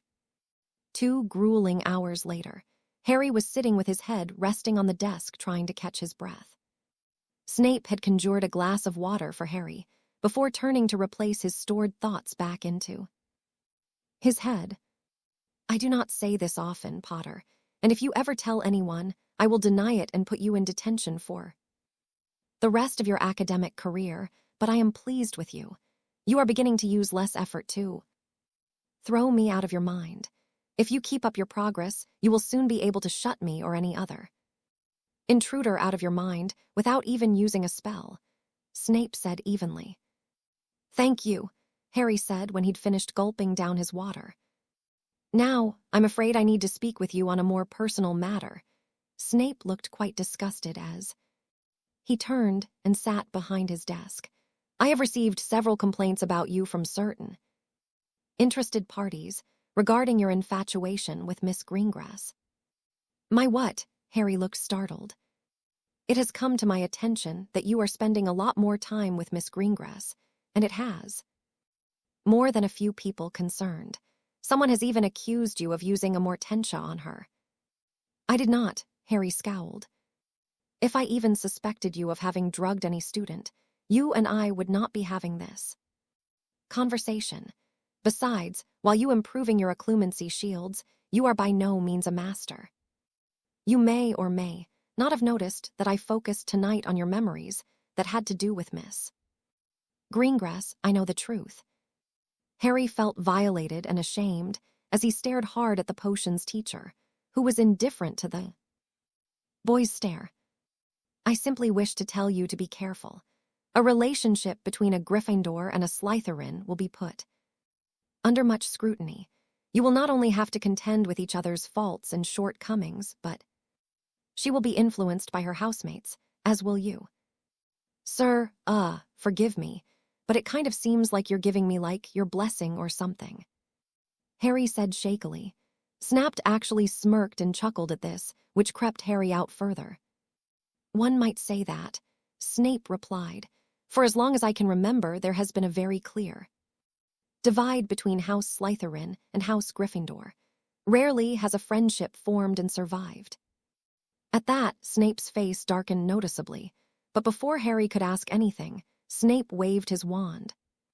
Opening the door, Harry knew that he was being dismissed. Harry bade the professor a good night as he collected his things and headed for the Gryffindor common room, where his friends were likely waiting for him, curious how things had gone with Daphne, as he had expressly told them that they were no longer to ask about his lessons with Snape. Snape watched him leave and sighed after the door shut. He had no idea why he had felt the need to warn the boy about his budding, whatever it was with Greengrass. It was his business, and yet Snape felt somehow compelled to, was protect even the right word. The potions master got out of his seat and went to his secret cabinet, where he poured himself a rather healthy helping of brandy. The boy was certainly growing more mature and becoming more like his mother, which was making it more and more difficult to hate him.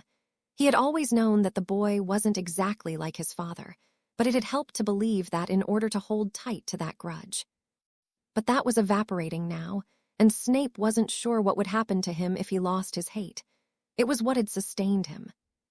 As he poured himself a second glass, he thought very fondly of a young woman with striking green eyes from his own school days. Lily, he whispered to himself. Lily, I am so sorry.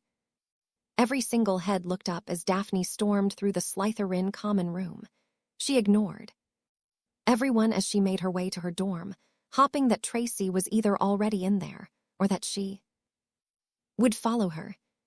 Tracy sat up from her bed as the door slammed open and sighed when she saw the anger on her friend's face. What happened this time? Tracy asked with exasperation. It isn't all my fault this time, Daphne said defensively, kicking off her shoes and ripping off her robes. He promised to be honest with me, and he wasn't. He lied to you, Tracy asked in wonderment. In all her own interactions with Harry, she'd never once felt he was lying to her. In fact, for the most part, he'd always been quite frank. No, Daphne said irritably. Yes, no. Huh, Tracy asked, quite confused now. It was more like that he omitted details. Daphne huffed as she sat heavily on her bed. Omitted details? Are you freaking mental? Tracy asked incredulously. You picked a fight because he wasn't giving you every tiny detail of whatever you were discussing. I didn't pick a fight, Daphne argued. I merely pointed out that it wasn't very good to keep secrets as it was tantamount to lying. And what did he say to that? Tracy looked at her friend curiously. He made up some stupid excuse about not being able to tell me anything. Daphne scowled. Okay, I think I'm a little lost. So let's go back to the beginning, before you tried to ruin things. Again, Tracy sighed, throwing her legs over the side of her bed. Daphne noted that her best friend was dressed in shorts and a camisole, and that she had some lotion next to her. Her hair was also slightly damp. Daphne guessed that Tracy had just finished a shower. Tracy wasn't great at drying. Charms. Why did you take a shower tonight? You usually shower in the mornings, Daphne asked. I'm going out with Blaze later, and I didn't want to have stubble where there should be no stubble, Tracy said quickly. Another grope session. Daphne wrinkled her nose disgustedly. Maybe if you got groped every so often, you wouldn't be looking down your nose at me all jealously, Tracy retorted. I am not jealous, Daphne argued indignantly. Sure sound jealous. Now stop trying to change the subject. What happened between you and Harry? Daphne clenched her fists and pounded on her mattress. He's so infuriating, she snarled. Right, Tracy rolled her eyes. How can you sit there smiling like that? You have no idea. Daphne tried to rant, but Tracy held up a hand as she got to her feet and went to her trunk. We both know that I've talked to Harry a lot. Never once have I walked away all twisted up inside. We also both know that Harry Potter is at the center of a lot of things that could be dangerous. So maybe you should be asking why he's not telling you everything. Maybe he can't tell you because it could put people at risk or even put you at risk, Tracy pointed out. Daphne simply stared at her best friend as she began pulling out a short black skirt and a green jumper. I also know that even Harry's patience has its limits, Tracy said pointedly as she looked to Daphne, whose irritation began to melt off her face to be replaced by a look of worry. You keep going off over stupid things, and he's going to get tired of trying and move on. Now, I'm not saying that you two will get married one day or anything like that. Who the hell knows what's going to happen? But I know that right now, you need someone like him. Someone who knows what it feels like to be objectified and misunderstood. I also know that despite any of your protests, you do like him. You don't have to admit it to me, but you should at least admit it to yourself. You know that I hate you, Daphne scowled. Tracy simply laughed and went to her best friend and hugged her tightly. And I hate you too, sweetie. Now tell me how I look, Tracy said as she spun. Daphne smiled and nodded. Don't wait up, Tracy smiled as she headed for the door. Don't get caught, Daphne replied before lying back on her bed. Sometimes she really hated that Tracy knew her so well. She also hated that sometimes Tracy was much more mature and wise than she herself was. Her best friend had once again taken Daphne's anger and turned it back on its source. Daphne had known right after she left Harry in the library that she had been the one who'd made a fuss over nothing. The whole thing had started when she had asked if Harry had found a place for their defense group to meet. When Harry had revealed having to have lessons with Snape, she became very curious, and when Harry wasn't forthcoming, she became annoyed. He had never withheld information before, and Daphne became more and more irritated as she pressed him, and he withdrew. Finally, she had exploded and accused him of lying to her, and wondering just how much of what he'd said that she could believe. As soon as she had left, she felt angry with herself. Harry had done nothing to invoke her wrath, really. And Tracy was right again. Daphne did. No, I don't, Daphne said out loud, her face scrunched in annoyance. She didn't feel those kind of feelings for Harry Potter. Yes, conversing with Potter was not at all unpleasant, but that did not mean she wished to be pressed tightly against his rather lean, muscular frame in a very confining broom, cupboard with her lips pressed against his. Tracy was also correct in suggesting that Potter best knew what Daphne felt in regards to how people perceived her. Potter had dealt with more than his share of whispers and dirty looks, just in second year alone, and truthfully, Potter was a good listener. He allowed her to rant or talk about whatever it was that was troubling her without trying to offer solutions until she asked his opinion. He hadn't tried to fix the problem himself either. Potter was a friend and nothing more. Daphne certainly didn't ever imagine any situation where she would allow Potter to look deep into her eyes as he slowly leaned forward, taking her face in his hands as he softly pressing his lips to hers. God's damn you, Tracy Davis, Daphne screamed. Harry led Neville, Hermione, and Ron through the 7th floor corridor, excitement shining on his face. The solution to at least one of his problems had been presented to him the previous evening, when he'd been awakened from a nightmare by a very concerned friend. Can you really trust Dobby on this? Hermione asked again. I mean, he was the reason you lost all the bones in your arm in 2nd year. That was Lockhart's doing, Ron remarked. Because Dobby charmed the bludger, Hermione argued. Hermione, I trust Dobby. If he says this place is perfect, then I believe him, Harry said, rounding a corner and spying the portrait of Barnabas the Barmy and the dancing trolls. He turned to his friends. and told them to wait a moment. He then began packing back and forth in front of the portrait, thinking very hard about needing a place where many people could learn and practice defense. "Oh, wow," Hermione whispered, making Harry stop and turn. A very ornate door had appeared on the wall, where Harry knew there hadn't been one before.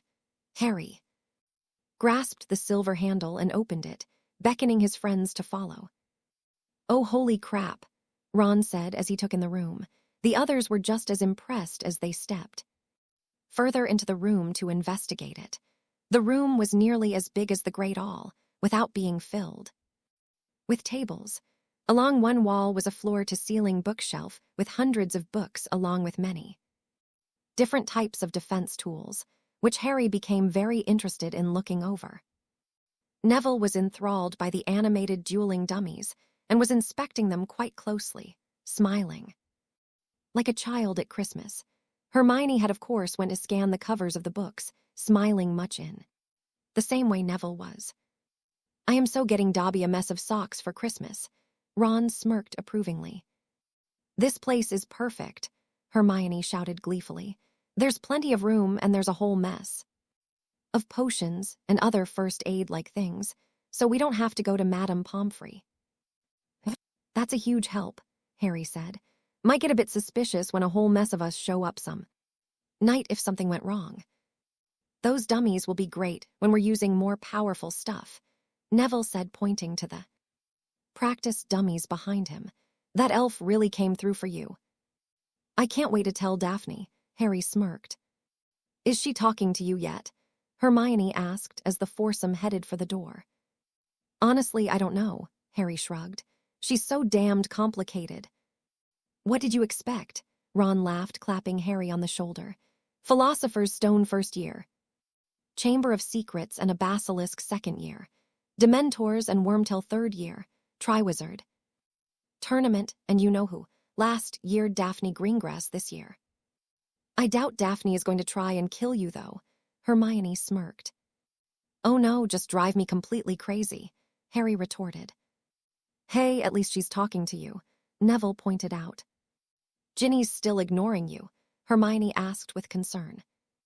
"Ever since Luna's last visit," Neville said sadly. "She won't even look at me." "You can't really blame her," Harry said sympathetically. "I mean, Luna did tell us all about Ginny's." "Oi, that's my sister, so I'll thank you not to keep talking. Hearing all that once was enough," Ron said, his face reddening. "How are things with you and Lee?" Neville asked, changing the subject. Hermione shrugged her shoulders and sighed. "Fizzled out, I guess," she said without any bitterness or regret. "We just didn't click. He's nice and all. But there was no spark. But it's okay.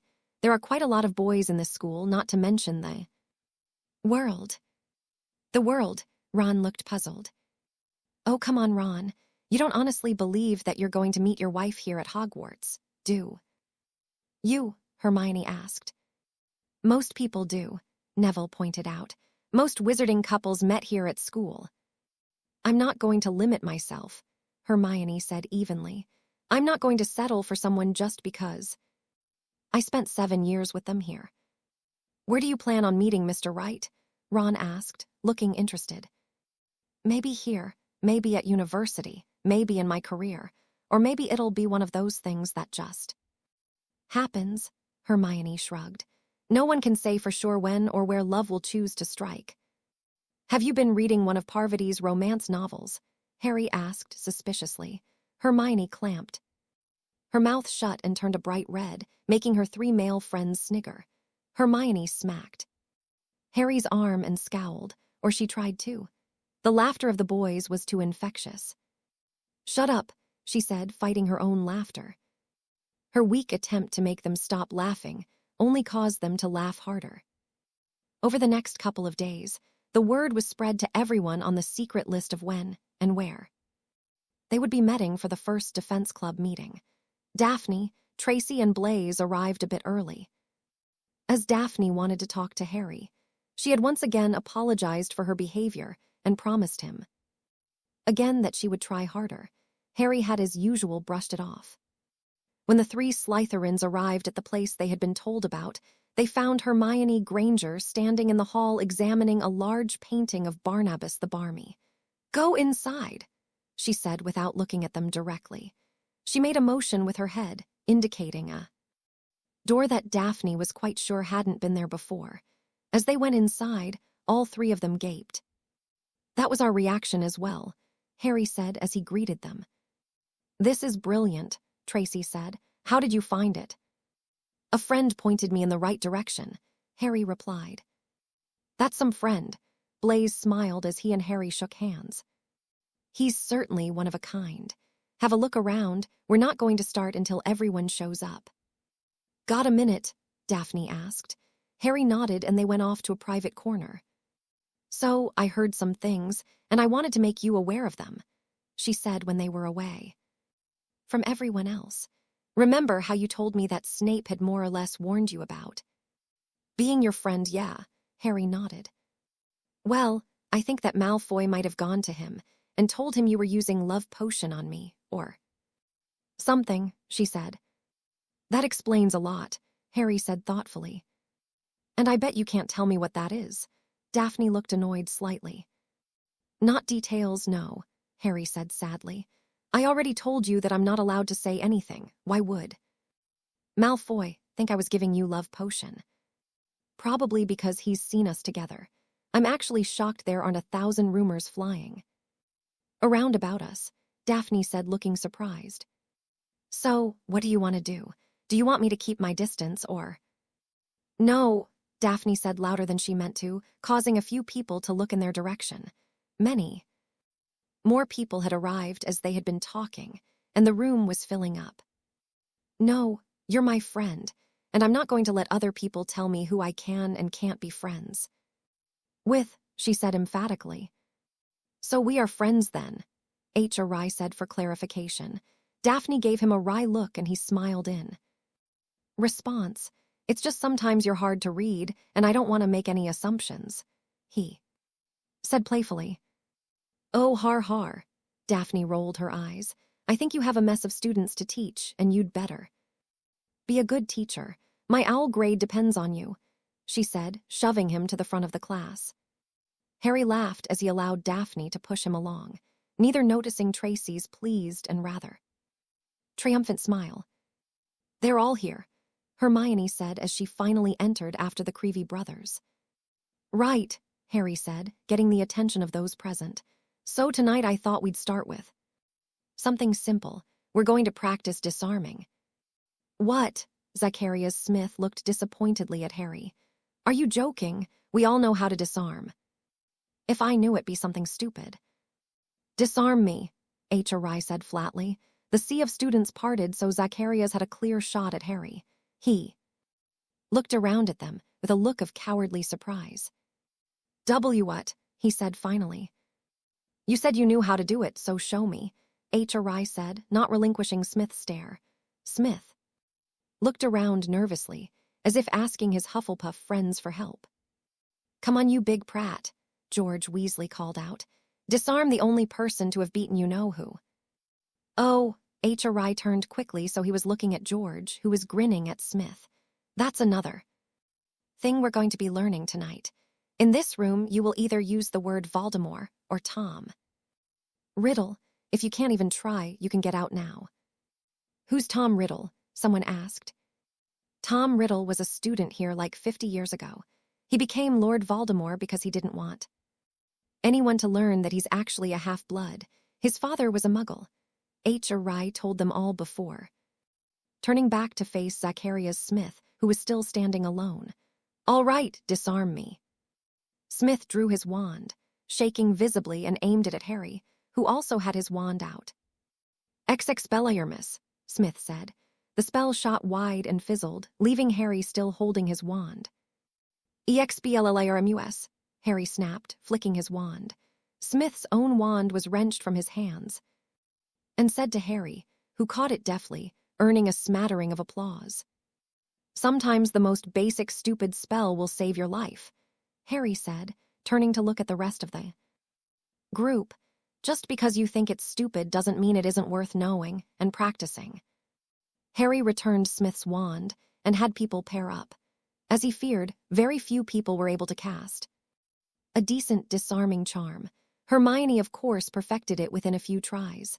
Padma Patil followed her, and Harry had them pair off in a sort of contest to see who could disarm the other faster and more. Often, this allowed Harry to check on others and help them as needed. Neville was not as bad off as Harry might have thought.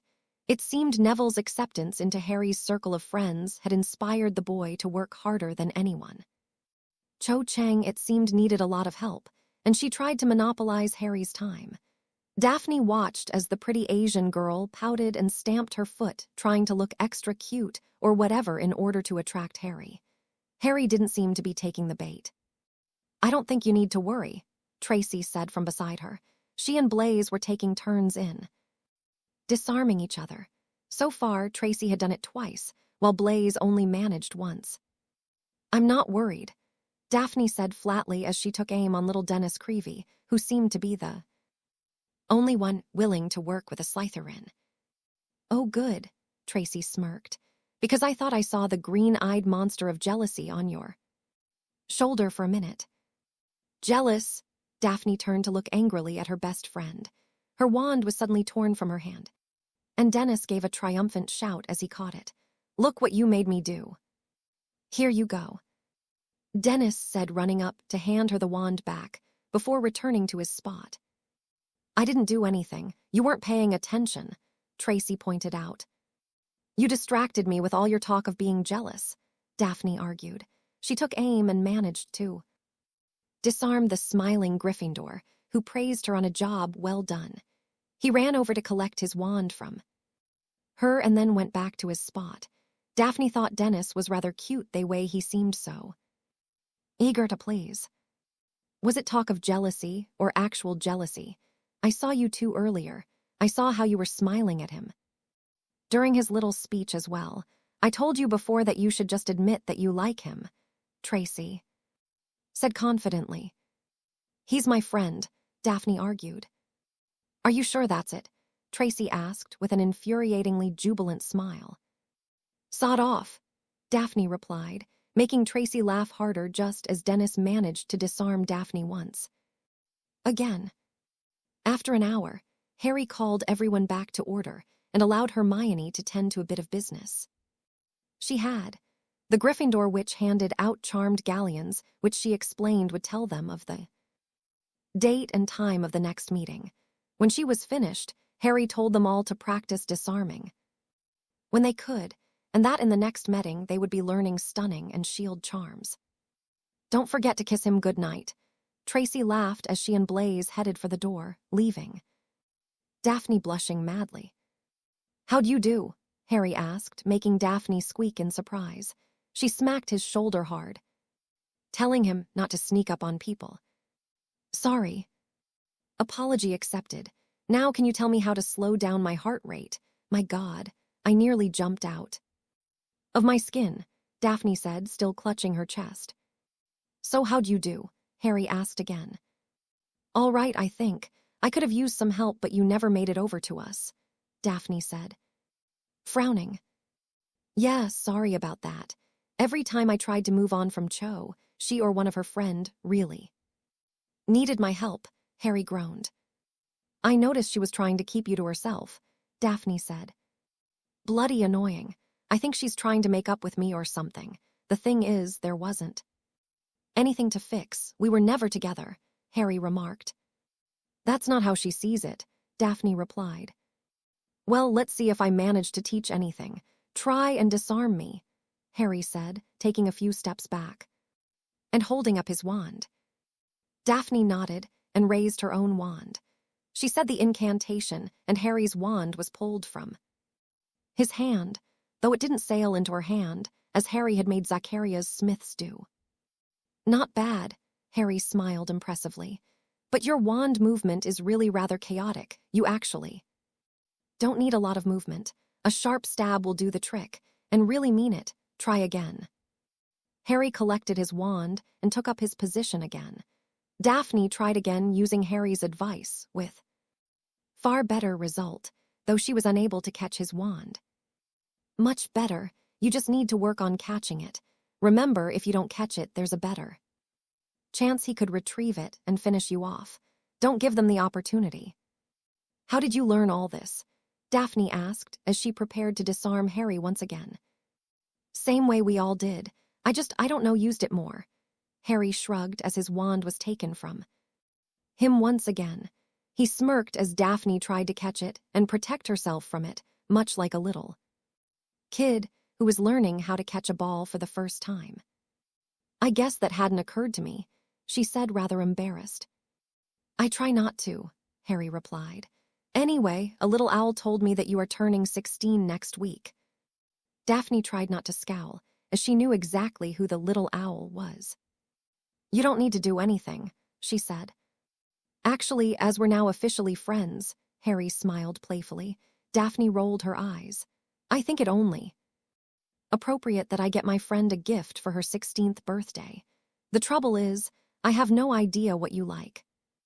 Harry, really, it's no big deal, Daphne tried.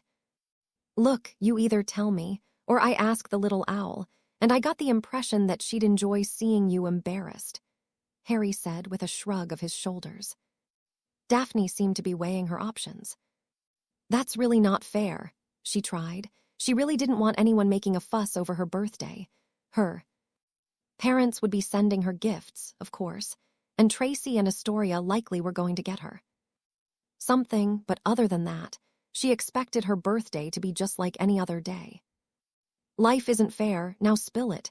What does Daphne want for her birthday? Harry said, a fierce look in his eyes. Fine, you leave me little choice, Daphne replied, a plan forming in her head. Perhaps if she mentioned something crazy, he would leave it alone and just get her a card or something. I've always fancied having my own dragon hide jacket. You know, something really fabulous to wear when I'm in the village or something. Ah, Harry said, looking slightly thoughtful. Daphne smiled to herself. Her plan had worked. I'll have to see what I can do about that, he said. I'm sure you will, Daphne said, trying not to sound too proud of herself. It's getting late, I should get going. Are we still going to study tomorrow? Of course, Harry smiled. How am I going to finish my potion essay without you help? Okay, I'll see you then, Daphne said, lingering by the door. She had no idea what it was she wanted, but she felt as if that she should say something, or maybe do. No, she said to herself. Good night, she said as she slipped out the door. Daphne hurried down the hall in an effort to prevent Harry from seeing the blush she felt creeping up her face. Yes, Tracy had once again planted one of those little seeds in her head. That was the only explanation for it. Why else would she have thought about kissing him good night? She and Harry were only friends. That was it, nothing more. They were never going to be anything more. Then again. No, Daphne repeated to herself. Bad thoughts, those are bad thoughts. I am so going to kill Tracy, and no one will ever find her body. Something had changed. Until now, her captors had regarded her as nearly one of them, someone of insignificance. Now she had a guard and was no longer allowed out of her room. Whatever was happening, she was to be part of the plan. At least that's what they thought. She was not going to be a pawn any longer. All she needed was an opening. Lying on her bed, she stroked the galleon in her hand with anticipation. She'd forgotten all about it until she'd discovered it in her coat the previous night, much to her excited relief. All she needed now was a location. Daphne awoke on the morning of December 1st and stretched happily. She was now 16 years old. Sitting up with a rare smile on her face, she opened her bed curtains and kicked her bare legs out into the cold air. Daphne was one of those strange, rare creatures who really liked it when it was cold. It gave her an excuse to wrap herself in a soft blanket and sit by a fire with a nice mug of hot chocolate. To Daphne, that was heaven. However, she didn't like being out in the cold without those things. She hissed slightly as her bare feet hit the cold stone floor. She went to her trunk and, hopping from foot to minimize the contact her feet had with the icy floor, she retrieved her toiletries and her school uniform before heading to the bathroom for a nice hot shower. Daphne began singing one of her favorite songs as she cleaned herself. She was feeling pretty good. This morning, last night had been the second defense club meeting, and Potter had not given her a gift. She was quite relieved at this, as she wasn't quite sure what her feelings for the boy were. They were certainly friends now, she had no doubt of that, but he confused her. She blamed Tracy for her confusion, as her auburn-haired best friend was constantly putting inappropriate thoughts into her head. About, well, inappropriate things. So Daphne was pleased that she had tricked Potter into not making a big deal over her birthday. He had seemed insistent about getting her a gift, but she had cleverly suggested something impossibly expensive, knowing he would be unable to purchase it. She would accept a card, or even some sweets. But outside of that, she didn't want him making any sort of gesture. Their friendship was enough as far as she was concerned. She didn't need anything else mucking up her head and making her even more confused about how she felt about him. She already had Tracy for that. She finished her shower, dressed and fixed her hair before heading back into the dorm where Tracy was sitting on her bed, legs crossed demurely, hands in her lap with a bright smile upon her sleepy face. "Happy birthday," she said. Daphne grinned and looked at her expectantly. "What?" Tracy asked, feigning ignorance. "Don't even try it," Daphne said, her eyes narrowing. "Give me my present." "Take all the fun out of it," Tracy scowled. She reached under her pillow and pulled a slim box wrapped in ivory-colored paper. Daphne took it greedily and tore open the wrapping before she opened the box to find a very delicate-looking silver bracelet. "This is beautiful," Daphne gasped as she took the bracelet and holding it out for Tracy to fasten. "I found it in this quaint little shop in Diagon Alley, and I just thought of you when I saw the charm." Tracy smiled. Daphne held up her arm so she could inspect the charm more closely. It was small silver heart inside a small crystal. "Oh, ha, a frozen heart." Daphne rolled her eyes. "It's still beautiful," Daphne said, hugging her best friend. The dorm room door opened and Astoria Greengrass entered, her dark hair tied in a ponytail. She flung a box at her sister, which Daphne tried to dodge and catch at the same time.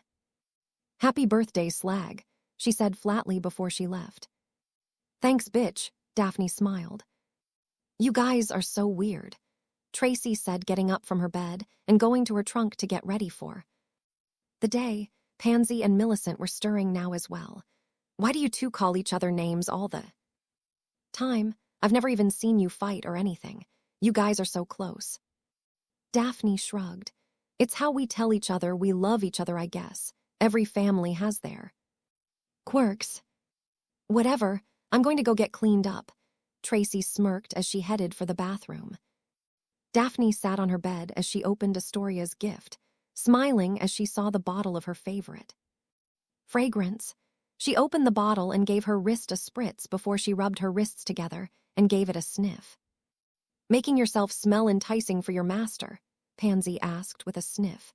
Daphne rolled her eyes then fixed her roommate with a sour expression. "You still believe I've been fed potions?" Daphne asked. "It's the only explanation for why you're hanging out with Potter and his ilk," Pansy pointed out. "It's the only reason I can see for how you've changed. It's wrong, and he's using you." "Using me?" Daphne quirked an eyebrow as she stared at Pansy, who looked almost pleadingly at her roommate. "Tell me honestly, have you given yourself to him?" Pansy inquired. Daphne tried, but she wasn't able to hold on to her control. In the blink of an eye, she was on the floor laughing hysterically. Pansy looked as if the girl had lost her mind.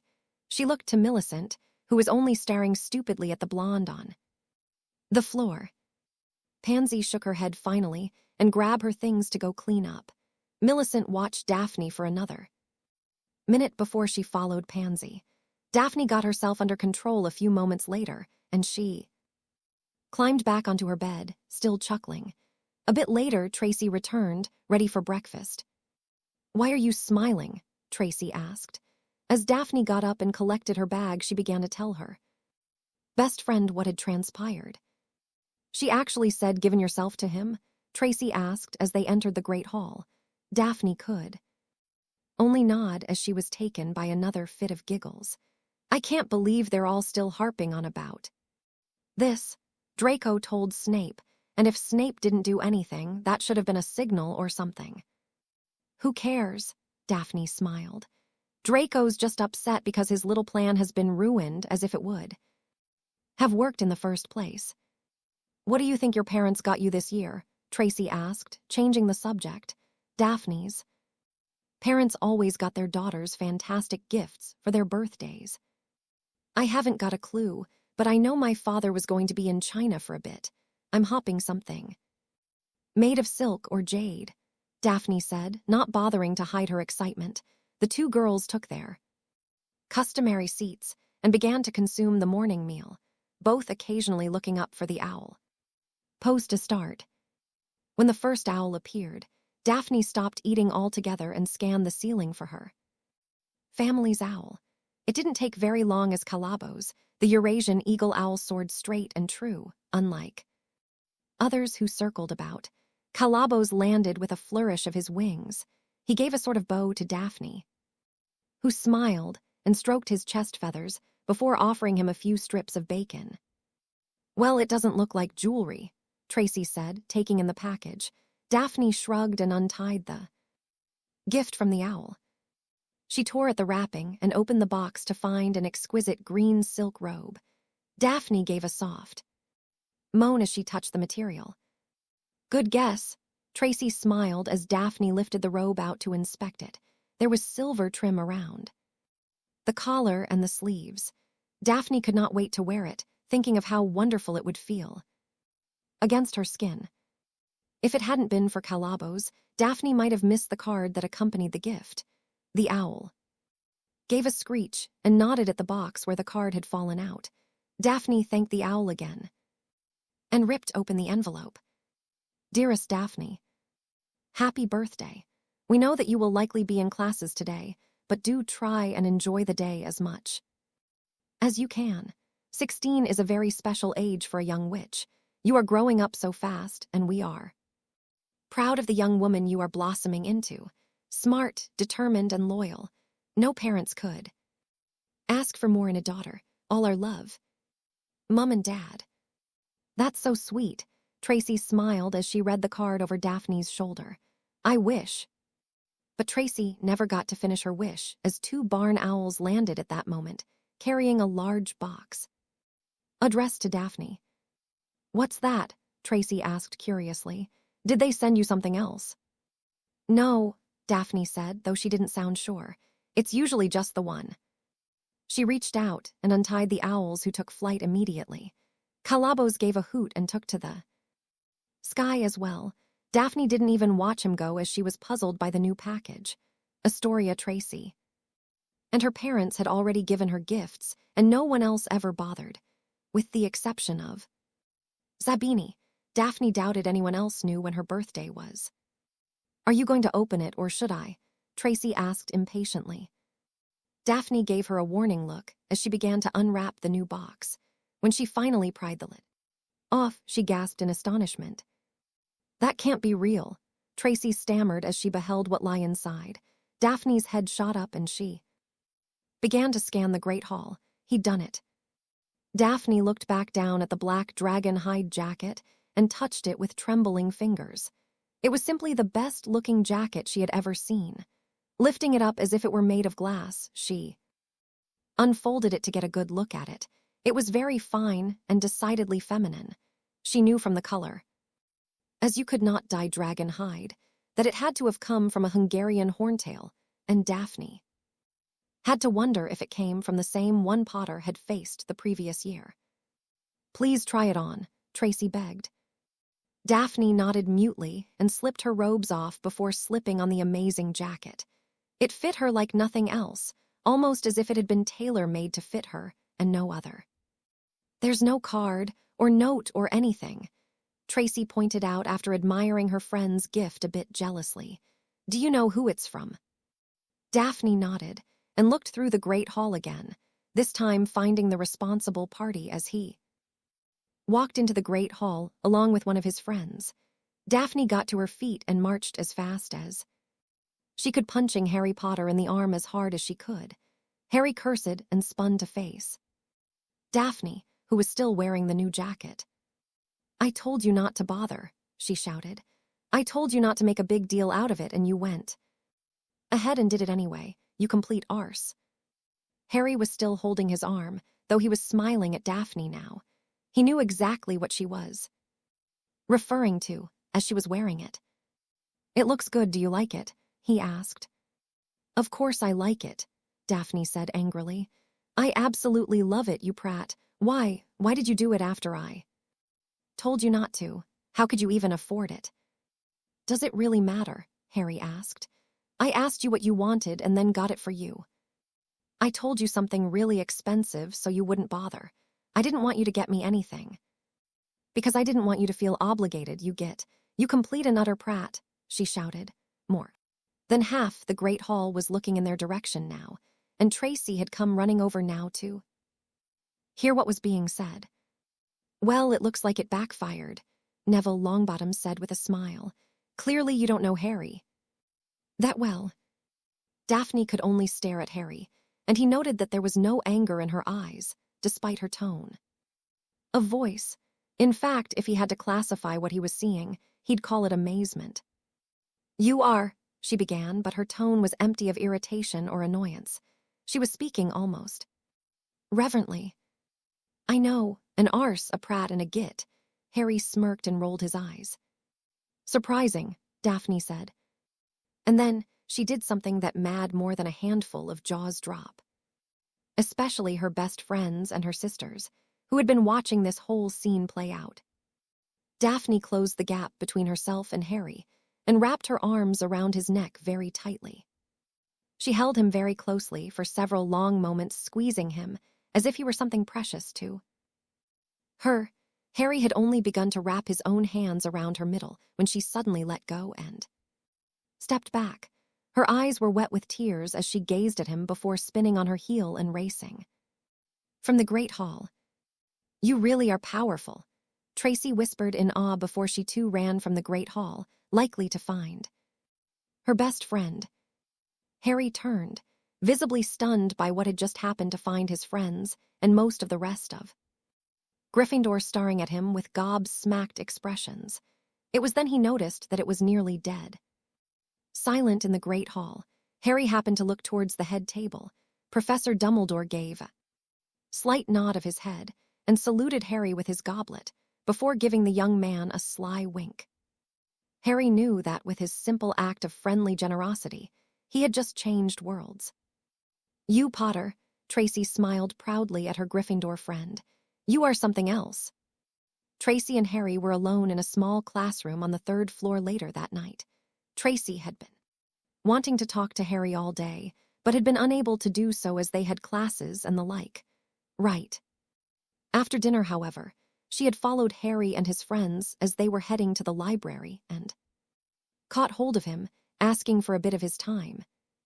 "Daphne isn't one to show a lot of affection outside of her family.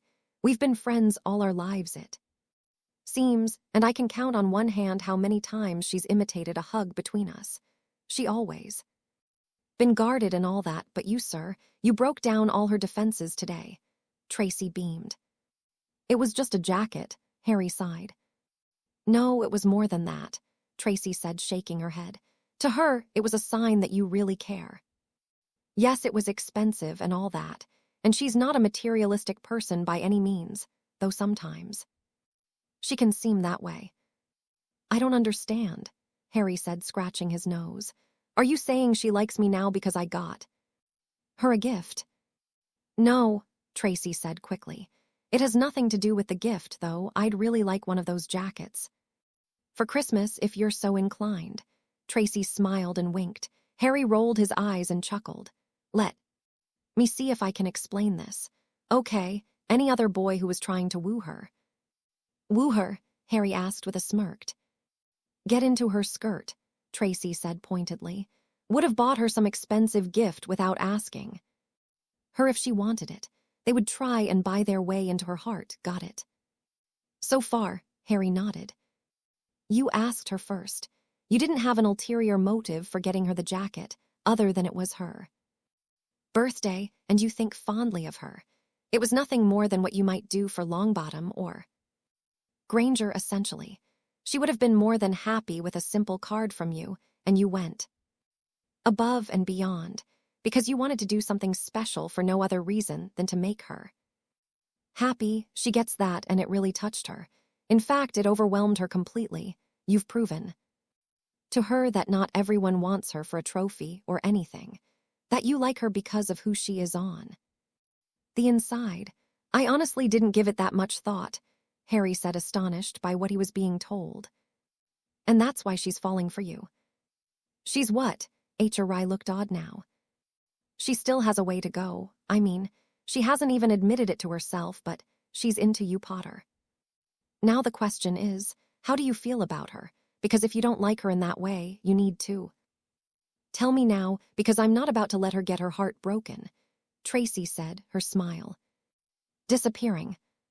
I do like her, Harry said immediately. I really do. It's just, well, she's always freaking out and we fight, or rather she screams and runs away.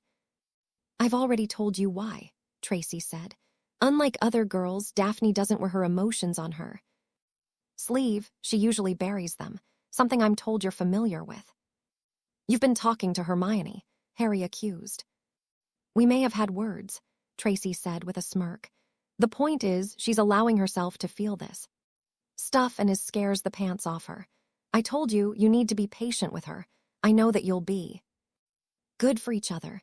I've already noticed how much better you both are. How do you mean? Harry asked skeptically. For one, you don't mope about nearly as much. I don't mope, Harry argued. Please, you're the king of Moppaland. You're also not so shy either. I've seen you in our defense club. You're all take charge and strong. Even last year with the tournament, everyone could see how awkward and frightened you were, even though you were able to do everything. She's changed you. But I know she's only a part of it. And Daphne, oh my gods. Come on, you can't tell me you haven't noticed how she's changed, Tracy asked. Harry had to nod at this. Daphne was a far cry from the standoffish girl who tried to make him feel inferior in the owlery a few months ago. Why are you so into the idea of us together? Harry asked. I want to see her happy, Tracy shrugged. She's my best friend and I don't want her to end up alone. I know we're all young and all that, and I know that the two of you probably won't end up married someday, but she needs you now to help her open up and allow people in her world. Without you, she'll become as cold. She wants everyone to think she already is. Harry could only sit there thoughtfully. He had no idea how to react to that. He didn't want to be a savior, he just wanted a bit of normalcy. Yet he could not deny that he did like Daphne. She'd starred in more than a few dreams of late. She was fun to be around when she wasn't ready to bit his head off for some perceived offense, and he really did like the way she would smile at him when they were alone, especially when it reached her eyes. Daphne was truly an amazing person, and he was flummoxed as to why she hid her best qualities. It had been explained to him, but he still didn't understand any of it. So, I really need to go get that transfiguration essay done, Tracy said as she headed for the door. By the way, something's been really bugging me lately. Who told you about her birthday? She thinks it was me, but I know I never told you. Harry smiled and gave a little chuckled. A little owl. Tracy turned, her eyes narrowed. A little owl. That's what she told me to say, Harry replied. She said if Daphne ever found out that it was her sister who told me, she'd never see her next birthday. Astoria told you? Tracy asked, her jaw dropping open with shock. Harry just nodded. The weekend after Daphne's birthday was the first Quidditch match of the season, with Gryffindor facing Slytherin. The night before the match, Draco Malfoy had gathered as many of the Slytherins together to form a plan to psyche out the Gryffindor keeper, Ron Weasley. Both Tracy and Daphne had opted to spend the evening in their dorm. as they thought the whole thing was childish and grossly immature. It was worse by morning. Tracy and Daphne dressed and prepared themselves for the match, as there was little else to do. Daphne slipped her new jacket on as she and her best friend headed out of their room and were met by Malfoy. He had silver badges in his hand shaped like crowns. "You'll be needing these for today's match," he smiled insipidly. "Sod off," Daphne said coldly. "I'm not helping you win the match with underhanded tactics." "So you're going against the house then?" Draco arched an eyebrow. "You're turning against your family." "I'm not turning against anyone, Draco. I simply believe that our team should actually try and win without cheating, which you all seem incapable of. It's shameful and embarrassing to the rest of the house. So many, you should ask yourself if you're truly representing the House of Slytherin, or are you out for yourself?" Daphne tried to push past him, but he got in her way. "So he's really got to you then. He buys you one little gift and you're eating all the same tripe that old fool spouts off about uniting ourselves. Wake up, Greengrass.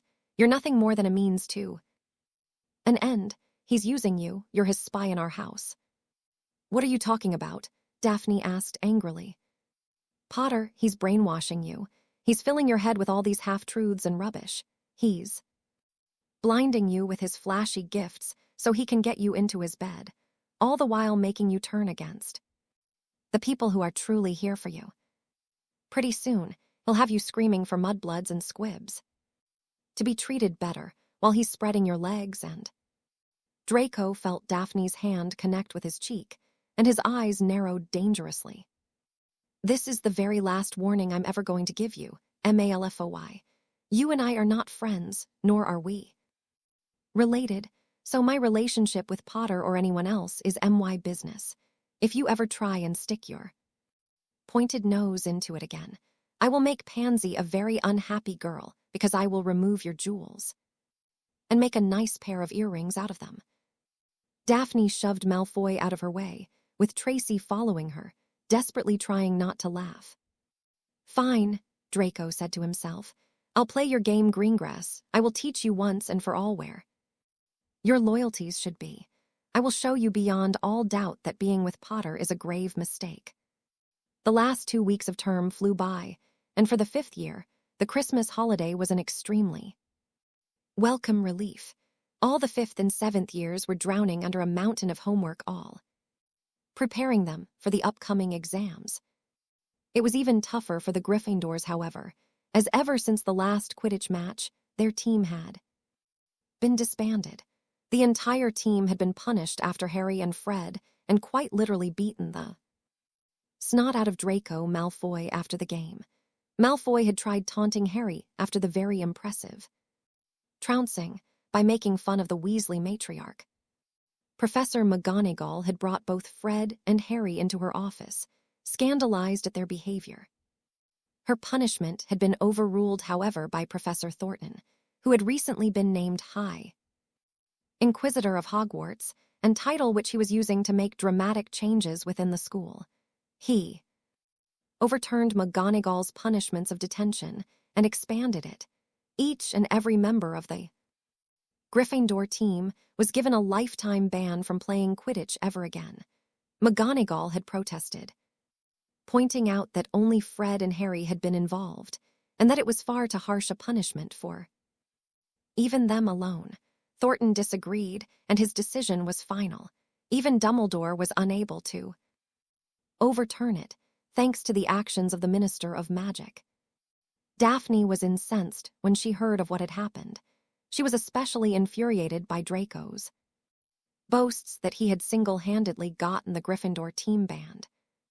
This was just one of 1,000 examples of Draco's ego over the last 2 weeks of term. Though he'd not tried talking to Daphne, he'd made a lot of comments about her and Potter in the Slytherin house common room whenever she was present. Daphne had turned her anger into useful energy in the defense club lessons, which Harry was really pouring his heart into now. They had 4 lessons over the last 2 weeks, in which everyone had made great strides. The last meeting had been on the night before they were all to return home for the holiday, where Harry had promised on their return they would be at last learning the Patronus charm. On the morning they were to leave, Daphne felt nervous. She had promised to ride with Harry on the train. She was looking forward to it immensely, though she was quite nervous. Her feelings for Harry were definitely changing, and it was the scariest thing she had ever felt. She didn't dare utter any of this to Tracy, as her best friend would just smile one of those truly annoying smiles and start humming the wedding march or something childish. However, Daphne didn't see Harry that morning. He, and strangely enough, all of the Weasleys were missing from the Great Hall at breakfast. That was really strange, as Ron Weasley never ever missed a meal. Hermione Granger was gracious enough to allow Daphne to join herself, Longbottom and Brown, on the train ride to London, as Tracy was off alone with Blaise, and Tracy had made it quite clear they did not wish to be disturbed. It was Neville who explained that Harry had awoken the night before from an awful nightmare in which he claimed Weasley's father was in trouble, and that McGonagall had taken them to the headmaster. None of them returned. I have no idea where they went. Hermione had all but shouted at Brown after the 14th time the girl had asked if Hermione knew where Ron had gone. They didn't bother to wake me up and tell me. Lavender had then left, looking miserable, leaving Daphne alone with Hermione and Neville, something she'd never done before. Awkward was not even close to the right word. However, thanks in large part to Neville, a conversation was struck that helped them through the trip. Daphne's respect for the two grew during the journey, as she learned how deeply they respected and cared for the same boy she was coming to care for. When the train reached London, Daphne bade them both a happy Christmas as she exited the train. It wasn't long before she spotted her father. A man of average height, Anton Greengrass was no less imposing.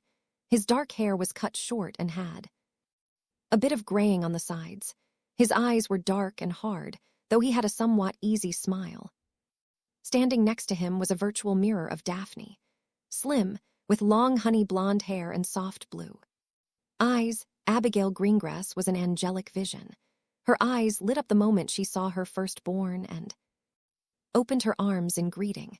Daphne all but ran to her mother. "It is so good to see you." Mrs. Greengrass smiled softly into her daughter's hair.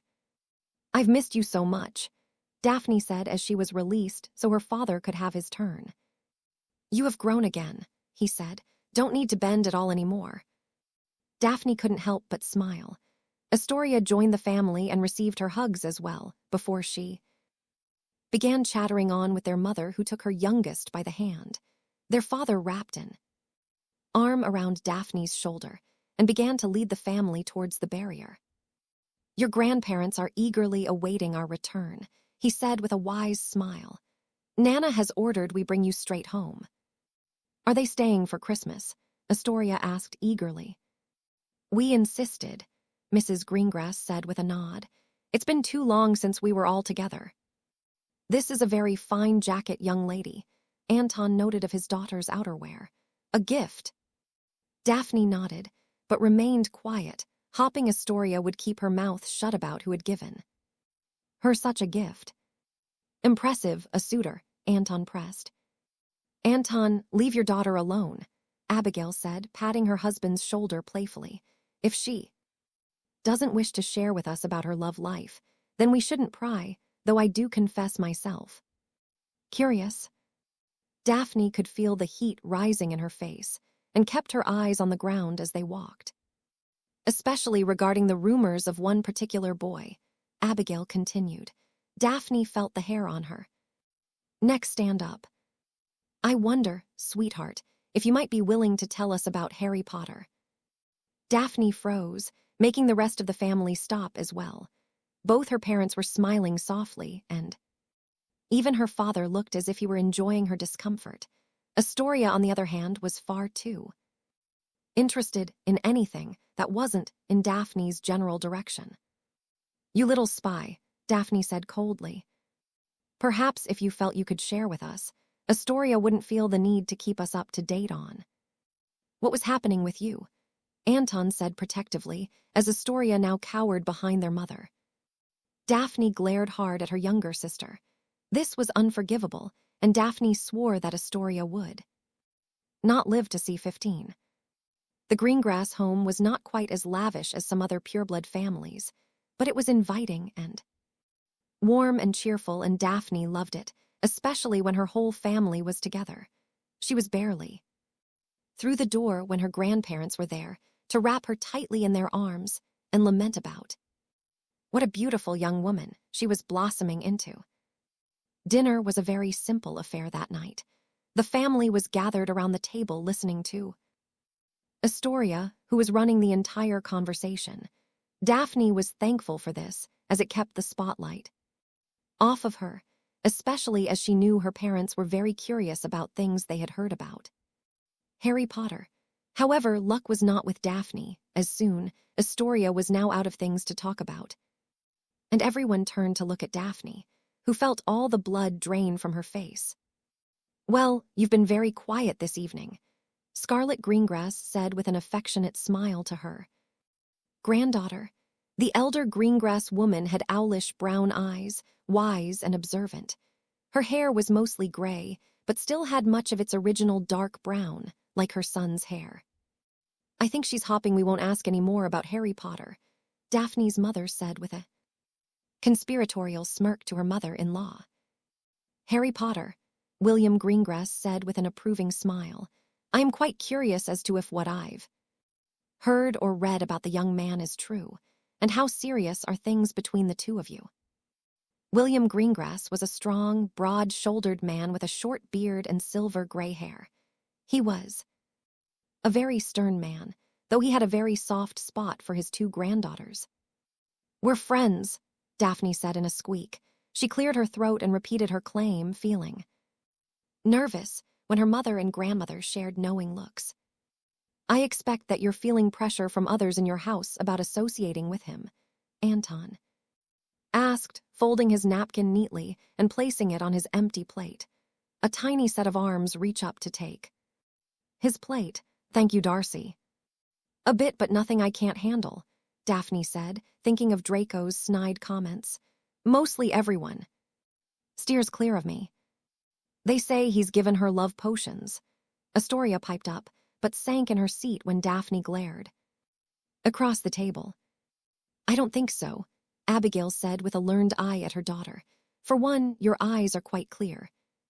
And you aren't getting all lost in your emotions when we speak his name." Yet her cheeks tell me that there is something more than friendship brewing. Nana Greengrass smirked knowingly. Daphne wanted to run to her room and never come out again. "I'm going to kill Astoria," Daphne kept repeating in her head. "I'm going to slip into her room and smother her with a pillow." "Are we safe in assuming that it was Mr. Potter who bequeathed that jacket to you?" Daphne's father asked interestedly. "What jacket?" William asked. "The dragon hide jacket she was wearing when we arrived," Anton answered. "Dragon hide?" William's eyebrows rose with curiosity. "It was a present, yes, but it's complicated," Daphne tried. "Why don't you explain it to us?" Scarlet asked, leaning on her elbows and smiling interestedly. Daphne knew there was no way out, so she took a breath and a healthy sip of her wine. "He found out from someone when my birthday was," Daphne began, and noticed Astoria turning pink. "You told him?" she asked of her sister. "You were stalling him," Astoria replied defensively. "It's so obvious he likes you and you like him. I figured I'd help." "I don't need your help," Daphne shouted. "That's enough, young one," William said authoritatively. Daphne blanched and sighed, trying to gain control of herself. "Anyway," she continued, glaring daggers at her sister, who was now staring back defiantly. "He asked me what I wanted. I didn't want him to do anything or go to any trouble for me. He insisted that I should have some sort of gift, so I thought I'd say something really expensive, thinking it would be too much and he'd drop it," Daphne tried to explain. "And he actually got you the jacket," William said, a hint of impressed respect in his eyes. I was so stunned, Daphne said. I really didn't want him to do it, I swear. I honestly didn't think he could even afford something like that. Why would you think that? Scarlet asked inquisitively. He dresses like a pauper, Astoria said. Again Daphne shot a cold glare at her sister. Astoria made face and turned back to her parents.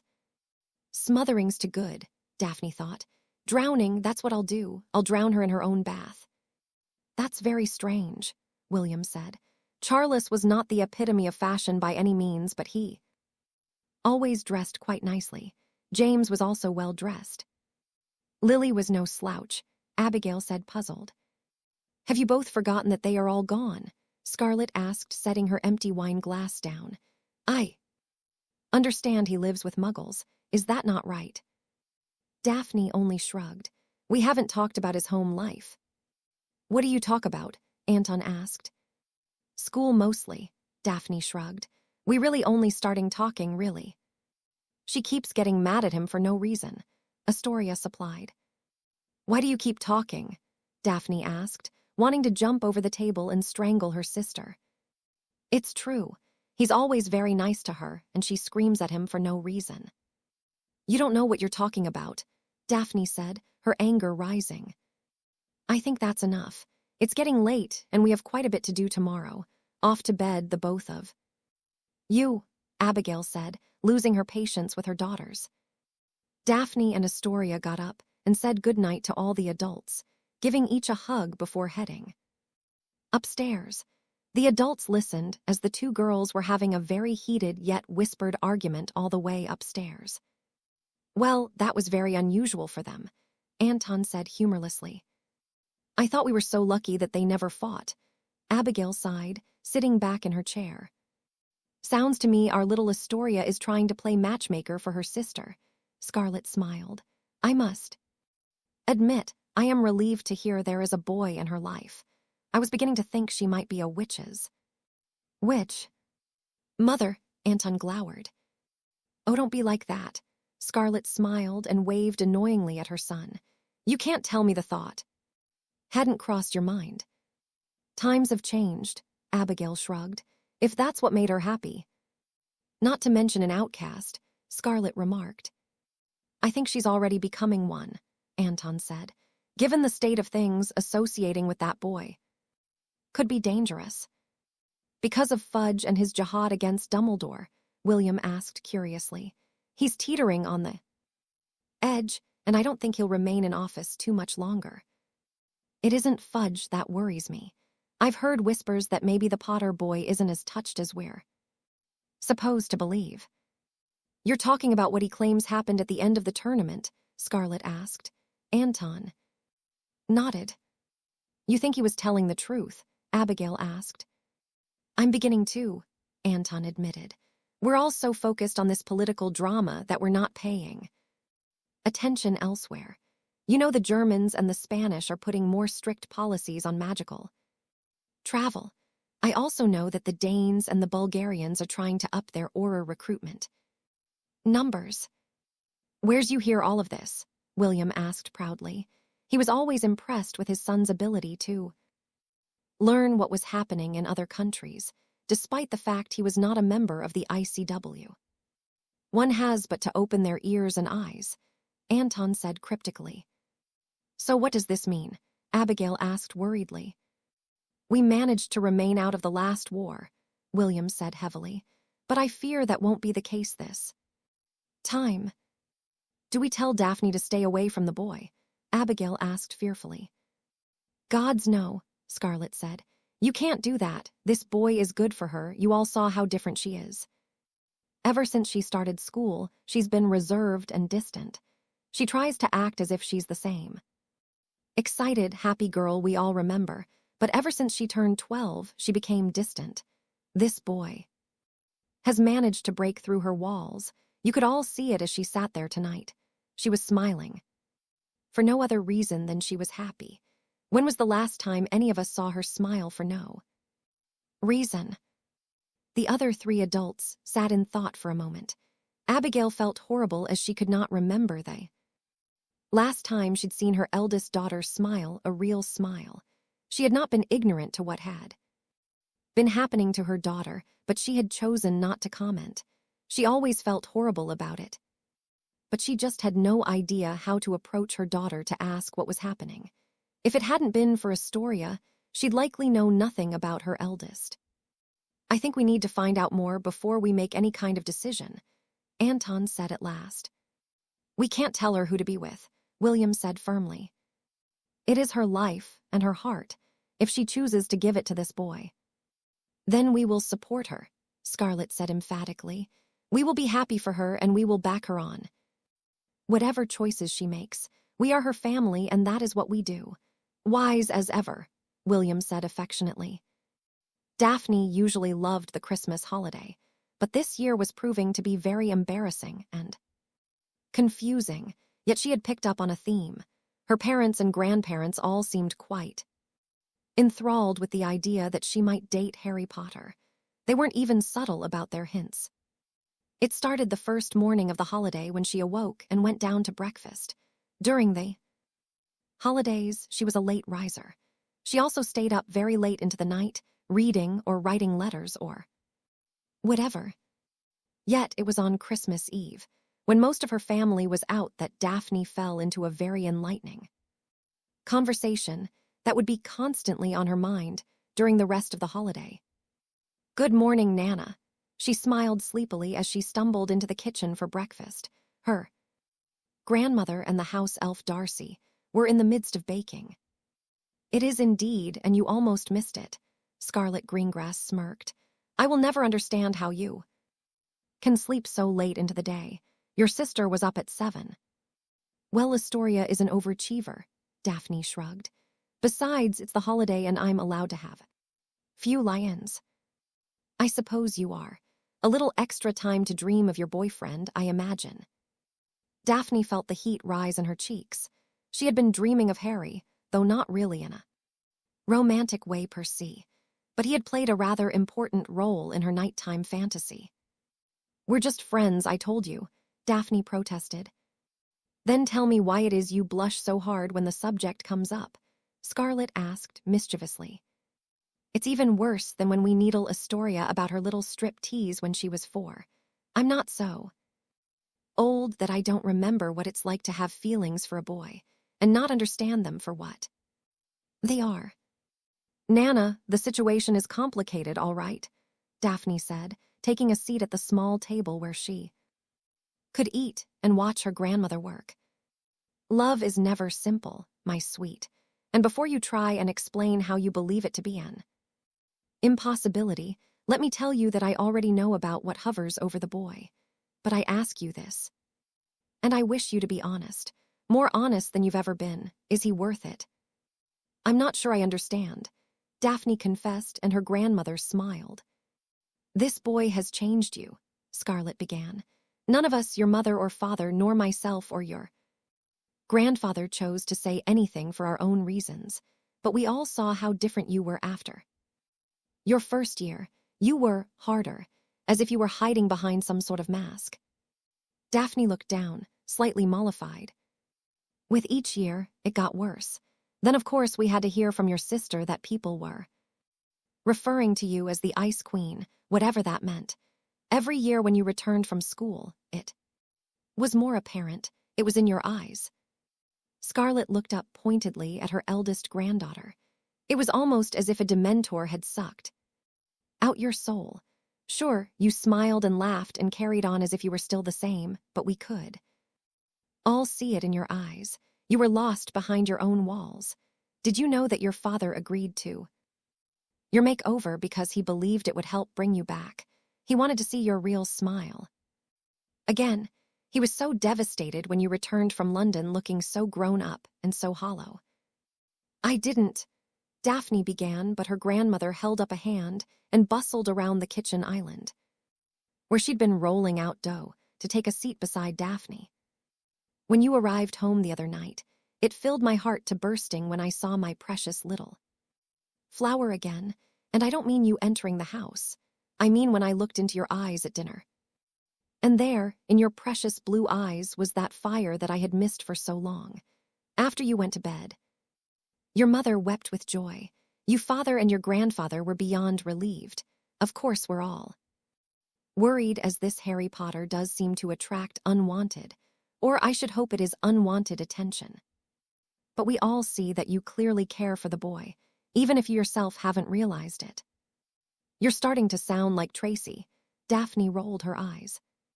I always told you that one was brilliant beyond her years.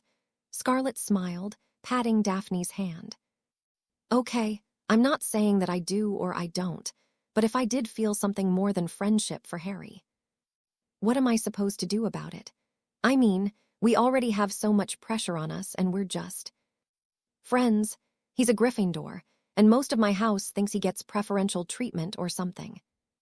I've already got people giving me tosh over just talking to him. In their eyes, he's public enemy number one, Daphne said, taking her now empty bowl to the sink where Darcy quickly swiped it from her hand and began washing it. I can do it, Darcy, Daphne said, but the diminutive elf simply shook her head adamantly and pointed for Daphne to return to her chair. Sweetheart, does it really matter to you what anyone else thinks? Scarlet asked, cocking her head to the side. Daphne thought about for a moment before she shook her head. She never had really cared what anyone thought, so long as they left her alone. Then why does it matter? All that matters is what you and this boy feel. That's just it, Nana. I don't know what I feel. He infuriates me all the time, and at the same time I just want to. Daphne stopped herself from revealing too much. And it's not even him, it's me. You were right about my wall. I built up this sort of shell to protect myself from stuff, and I felt safe behind it. And then he comes along and not just cracked it but shattered it completely. I didn't want to feel anything for anyone. I just wanted to get through school. I know that school can be tough, and I know as well as anyone that things sometimes happen, and despite all the enchantments, certain people get away with things they should not. But if you lock yourself behind these walls, then you'll be missing out on some of the greatest magic in life. Tracy said the same thing. Daphne smirked, rolling her eyes again. You know, maybe what you need is a bit of time with this boy away from all of the rubbish. Just time. Together outside of school, perhaps at our New Year's Eve party. Daphne looked up slightly horrified. You want me to invite him here? Are you embarrassed by your family? Scarlet asked with a mock hurtful expression. No, Daphne said quickly. Well, maybe Astoria, but the rest of you are great. Then what is the... Hang on, Daphne said, her eyes narrowing. They all set you up for this. You all want to meet him. Well, of course we do, Scarlet chuckled. No, this isn't so I can spend time with him, and you can just shake his hand and say hello. You want to interrogate him or something. Now that is nonsense, Scarlet said indignantly. We've heard quite a lot about him, and we're simply curious about the boy who has reawakened our... Stow it, Nana. Are you sassing your grandmother? Scarlet said, raising the rolling pin threateningly. Not sassing, Daphne said, rising to her feet. I just see through your charade. No, I'm quite sure that was sass just a moment ago. Daphne couldn't fight her smile. She loved it when her grandmother got all uppity, no matter what the situation. It never failed to ease any tension or diffuse any temper. I just don't want to parade him about like some sort of prize. He deserves better than that, and he gets enough of it already. Daphne, we simply wish to meet the young man, so do your grandmother a service and send him an invitation to join us. I promise to keep the, how did you put it, the interrogation to a minimum. I meant what I said about spending time with him away from all of the nonsense at school. And don't even try to deny that you don't wish to see him. I can see it on your face as plain as this dough. Okay, fine, but if he does come, please, please be on your best behavior, Daphne pleaded. I promise not to show him all your naked baby pictures, and to keep my mouth shut about how you used to put every flavor beans up your nose. Nana, Daphne shrieked, making the old woman laugh heartily. Off with you, Scarlet said, shooing her granddaughter out of the kitchen to send off her letter. Moment later, Abigail Greengrass entered the kitchen. Daphne looked a little incensed. She said, "I may have twisted the knife a bit too much." Scarlet smirked. "Oh, Mother," Abigail sighed. "Not to worry," she agreed. "She should be sending an invitation as we speak," Scarlet said, looking up. Abigail's face lit up. "Well then, perhaps I should begin making preparations." I promised her we would not monopolize the boy's attention. "She needs time with him," Scarlet said, pointedly, making her daughter-in-law to smile knowingly. "We don't want you to break your promise then." "I knew that you would understand." Scarlet smiled and gave a wink. The invitation to the Greengrass New Year's Eve party caused a very strong debate within number. 12 Grimmauld Place. In fact, the house was nearly divided. On one side, Harry, Sirius, Ron, Ginny. And the twins all thought that Harry should be allowed to go. On the other side was Molly Weasley, who felt it was much too dangerous, and that the Greengrasses were well known for being dark, and would likely hand Harry over to Voldemort. The argument raged for 3 days, and Harry got to the point where he would leave a room the Molly walked into just to avoid getting into another row. He understood her concern and didn't fault her for worrying about him, but it was his life, and for all her talk about his needing to be a kid, she was refusing to let him. The final decision came in the form of a letter from Dumbledore himself. "Dear Harry, it has been brought to my attention that you wish to attend a party at Greengrass Manor. I am aware of your growing friendship with Miss Greengrass, and I do not wish to deny you what promises to be a good time. I have spoken to Anton Greengrass about arrangements. You will be port-keyed to the Greengrass home the afternoon of the 31st, and you will be brought the next afternoon. I do hope that you enjoy yourself." Albus Dumbledore to say Mrs. Weasley was livid would be like saying dragons were no bigger than cocker spaniels. She felt that she had not had enough support from those whose job it was to protect Harry, and took to pouting and sulking about the house. "All right, kid, listen up," Sirius said, taking Harry into his bedroom the afternoon of the party. "If you're going to a swanky party, you need to look good, especially for your bird." "I already told you," Harry began, but Sirius waved it off. "Who is it you're trying to convince?" he asked with a wink. Harry simply shook his head. Sirius went to his closet and began pulling out clothing. "Now, most purebloods will wear formal robes or whatever, but that doesn't mean you have to. In fact, I would recommend that you don't. Try these on. I think they should fit you fine." Harry took the pile into the bathroom and began to dress. He came out 5 minutes later to Wolf. Whistles from Tonks, who'd shown up along with Remus. "Not bad, Harry." She winked, causing his cheeks to pinken. The black pants and the black button-down were simple, and yet Harry thought it was kind of chic. "Do you still have those dragon hide boots, Sirius?" Remus asked. "Right here," Sirius said to a nice-looking pair of black boots on his bed. Harry went round at Sirius. "Wave," and tried them on. "I also have a jacket for you. It should hide that new wand holster we got for you nicely." "What about his hair?" Tonks asked. "He's like James, and that boy's hair never cooperated," Remus said. "The girls fancied it that way, though." Sirius smirked. "That's what I'm talking about," Tonks said. She walked up to Harry and ruffled his hair a lot and then began to sort of style it with her fingers. After nearly 10 minutes, she stepped back to admire her work. "Not bad, cousin," Sirius said. "It's that I just woke up and could care less what my hair looked like sort of thing." Tonks smiled proudly. "Now remember Harry," Remus said somberly. "Behave yourself. We all know that you don't go looking for trouble, but do try to avoid it. You're going to be a guest, and the Greengrasses are a very well-known family." "You sound like I'm going to get drunk and dance naked or something." Harry scowled. "I never said you were serious," Remus smirked. "Hey," Sirius bellowed.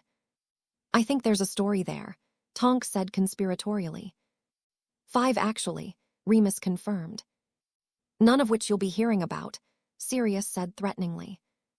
"I'll tell you after he's had a few tonight," Remus chuckled. "Harry," Ginny called as she came looking for him, "Oh, there you are, whoa." She stopped as she took in his appearance. Daphne's not going to know what hit her. "I know, right?" Tonks said proudly. "Bill's here. He says that you can go when you're ready." Ginny smiled. "Well then, I guess I should get going." "Just one more thing." Sirius smiled, holding a small bottle. "Hold out your wrists." Harry did, as he was told, and Sirius sprayed Harry with some cologne and told him to rub it around his neck. Tonks then stepped up and took a preliminary sniff before cooing and pretending to faint, which led her to almost knocking herself and Harry to the floor. "Don't you think he's a bit young for you?" Remus smirked. "Sod off," Tonks glowered. "Off you go, heartbreaker," she said, shoving Harry out the door. Sirius followed his godson down the stairs. "Your parents would be very happy for you tonight, Harry. I'm over the moon.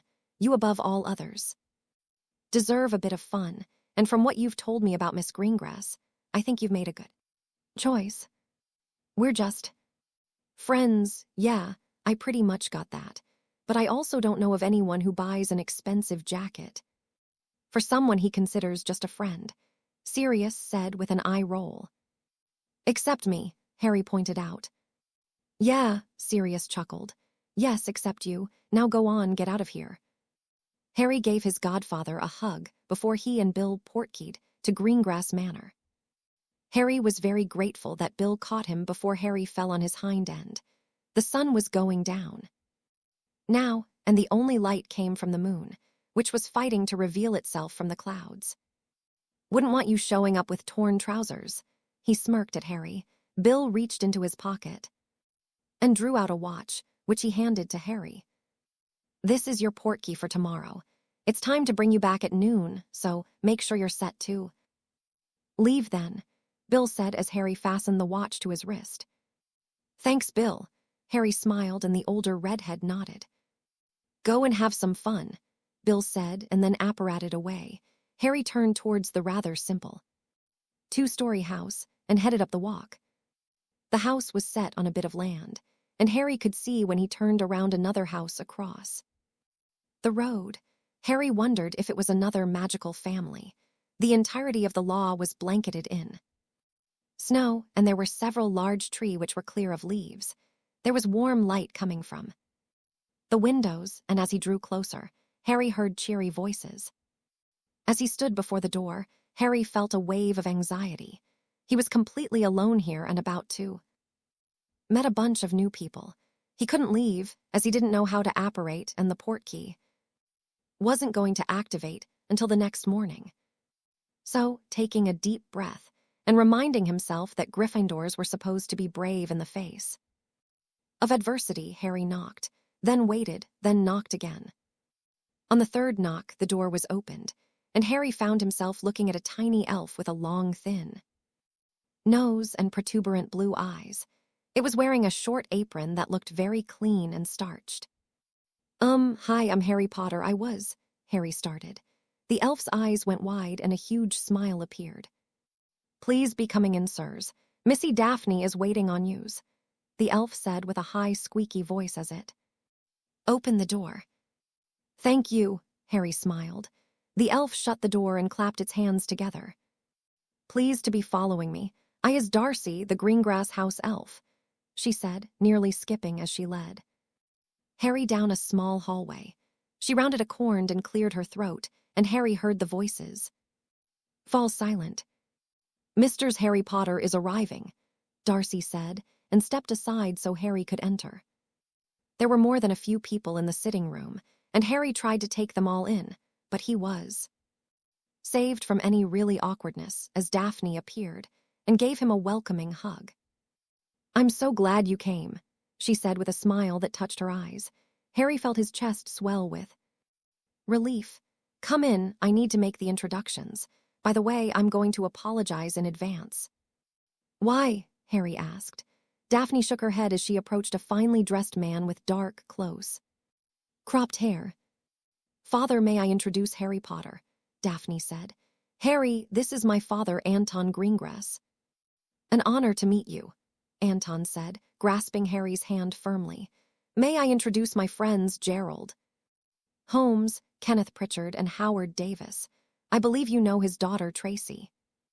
Harry shook each hand in greeting and answered a few questions about his time in school.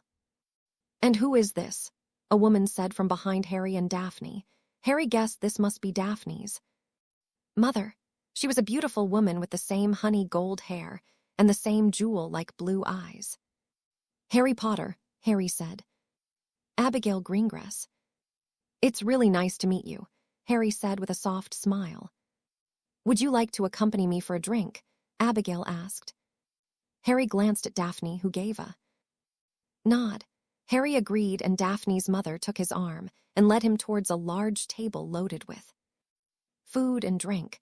Daphne tailed them, looking nervous. I'm very happy that you could make it. We've heard so very much about you, although not from Daphne, Abigail said as she handed Harry some punch. Well, I hope you don't believe everything you hear, Harry replied, looking to Daphne, who remained quiet. I don't, Abigail smiled.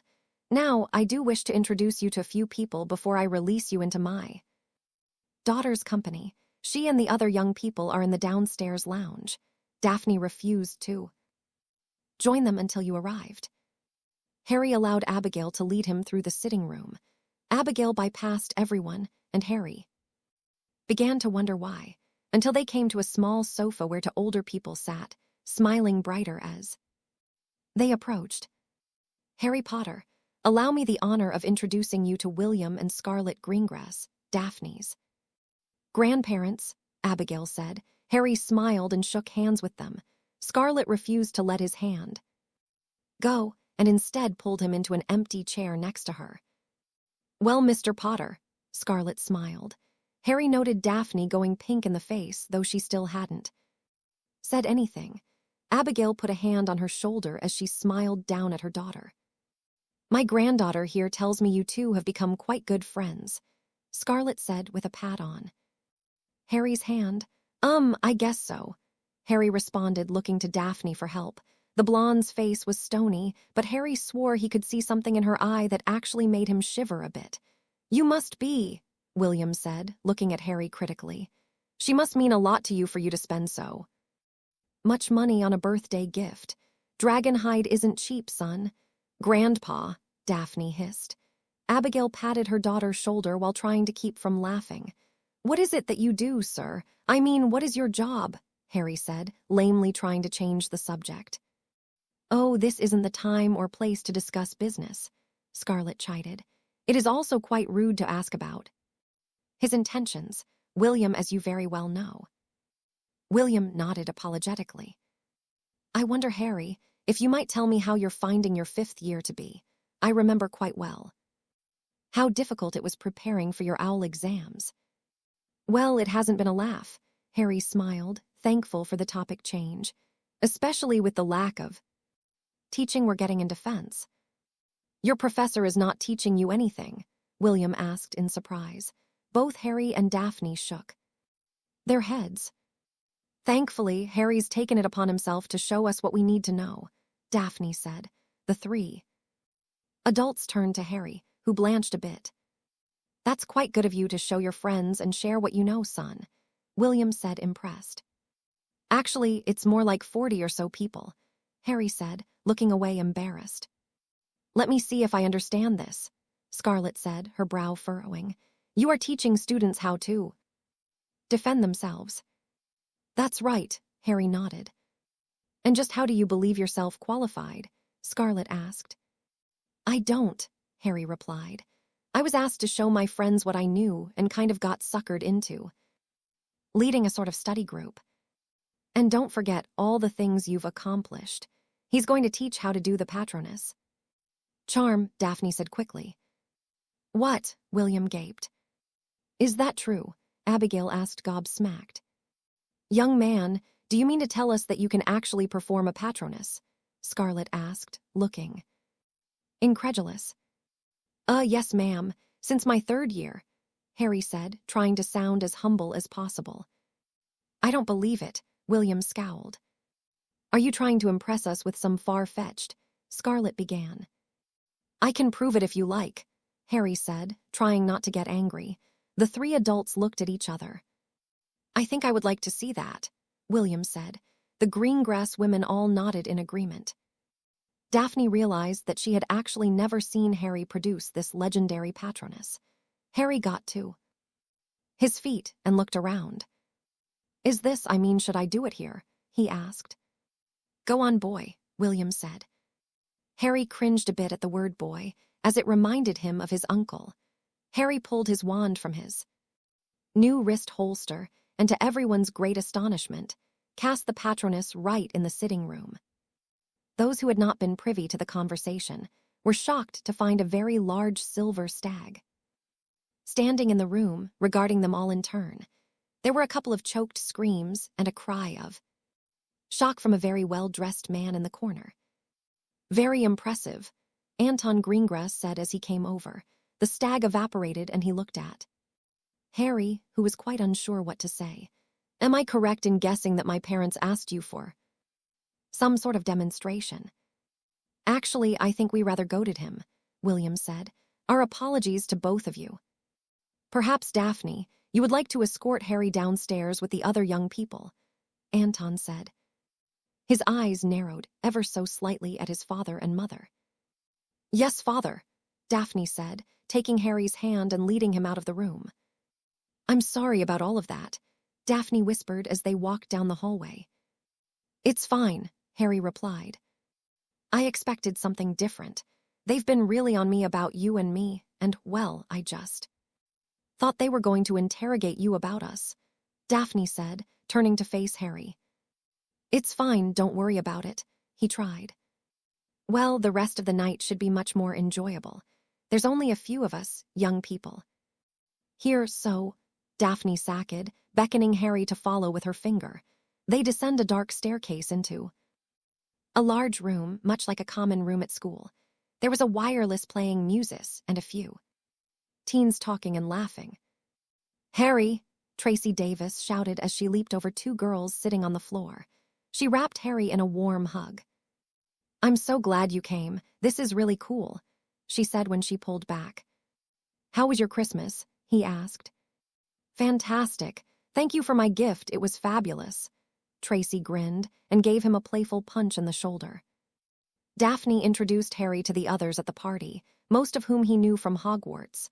Besides Daphne, Tracy, and Astoria, there was Timothy Hodges, Samantha Crenshaw, Madeline Robards, and Jeremiah O'Toole, all from Slytherin and all in Astoria's year.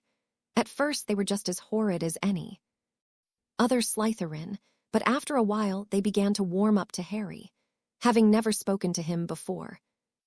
They had assumed all they had been told by other Slytherins to be true. Harry really had a good time lounging, talking, and generally being a normal teenager. 5 minutes to midnight and the new year, Tracy announced. "So, any chance you're going to ring?" "In the new year, with a kiss from our dear Gryffindor." Daphne's eyes went wide and her mouth fell open. I. "Because, if you aren't going to partake, I think I might," Tracy said, looking over her shoulder to where Harry was losing to Jeremiah in chess. "What?" Daphne looked aghast. "What?" Tracy shrugged.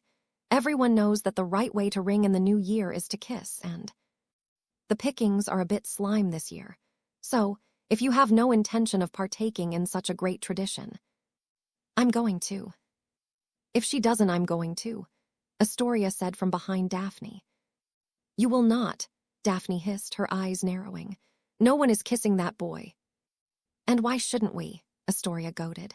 "I mean, you have no claim over him, do you?" "No, but..." Daphne suddenly folded her arms over her chest and glared at Tracy and her sister. "Oh, very clever. You think by threatening to kiss him, I'll beat you all to the punch and kiss him. Myself, Harry and I are just friends, and you can both stop trying to make us become something more. So, if you really want to kiss him, to ring in the new year, by all means, be my guest." Tracy and Astoria smiled at each other and headed towards Harry. Daphne watched them go with a stubborn expression. She watched interestedly as Tracy pulled Harry to his feet.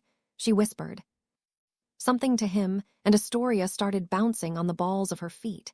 Harry's face began to turn a bit Pink, but then he nodded and Tracy looked towards Daphne and smiled broadly. "All right, guys, it's only a few seconds to midnight," Tracy said. Everyone got to their feet and Astoria positioned herself next to Jeremiah, who looked rather flush and excited. Daphne walked over to join the group, though she hadn't consciously thought to do it. Together, the teens began to count down to the new year.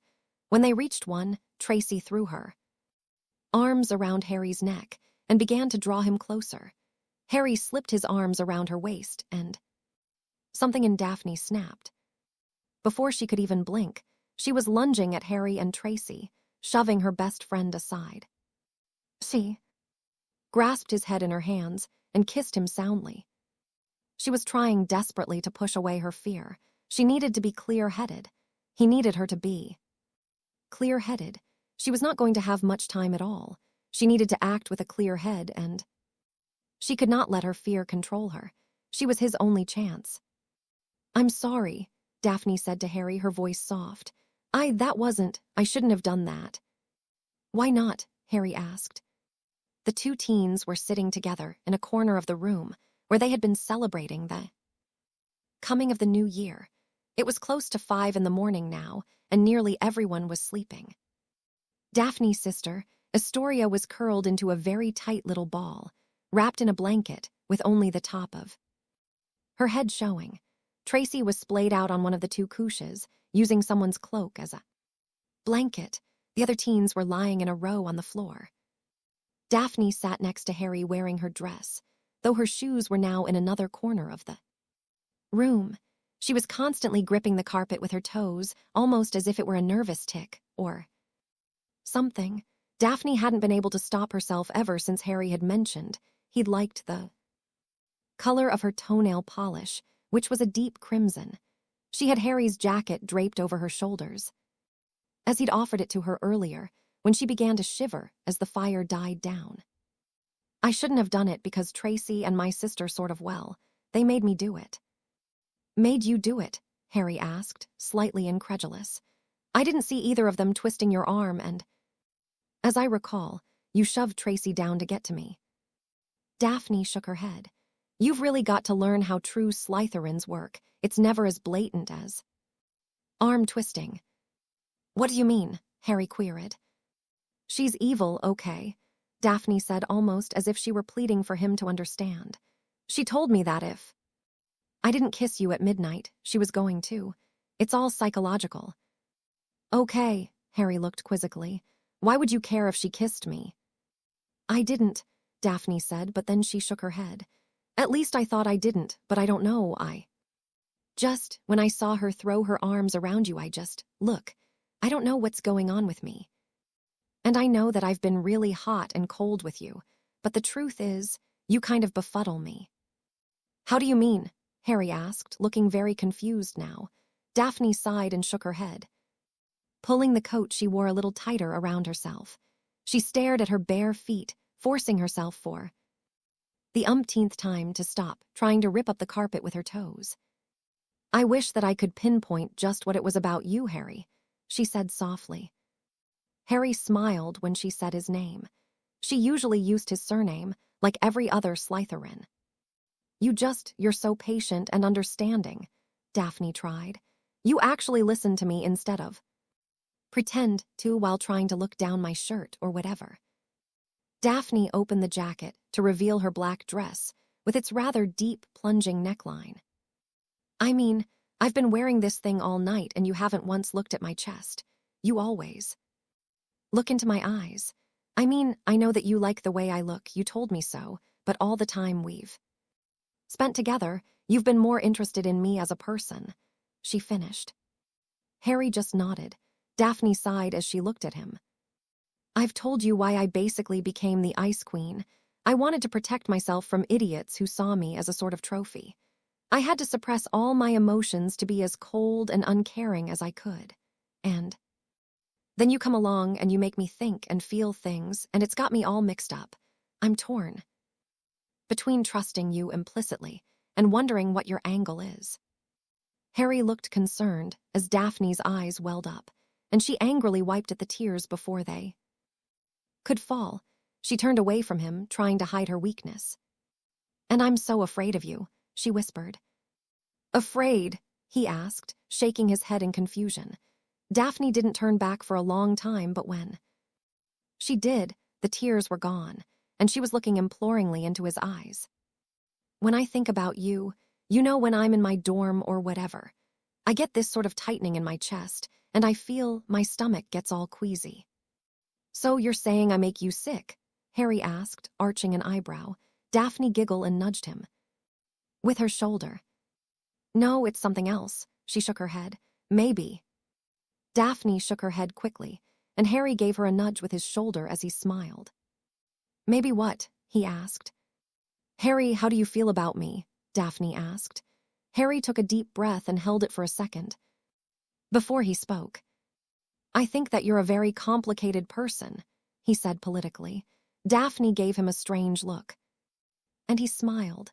"You're smart, and I find it mostly easy to talk to you when you're not ready to bite my head off, that is."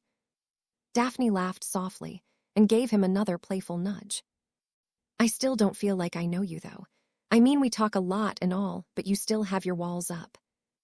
There was a pause, and they both looked away for a moment, both feeling terribly nervous.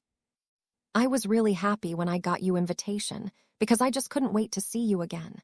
And honestly," Harry paused, looking a bit anxious as Daphne turned to look into his eyes, "I think I'm starting to feel more for you than just friends." Daphne nodded. "I think I am too, but it's so hard to let go of everything and just, as Tracy would say, go for it. I'm too afraid. I'm afraid of things going wrong, and I'm even more afraid of things going right. I've spent so much time keeping people away because I felt safer that way." "And now," Harry asked, "you're the first person I feel is worthy of getting past my defenses, Harry. But I'm so afraid of what might happen if I do." The tears were welling up in her eyes again, and she reached out and took his hand in hers, squeezing it. They were looking at each other in silence, and Daphne kept looking at his lips. Those very soft lips she had kissed earlier in the night. It hadn't been a good kiss because of the circumstances. She had basically just mauled him just to keep Tracy from taking him. But now, as she looked between his eyes and his lips, she began to lean towards him, her heart beginning to beat faster. She knew that this time would be different. This time would be special. It would be soft and slow and sensuous. It would be like something out of a trashy romance novel. There was no threats of someone else taking him, or any other unknown reason. She was leaning into him, leaning her head slightly, and allowing her eyes to slip shut because she wanted to. Daphne really wanted to kiss Harry Potter. "Are you two still up?" Abigail Greengrass asked softly, making Harry and Daphne look up and slide apart, both of them turning a bit pink. "Why?" Daphne asked, her voice cracking. It looked as if her mother hadn't seen them, but Daphne couldn't be sure. She wasn't giving one of her annoying little smiles that always said, "I know what you did." "It's nearly 6. I thought for sure I'd come down and find you all sleeping." Her mother smiled softly. "Why don't you come upstairs? We'll get Darcy to make us some breakfast. Besides, I'd like a chance to talk to your Mr. Potter, seeing as you've had him to yourself most of the night." Daphne sighed as she got to her feet with Harry at her shoulder. They followed Mrs. Greengrass up the stairs quietly. "Where is everyone?" Daphne asked when they got to the dining room. "Asleep, I believe," Mrs. Greengrass said. "Most everyone went home after midnight. Tracy's parents are in the guest room, and your father and grandparents are asleep as well." "What are you doing up then?" Daphne asked curiously. "Daphne, when have you ever known me to sleep in past 6? Abigail said sternly, taking a seat. The door to the kitchen swung open, and the little house elf Harry had seen the evening before slipped into the room carrying a tray with tea and scones. Yeah, life doesn't wait for you to get out of bed," Daphne said, rolling her eyes as she repeated her mother's motto. "Did you have a good time, Mr. Potter?" Abigail asked, pouring herself a cup of tea. "It's Harry, and yes, thank you," Harry said with a soft smile. I feel I should apologize for last night. It wasn't our intention to anger you or offend you. It's just that. Well, after all those nasty articles, it was hard to simply swallow your claim. You mean about my patronus? Harry clarified. Abigail nodded. You see, no one in my family is able to perform that particular charm. We are not weak, mind you. Just unable to perform it, Mrs. Greengrass explained. When I was learning it, I was told that a lot of qualified wizards couldn't.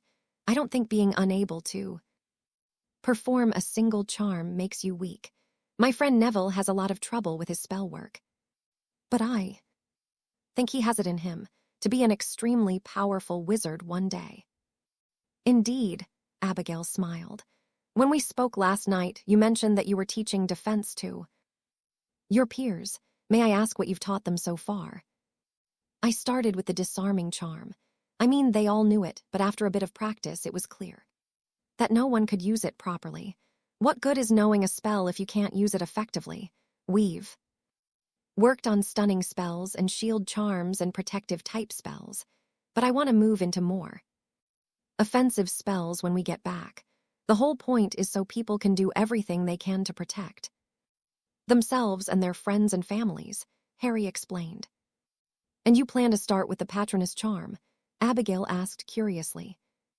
Sure, Harry said. Being able to perform it will give a lot of people a boost in confidence, and I hope that carries over when we get into other spells. I mean, even the most powerful witches and wizards started off just like us, just kids. If they can do all these great things, why can't we? Well said, Anton Greengrass said, causing them all to turn. Anton was standing in the doorway, dressed in pajamas and a dressing gown. He smiled as he entered the room and kissed his wife on the cheek. I expected you to sleep until late, Abigail said with a smile. I suppose I could have, Anton said, taking a seat. But our guest is only here for a short time, though. I thought for sure he would be sleeping like the rest of our young guests downstairs. I found these two tucked away in a corner. Abigail smiled mischievously. I suppose the two of you don't get much time to converse at school, Anton said with a questioning gaze at his eldest child, who shrugged. Not where we're alone without other people trying to butt in or eavesdrop, Daphne said. And we usually just talk about school and things like that. Harry noted that she was making a reference to his earlier concern that he didn't really know her. At least, he thought that was what she was saying. I assume you found your time together here to be beneficial then. Abigail smiled into her tea. Daphne felt herself going red, but nodded just the same. Harry agreed that it had felt they had been able to speak more freely. Good, Anton smiled. A true friendship only endures when there is honest communication. Perhaps you would do well to learn some strong privacy charms so that you can continue to speak freely to each other without fear of being overheard. Or to stop worrying about other people passing their judgments upon you both, Abigail added. Even if we did, we'd still both be getting a lot of flack. I'm becoming some sort of pariah because I'm lowering myself to befriend Harry. Slytherins are not supposed to mix with Gryffindors, Daphne recited. In a snotty voice, both her parents frowned. That ridiculous rivalry is just plain stupid. Do none of you realize that when you leave school it doesn't matter anymore? You may wind up having to rely on each other at your jobs. Would you throw away happiness if you fell in love and then found out that your lover was from the wrong schoolhouse? Abigail asked. The two of you are clearly much smarter than the rest, as you appear not to be too concerned about what your house thinks. Anton nodded approvingly. Actually, most of my house is pretty supportive, Harry chuckled. Only Tracy and Astoria seem to be behind me, Daphne shrugged. It doesn't matter who's with you or against you, Anton said. All that matters is that the two of you stand by each other and not let anyone ruin your friendship. They continued conversing as the little house elf brought out platters of eggs, bacon, sausage, and toast for them to eat. Harry listened as Abigail told them that she had attended classes with Harry's mother and father. Anton was 2 years older, and while he'd been in school with Harry's parents, he'd had little dealings with them. Both Daphne's parents remarked on James Potter's Quidditch skills, having witnessed some truly amazing plays during their own school days. The elder Greengrasses were taking loads of mental notes as they conversed with the teens, especially when it came to their daughter and how she interacted with the surprisingly polite and well-mannered young man. Potter was nothing like he had been represented, and both Anton and Abigail found themselves charmed by his humility and his curious interest in them. Daphne's grandparents joined them later in the morning, and they too enjoyed speaking to Harry, as they found him an extremely interesting young man. Scarlet kept to her promise and said nothing to embarrass her granddaughter, though there were more than a few hints about interesting stories. Harry unfortunately missed them all, though Daphne wasn't as thick and glared at her grandmother every time a hint was dropped. They spoke for hours until the clock chimed 12, and Harry had to say very quick but respectful goodbyes before his portkey activated and took him home. Daphne then excused herself and went to her room, where her parents knew she'd likely sleep until the next day. "Can you please explain why I like that young man and yet want to hex him into next week?" Anton asked. Abigail began to chuckle and shake her head. "If I had to guess, I would say that you feel the way you do because we've just met the young man who will one day become part of our family. Just keep reminding yourself that he's not stealing away our little girl, and my father likely felt the same about you when you first met him." Abigail sniggered, as Anton threw his head back with a groan. "You and Daphne could do a lot worse than that young man," William said pointedly. "I would, personally, be honored to welcome him to our family." "Could we please not begin planning the wedding just yet?" Anton whined. "I don't know that I'm ready to let go of my princess." "Doesn't matter if you are or not," Scarlet said to her son. "When she's ready it will happen, and I don't think it will be all that long before she's ready, especially if I was reading her right. She's falling for that young man. I just wonder if she's aware of it yet." It was with a light heart and a very full head that Daphne boarded the Hogwarts Express back to school. A few days later, the reason for this was that she had spent the better part of the last evening at home, in her room with her mother and grandmother, discussing what she may or not be feeling for Harry. In the few days following New Year's, Daphne had done a lot of thinking, which always ended with her getting a massive headache, but she couldn't stop. The littlest thing would set her off. The first was when she had awoken the day after New Year's and realized she still had Harry's jacket. This led to her remembering their long conversation, and of course the kiss. Daphne made a mental note to rip Tracy, a new one for setting her up. As she reminisced, Daphne began to wonder just what it would mean to date Harry. He was a good-looking guy, and he was incredibly nice, patient, intelligent.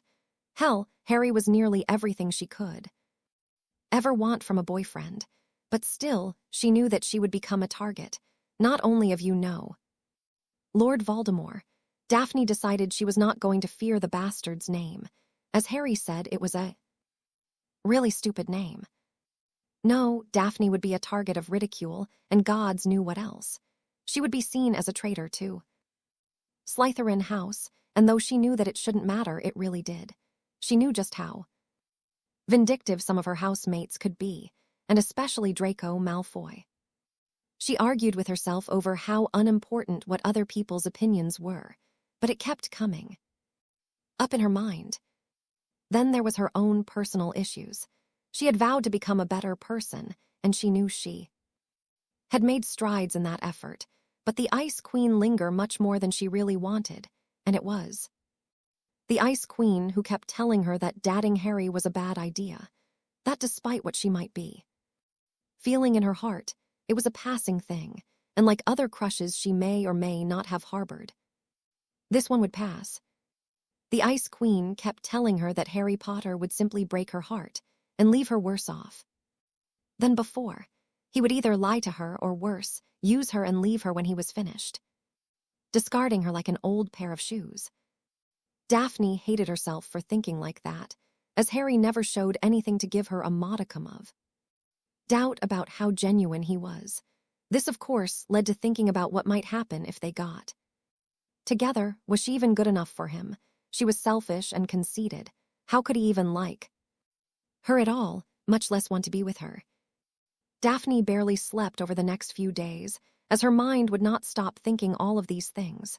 It was why she had asked to talk to the two women she could count on to help her try and put some of this mess into perspective. Though she really, really hated asking them to help, yet who else could? She turned to first of sweetheart, you're good enough for that young man. You're good enough for any man. The question you should be asking is he good enough for you? Scarlet smiled kindly, patting her granddaughter's hand. I watched the two of you while he was here, Abigail said softly, and I remember what I felt when your father and I began looking at each other the same way. There is nothing wrong with having doubts, but you should not let them rule your heart. The best advice I could give you, Scarlet said with a soft smile, squeezing Daphne's hand, is that if you think there is a chance to be happy with this boy, any chance, no matter how remote, then you need to take it. Otherwise, you will always be asking yourself, what if? Take the chance, my angel. What if it doesn't work out? Daphne asked worriedly. Then you learn from the mistakes you make and better yourself. Love isn't easy, nor is it perfect. It doesn't come gift-wrapped, and it certainly doesn't happen like in the stories, Scarlet said. You have to work at it. You have to give yourself and expect nothing in return. You have to blindly trust, and you have to be totally honest, not just with him but yourself. But I promise you, no matter what it is, the most rewarding magic there is in this world. It fills you up and warms you right to your very core. Daphne, when you knew Harry was coming, how did you feel? Abigail asked. Daphne sat thoughtful for a moment before she answered. I was really nervous. I thought I was going to throw up all day. And yet, I just wanted him here. I wanted to see him so badly. And when you were getting ready for the party, you spent extra care with your appearance, didn't you? Abigail asked, with a knowing smile to her mother-in-law. Yeah, Daphne said, looking at her toes, remembering how she had even painted them, though she knew he wasn't likely to see them through her shoes. It turned out he had, and had even complimented her on them. In fact, he'd complimented her a lot that night. He seemed to like it, she smiled shyly. And you did it so he would notice, and like it, didn't you? Scarlet smiled and Daphne's smile grew a bit. But does that mean it's love, or is it just something? Daphne asked, her smile disappearing as her frustration reared its ugly head again. Who knows? Abigail said, throwing her hands in the air. But don't you want to find out? Follow your heart, Scarlet said, rising from her seat. Don't overthink it, don't overanalyze it, just follow your heart. Take the chance, my sweet. Take the chance and try and find your happiness. Daphne was really considering it as she sat on the train, as it rumbled back towards Hogwarts. Harry wasn't on the train, which made her heart sink a bit, but she had no doubt that she'd see him there. But all this time without him only allowed her to do as her grandmother had warned her against. She could not stop overthinking it. But her heart beat a little faster whenever she thought about sitting in the corner of the lounge with Harry's jacket around her shoulders, the same jacket she wore now, and was very reluctant to return. Her breath would inevitably catch in her throat as she remembered herself leaning towards him for what would have been their first real kiss, one that hadn't been subliminally planted or otherwise manipulated. It would have been pure and honest, and Daphne was sure glorious. It seemed to take forever, but the train reached Hogsmeade at last, and she rode in a carriage with Blaise and Tracy. Blaise seemed very interested in the idea of Daphne and Potter becoming a couple. Thanks to Tracy's big mouth, Daphne had not told Tracy that she was now seriously considering that to happen, as she just didn't want to see that gods be damned triumphant gloating smile on her best friend's face. And Daphne wasn't too sure how Harry would feel about the idea yet either. The return feast was as nice as always, and Daphne saw Harry sitting with his friends, which made her heart beat up into her throat. She knew that she wouldn't likely get a chance to talk to him until the next day at the soonest, but as she watched him across the great hall, her grandmother's words kept ringing in her head. Take the chance and try and find your happiness. As she stared across the hall, Harry looked up and gave her a smile that made her pulse quicken. She returned the smile and laughed inwardly as he looked away shyly. Maybe her grandmother was right. Maybe she needed to take the leap and find out if she could find some happiness with Harry Potter. The next morning, Daphne and Tracy were entering the great hall for breakfast, and Daphne was mentally planning what she was going to say to Harry the moment she saw him. She didn't think she would really have to explain herself.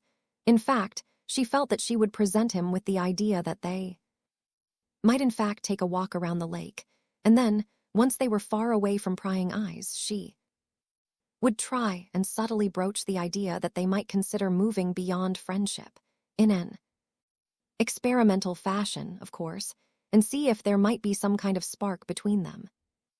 Okay, perhaps she was overthinking it all again, but she was more than a little nervous, but she had never done anything like this, and she was really afraid that he might run away, or even worse, fall on his arse laughing at her. Miss Greengrass, I need you to come with me.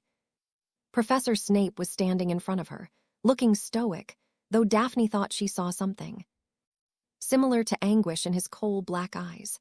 Daphne nodded and followed the man, thinking they were going to his office, though she couldn't even begin to fathom what she could have done to warrant such a journey, so she was shocked when they headed into the hospital wing, and even more so when she saw Astoria sitting up in bed, looking for all the world, as if she'd fought a very angry troll. Astoria's dark hair was pulled back and half her face was swollen and nearly black. Her left eye was swollen shut, and there was a mess of scabbed-over cuts on her face and arms. As soon as Astoria saw her sister, she began to cry. Daphne lunged at her sister, wrapping her protectively in her arms. What the hell happened? Daphne asked. I don't know, Astoria sobbed. I can't remember anything. Your sister was found late last night by prefects in an empty classroom. She was badly beaten and Snape trailed off, looking at Pomfrey, who looked murderous and quite saddened. Your parents have been notified and should arrive shortly. You are excused from classes for the day, Snape said before turning and leaving quickly, his cloak billowing behind him like black smoke. I can't remember anything, Astoria said. Daph, I can't even remember coming back to school. The very last thing I can remember is New Year's, and me and Tracy getting you to kiss Harry. I've lost 5 days of my life. Daphne couldn't even respond to that. She was so angry and scared for her sister at the moment. It was clear that she had been beaten, and if she had read the looks that had passed between the matron and her head of house worse, she had no idea who would want to hurt Astoria. She was well liked in Slytherin and had few enemies in the other houses. In fact, Daphne was certain that if it wasn't for the house rivalries, Astoria would likely be one of the most popular girls in school. So who in the hell would want to beat her so badly? They said my wand was broken, Astoria said. Someone snapped it. Why? I don't know, Daphne shook her head. But if I find out, I'll make them pay for it. Astoria! Anton and Abigail Greengrass shouted as they arrived, along with Professor Dumbledore. Daphne got up to allow her parents to embrace her sister. She noticed Dumbledore erecting privacy wards before he turned to speak to them, as Madame Pomfrey joined them. What the hell happened? Anton demanded of the headmaster. All that we are certain of is that someone beat and took advantage of young Astoria. Took advantage? Anton asked, his blood pressure rising. You mean someone? Raped her? Daphne asked, her voice barely a whisper, her face a mask of true horror as flashed of memory danced in her mind, being cornered and scared as those 2 assholes leered at her, touching her chest and saying, Who did this? Anton asked, his voice a malevolent snarl. We do not know, and Astoria has been obliviated. Normally, we could try and resurrect her memories.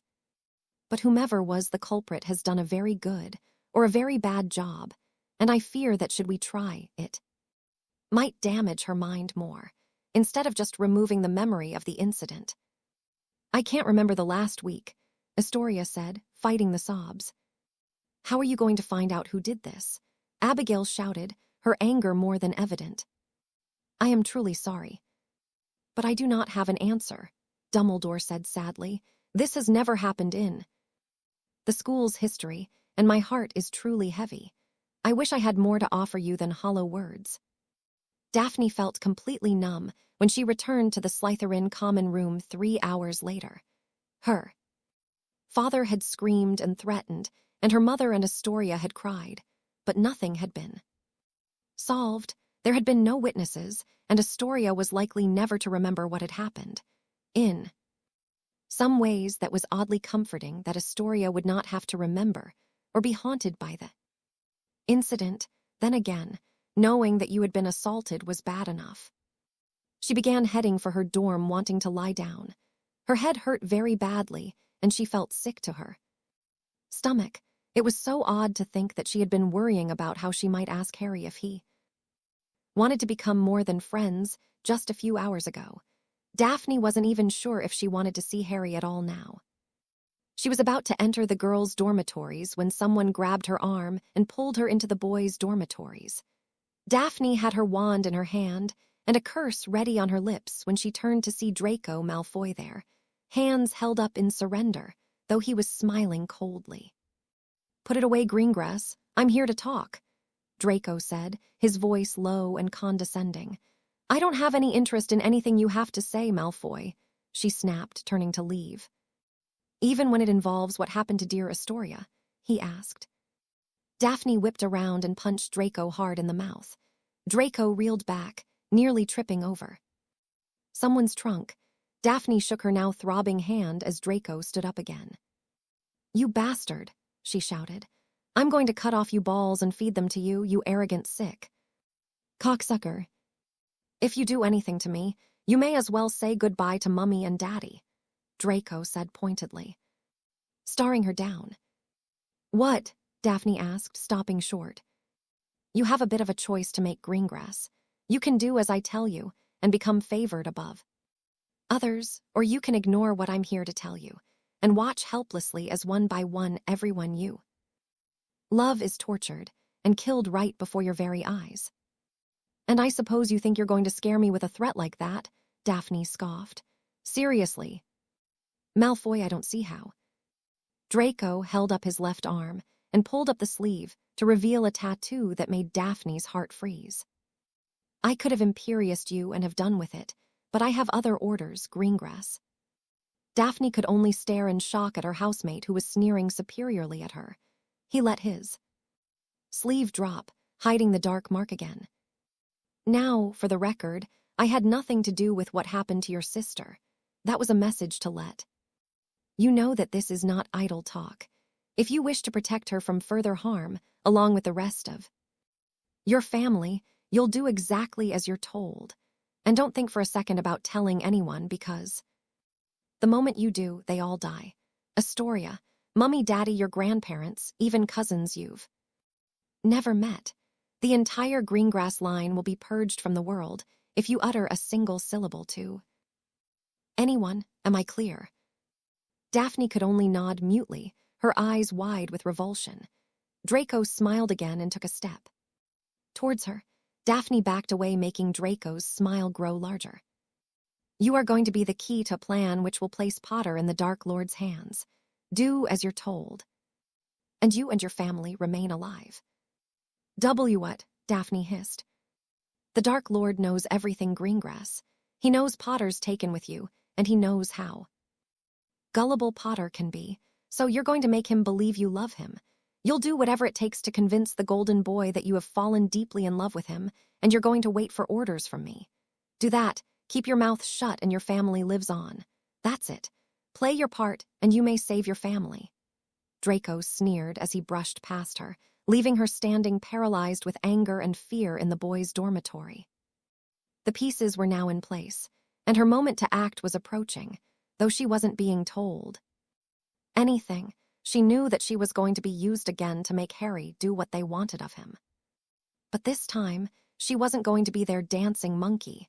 They were not going to manipulate her anymore, and she was not going to let them have Harry. He belonged to her, and she was going to make them wish they had never even considered using her to get him.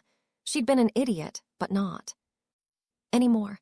Daphne Greengrass was very, very angry. "He took the mark?" Anton asked incredulously, staring at his eldest daughter who nodded. "You're sure of what you saw?" "I saw it with my own eyes," Daphne replied, looking to Dumbledore, who looked downright murderous. "Did he tell you who was responsible for the attack?" the headmaster asked. "No, but I think he knows," she said. "I thought it was him, but he said he was only a messenger, whatever that means." It had taken a few moments after Draco had cornered her in the Slytherin boys' dorm room for Daphne to regain herself. She hadn't been able to process all that she had been told, but once her brain finally kicked back into gear, she knew she had to go find the headmaster. Fortunately, her parents had been with the headmaster in his office as well. She had explained everything, and Dumbledore had dispatched Snape to bring Draco to his office, as well as getting hold of the Aurors. "Somehow this doesn't make sense," Dumbledore sighed. "It is unlike Lord Voldemort to allow his plans to be revealed, much less entrust them to children." "What plans?" Anton asked angrily.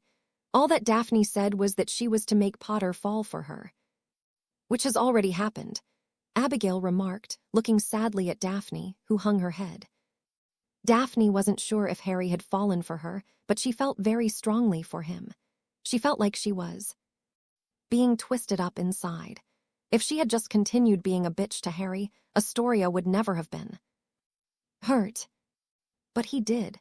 He plans to use Daphne to reach Harry, though I have no idea how he plans to do this. Dumbledore replied.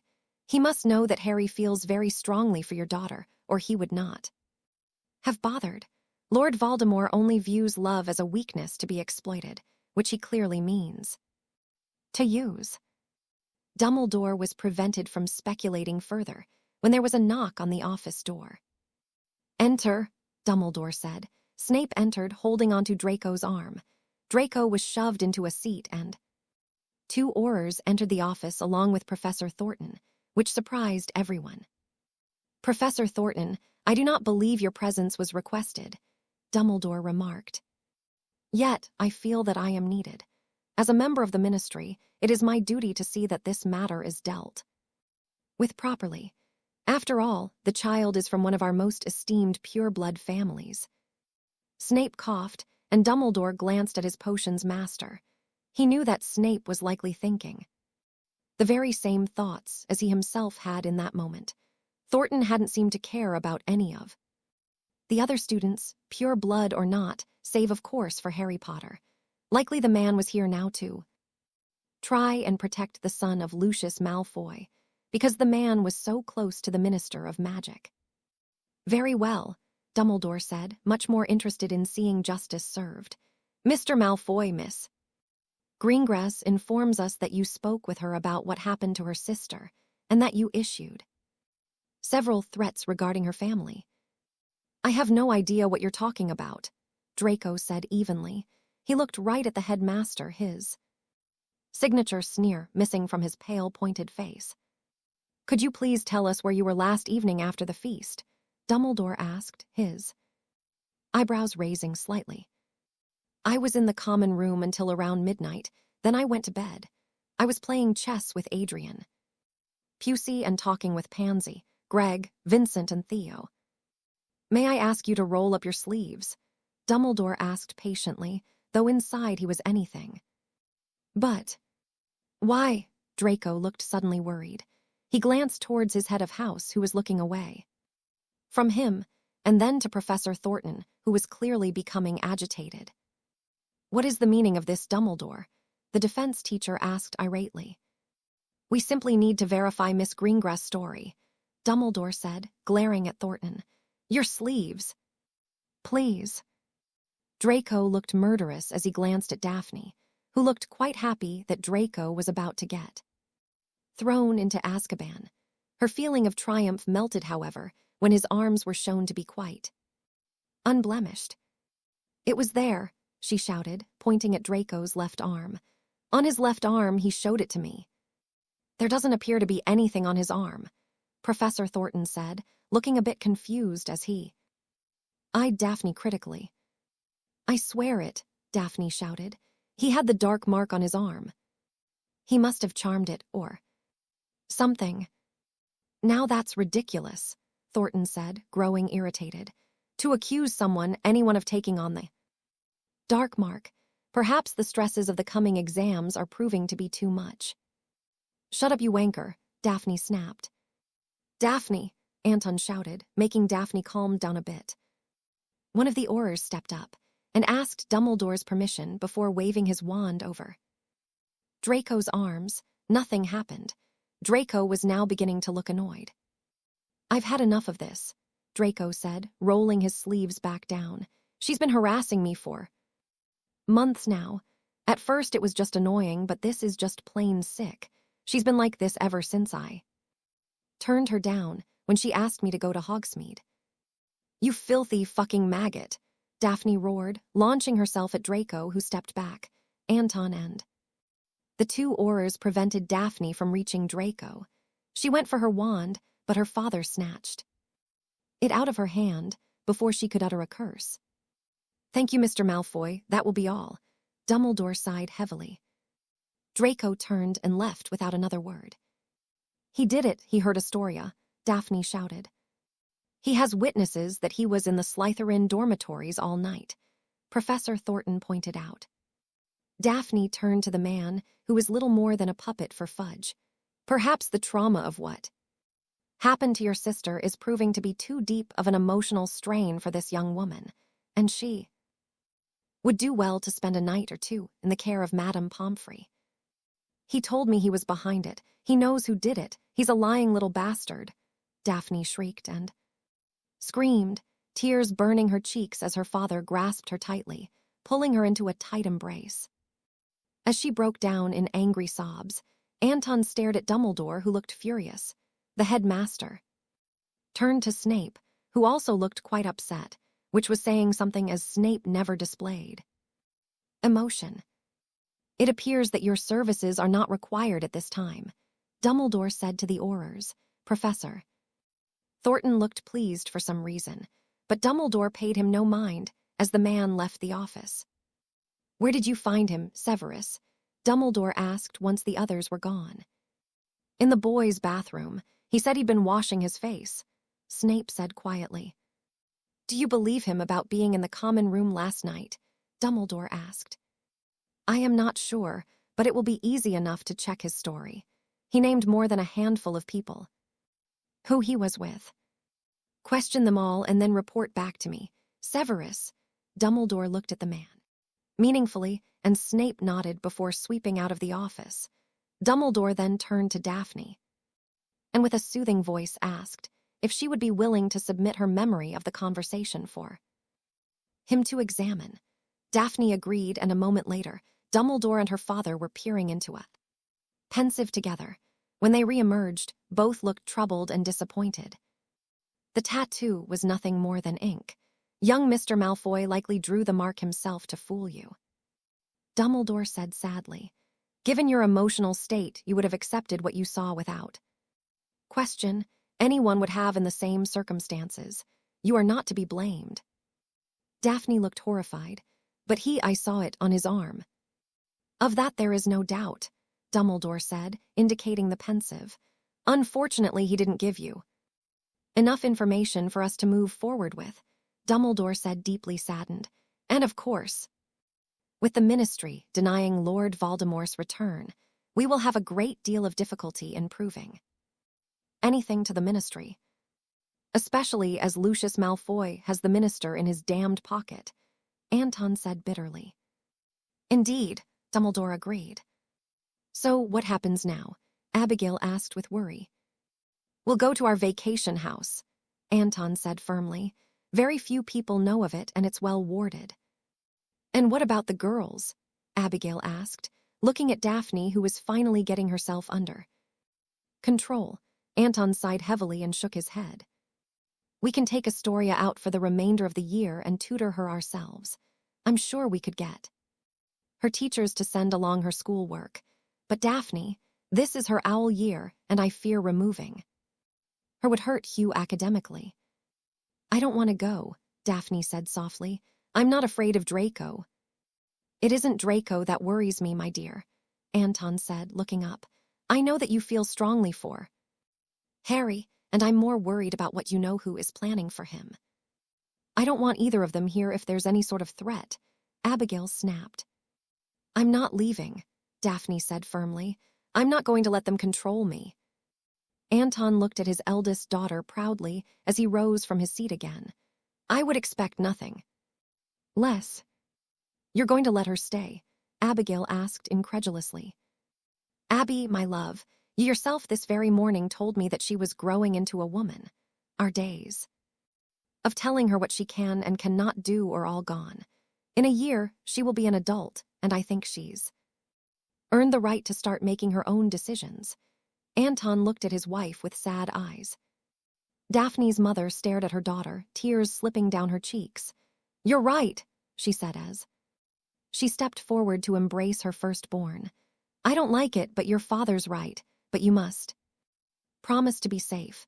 Do not go anywhere alone. Stick with Tracy or Harry. Harry, Daphne pulled away to look up at her mother with puzzled eyes. The boy has fought and defeated far worse than Draco Malfoy, Anton said with a nod to Dumbledore, who smiled softly and returned the nod. Daphne quickly guessed that her parents must have been speaking to the headmaster about her friend before she had come storming in. If anyone can protect you, I believe he's the one for the job, Daphne's father finished, folding his arms across his chest, as though he'd just decreed Harry suitable for his daughter. But what about what Draco said about? Daphne began. Daphne, regardless of what that boy said, you and Harry have already begun to grow close. What happens between you is no one else's concern. Just do as your grandmother and I advised you, and forget about the rest, Abigail said, and you will write to us more often than has been your usual amount this year. We want to know that you are okay, and the headmaster does not need to hear from us daily to make sure of that. I promise, Daphne smiled, hugging her mother again. I shall arrange for Astoria's schoolwork to be sent to her. Am I correct in the belief that you will be taking your daughter home this night? As soon as she is cleared by Pomfrey, Anton said. Dumbledore nodded and rose from his seat. I will keep seeking those responsible for this heinous act, he assured them. I will notify you the moment I find anything. Again, I am deeply sorry. Protect them, Albus, Abigail said, her eyes boring into his, and the headmaster gave a small bow. The three Greengrasses left the headmaster's office and headed for the hospital wing where they would check on the fourth Greengrass. They walked in silence, you with Abigail holding Daphne's hand and Anton with his arm around his daughter's shoulder. Each of them were lost in their own thoughts and had much they wished to say, but none of them felt they could voice their emotions. When they returned to the hospital wing, it was with great surprise to find Astoria sitting up in bed, talking to none other than Harry Potter, who was smiling and talking to the younger girl. Harry, Daphne asked, and Harry turned and smiled, waving at Daphne. Astoria also gave a jaunty wave as her family approached. What are you doing here? Daphne asked as she got closer. I sent for him, Astoria explained. I was lonely and I didn't want to talk to my friends, but I really needed to see a friendly face. So, she motioned to Harry, who puffed out his chest like some sort of superhero and grinned. Astoria swatted at Harry, making him laugh, and Astoria giggled. Daphne saw her parents smiling at this with relief. Thank you, Harry, Anton said, offering his hand, which Harry shook firmly. It was no trouble, Harry shrugged. I had a friend who needed me, so I came. Thank you all the same, Abigail said, pulling Harry to his feet so she could hug him. We'd like a word with our daughter, Harry, if you would excuse us a moment, Anton said politely, and Harry nodded. He began to walk away and Daphne quickly joined him. When they were outside of the hospital wing, Harry turned to Daphne, taking her hand in his. She told me everything, he said, looking into her eyes and squeezing her hand. Do you know who was behind it? Daphne shook her head. The person that I thought was behind it has an alibi and witnesses, so no. But it's not your problem, Harry asked, his smile gone now. In fact, he looked downright menacing, which surprised Daphne. No, it is my problem. No one should ever do anything like that to anyone. It's revolting, and whoever did it should have their bits shredded off with a cheese grater. Harry, Daphne looked appalled. Don't even pretend like you don't feel the same, Harry said. No, I do. I was just surprised to hear you speak like that. I mean, you're always so, well, passive, really. You've never seen me angry or scared, Harry smirked. So, do you know anything? Daphne hesitated for a moment and then decided that Harry didn't need to know. It was clear that Draco had been screwing with her when he showed his dark mark, and likely he was just blowing hot air as usual, and yet she could not shake the feeling that there might be some weight behind his threats, though she couldn't say why she felt that way. Nothing, she said finally, hating how it sounded coming from her mouth. Listen, do you think we could go for a walk or something? I really need to get out of the castle. Yeah, Harry nodded.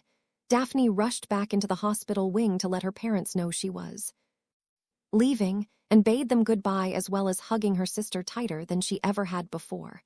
Astoria leaned close to her older sister's ear and whispered softly so only Daphne could hear. If you let him slip through your fingers, I will never ever forgive you, she said. Daphne felt herself smile in spite of everything, and with a final hug to each of her parents, rushed out to grab Harry and get outside. As they walked outside, they talked about unimportant things like classes and their holiday. Daphne finally got around to asking Harry where he had disappeared to before the holiday break, as he wasn't on the train. Harry got rather pensive for a moment, and then, with a deep inhale, he began to tell her. I had this bad dream, and I saw Ron's dad being attacked. It turns out that it wasn't a dream. And Ron's dad really got hurt. Dumbledore sent me and the Weasleys home that night so we could go to St. Mungo's. Was he all right? Daphne asked with genuine concern. Yeah, he came home right after the new year, and he's much better. Tired, but all in all. What did you, in your dream, what happened? Daphne asked. He was attacked by a giant snake, Harry said, though he avoided her eyes. Daphne could tell that he was getting uncomfortable and figured it was best not to pursue it. It was cold outside, and the grounds were covered in snow with barely a mark, as no one had ventured outside yet. Daphne quickly cast warming charms on the both of them, as neither had gone to get a coat. How are you? Harry asked, now looking to Daphne, who shrugged and sighed. I'm angry. I'm so angry right now, she said, looking at Harry, who nodded with understanding. It didn't happen to me, and I feel so violated, and I just want to find whoever did it and use the worst possible curse I can find on them for what they did. Why would anyone want to hurt her? Isn't she pretty popular? Harry asked. I wouldn't say that, Daphne shrugged. But there's more to this than just, what, can we just talk about something else? It's been a really rough day, and I just don't want to dwell on it. Because I can't do anything about it right now. I can understand that, I guess, Harry shrugged. It's so funny how things can change. This morning I was really focused, something I wanted to ask you, and then all this happened, and it just made everything seem so meaningless. Maybe if she'd been training with us, she might have been better prepared or something. Daphne sighed as she stopped and leaned up against a tree, shoving her hands in her pockets. She looked to Harry, and he noted how confused and sad she looked. Her eyes, normally so empty, were a sea of anguish. Harry hated seeing that more than the blank blue orbs he normally stared into.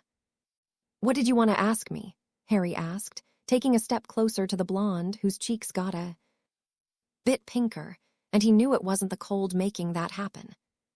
"Oh, it was nothing really. I had this talk with my mum and grandmother before we came back to school, and it just got me thinking about a lot of things," Daphne said, trying to wave it off, though her heart was beating a bit faster in her chest. "Well, it must have been important to you," Harry said, looking at her curiously. "It was. Well, it still is, but it's just with everything," Daphne shrugged. "I understand," Harry chuckled. "Something bad happens and you focus on that and nothing else seems to matter. Everyone tells me that I shouldn't do that, but I can't help it. Maybe I'm mental, but I feel like I've got to try and help in any way I can." "Which is why you went to see Astoria." Daphne smiled appreciatively at Harry, who nodded. "She needed someone to talk to, I guess. I was happy to be that person," Harry said, kicking the toe of his shoe in the snow. "When I said goodbye to her, Daphne smirked, shaking her head. "She told me that if I let you slip through my fingers, she'd never forgive me." Harry looked up, and Daphne, realizing what she'd said, turned crimson. She stammered. "What do you mean, let me slip through?" Harry asked, smirking a bit as he took another step towards her. "I really need to learn to keep my mouth shut." Daphne shook her head, avoiding Harry's eyes. "Ever since New Year's, I haven't been able to stop thinking about you, all right?"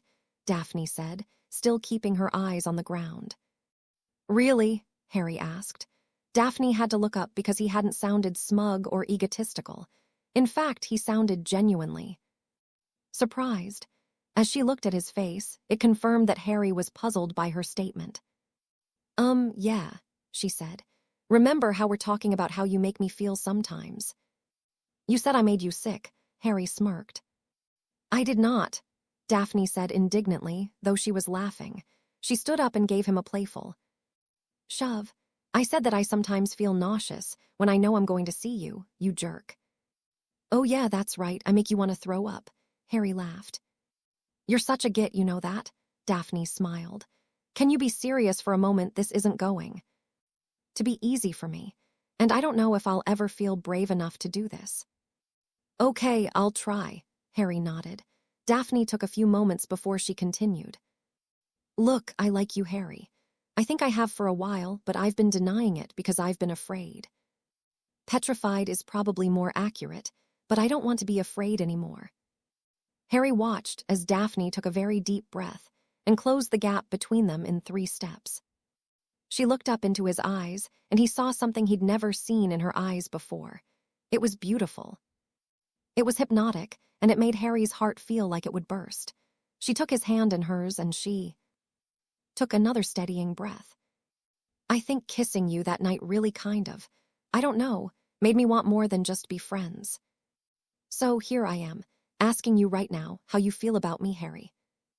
Harry stared at her eyes, entranced by the emotion he was seeing reflected in those sapphire blue pools. His throat felt tight, and the only sound that emerged was a strangled groan. Daphne raised an eyebrow questioningly, confused as to what was happening, but before she could comment, Harry pulled her to him and bent a bit, capturing her lips with his. It was very different from their first kiss a few days before. It was soft and warm and meaningful. It was passionate, and Daphne felt her toes curling with the power of it. She melted in his embrace, her arms sliding up his to wrap around his neck, clinging to him to prevent herself from falling as her legs had gone weak. He held her tightly, his lips massaging hers until she began to open her mouth, allowing him entrance, deepening the kiss further. Daphne's heart felt like it was in her throat as Harry kissed her. This was like nothing she'd ever felt before, and she was cursing herself for hiding so long behind her Ice Queen masquerade. She could have been doing this for so long, and she'd been too frightened. Daphne now understood why Tracy had pestered her so badly.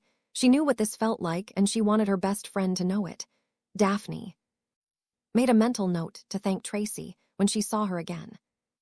Their kiss broke, though they continued to nip at each other softly, Harry holding her up still, as Daphne's legs didn't seem ready to support her.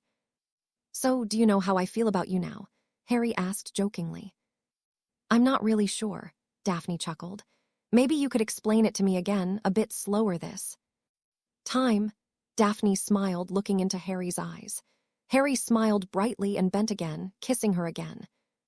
Much slower and softer, making her moan ever so softly as she threaded her fingers into his hair.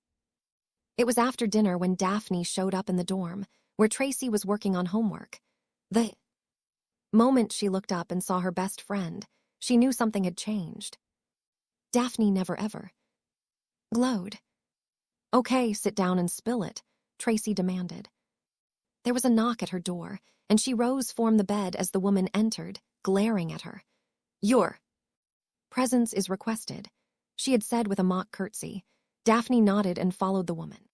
With the deep sunken eyes and the wild black hair, she was led down 3 flights of stairs and brought into a large dining hall that she recognized, though she couldn't say why. And then she saw him. Hairless, pale, and utterly nightmarish. He spoke to her almost like he was a long-lost relative. He smiled and made promises to her, but she knew they were lies. He had no intention of keeping any of them. Empty words again. Yet she was intrigued. The abomination needed her once again to entice Potter. She was going to accompany his servants and Potter, so that Harry would do something he was likely unwilling to do. Unless she was present, this was it. This was her chance to make this right, and she was not going to waste it. So with a confident nod to the beast, Daphne was led to another room where 13 people were waiting. Only one of them was not clad in black robes, and he was staring at her with a mixture of emotions that Daphne could not figure out. She was simply grateful that Harry was alive.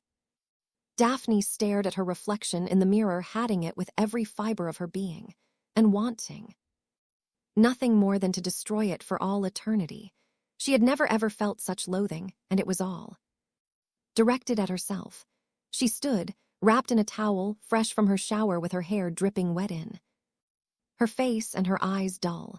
She was bent forward, her hands gripping the porcelain of the sink as she breathed long, slow breaths, trying to prevent herself from being sick. In a few short hours, she was going to do something that she would have never imagined herself capable of, but she knew beyond doubt that she had no choice. If she didn't present Harry to the Death Eaters, her mother, father, sister, and grandmother would all be dead before sundown, and she might be as well, everyone she truly loved, their lives for his. Daphne leaned forward and retched. "Are you all right?" Tracy asked as she entered the bathroom. She looked very concerned for her best friend, who was now rinsing out her mouth with water. Tracy had taken great care with her appearance. That morning, she had Blaze had just become an official couple, much to Tracy's relief and utter shock. Blaze had quite a reputation for being a ladies' man, yet it seemed that he wanted to actually have a girlfriend and a real relationship. So he'd asked Tracy for the honor, which she had readily accepted. "I'm fine," Daphne sighed. "Just an upset stomach. I just need some toast to settle it. Oh, and I have cramps." Tracy nodded understandingly and went to the sink next to Daphne's and began applying her makeup. "Are you going to cancel on Harry then?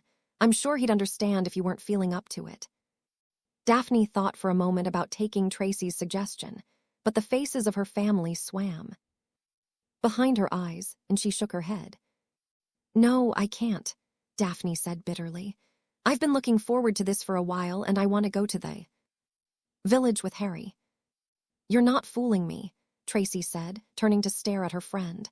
"I know that you've been going back and forth over your decision to start dating Harry. I know he makes you really happy, but I also know that Draco has been really harassing you. What was it you two talked about last night anyway? I thought you were going to strangle him, and then you just disappeared." "It was nothing." Daphne shook her head, beginning to brush her hair out. "He was just trying to show me how he was more of a man than Harry again." Daphne had lied to her best friend, but she didn't have a choice. She'd learned the hard way that Draco had meant every word of his original threat. He'd cornered her the day after everything had changed. Astoria had been taken out of school, and she had begun dating Harry Potter. It had happened right as Daphne had returned from studying with Harry in the library, and a rather nice long goodbye. Daphne was still feeling quite exhilarated when she headed for her dormitory when Draco had once again grabbed her and forcibly dragged her into the first-year boys' room and put up the privacy charms. "I warned you, Greengrass. I warned you that if you opened your big mouth that there would be consequences. Now you have only one last chance to get it right. Make Potter fall for you. Do this and whoever of your family that is left after tonight will be spared. I'll speak to you again when I have more for you to do." "You're full of shite," Daphne spat, punching Draco in the face, knocking him on his rear. Draco got to his feet and grabbed her arms, shoving her against the wall, glaring at her coldly. And then, to Daphne's great surprise, he began to laugh. "Let's see how full of shite I really am," Draco said, releasing Daphne and canceling the charms. "I think you'll find that I've been quite honest with you." Daphne had felt a wave of revulsion as he took her hand and kissed it almost as if he were a gentleman right before he left her alone again. She had ranted to Tracy about what an arrogant prick Draco was, and Tracy had of course joined in on the bashing, as she also found Draco more than a little abhorrent. Everything changed the next morning when she received a letter from her mother. Her grandfather had been killed, and her grandmother was at St. Mungo's. According to the letter, her grandfather had been killed protecting his wife, fending off several attackers. Her mother didn't say it outright, but Daphne knew that her grandparents had been set upon by Death Eaters. Draco hadn't been trying to make himself look more powerful. He had been telling her the truth. She looked horrified down the table where Draco sat. He gave her a sympathetic smile and returned to eating. Harry had of course been the perfect friend. He'd been the perfect boyfriend. He'd comforted her as she grieved and held her as she cried into his shoulder. He didn't try and offer empty words of assurance. He'd simply been her rock. Harry just assumed that her family had been targeted because they had been neutral before, and Voldemort wanted them on his side. Daphne couldn't help thinking how close to the truth he'd been. Daphne wanted to push Harry away after that, to break up with him and make him hate her. Anything to protect him and her family, but she just couldn't do it. She was incredibly selfish now that she had him. She craved the way he made her feel when they were together. Loved, looked after, protected, and here she was, leading him on. It had been 3 very chaotic weeks. Daphne had decided that she needed to focus on preparing for when she found out who had hurt her sister. She had gained permission from Snape to go into the restricted section of the library. She then began to make detailed notes about some truly dark spells, hexes to cause great pain and suffering to whomever she used them on. She was determined to make those who had wronged her sister pay. She'd not told anyone and had tried to go about her life as if nothing else was wrong. She had been allowed to attend her grandfather's funeral, and after she had returned sought Harry for comfort, which he'd been more than willing to give to her. These past weeks had certainly been a huge roller coaster of emotion for her, and today was going to end it. Her family would be safe at last, but she was going to do the most unforgivable thing she could imagine. She, of course, tried to rationalize it by telling herself that her family meant more to her than Harry, and that he had faced Voldemort already, several times in fact, and had lived through each encounter, so it stood to reason that he would manage again. After all, he was superb in the defense lessons. She remembered the day she saw her patroness for the first time, all due to the memory of their first kiss. A dazzling silver fox had burst from her wand and landed before her, running around her legs. She could still feel the amazing warmth she had felt when it nudged her ankles. Harry had praised her, and even inquired about the memory she used. She had refused to tell him, not wishing to bolster his ego, even though he would have likely blushed and ran away at the mere thought of he being her happy memory. As she thought about everything she had experienced these past weeks, her stomach knotted and she had to rush to the S-bend to throw up a second time. "Are you sure you're all right?" Tracy asked. "I've never seen you like this when you've had cramps." Tracy's eyes went wide with shock as she posed her next question. "Oh my gods, are you pregnant?" "What?" Daphne asked when she was able to look up. "I didn't think you would move so fast, but have you and Harry?" "No, are you out of your mind?" Daphne shot back. "I'm just not feeling right, okay? Harry and I have only ever kissed. He's never even felt me up."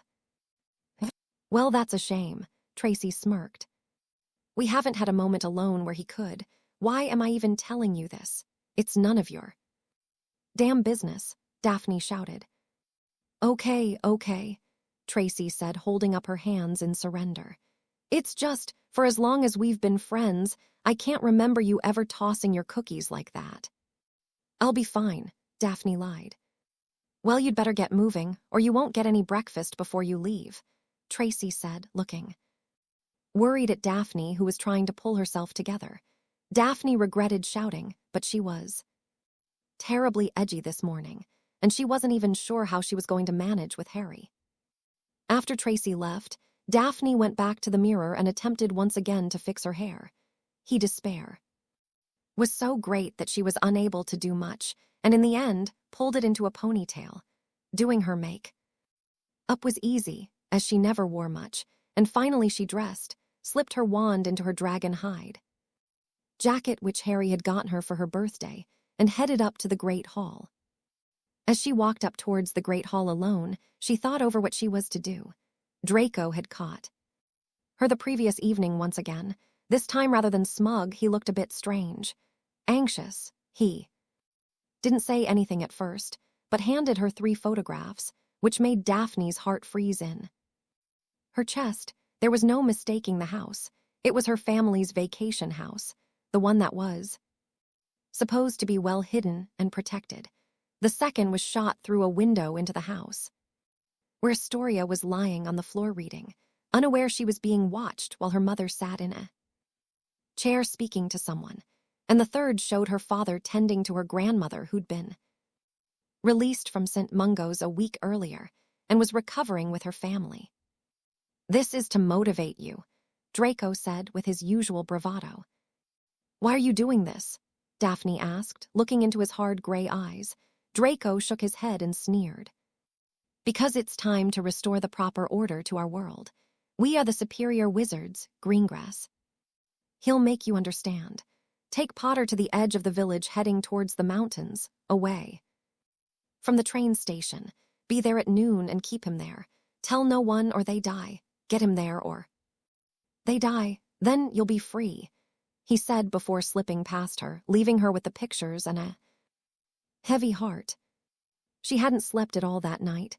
All she could think of was some way out of this. She could try and tell Dumbledore, but that hadn't worked before. Draco had been able to slip out of it, and her grandparents had been attacked, and she'd lost her grandfather. Now she stood to lose everything. Daphne had wept a lot during the night. She felt so lost, and there was no one she could turn to.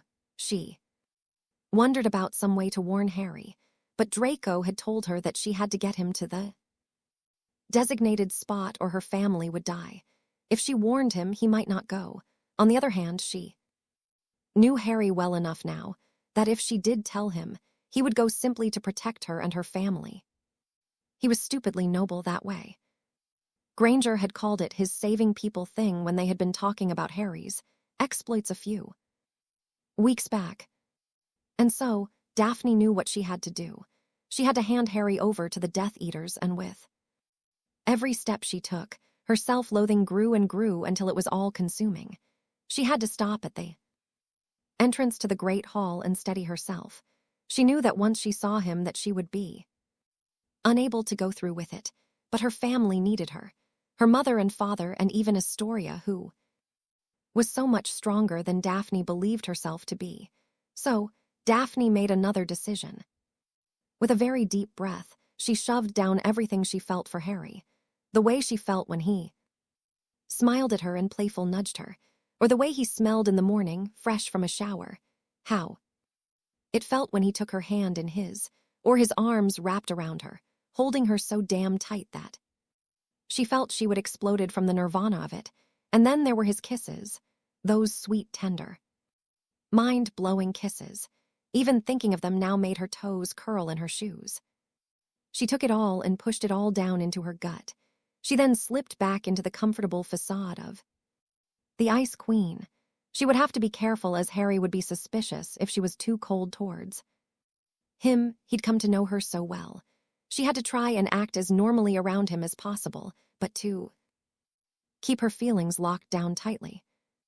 With another breath, Daphne walked into the great hall and gave her boyfriend a wave as she headed toward the Slytherin table. They had never eaten together, so this was not unusual. They had planned to meet after breakfast and ride into the village together, until Draco had spoken to her the night before. She had really been looking forward to it. Now, with every second that ticked by, she dreaded it. Would he ever forgive her, or would he die hatting her, cursing her name with his last breath? Daphne had to once again shove those thoughts and feelings down deep inside. She realized very quickly that this was not going to be easy. Harry had broken her defenses, and she was not going to be able to build them all back up in 15 minutes. Daphne tried to eat, but her stomach threatened to heave, and so she settled for a few sips of pumpkin juice. It was then that she first got the idea, and she wanted to smack herself for not thinking of it sooner. She couldn't tell anyone before, but what about after? Voldemort would have Harry, and her family was going to be safe, so why couldn't she run right to Dumbledore and tell him everything then? The headmaster could then find Harry, and her family would be safe, and everything would be okay in the end. She could apologize to Harry and explain everything. While she seemed bolstered by the idea, there was a part of her that doubted Harry would be very understanding. She couldn't say for sure, but she had this strange feeling that he would turn her away. And then something else occurred to her, and she felt such shame as she didn't think she'd ever be able to look at herself in a mirror again. Her parents would be deeply disappointed in her, and Astoria. Gods, Astoria was likely to hex her into oblivion for giving up Harry. She was supposed to be better than this, but they didn't understand. She had to protect them. She was the only one who could do it. They didn't even realize how close their ultimate doom was. It was right outside their door, with only Daphne standing in its way. She had to do this. She had to protect them, and she could make them understand after it was all done. She checked her watch, and with a quick wipe of a napkin to her mouth, Daphne steeled herself and rose to meet fate. Harry was waiting expectantly with a bright smile, which faded a bit when he saw her face. Daphne winced inwardly. He already knew something was wrong. "Are you all right?" he asked. Did something else?" "No, I'm fine," Daphne lied, kissing him as sweetly as she could. "I'm just a bit under the weather." "We could skip this," Harry suggested, and Daphne felt like she might burst into tears. She gave his hand a squeeze and shook her head. "I'll be fine, I swear," she said, trying to bolster her own confidence while simultaneously trying to ease his mind. "I've been looking forward to visiting the village with my boyfriend," he said with a weak smile. "Are you sure?" he asked, looking at her critically. "You really look pale. Maybe it would be better." "Harry," she said sternly, "I promise that I'm fine. Now take me to Hogsmeade so I can drag you shopping." Harry's smile returned and he kissed her sweetly, making her feel like crying again. She managed to get herself under control before he pulled away and they got into a carriage. She sat close to him, clutching his hand in hers, and the panic gripped her heart. She desperately wanted to tell him, to warn him, but she kept imagining her parents' dead bodies, her grandmother's broken body, her home burning, and Astoria's screams as they did unspeakable things to her. She needed to be strong now. They spent the morning visiting shops, with Daphne acting as if she didn't have a care in the world, but she would occasionally catch Harry looking at her with questioning eyes. She wasn't so foolish as to believe that he was buying her act. She wasn't that good an actress. She simply kept up the story that she wasn't feeling all that well. However, any time he suggested they head back to the castle, she adamantly refused. She was not going to back out now. Her family was depending on her, even if they didn't know it. "Can we get away from all these people?" Daphne asked as they walked through the crowds. "Do you have someplace in mind?" Harry asked with a smile.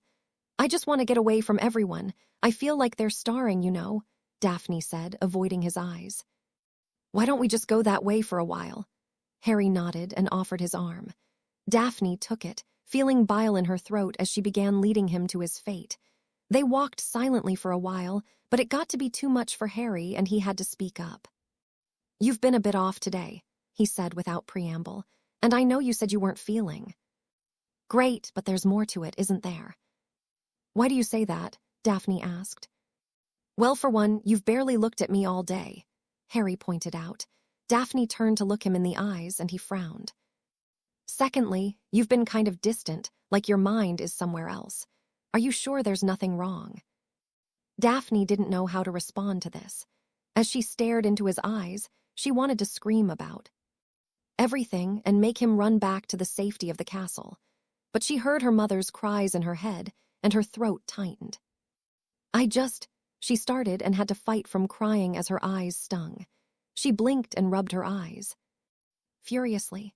"Draco said some really mean things this morning, and I guess I let it affect me.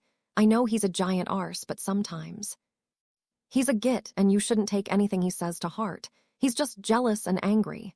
Harry sighed, taking her into his arms and holding her tightly. Daphne sighed and bit her lip to keep from crying. "Can we keep walking?" she asked. "I like it up here, it's really peaceful, you know." Harry took her hand again, and they continued walking.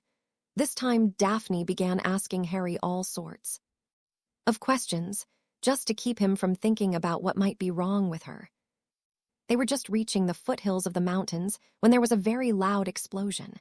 They both turned to see smoke rising from one of the buildings in the village. "What the hell?" Harry asked, looking down on the burning building. They could see people running, and soft screams reached their ears. Harry pulled his wand from his wrist holster. "We've got to get down there," Harry said, but Daphne held him firm. "No," she said. He turned to look at her and he saw it. The same look he'd been catching glimpses of all morning. It was terrible to behold. Such a deep sorrow filled her eyes, and she was beginning to cry, tears falling from those soulful blue eyes that had once been so hollow and cold. "Daphne," Harry started to ask when he felt his wand being torn from his hand. He turned and immediately placed himself between Daphne and the black-robed figures. "Ah, how sweet. He thinks he can protect her from us," a hoarse, gravelly voice said from behind them. Harry turned and saw 3 more figured emerging from nothingness.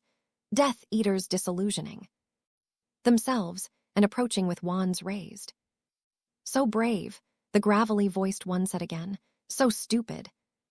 "You're a bigger fool than the Dark Lord believes you are, Potter," another voice said.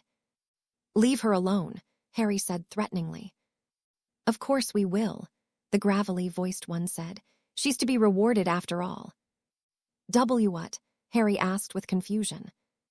"She brought you to us, Potter," the gravelly-voiced one said with a laugh. The others began to laugh as well, and Harry turned to stare at Daphne with utter bewilderment. Daphne couldn't look at him as the tears continued to fall. "Daphne," he tried to say. She recoiled as if she'd been hit when he looked at her. It was like nothing he'd ever felt in his life.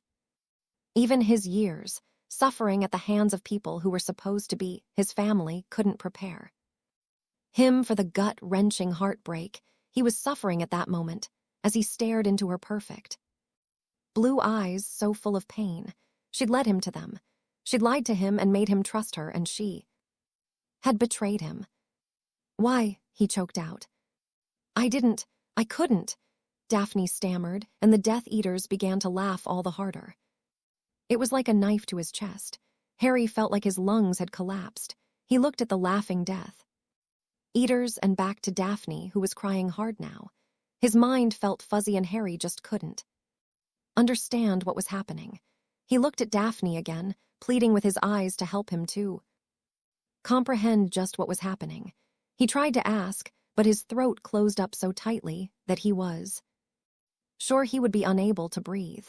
Daphne was reaching for him, and he took a step back, shaking his head. Daphne screamed as Harry was stunned. She leapt forward, grabbing Harry as he slumped down, begging for them to leave him alone.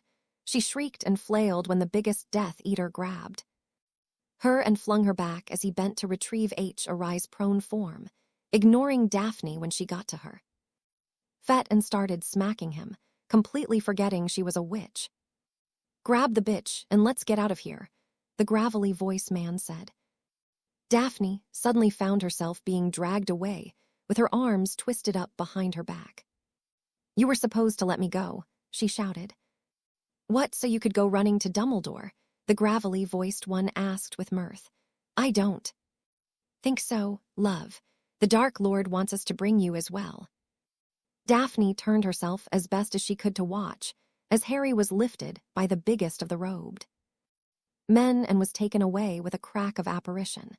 Daphne shrieked with rage as she was lifted off the ground, and she felt the discomfort of apparition. She only caught a glimpse of their destination before she herself was stunned, and unconsciousness took her into its cold embrace. Harry's knees slammed into hard stone, and then he was suddenly pulled to his feet by his collar.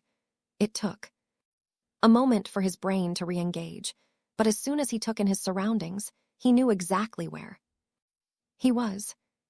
The Ministry of Magic. Harry quickly looked around, taking in everything. The atrium was deserted, with not a soul in sight. Harry thought it was strange that there should be no one there at all. Harry knew that he needed to find a way out of here, or at least some way to call for help. There were 12 Death Eaters and to Harry's immense surprise, Daphne. She was looking at him with concern, and Harry felt a burst of emotion at seeing her alive and safe. But it all turned sour after he realized she was safe. She had led him to the Death Eaters. She had handed him over. That was why she had been so weird that day. She was working with the Death Eaters, and he'd been a huge idiot in trusting her. Daphne was very happy to see that Harry actually looked all right. She was sure that he'd be very bloody and tired looking. Daphne thought that Harry would have been tortured throughout all their captivity, but he looked as if he'd been taken care of, much like she had. Somehow, Daphne felt that seemed a bit strange. "Let's move," the Death Eater holding Harry said, shoving him forward.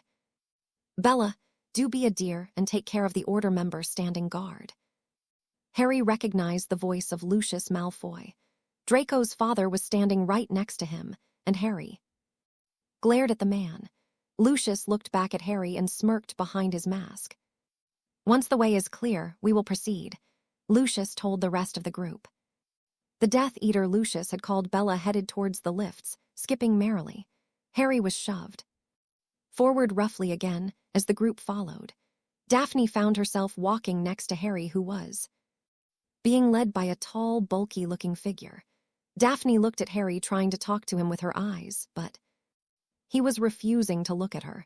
Daphne's heart sank a bit, but she had expected this, and now was not the time to explain things.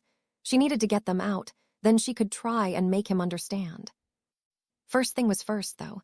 Daphne really needed a wand. The group waited at the lifts for several minutes, with the Death Eaters surrounding the two teens. Daphne kept trying to catch Harry's eye, but he stubbornly refused to look at her. Daphne could feel his anger radiating off of him, and it made her feel all of her self-loathing return. She just kept reminding herself that she could explain it all later, and he would understand. He had to understand. She decided it was probably better to figure out a way to get hold of a wand. The man who was her personal guard was rather slim, and she thought he might be rather fragile. Daphne knew she couldn't count on that, however, but she knew exactly how to hit him. She just had to be patient.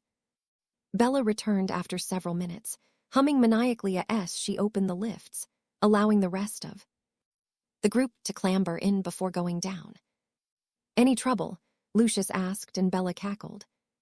Those idiots didn't even bother to move their watchdog to another position. She cried gleefully. The lift opened into a long, dark corridor which Harry recognized from his trial. Daphne and Harry were shoved forward as the group marched forward. Harry saw a body lying on the ground, half covered in an invisibility cloak. He silently prayed it wasn't Mr. Weasley or someone else he knew. Bella giggled, like a first year, as she shot a hard kick to the man's ribcage. The group entered a large circular room with about 20 identical black doors. Bella was the last one in, and she shut the door behind her, still humming to herself. She kept looking at Harry, and he could see her eyes through her mask, and couldn't stop himself from shivering whenever he caught her eyes. She was staring at him like a starving person. Once the door shut, there was a rumbling, and the room began to spin.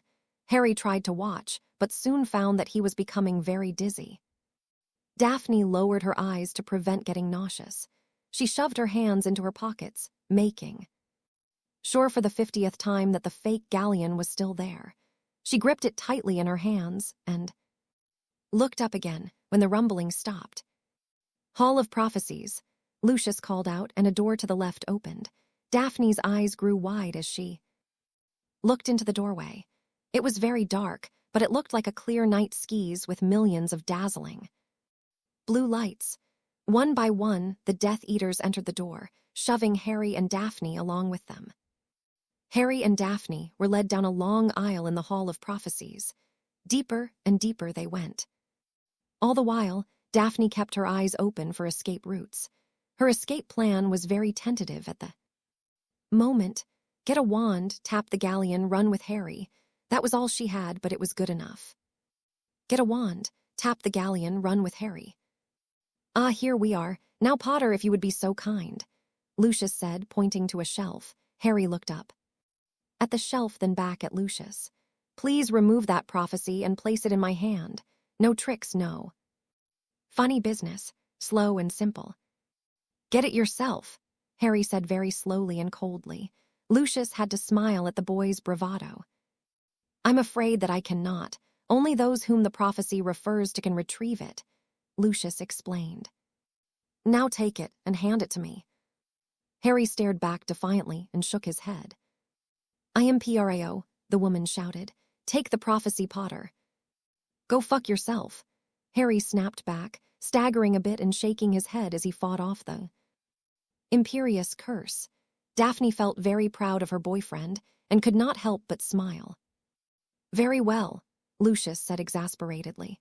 He gave a nod, and Daphne gasped as the large Death Eater, who'd been shoving Harry along, grabbed her by her throat and shoved her against the closest shelf and, jamming his wand into her cheek, Daphne squirmed as the masked man leaned into her.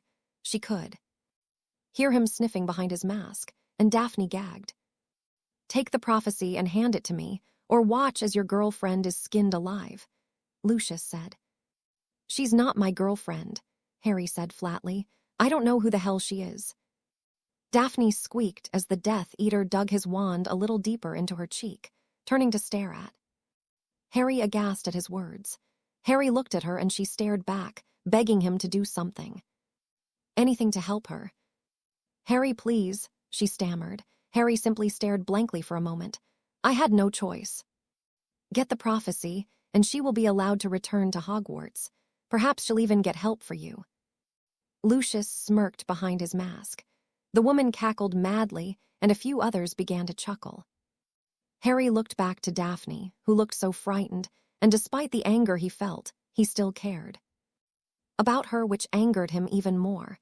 She had given him to the Death Eaters. She had betrayed him. The fact that she had done it truly disturbed him. Daphne had once been cold and aloof, but underneath it, he had discovered a warm, intelligent, inspiring young woman.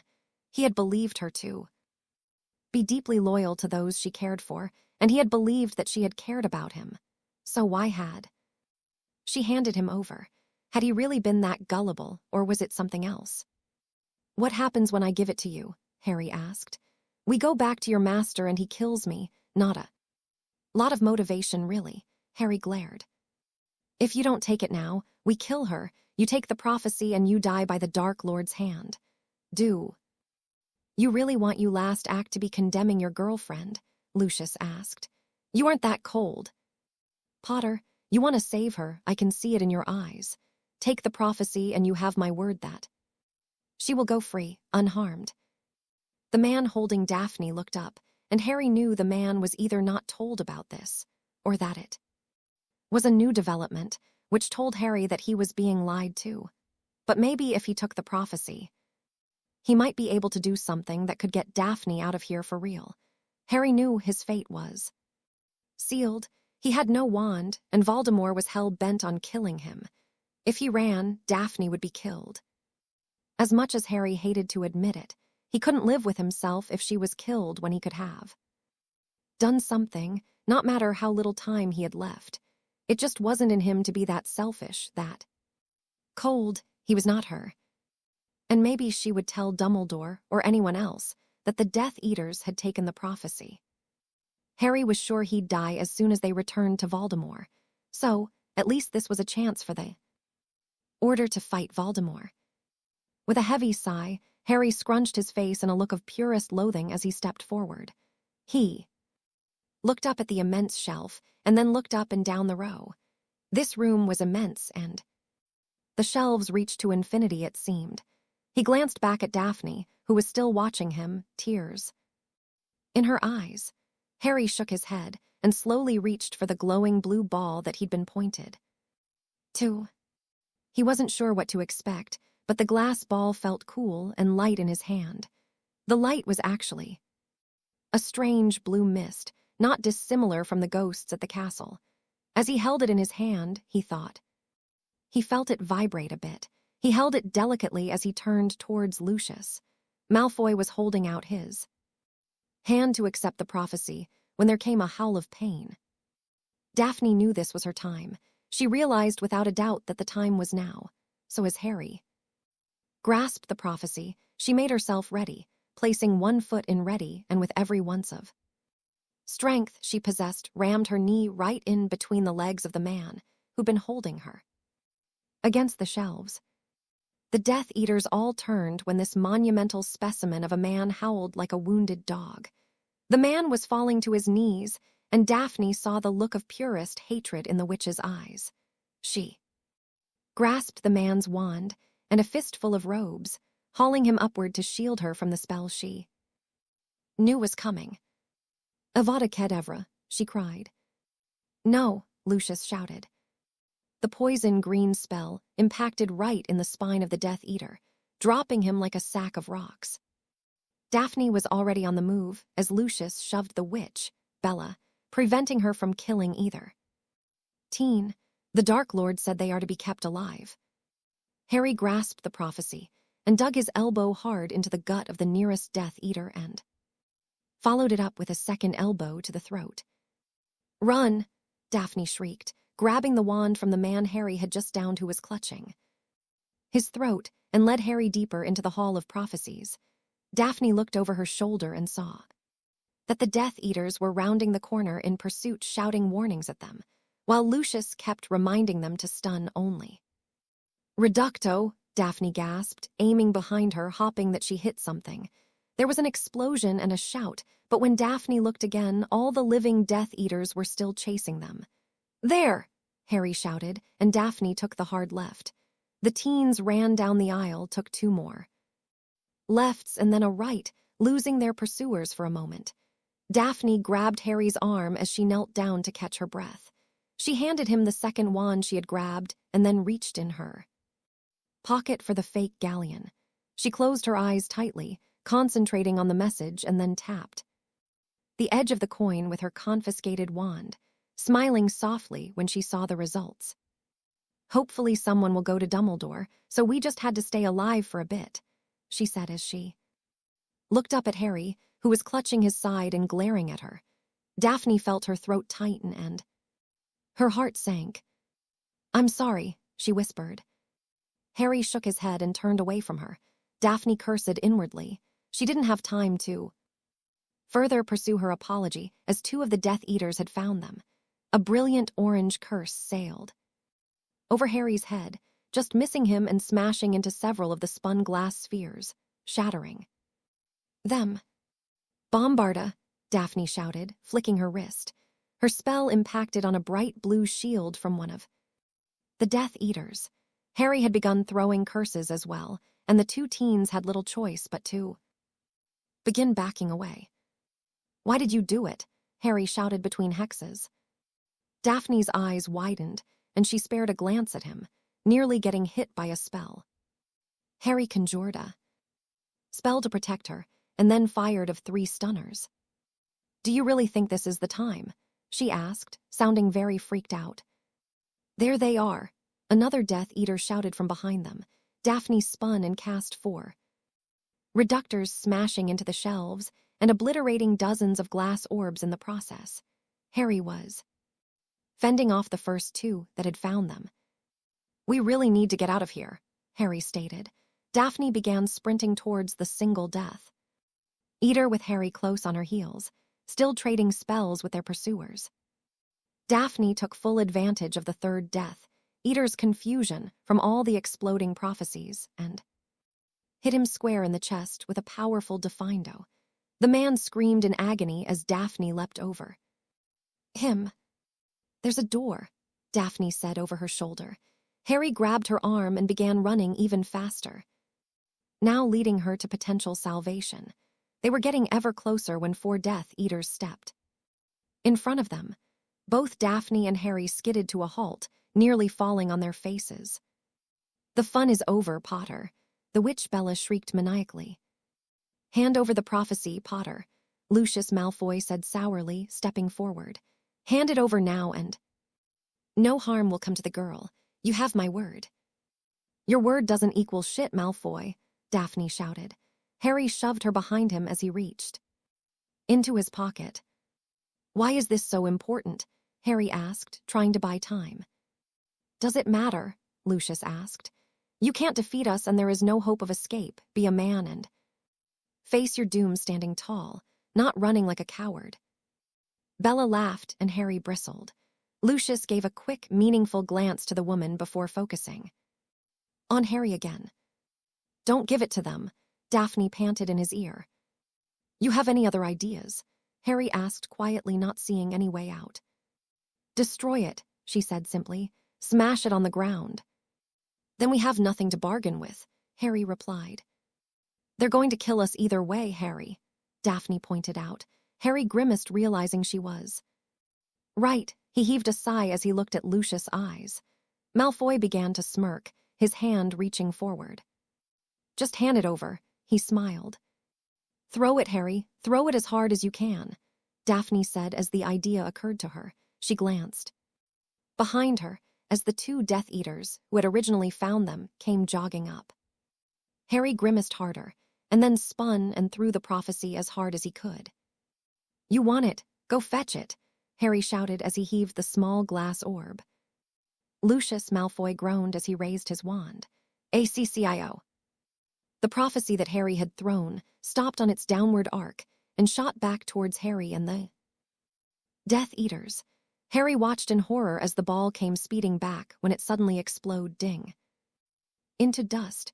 No one had even heard Daphne cast the spell. Lucius' smug smile faded, and Bella shrieked with rage.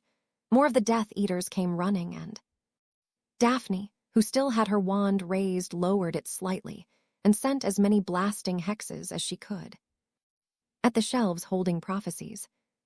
Harry was also casting blasting hexes, but these were aimed at Lucius and his cohorts, clearing the way for he and Daphne to escape into the door they had seen before.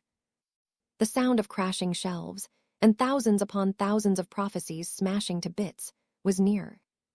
Deafening, but the noise was shut out as soon as Harry shut the door behind them, locking it with his stolen wand.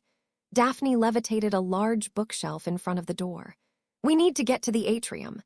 Daphne heaved as she leaned against the bookshelf and looking about the room. It was a rather long room with a large aquarium set in the center, filled to near overflowing. With murky green water, there were long blackboards along either side of the room covered in equations and runes. "We should keep moving. There's got to be another door," Harry said, beginning to move already in search of a way out.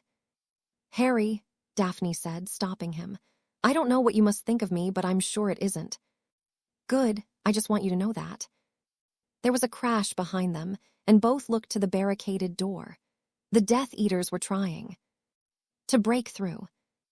"Didn't you say this isn't the time?" Harry asked. Daphne looked hurt by the tone of his voice, but nodded.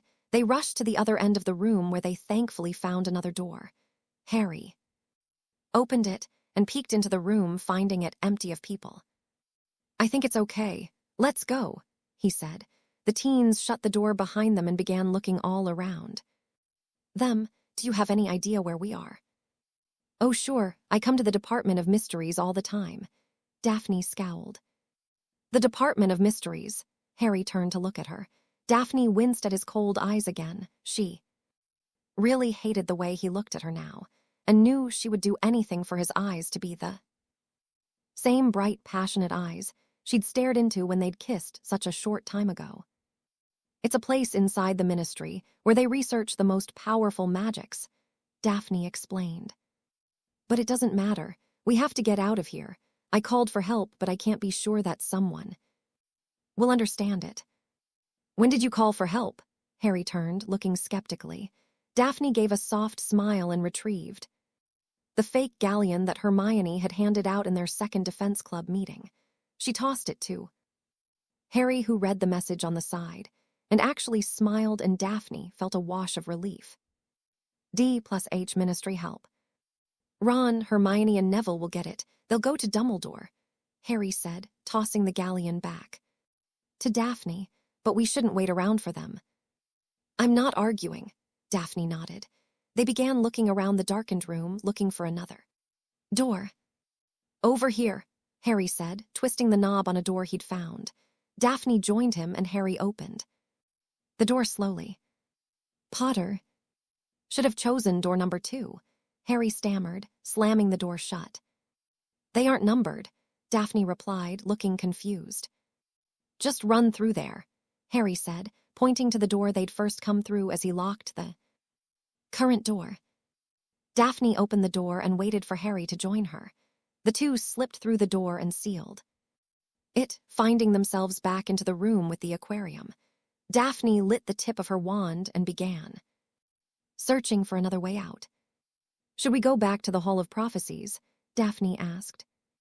"No, there's a door there between those blackboards," Harry said, rushing towards the new door.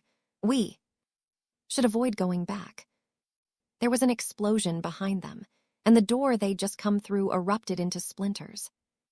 Both Daphne and Harry were thrown to the floor by the force of the explosion, but quickly got to their feet. "Stupefy," the first Death Eater shouted. His spell exploded on the blackboard just above Daphne, who screamed in terror. Harry shoved her onto her rear, where she rolled closer to the aquarium for cover. As Harry fired spell after spell towards the Death Eaters, who conjured shields, Daphne crawled around the aquarium and fired 3 blasting hexes at the doorway, causing it to explode, showering their foes with rubble. One of the 3 Death Eaters who'd found them screamed as rock and wood pierced his flesh. "Pratigo," Harry shouted, conjuring a shield to protect Daphne as 3 spells headed towards her. "Get the others," the lead Death Eater shouted. The wounded man began crawling away, evening the numbers. Daphne fired several more hexes while Harry protected her, and dodged any spells fired in his direction. Realizing they were pinned down, Daphne decided that throwing spells that the Death Eaters could dodge simply wasn't enough. "Wingardium Leviosa," Daphne said, giving the all swish and flick. "What the hell are you doing?" Harry asked, conjuring another shield. "Improvising," Daphne said, looking severely worried. With another flick of her wrist, she banished the immense aquarium at the Death Eaters. The shouted in surprise as it barreled towards them, smashing. On the wall covering them in thick greenish ooze, Harry and Daphne gaped as they noticed dozens of strange grayish rounded objects, which began to levitate, while strange almost ethereal tendrils began descending from their undersides, wrapping around the Death Eaters like octopus tentacles. Get it off. No, it's too much. It's in my head. It sits in my God's damned head. Kill it, kill it. What the bloody hell? Harry asked, taking a step towards the screaming Death Eaters. Daphne reached out an arm and stopped him, shaking her head, as tears made paths on her dirty face. I really don't think we want to know. Let's just get out of here, Daphne pleaded. Harry looked into Daphne's terrified eyes and nodded. They slipped through the closest door and locked it behind them. Those are time turners, Harry said, inspecting the long shelves of golden hourglasses in varying sizes. Okay. So we're in the Department of Time, Daphne asked, catching sight of a large bell jar where a small hummingbird was fluttering about before it began to sink, grow smaller, and encase itself in an egg before hatching itself and flying to the top again. Come on, Harry, we can get a tour later. We need to get out of here or they're going to kill us, Daphne pointed out. Harry turned to her, his eyes narrowed and cold. And who do we have to blame for that? Harry asked icily. Daphne flinched and Harry turned around. Again. I did it to protect my family, she muttered. Harry spun and cocked his head to the side, unsure if he had heard her right. What? He asked. Look, I promise that when we get out of here I'll tell you everything, but know that I didn't have a choice, she said. You always have a choice, Harry replied. Daphne scowled at him. You know what, Potter, until you know the facts, maybe you shouldn't be judging anyone. It's not like you're so God's damned perfect, like you've never made a mistake, Daphne snapped. I would have died before I betrayed someone I cared about, Harry replied. And what if that wasn't a choice? Daphne responded. What do you mean? Harry asked. I told you I would explain everything, Daphne said again. Get us out of here and then you'll know what happened and why I did what I did. And then if it fucking pleases you, you can pass your holy judgment. Fine, Harry scowled and started looking for a way out. They found another door and went through into a room that looked like a sort of arena with a large round dais in the center with a strange stone archway. There was a ratty-looking curtain hanging off the arch, and Harry could swear he heard whispers coming from it. Oh my God, the death chamber, Daphne whispered. What? Harry said, shutting the door behind them and locking it. The death chamber. Years ago, before they started using the Dementor's kiss, the Ministry would send the worst prisoners through that archway to die, Daphne explained. I heard my grandfather talk about it when I was little. Okay, I'm a little freaked out, Harry said as he began looking for another way out. As you should be.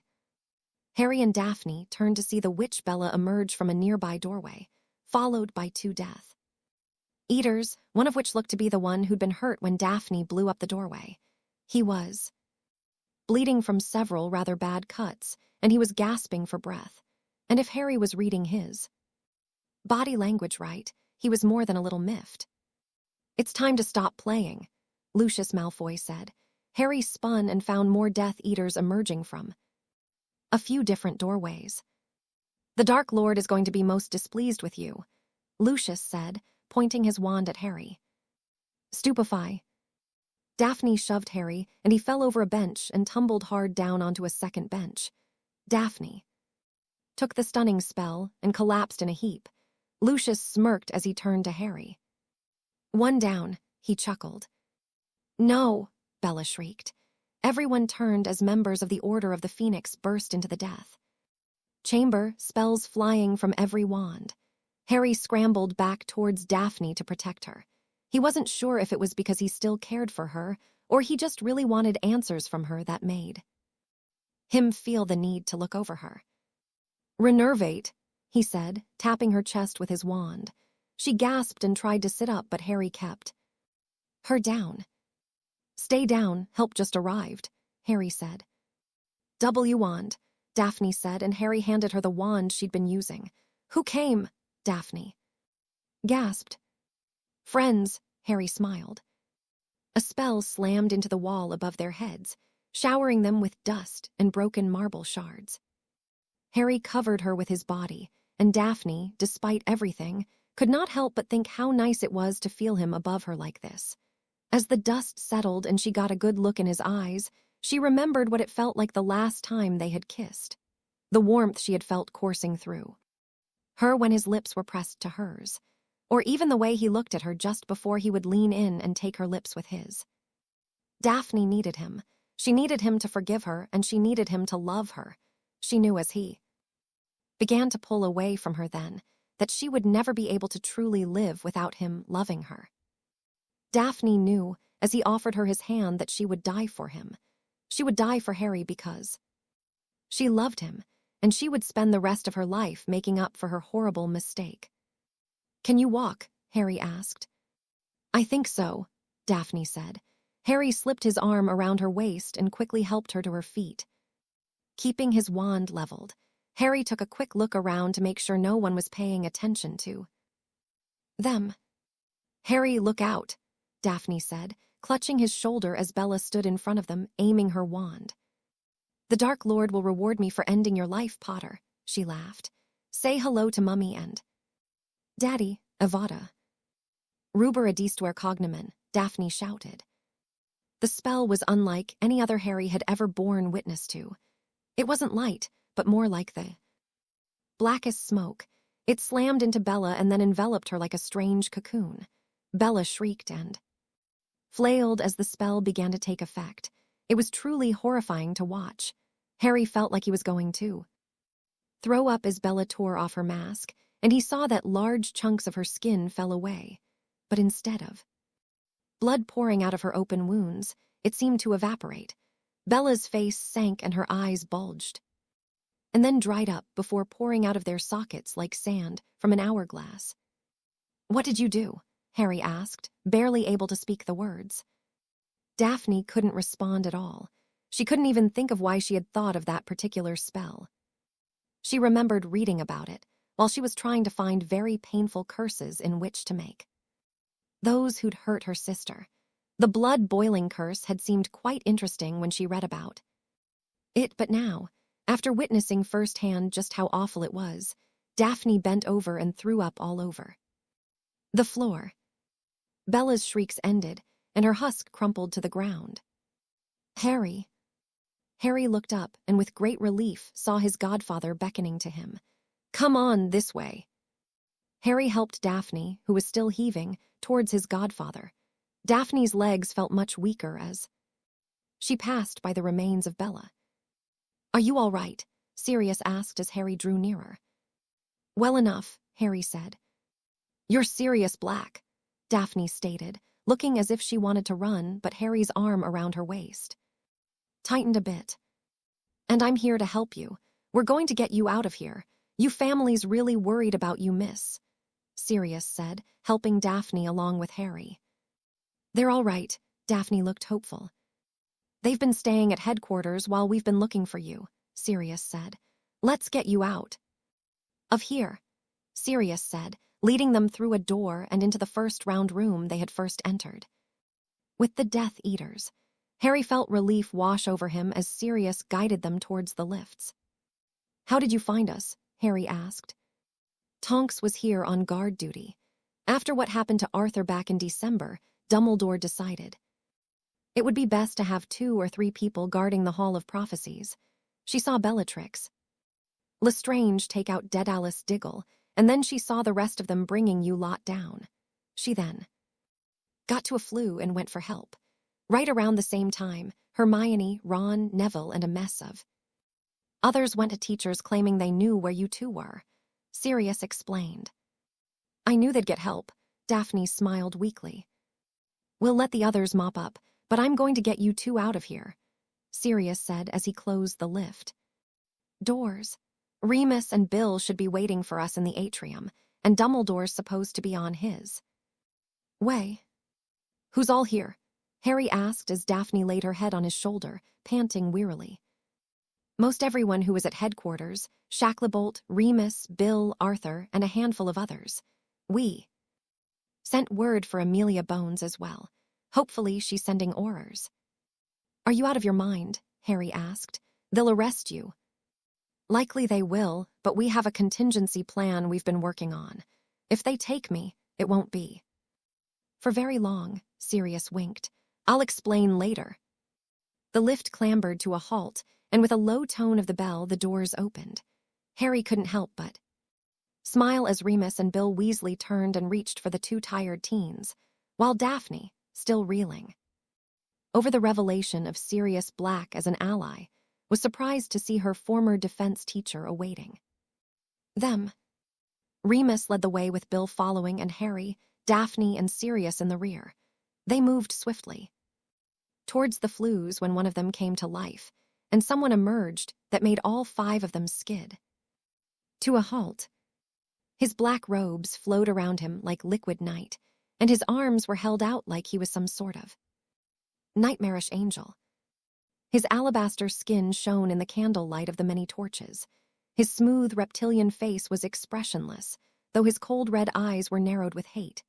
You didn't really think I was going to allow you to slip through my grasp, did you, Harry Potter? Lord Voldemort asked malevolently.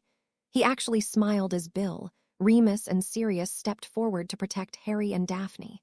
He laughed a soft, low laugh that chilled Daphne to the bones. You have been most fortunate to escape your fate in the past, but that ends tonight. I will kill you, Voldemort claimed. You can try, Sirius said boldly, positioning himself between Harry and the Dark Lord. Bold words, Voldemort smiled. Your best friend died on his knees before me, Black. How do you think you'll fare any better? It is not young Sirius you will be facing this night, Tom. It was Voldemort's turn to look shocked as he spun to face Albus Dumbledore, who looked almost as if he were greeting an old friend. Ah, Albus, so good of you to join us. Tonight will surely be my crowning triumph. First, the leader of the Light, the so-called greatest wizard since Merlin himself, and then Voldemort turned his cold red eyes on Harry, who was grasping at his scar and hissing in agony. The boy who lived. I do not think things will be going as well as you hope, Tom, Dumbledore said evenly. The Aurors have been alerted. They will be here in mere moments, by which time I will have ended both of your lives. Voldemort snarled. We shall see. Dumbledore gave a soft bow. Voldemort spun and fired the killing curse at Sirius, who was directly in front of Harry, but Dumbledore banished the group to the left, and the curse smashed into the magical fountain, cutting the statue of the wizard in half. Voldemort then tried to take advantage of Dumbledore's distraction, and they began to duel in earnest. If Harry hadn't witnessed it firsthand, he never would have believed the tale. He'd heard the stories of the power that both wizards held, but it was the skill which they wielded that power. It was like a gladiatorial dance. Whatever Voldemort threw at Dumbledore, the old wizard managed to counter and vice versa. They moved so fast that it was a blur.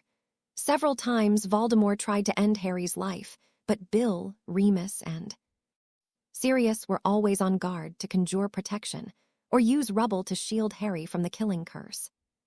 At first it looked as if Voldemort's desire to end Harry would be his Achilles heel. He was too distracted by Harry's presence, and it looked as if Dumbledore was gaining the upper hand. And then, after Dumbledore tried to encase Voldemort in a cocoon of water, possibly trying to drown the evil wizard, Voldemort appeared to have disappeared.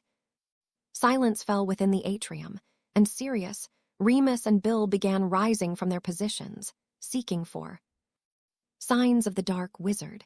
Dumbledore also looked curious as to where his adversary went. The question was answered by Harry, who suddenly screamed out, clutching his scar. Help him, Daphne shouted, grabbing Harry, who'd fallen on his back and looked to be suffering a seizure. His eyes were rolled up into the back of his head, and every single muscle was locked up. His face was beginning to turn a bit blue, and Daphne shouted that Harry wasn't breathing. Dumbledore rushed over and told everyone to get back. He went to place his hand on Harry's chest. When the boy's hand shot up and clutched his wrist with a strength that the old headmaster could barely fathom.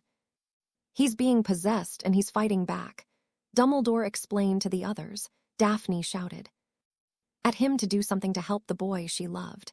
Harry released Dumbledore's hand and rose up as if he were lying on an invisible board.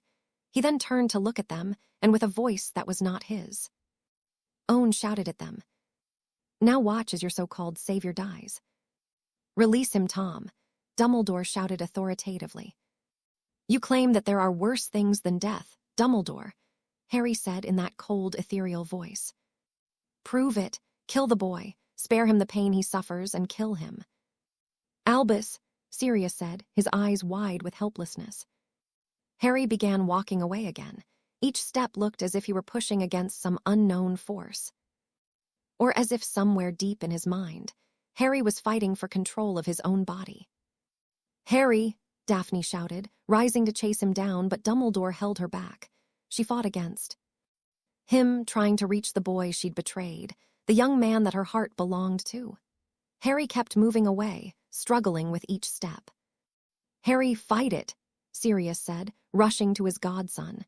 Harry spun and banished his godfather with a flick of his wand. Laughter echoed through the atrium as Harry turned around and continued his torturous escape. Remus ran towards Harry and grabbed his shoulder, spinning him around so he could look in the boy's eyes. They were still rolled up in his head, and his teeth were clenched so tightly Remus swore he heard them cracking.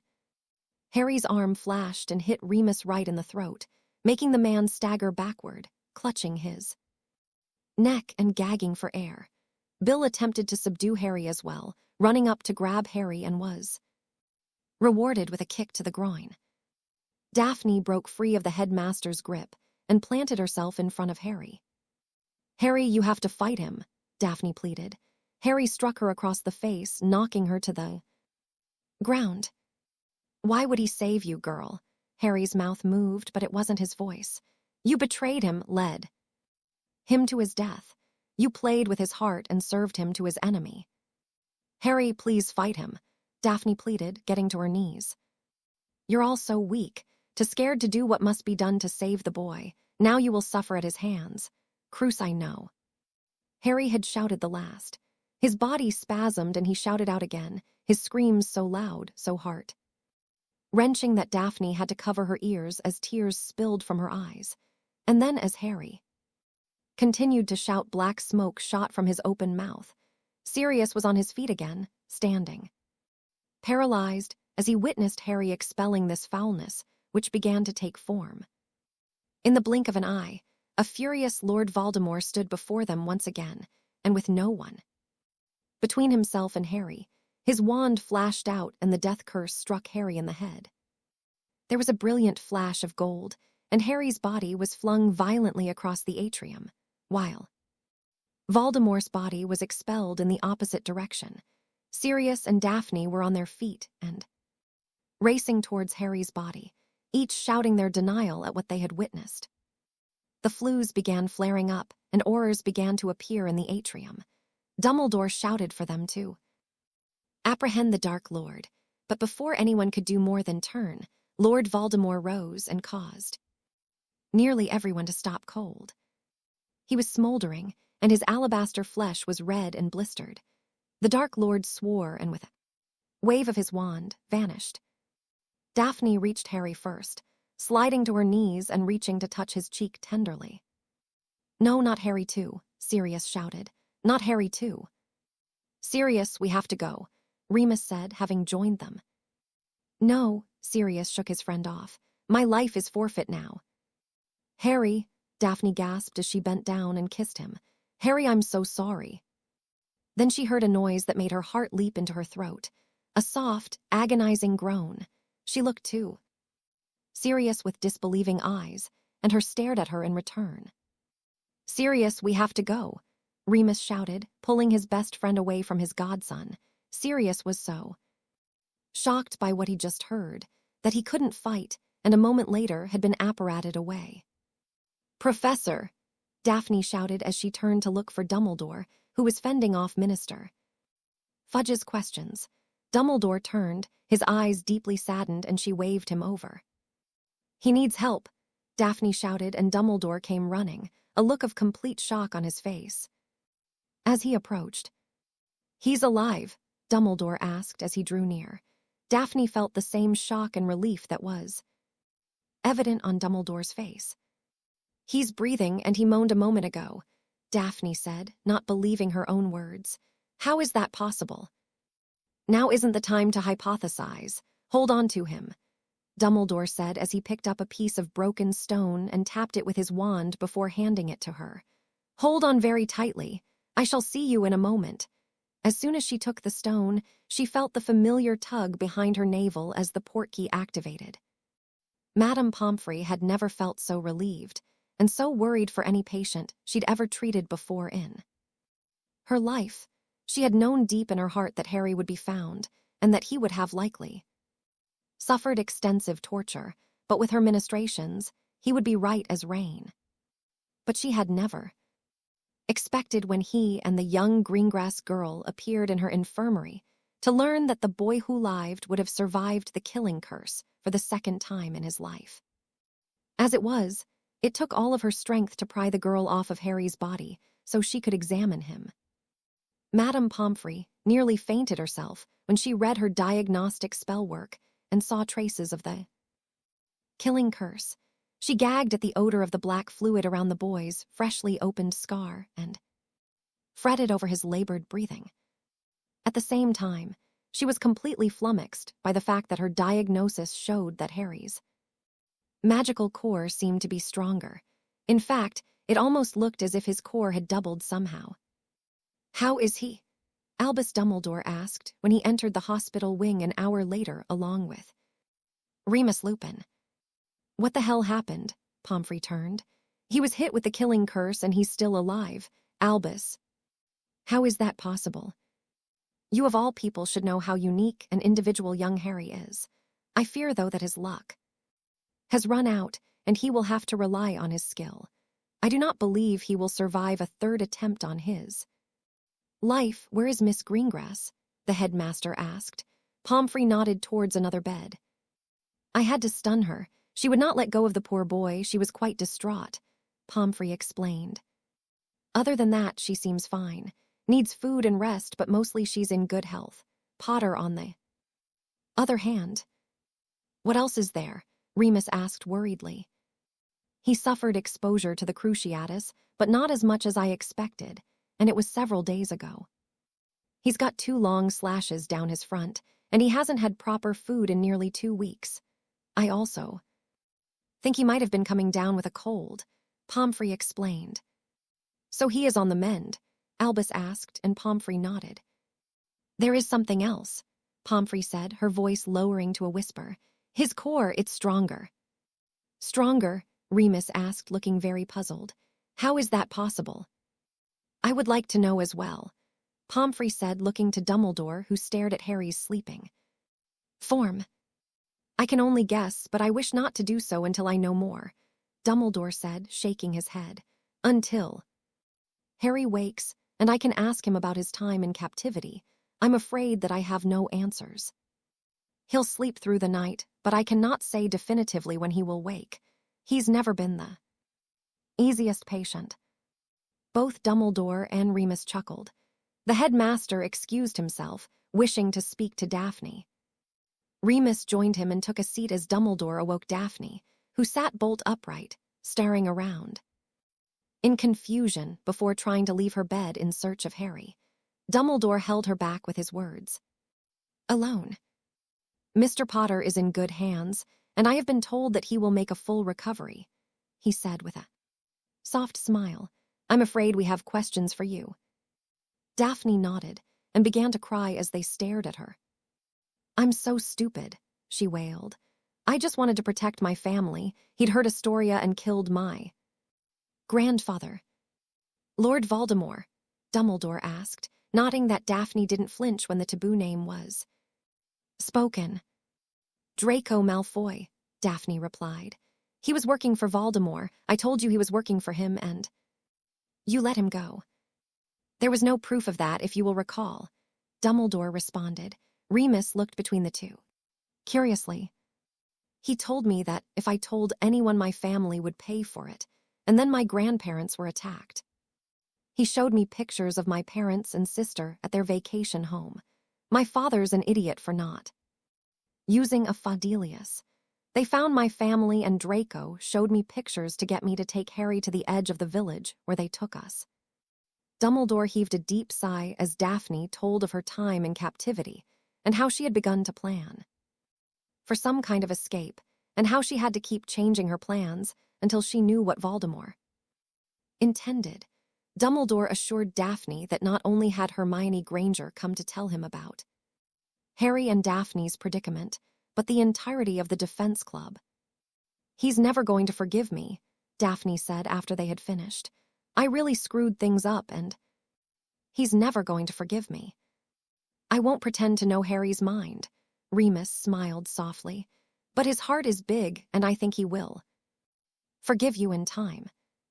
I don't know what I'm going to do. I love him so much it hurts. I don't deserve him. I don't deserve his forgiveness, Daphne said, putting her face in her hands as fresh tears began to fall. Rest now.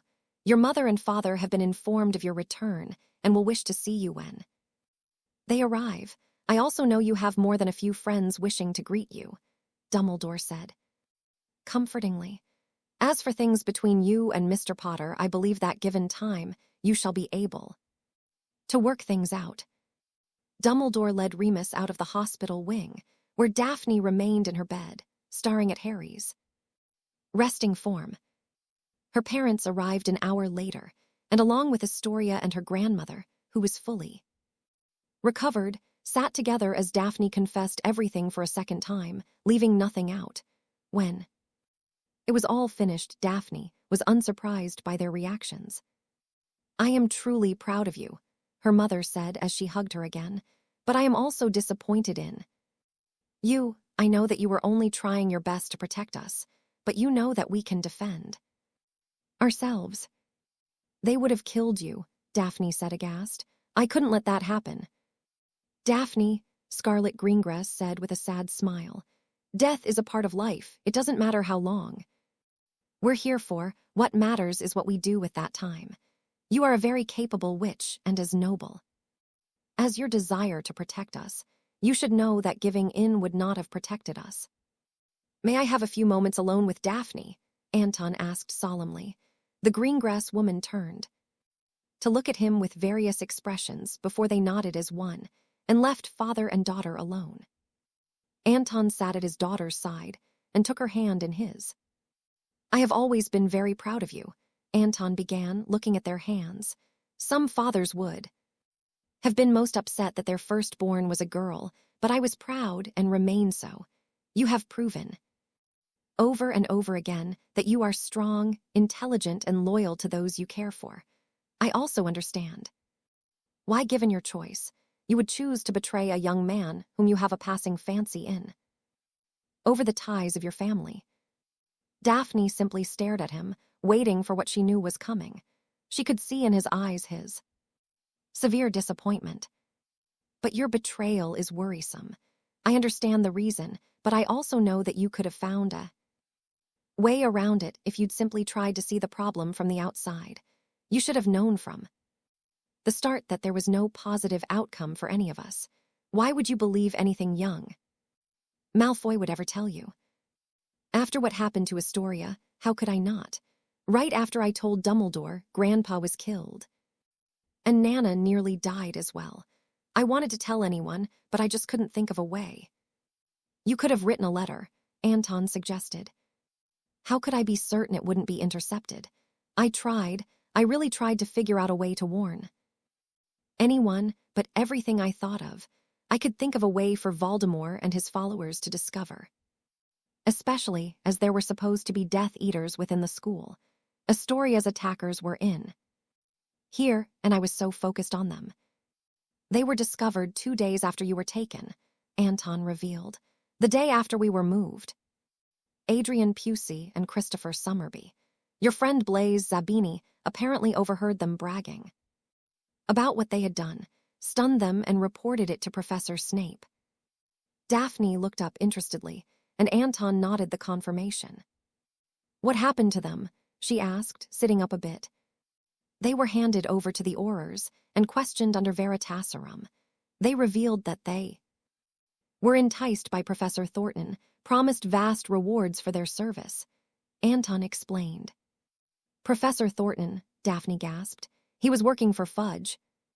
"Not entirely, it seems." Anton shook his head. "The Aurors arrested him, and Dumbledore informed us that Thornton had been contacted by Death Eaters, and he promised to help them get their hands on your friend. You became the key to that plan." "What about Malfoy?" Daphne asked, clearly confused. "From what we guess, he was simply told to play messenger and report to his mother about anything." "You did. We're not sure how they communicated, though." "Is he still in school?" Daphne wondered. "Unfortunately, yes," Anton grimaced.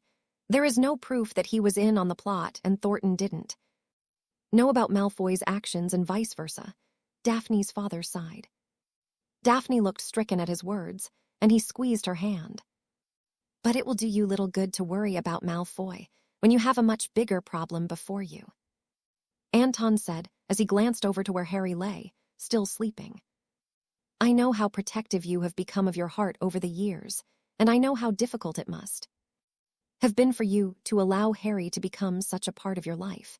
I also happen to know how that boy values friendship. I do not envy you in what you will most likely suffer after this. Trust is a relatively easy thing to earn, but once it is broken, it is very difficult to repair," he said quite sadly. Daphne's head sank, and she bit her lip to keep from crying out. "What should I do?" she asked after a very long silence. "There is little you can do. It will be his choice, and you must abide by whatever he wishes," Anton replied. "I love him, Dad. With all my heart, I love him. I know I screwed up, and I want to make it up to him. He's changed me. I feel stronger when I'm with him. He makes me want to be better," she professed. "If I could do anything to ease the suffering you will face, I would gladly do so, but I can't. All I can do is give you advice, and that is to take the lessons you have learned to heart. I do not know Potter as well as I would like, but I will tell you honestly, because I think you should be prepared for the worst. Were I in his position, I afraid that I would never wish to see you again."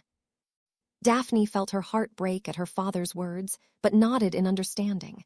He was not trying to hurt her or berate her, simply pointing out that Harry was very likely to shun her after her massive blunder. She'd been such a fool, and their relationship hadn't been the easiest in the world. She'd been so resistant to him for so long until she had finally given in to her heart. In those few weeks, Harry had made her feel things she'd never believed that she would ever experience.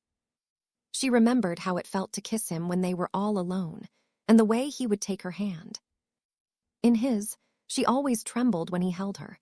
She realized now that she hadn't been afraid of what she had felt, but afraid of those feelings going away. She tried to imagine later that night feeling those things with another boy. She quickly stopped when she realized it was useless. She had never tried to fool herself into thinking that she and Harry would be together always. But now that things were potential destroyed, she didn't want anyone else, and she knew that she would always carry deep love for Harry for the rest of her life.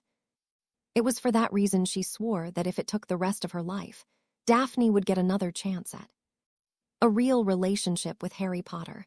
She would do everything to earn back his trust, and she would prove beyond all doubt that she loved him. Whatever it took, she would endure it, and one day she would be with him. The dream lingered. He was sure that he would never forget it for as long as he lived. The strain, ethereal version of King's Cross Station, or the horrible, deformed, and bloody fetus cowering under the bench, begging him for help, and the feeling of fear and revulsion that prevented him from trying to help it, and then the voice he'd only ever heard in his deepest memories, the vision of beauty and love. That was the red-haired angel who embraced him and made his heart feel like it would burst. She had praised him for his bravery and his tenacity. She had also warned him about closing his heart to the love that was in front of him, though she told him that she understood how he felt over all that had transpired. And then she had disappeared and the warmth began to slip away, and everything began to fade to black, but he began hearing other voices, voices that made him want to push through the dark and see the people who were speaking around him. "She's so messed up," a girl said. "She starts crying at the drop of a hat. She's barely eating too." "We haven't really helped," another girl said. "We've kind of shunned her. She got quite an earful from me when she told me what had happened. I should have seen it, though. I'm supposed to be her best friend, and in all honesty, I feel really guilty about it all. I wasn't there for her again, and I'm kind of responsible for them getting together in the first place."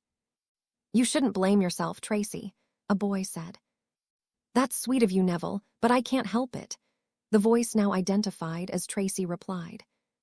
"Something would have happened to him no matter who he dated," another boy said dejectedly. "That's probably true," a girl acknowledged. "But can you remember him ever being as happy as he was with Daphne?" Daphne. He knew who Daphne was. In an instant, an image of a pretty girl with honey blonde hair and soft blue eyes smiling at him just before she kissed him, and then when she pulled away, she looked horrified and apologetic. Daphne, the girl he had spent half the year trying to let her guard down. Daphne, the girl who'd done the unthinkable. Daphne. "Harry!" Tracy Davis' head snapped towards Harry Potter's face as his eyes fluttered open slowly. "Oh, Harry," Hermione Granger said, clutching his wrist and squeezing it comfortingly. "I'll get Madame Pomfrey," Neville Longbottom said, running to find the matron. "It's really good to see you again." Astoria Greengrass smiled, patting his shoulder. "It's good to be seen," he said hoarsely. "How long have I been out?" 3 days, Ron Weasley smiled from behind Hermione. "Gave us all quite a fright." "All right, you lot, let me through," Madame Pomfrey said, already beginning to check her patient over. Harry figured it would be best to allow the matron check him over without protest. Besides, he didn't really feel up to it. He wasn't hurting anywhere. In fact, he felt better than he had in his entire life. Except for being tired, but that was fading with every breath. "Well, Mr. Potter, you look to be mending quite well. You will need food and more rest, but you should be out of here in time for exams." Madame Pomfrey smiled. "Oh, that's very interesting." "What?" Harry asked. "Mr. Potter, can you tell me how many fingers each of us is holding up?" At Madame Pomfrey's nod. The confused group of teens each held up their hands, revealing different quantities of fingers raised. 3, 2, 5, 3, 4, and 2, Harry said, looking at each person and then back to the matron, who looked troubled and expectant. "We'll need to explore this further, but it seems that whatever had been feeding off your core may have been affecting your eyesight as well, or perhaps your magic has fixed it. I shall look into it," Madame Pomfrey said, and turned to leave. "I shall have some food brought to you after I speak to the headmaster." Harry watched her go, staring in disbelief at what he'd just learned. He then turned to his friends with questions in his eyes. "So which one of you is going to fill me in?" Harry asked expectantly. "How much do you remember?" Hermione asked curiously. "So," Harry said, looking into Dumbledore's light blue eyes, which were missing his trademark twinkle. "I had a piece of Voldemort's soul in my head all this time." "It appears so," Dumbledore nodded. "And now, thanks to Lord Voldemort himself, it is now destroyed." "So that's why I could speak Parseltongue?" Harry asked. Dumbledore nodded. "Will I be able to speak it now that it's gone? I mean, it's come in handy." "That I do not know," Dumbledore replied. "As you are aware, there have been a lot of changes in you since this soul fragment was destroyed. It will take time before we fully understand just how that bit of darkness has affected you all these years." "And all of this was in this prophecy that he wanted so badly?" Harry asked, still not believing what he'd been told. In a manner of speaking, clearly it was not spelled out, and it could have meant a great number of things, but when Voldemort took it upon himself to eliminate this perceived threat, he set into motion his own destruction, his disregard for those things he believes unworthy of his attention, or he believes to be unimportant, is his greatest weakness. For instance, if he had any understanding in the power of a mother's love for her child, he may not have killed her that night, but rather stunned her in order to kill. His willful ignorance will be his undoing. And this is why I believe that your greatest strengths, your openness to love, it will give your immense power if you let it. So, if only he or I could retrieve the prophecy, why didn't you take me to get it before all this? I mean, I get why you didn't want me to know the contents. What with Voldemort being able to see into my mind and all, but you could have had me destroy it, especially seeing as you knew its contents. I mean, it seems really stupid, Harry said, and Dumbledore smiled and nodded.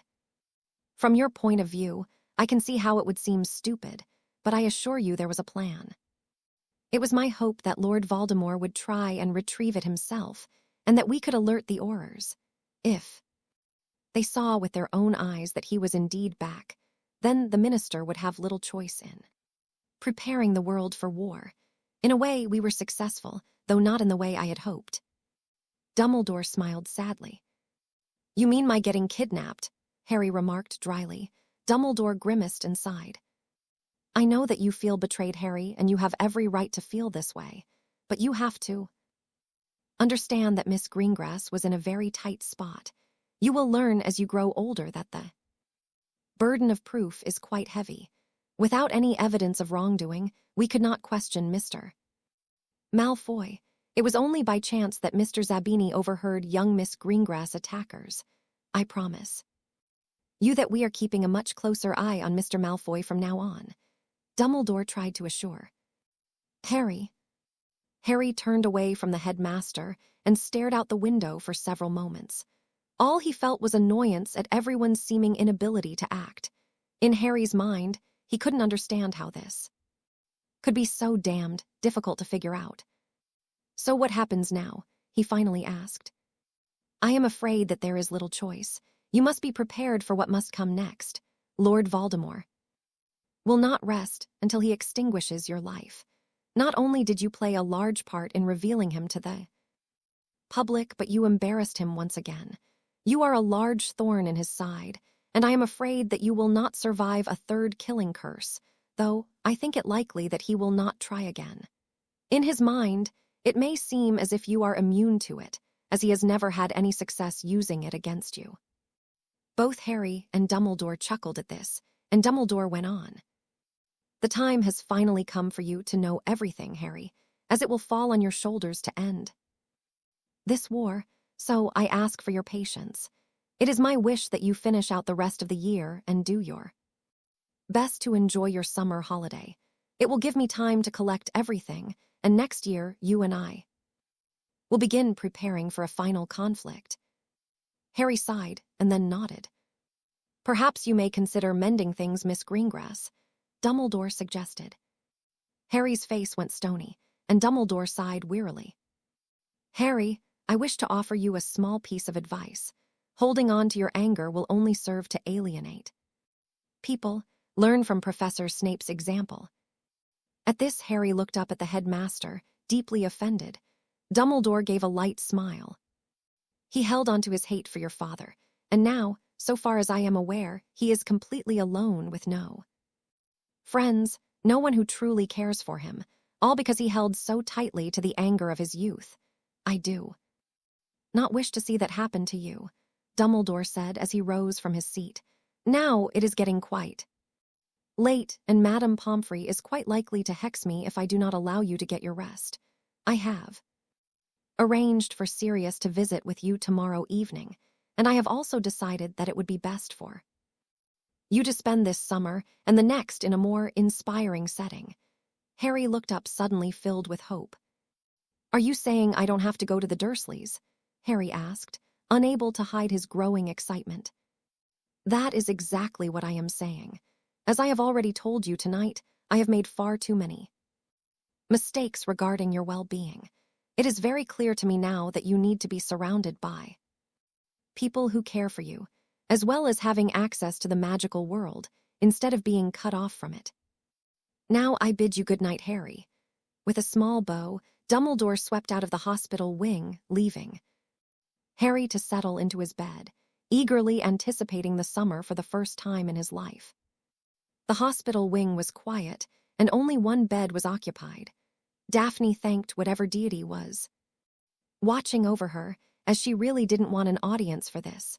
Privacy charms would prevent people from listening in, but they would still be able to see the whole drama unfold. Daphne had been avoiding this meeting for as long as she could, but Tracy had put her foot down. Quite literally. Daphne's toes still throbbed from where her best friend had stamped on them while shouting that. Daphne stopped being a coward and take her medicine. Tracy had been sympathetic to a fault regarding Daphne's actions, but she was also very angry over what transpired.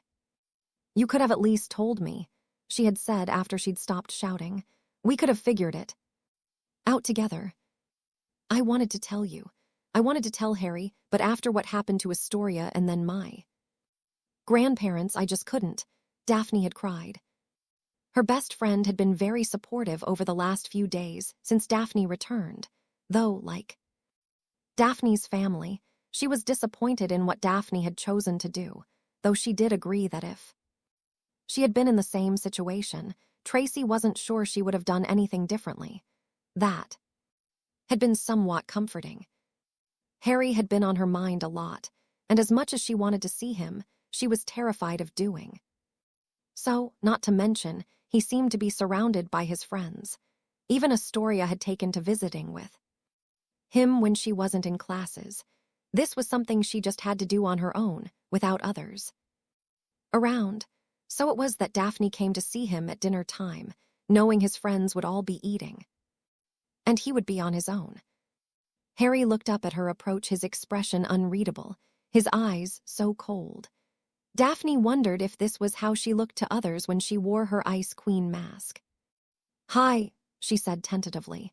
Harry simply stared at her, making her fidget nervously. "I'm sorry I took so long to come and see you, but I've been terrified to be perfectly honest," she sighed. "Honesty interesting," Harry quipped. It felt like he'd just stabbed her heart. She felt the sting of tears in her eyes already, and it made her mad. "That's not fair," she snapped, and Harry shook his head. "You want to talk about things that aren't fair?" Harry asked, feeling all of his frustration, all of his anger, and all of his confusion come boiling up from his chest. "Let's talk about how unfair it was that Bellatrix Lestrange used me as a knife sharpener, or that she held me under the Cruciatus curse. Let's talk about how I had to sleep on a cold stone floor for days, and was only fed a crust of bread every few days." "I'm sorry," Daphne shouted over him. "I wanted to tell you everything, I really did, but—" "I know," Harry said, his voice calm again as he turned away from her. "And I understand, I can respect you wanting to protect your family." Daphne deflated a bit at his tone. It was so hard. She'd not seen him like this since the first time they talked, and even then he wasn't so cold. Daphne was beginning to understand why Tracy hated her Ice Queen persona so much. "I tried to find a way to help you, to get you out of there. I was trying to find a way to get word out about where we were, but I had no idea. They kept me in this room and—" She trailed off, not wanting to go into more detail about her accommodations after having learned how he was treated. "And you did rescue me in a way, thank you," Harry said flatly. They fell silent for a while before Daphne finally asked the question she truly feared to ask him. "We're breaking up, aren't we?" she said, her voice cracking. Harry didn't respond for a long time, and her heart threatened to stop beating with each passing second. "I've had so many people telling me that I need to forgive you. Not a single person could tell me if they would have done the same thing you did, but they all think that it was a mistake and that I should just forgive you and move forward," he said, not looking at her. "And I've had a lot of time to think about it. Like I told you, I understand wanting to protect your family, and I respect that. But what you did to me, Daphne, handing me over, knowing that it was almost as if you were killing me yourself. How am I supposed to accept that, forgive that? The tears came now, and she didn't even try to stop them. She actually fell to her knees next to his bed, wanting so much to have him hold her, to comfort her, to just tell her it would all be all right in the end, but the cold stare he was giving her now broke her heart into a million pieces. I wish I could take it all back. I wish that I was smarter and could have figured out some other solution. I really wish I wasn't such a coward, but I'm not you, Harry. Until you and I got to know each other, I didn't need anyone else. I didn't want anyone else, but you changed that. You got through all of my walls, and God's damn it, you made me fall in love with you, she declared. Harry turned to look at her now, his eyes startled by this revelation. That's right, Harry Potter. I'm in love with you. I've been falling for you for a while. Fighting tooth and nail, because I was so afraid of getting my heart broken. And then I went and bollocksed it all up. I swore to myself while we were running for our lives that I would spend every moment of the rest of my life trying to make things right. But I need you to let me have that chance. Her voice became much softer, more pleading as she reached out and took his hand in hers, staring deep into his hard green eyes. Will you give me that chance? Harry stared at her again, not speaking for a long time again. He finally took in a deep breath, his eyes softening a bit, and Daphne felt a spark of hope in that moment. I know that you didn't really want to see me get hurt. I know that you tried to tell Dumbledore, and that it was because of that you lost your grandfather. I know that you were just trying to protect the people you cared about the most. I also know that if it wasn't for you, I would be dead now. You risked your own life to get us both out of the Department of Mysteries, and you even threw yourself in front of a curse for me. I know that you're sorry, and given everything, I don't know that I could really live with myself if I didn't forgive you. You were just doing what you thought you had to, and you did try and fix things. So yes, Daphne, I forgive you for everything, but I just can't trust you anymore. And if I can't trust you, Harry paused, pain flooding his face, I can't be with you. Harry slipped his hand from her, and she fought the breakdown that was threatening to overwhelm her. She got to her feet shakily, giving him a nod, and as quickly and as dignified as she could, raced for the door, fighting with every fiber of her being not to fall apart. She shut the door behind her and quickly figured out if she would be able to make it back down to the dungeons before she fell to pieces. She started to run and almost made it to the dungeons before she slammed into Tracy, knocking her to the ground. Tracy wanted to start berating whomever had the audacity to knock her down, but one look at her best friend, and her tirade died on her tongue.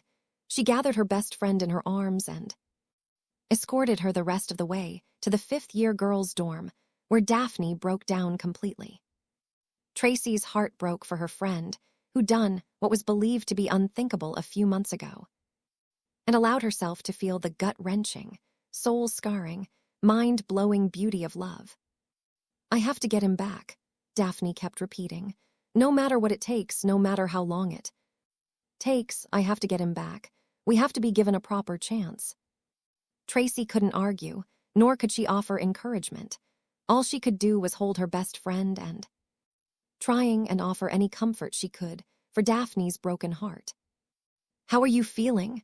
Hermione asked as she approached one of her best friends in the world. Harry was sitting at the top of the astronomy tower, staring out over the grounds of the school. Really, really confused, he admitted.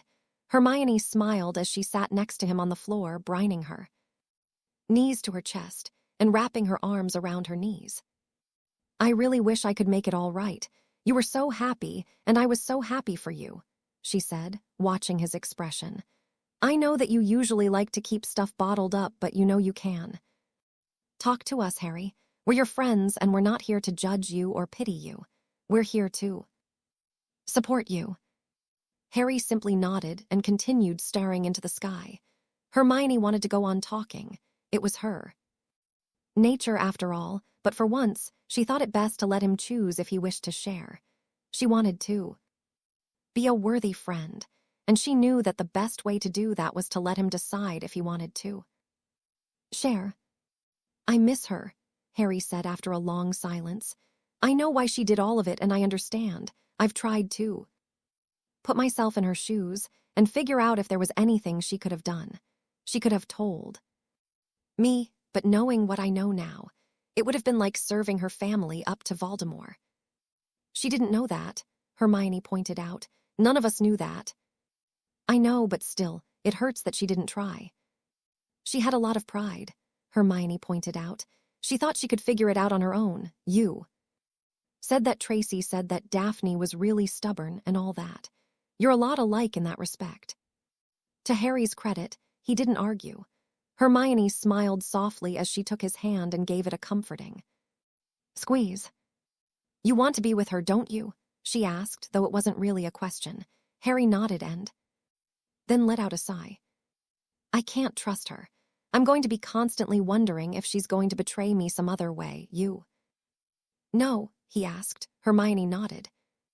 I do, but this isn't like she cheated on you with another boy or something. She was trying to protect her family. If she had slept with someone while she was with you, I'd say you're justified and that you should forget her altogether. I mean, my mom always said that if you forgive a cheater, you're just setting yourself up to be hurt all over again because they'll do it again. But this is really hard to figure out. I mean, she'll protect her family, but I don't think she'd ever willingly hand you over to Voldemort again. In fact, after what you told us, I think she'd jump in front of a killing curse for you. I think you're justified in how you feel, in not trusting her. But at the same time, I think maybe she deserves another chance. You both do. I think I know why you're feeling so confused right now. Hermione smiled, looking as if she had a headache. Sirius told me the other night that he thinks that maybe given time we could try again. Harry sighed. He says that she needs to earn back the trust she lost, but that I shouldn't just forget about her all together. In fact, I got the feeling that he and her father might have met. He didn't say it outright, but it's like he's sure he's going to be cleared of all his crimes soon, and that Anton is going to be playing a large part in it. Why do you say that? Hermione asked. Sirius said that Anton is pretty well connected. Not in like the Wisengamot, but like he has a lot of friends who are of more value than in the political arena. Maybe like Mundungus or something. Harry shrugged. Do you know what he does? Hermione asked. Not a clue, Harry frowned. But I don't think he's into anything illegal. Maybe he just has a lot of shady business dealings, Harry said, using finger quotes on the word shady. Speaking of Sirius, do you know where you're going to be going when school's over? Hermione asked. With a smile, Harry shook his head. Sirius wouldn't say, but he smiled a lot when I brought it up. Remus wasn't helpful either. The only thing I've gathered is that Tonks is going with us, and that Sirius wonders if Remus will be able to resist Tonks wearing a lot less. Well, obviously, there will be a beach involved, Hermione stated. Oh, I guess I hadn't considered that. Harry looked up with a smile. Oh, Harry, you're such a perv. Hermione laughed, smacking his arm. Sorry, Harry snickered. I don't need to explain. Explain how you were picturing Tonks and next to nothing. No, you really don't, Hermione laughed. Gods, I wish I could stop thinking about it, Harry said solemnly. Tonks, Hermione asked, a little confused. Now who's being a perv?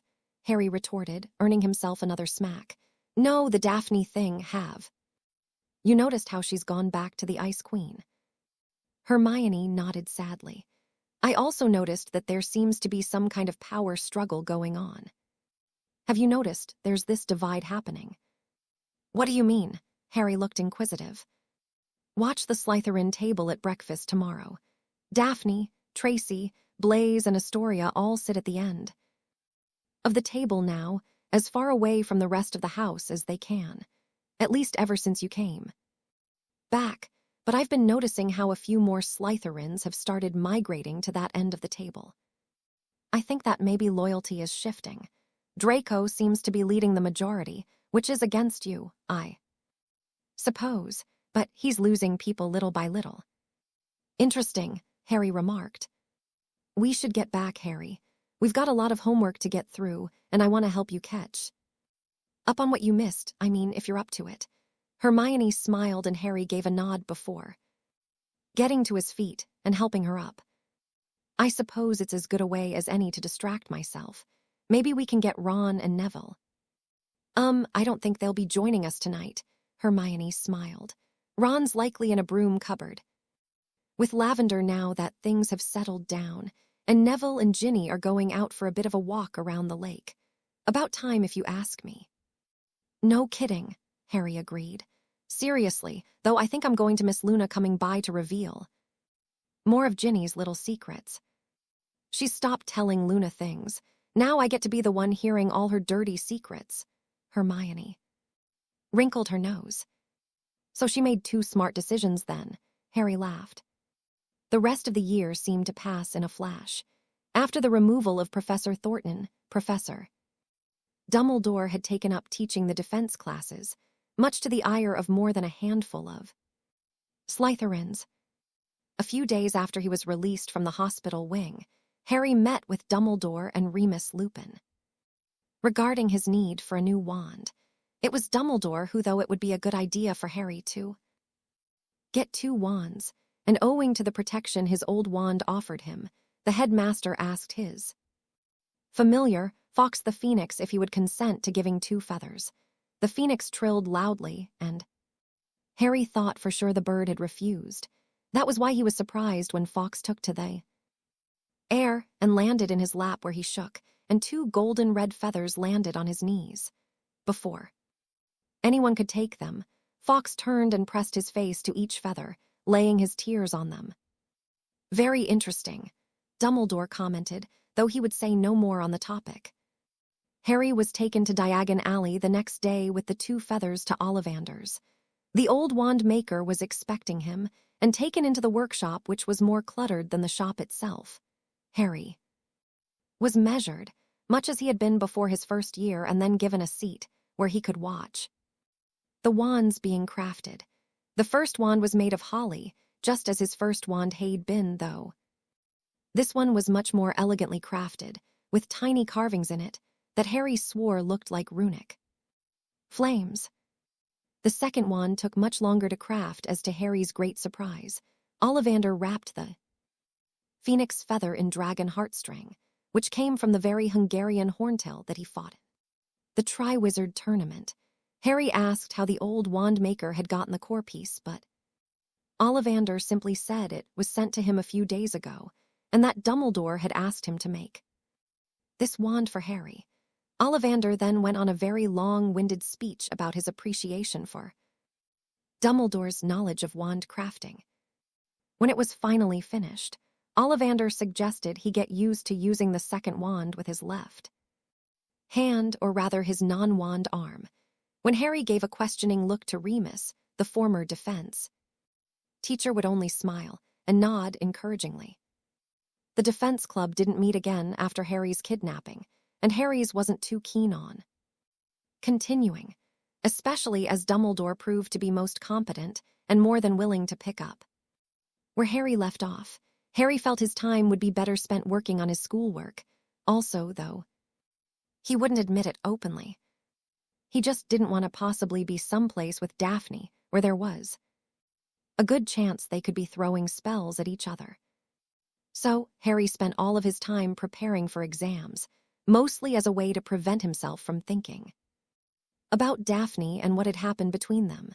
To her credit, Daphne never once tried to talk to him, though he sometimes caught her looking at him, the hurt still so plain in her eyes. Each and every time he saw it, his heart broke all over again. It was Hermione who first suggested that Harry try and date another girl, if only to help him to heal. But Harry adamantly refused. He simply didn't feel ready for something like that. He didn't say it aloud. But Harry wasn't sure if he would ever be ready. He just didn't know if he could give his trust so freely again. Exams fell upon the 5th and 7th year students with a furious vengeance, and Harry spent most of his time revising with Hermione, who like him was completely unattached, her short relationship with Lee Jordan having fizzled out months ago. Occasionally they were joined by Ron and Neville, but mostly Harry found himself with Hermione in the library. By the time the first exam came around, Harry had never felt more ready for a test in all his life. When the last question of the last exam was answered, Harry agreed to join the other 5th year Gryffindors for a little celebration. Dean and Seamus had arranged it all and told everyone to head to the room of requirement after dinner. Harry had heard through Ron that there would be more than Gryffindors joining them, as Seamus had spread the word to the Hufflepuffs and Ravenclaws. Harry was walking with Hermione, looking forward to letting off a little post-owl steam when he was suddenly grabbed and pulled into an empty classroom. Harry immediately freed his wand and aimed it at his attacker, the curse ready on his lips when he saw Tracy Davis holding up her hands in surrender. Sorry, Tracy said, holding her hands up in surrender. I shouldn't have done that, I'm really sorry. Tracy, Harry asked, barely lowering his wand. Yeah, sorry, Tracy smiled softly. I just hadn't talked to you in a really long time, and well, I wanted to see how you were doing. Fine, I suppose, Harry said, finally lowering his wand but not putting it away. Tracy nodded and hopped up on the closest desk, crossing her legs demurely. I've missed you. You know, talking to you and stuff. I guess I could have tried talking to you sooner. But well, I wasn't really sure if I could, with everything. Tracy looked a bit lost. Your friend needed you, Harry nodded. Yeah, she still does. Tracy sighed heavily. She looks like she's back to the Ice Queen, H.R.I. said without emotion. Tracy grimaced but nodded. She's been much colder. She took things pretty hard, Tracy said evenly. Harry didn't say anything, but began examining the far wall. Tracy watched him for several moments before she continued. I know you miss her. I've seen you looking at her in classes and meals. Harry didn't say anything at first, and Tracy watched him closely. I can't trust her. I hate that I feel the way I do, but I can't trust her. What's worse, I don't know if I can trust anyone right now. Even Ron and Hermione, who have been closer to me than anyone. I'm always wondering if they are going to turn on me if their families get threatened. He sighed, rubbing the bridge of his nose. If it helps, I'll take a magical oath that I'll never betray you. Tracy smiled gently, and Harry smirked. I really don't want to ask anyone to do that. I shouldn't have to put conditions on my friendships. H.R.I. smirked. Daphne would be willing to take one. She'd be willing to do anything just to talk to you. She's driving me and Astoria barmy right now. I used to hate being around her when she was using her Ice Queen thing, but now it's the only way to be around her. I feel so damn bad for both of you. I'm sure we'll both be fine eventually. That's what everyone keeps telling me anyway, Harry remarked. Yeah, I've heard that old saying, time healing all and all that. But what I want to know is, what do you feel now? I mean, are you happy now that it's over between you two? I can't answer that, Harry said honestly. I shouldn't have even asked that, Tracy shook her head. It was really insensitive and I'm sorry. You mean a lot to her. Yeah, I meant so much that she served me up to get killed, H.R.I. retorted. Oh, come on, Tracy's face soured. She was just trying to protect the people she cared about. So she didn't care about me then, Harry replied, starting to get upset. Tracy shook her head and took a few calming breaths. That's not how I meant it, and you know it. I'm not about to defend her choice either. She didn't even confide in me about what was going on. I'm supposed to be her best friend, and she said nothing. What's worse, I didn't even realize she was having a problem. I know her better than anyone. I should have noticed something was off, but I was too wrapped up in my own little world. I nearly lost two people I care about because I was selfish. Harry looked up at Tracy, who was looking irate. Yes, I care about you. Don't make a huge deal about In fact, that was part of the reason I came to talk to you. I'm sick of being so gutless. I'm not going to hide the fact you're my friend anymore. Anyone who has an issue with it can kiss my sweet ass. Harry had trouble hiding the smirk that was fighting to dominate his face. Your sweet ass, he said. Seeing him battling his laughter, Tracy went for the kill. Yes, my very sweet firm ass. Don't believe me. You want a taste for yourself, she said, slipping off the desk she had perched on and turned around, making a show of presenting her posterior. I don't know if Blaze would be all that happy with me if I did, Harry said, starting to laugh. He can suck it. We broke up a few weeks ago. His reptilian nature started to resurface, and he decided to end things before he really hurt me. Noble of him, really. Besides, I never expected it to last. Tracy shrugged. Sorry to hear that, Harry said, sobering. Tracy wiggled her rear again, and Harry began to laugh. Again. So, you want to see how sweet it is?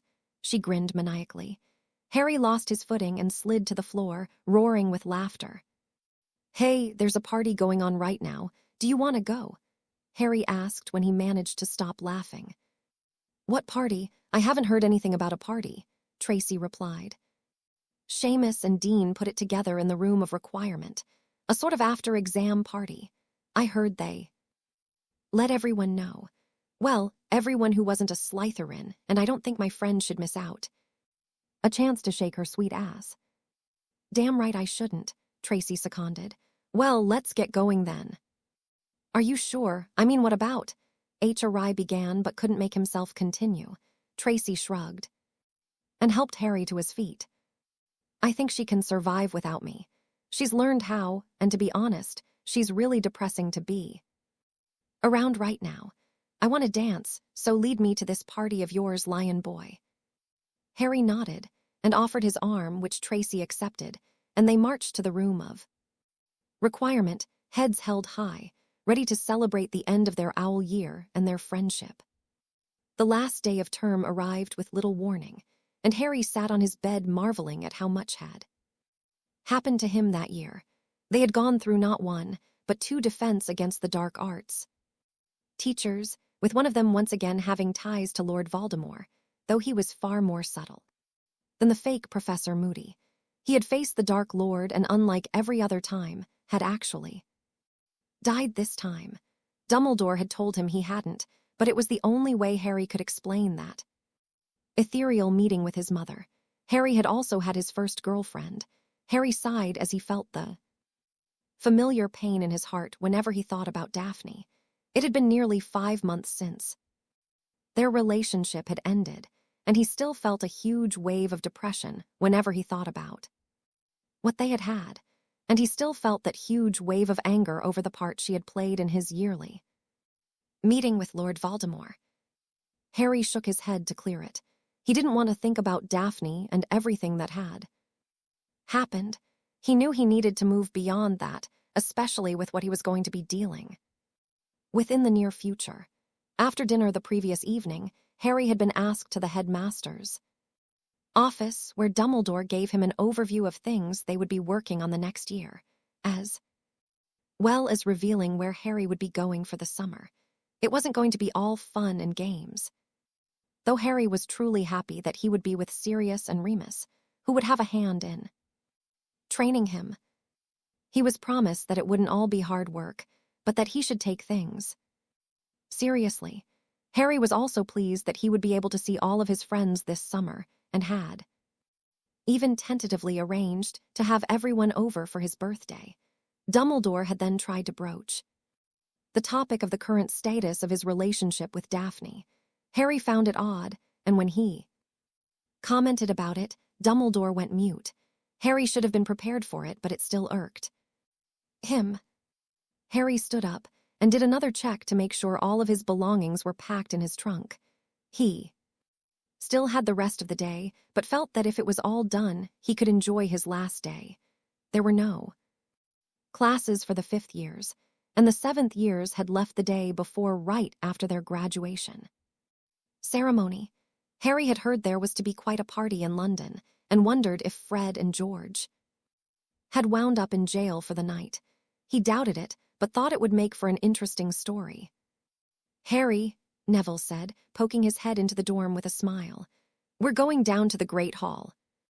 For lunch, you want to join us?"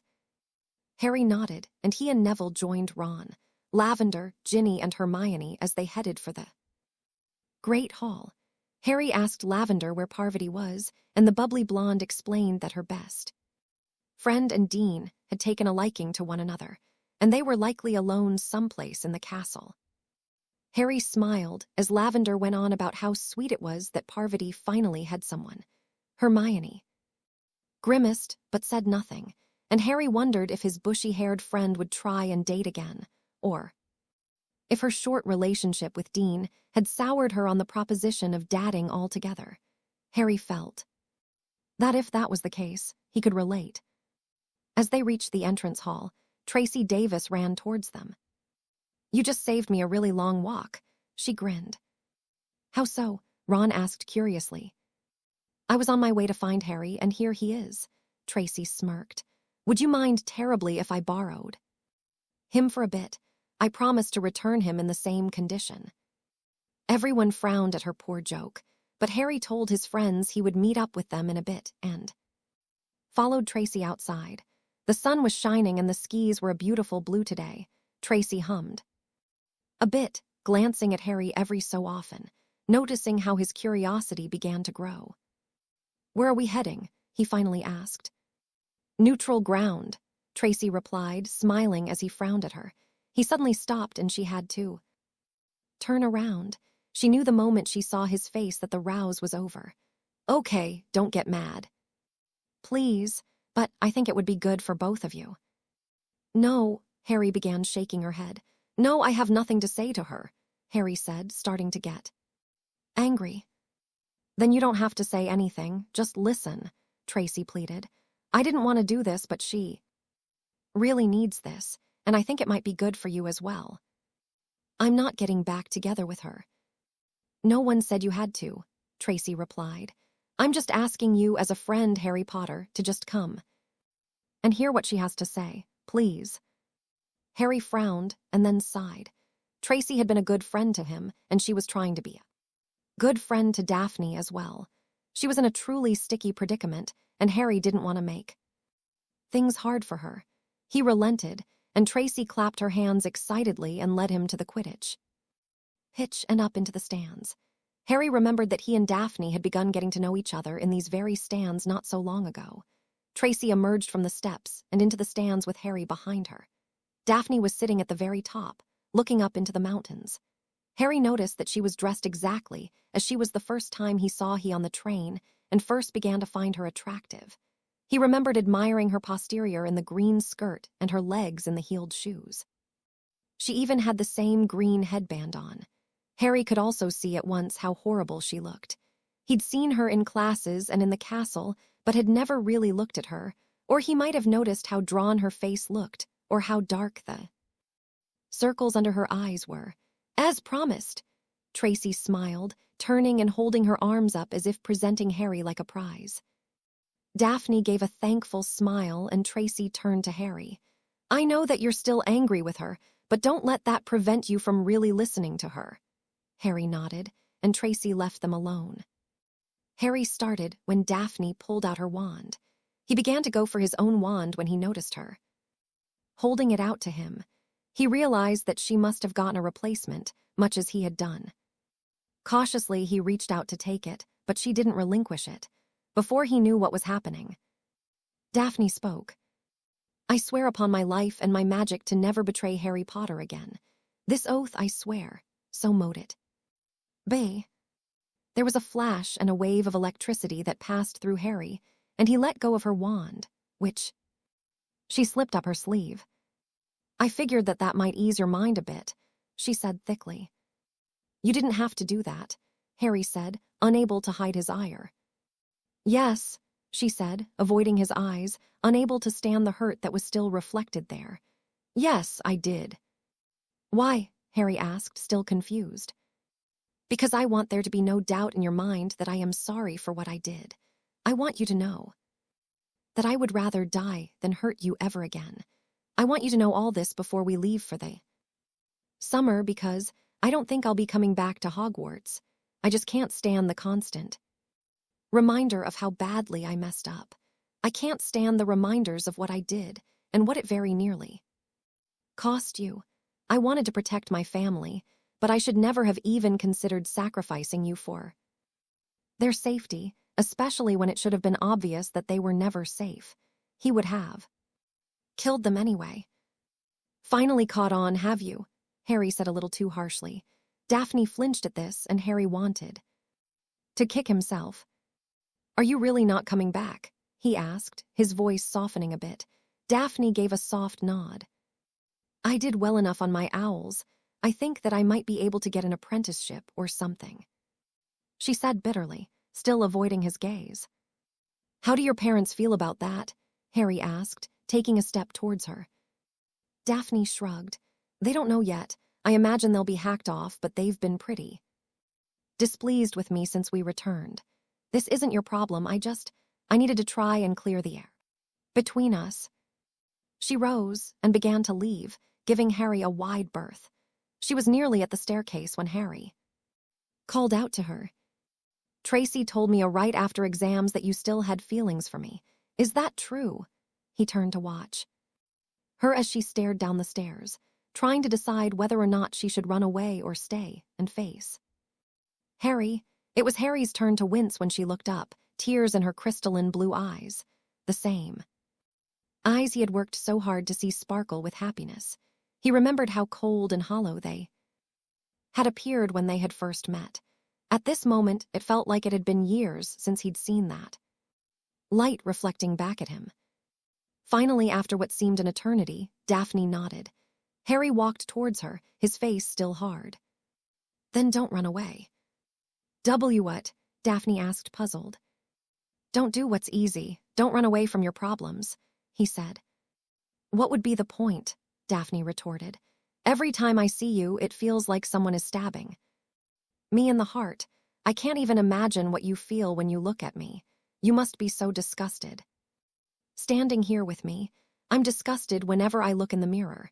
And despite it all, despite the loathing I feel permeating my every cell, I look at you and I just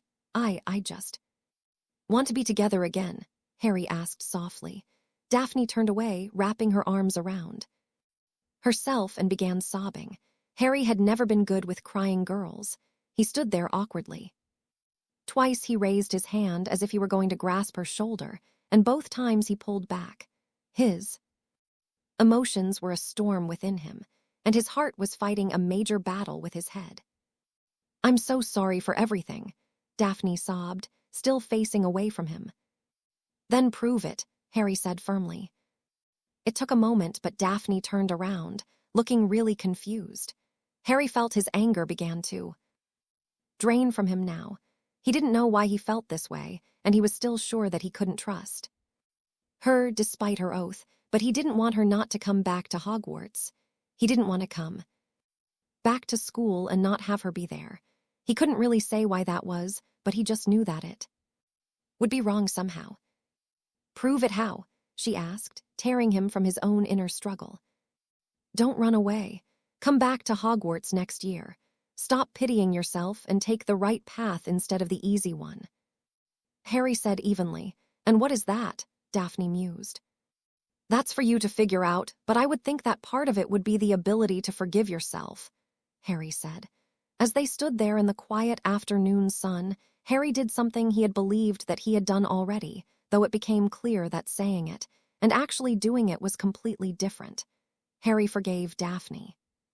It was nearing the end of July, as Anton Greengrass sat down in a pub in Wales with an old friend. The pub itself was unremarkable in just about every way, and there was nothing suspicious or out of the ordinary about two well-dressed men sitting down to enjoy a pint together while they discussed business. This sort of thing happened every day at every minute. The pub was open. Except these weren't ordinary men. That's all I've been able to learn, Cyrus Rushbone said heavily. He was a barrel-chested man with a mane of graying black hair and small dark eyes. His face was somewhat aristocratic, and he had the bearing of a gentleman of high society.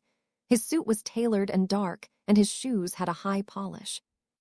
In fact, he was much better dressed than most of the patrons, though no one batted an eyelash. His drinking mate had very close cropped dark hair with gray at the temples. He was slim, but somehow projected an air of power. His face was thin and chiseled. His eyes were dark and narrowed. As he sipped his pint, listening to the information his friend passed on. People are becoming very cautious with their information. It's getting hard to trust anyone, Cyrus continued. There seems to be a lot of that going around. Daphne Greengrass sighed, thinking of his eldest daughter, who was likely hidden in her bedroom, pinning for the young man she'd wronged. The same young man that the Daily Prophet claimed was the one who would end the war. You're certain of the source?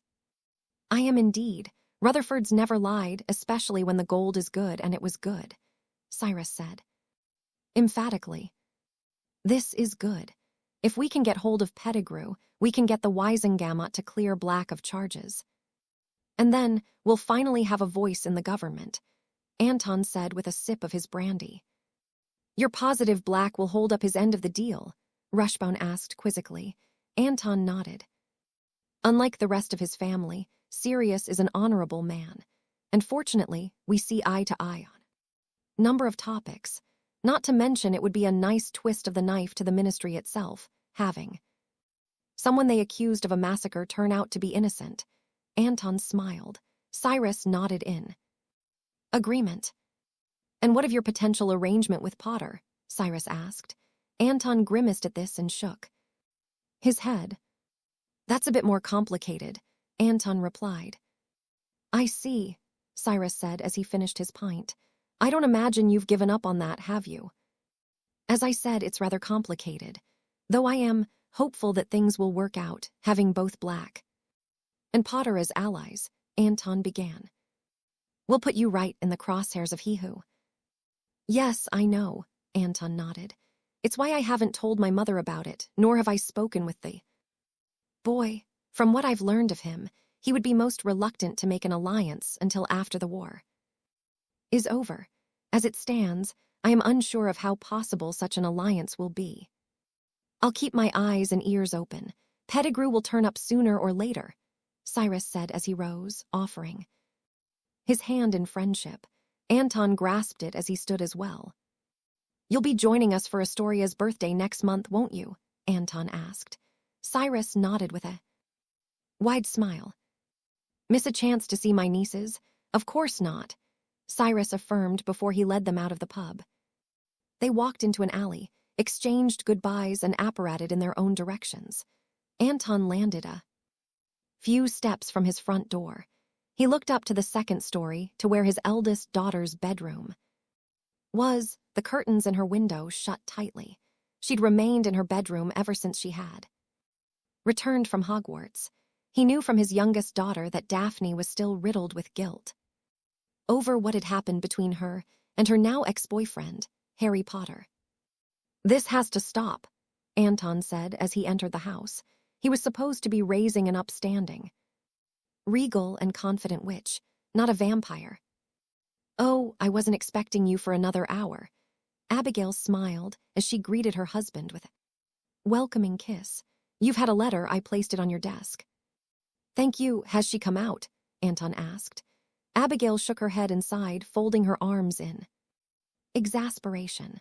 I had Darcy bring her lunch, mostly so I'd know she was still alive. Well, I've had enough of this, Anton said. Oh, sweetheart, you can't barge in there and tell her to get over her heartache. She has to go through this at her speed, Abigail said, guiding her husband to his study and away from the stairs. And unlike normal teenage heartaches, this one has the added weight of, well, what happened? I don't think a lot of relationships end, because one of them hands the other to a dark lord. She needs to at least make an attempt to move on, Anton grumbled. Sweetheart, how long did you pine for me after our first breakup? Abigail smiled, making Anton wince. That was different, he argued. Yes, you've often told me, but how long before you even attempted to woo me again? Abigail asked. enjoying her husband's squirming. 3 years, he stammered, reaching for the letter on his desk. That's right, 3 years after our first breakup that you pined for me. As I recall, you didn't bother even attempting to date anyone else, and Evelyn Harrison was very into you. I didn't hide in my bedroom. Anton scowled as he began reading the letter. Slowly, a smile began to form on his face, and he got to his feet. And her days of hiding have just ended. Anton, I told you. Read this. Anton smiled, handing over the letter and slipping out of the study. Abigail watched her husband all but dance out of the study before she turned her attention to the letter. As she read each line, the smile on her face began to grow larger. When she was finished, she looked up at the ceiling, a bright, hopeful smile plastered on her face. Or maybe Daphne does need to get the hell out of her bedroom. Abigail smirked. Severus Snape continued to examine the blackened, withered hand of Albus Dumbledore, who was gulping brandy from the crystal bottle. Snape grimaced as he tenderly probed the disfigured appendage. Such a damned fool, Snape said as he finally let go of the headmaster's hand. Why would you put that damned thing on? Could you not tell it was cursed? No, I knew that it was cursed, Dumbledore said politely. I simply forgot for a moment. Forgot? Snape asked, thunderstruck. You? Yes, Dumbledore nodded. It appears that even I am not immune to, how do they say it, senior moments. Snape scowled. You don't wish to tell me, fine, but don't lie to me. I've stopped the spread for now. But I can't halt it forever. You have, a year at most. Less if the Dark Lord's plans come to fruition. You finally saw him then? Dumbledore asked interestedly. Snape glowered at the headmaster for a moment before he gave a short nod. And he's tasked his newest Death Eater with killing you, Snape replied. And who is this assassin? Dumbledore asked, taking another drink. Snape turned away and began to pace. My godson. What? Dumbledore all but leapt from his seat, forgetting his injured hand. Why in the world would he choose to induct someone so young? Does it really matter? Snape countered. He leapt at the chance. The boy is so obsessed with making his mark that he didn't even stop to think. Narcissa came to my home and begged me to look out for him. She made me take the unbreakable vow. And his first order is to kill me, Dumbledore asked incredulously. The Dark Lord expects him to fail, Snape explained, which is why I was summoned. The Dark Lord intends for me to do it. So what you're saying is that Lord Voldemort soon sees in time, when he will no longer need a spy near me, Dumbledore said with a deep sigh. Well, it appears that my time on this plane is at last coming to an end. Then I must accelerate everything. I cannot leave this world while Lord Voldemort is still so strong. Accelerate? What are you talking about? Snape asked. Dumbledore sighed and sat down slowly. Perhaps it's time for me to explain some things to you. Someone must know in case I fail. It took most of the night, but Albus Dumbledore told Severus Snape everything he'd ever learned, suspected, and done in regards to Lord Voldemort. Some Snape had suspected, but most of it had thoroughly blown his mind. Halfway through the first hour, Snape had begun packing and didn't stop until the sun began to rise. You were raising him to be slaughtered, Snape asked incredulously. Lily's only child, you were going to let him be killed. He was killed, Dumbledore pointed out, just as I knew needed to happen, though not as I thought it would happen. However, it has happened, and now it makes the task much harder. If Lord Voldemort faces Harry again, I fear that the boy will not survive. Perhaps, Snape sighed. I have yet to mention a few rather noticeable changes. That is to say, the Dark Lord he's like a very dangerous animal now cornered. How do you mean? Dumbledore asked curiously. He's become almost feral, savage, like his last encounter with Potter affected him deeply. Psychologically, not to mention physically. He's scarred or emaciated. He's been wounded, and I think it may have to do with the fact he took the boy's blood, Snape said. I think that is logical, Dumbledore agreed. And now he is becoming desperate, and that I think will only serve to help our cause. What of Draco? Snape asked. I am afraid our hands are tied. If he has taken the mark, he will have to face justice. However, we can not simply order students to reveal their arms, but there might be another way. Draco made a very dangerous enemy of Miss Greengrass, and I think the girl deserves some kind of retribution. Would you agree? Dumbledore asked with a slight smile. Snape looked at the man, a scowl on his face. I am sure that Miss Greengrass and her sister would be more than willing to help, but the boy has done nothing worthy of. Do not attempt to justify his behavior, Dumbledore snapped. You and I have both protected that child, hoping he would not follow his father's path. All we have done is enabled his cruelty and inflated his ego. We have sown the seeds for his dark nature, and it is time we correct our mistakes, especially before he loses his soul by murdering someone. You mean you? Snape smirked. I would of course prefer to go on to the next adventure, peacefully in my own bed, but I think fate has other ideas. Dumbledore smiled. I had wished to accomplish certain tasks on my own, but now I think it prudent to bring together a select, trustworthy few and let them in of Voldemort's secret. Will you swear them to secrecy? Snape asked. If the Dark Lord suspects you are moving to destroy these things, he will try and hide them all again, and we will never find them. Snape pointed out. I know, but it cannot be helped. I will not force anyone to swear an oath. It will be voluntary, of course, but I suppose if they do not, then it would be best not to enlighten them, Dumbledore said. Wearily. Including the boy? Snape asked. Harry must know everything. The time is long past to keep him in the dark. He is already receiving physical training at the hands of Alastor, Sirius, and Remus. He will be taught advanced dueling and spell work when he returns to Hogwarts by myself and Phileas. Am I to continue his occlumency training? Snape asked. Do you feel it would be to his benefit? Dumbledore countered. He struggled with it, but he did make progress. It might help him in a duel, but I doubt the Dark Lord will try to read his mind during a fight, especially with as fearful of the boy he has become. Snape sighed. Fearful? Dumbledore perked up. He has been researching methods in which to kill the boy. I don't believe he will use the killing curse on the boy again, especially after what happened the last time. I do not believe he wishes to risk more harm to himself, Snape said, and Dumbledore nodded. It is late, or rather early, and we still have a lot to prepare. I suggest we get some rest. This afternoon, I will contact certain members of the Order, and tonight we shall begin our offensive against Lord Voldemort. Good morning, Severus.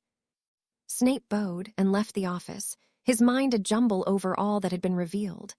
The depth of the Dark Lord's madness over immortality, and what had to be done in order to rid the world of the beast once and for all, including the role Lily Evans' son was to play in it all. Severus Snape was not a spiritual man, but as he descended into the dungeons of Hogwarts, he prayed that the boy was truly as powerful as Dumbledore always claimed he would be. Ha! Tracy Davis shouted as she leapt in the air, pulling her wand from the back pocket of her jeans and aiming it at her wardrobe. She slipped the wand back into her pocket and repeated her little jump spin maneuver, aiming her wand at her mirror with a resounding ha. She had been doing this for at least an hour every day since the start of the summer holiday in an effort to become as fast at drawing her wand as her good friend Harry Potter, who was lightning fast at drawing his wand. She had been fascinated with how well he handled his wand work and how fast he could cast. She had seen older students in school who were really impressive with their sped, but Harry was exceptional. Tracy guessed it had a lot to do with the messes he always seemed to find himself in. Ha! She shouted once again as she spun to take aim at her wardrobe, not noticing her bedroom door was opening, and a thin woman with deep brown hair and sparkling cinnamon eyes peeking with a mischievous smirk on her face. Slipping her wand into her back pocket again, she leapt, drew her wand, took aim and fell on her face when her mother screamed, "Hi-ya!" "Mom!" Tracy shrieked as she rolled onto her back, her face a bright shining tomato red clutching her. Pounding heart. Phoebe Davis roared with laughter, holding her sides and wiping at her eyes as Tracy climbed to feet. Looking truly horrified. "What are you doing?" Phoebe asked her only daughter. "I'm trying to get faster at drawing my wand. Harry can do it in the blink of an eye, and I want to be." "That fast? He says I just have to practice," Tracy explained, fighting to regain control of the color of her face. "Somehow I don't think Harry shouts as he does it," Phoebe pointed out. "Okay, so I'm adding a bit of kung fu flavor to it," Tracy shrugged. "Send me to Azkaban." "Oh no, I think I'd rather just share this little memory with some of the witches in my charmed circle." Phoebe smiled, causing Tracy's face to glow red once again. "What is it you want?" Tracy scowled, though her red cheeks made her mother laugh a bit harder. She held up her hand, holding a letter for her daughter. "This just arrived for you," Phoebe chuckled, wiping her eyes again. "Thank you," Tracy snarled, snapping the letter from her mother's hand and opening it. Her embarrassment was forgotten almost at once when she began to read. When she finished, she looked up and noticed her mother had slipped out. "Always popping up when I don't want her to, can't find her when I need her," Tracy said to herself. Exasperatedly, "Mom, how many times do I need to tell you that you don't need to shriek like a banshee?" Phoebe asked. From down the hall. "I wouldn't if you didn't disappear on me all the time," Tracy replied.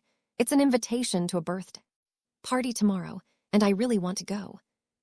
"Whose birthday?" Phoebe asked interestedly. "Actually, it's for two people, Harry and Neville. Apparently they're combining their celebrations, so can I go?"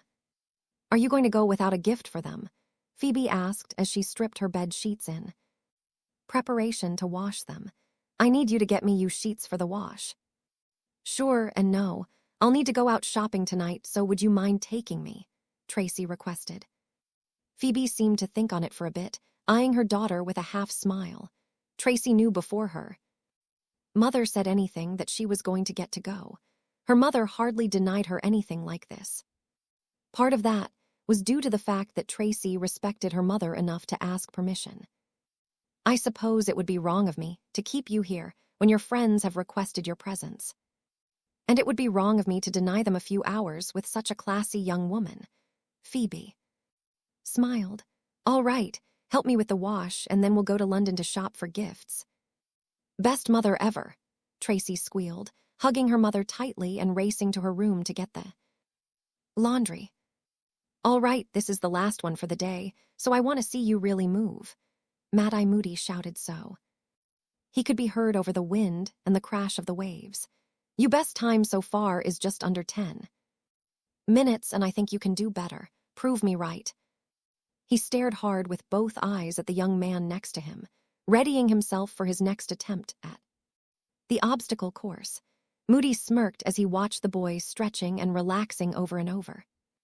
Again, his hard green eyes locked on the end of the course where a flag had been set up. The boy was promised that if he could get the flag in under 10 minutes, he would be given 1 week off from the rather harsh training he was going through. Despite his complaints, the boy was doing far better than most third-year Aurors, in Moody's not-so-humble opinion. Though he would not tell this to the boy, he might get complacent. "We're not going to go easy on you either, just because it's your birthday," Moody chuckled. The boy didn't even seem to acknowledge his comment.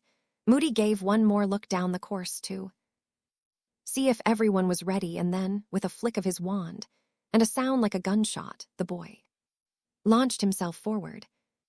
Harry Potter had run some variation of this course for 2 weeks now, ever since they'd arrived in Majorca. It was all a part of his physical training regime that Mad-Eye Moody assured him every Auror recruit had to go through. Tonks had told him after the first week that he'd been lied to. Moody's training was much harder than Aurors received. Harry leapt over a series of walls and launched himself flat on his belly to crawl under barbed wire. Once he was through that, Harry was back on his feet and preparing to run and leap over a series of hurdles when Remus and Sirius appeared with staffs. Harry was not allowed to use magic, and so had to rely on Muggle methods of fighting, something which Moody felt too many wizards frowned upon.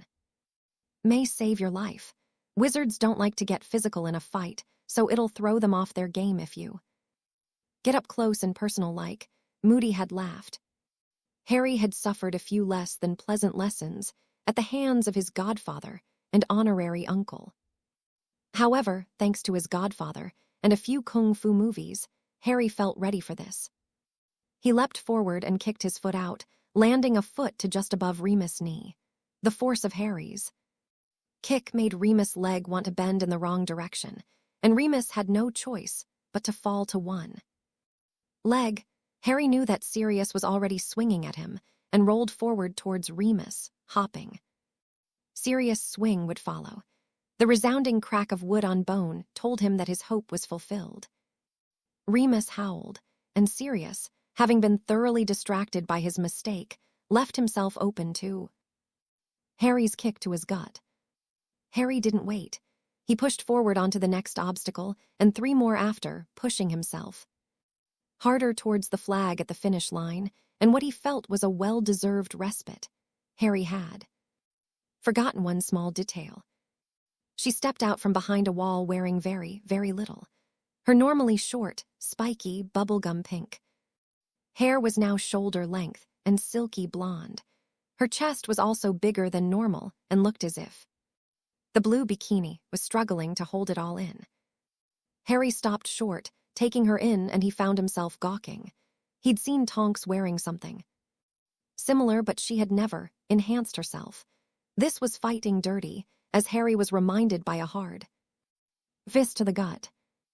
Not getting the flag today, Tonks laughed.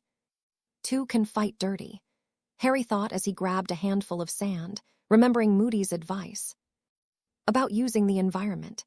Tonks screamed as she got a face full of sand and then found herself on her back, having been tripped. A whistle blew as Harry raised the flag and bent over panting. He needs more of a challenge, Sirius said to Remus as they walked towards Harry alongside Moody.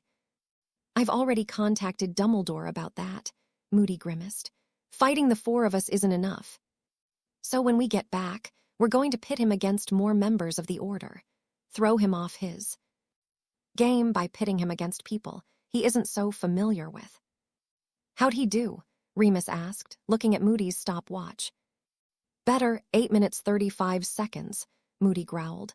But we need him casting, he's damn good, but he needs to learn to fight with all of his abilities, not just his physicality.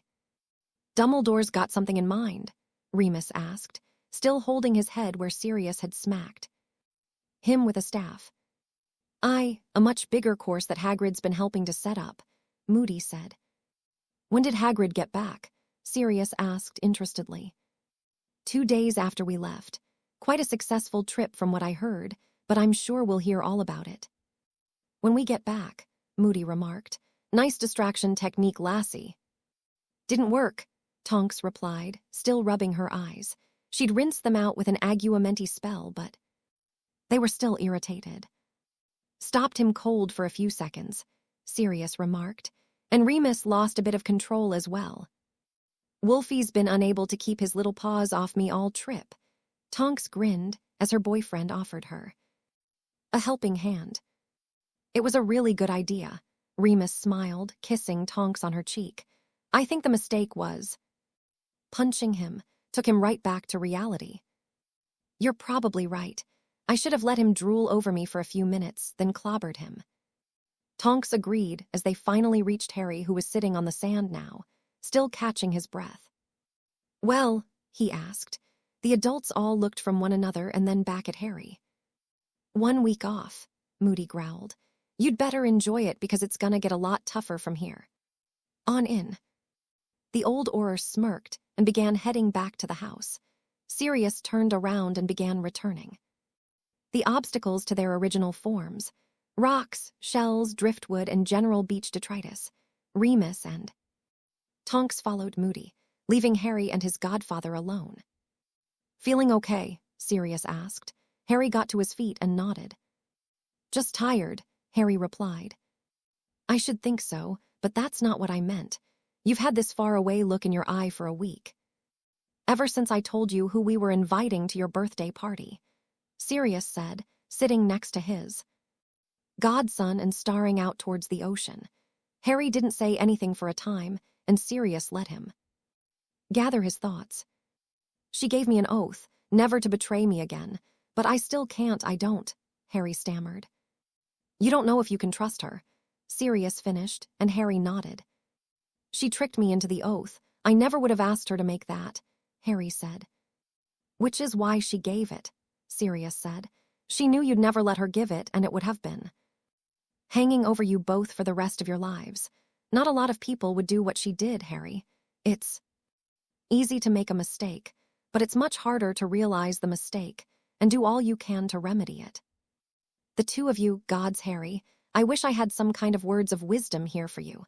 I don't know Daphne Greengrass the way you do, but I know that she was willing to throw herself in front of what could have been a fatal curse to save you. She risked her life to get you out of Voldemort's hands. That means something. I wanted to hate her for what she did," Harry admitted. "I wanted to hate her and move on with my life, but I just couldn't. I couldn't stop thinking about her, about what might have been, and then when we last talked, and she said she wasn't coming back to school, I didn't want her to leave, but I also couldn't tell her," Harry bemoaned. "Life is full of opportunity, Harry. Maybe this is just another one for you to take advantage of, if you wish to do so." Sirius patted his godson's shoulder as he rose to his feet. "We're not leaving until tonight. Enjoy your day here, kiddo. Worry about tomorrow when it gets here." Harry smiled his thanks and watched his godfather head back to the house, likely to finish packing and preparing for their return home. Harry turned back to the ocean, reveling in the fact that his life was just like the sea, always in some sort of turmoil. Why can't things ever just be simple? He sighed. Only the idea of seeing him could make her feel this anxious, this afraid. They had parted on better terms than she could have hoped for, and it was because he had asked her to stay that Daphne Greengrass was going to continue her education at Hogwarts. But things between herself and her former boyfriend were a long way from ideal. Daphne hoped that maybe, just maybe, she could do something to fix that today. She had originally thought that she would not be seeing him until school began on September the 1st. However, her father had come to her the previous afternoon and informed her that she, along with the rest of her family, would be attending a birthday party for Harry and his friend Neville Longbottom. It had thrown off her plan, but she was not about to let this opportunity slip by. She had to try. She had to make a real attempt at repairing all the damage she had caused. She had given him a magical oath that she would never again betray him, but Daphne wasn't stupid enough to believe that one act would solve everything, and they would fall into each other's arms, and everything would be as it should be. But at least now, he knew how deep her sorrow over what had transpired truly was. However, the time for apologies was past, and it was time to correct her mistakes and reclaim what should have been hers all this time, Harry's love. She had started early that day, with a very long, meticulous shower. Then she spent more than an hour on her hair before working on her makeup. Finally, it all came down to the outfit. It was a party. So she couldn't just throw on a jumper and jeans, but she needed to appear casual, comfortable. If she looked like she was trying to impress him, Harry would likely turn his nose up at her. That was unacceptable. So she selected her favorite denim skirt, which was modest, but give him a good eyeful of her long, freshly shaven legs. She topped it with a white blouse and a green vest, leaving the top 2 buttons undone, and selecting a simple gold chain with a small teardrop cut, emerald her mother had given her 3 years ago for her birthday, which rested just below her neck, drawing attention to the swell of her chest.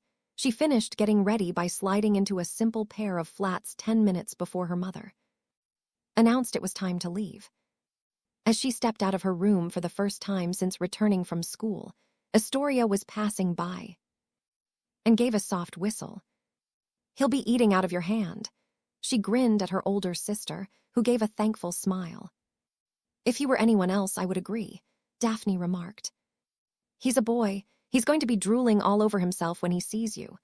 Astoria smiled, patting her sister on the back. "Maybe if things weren't strained between us, he would be.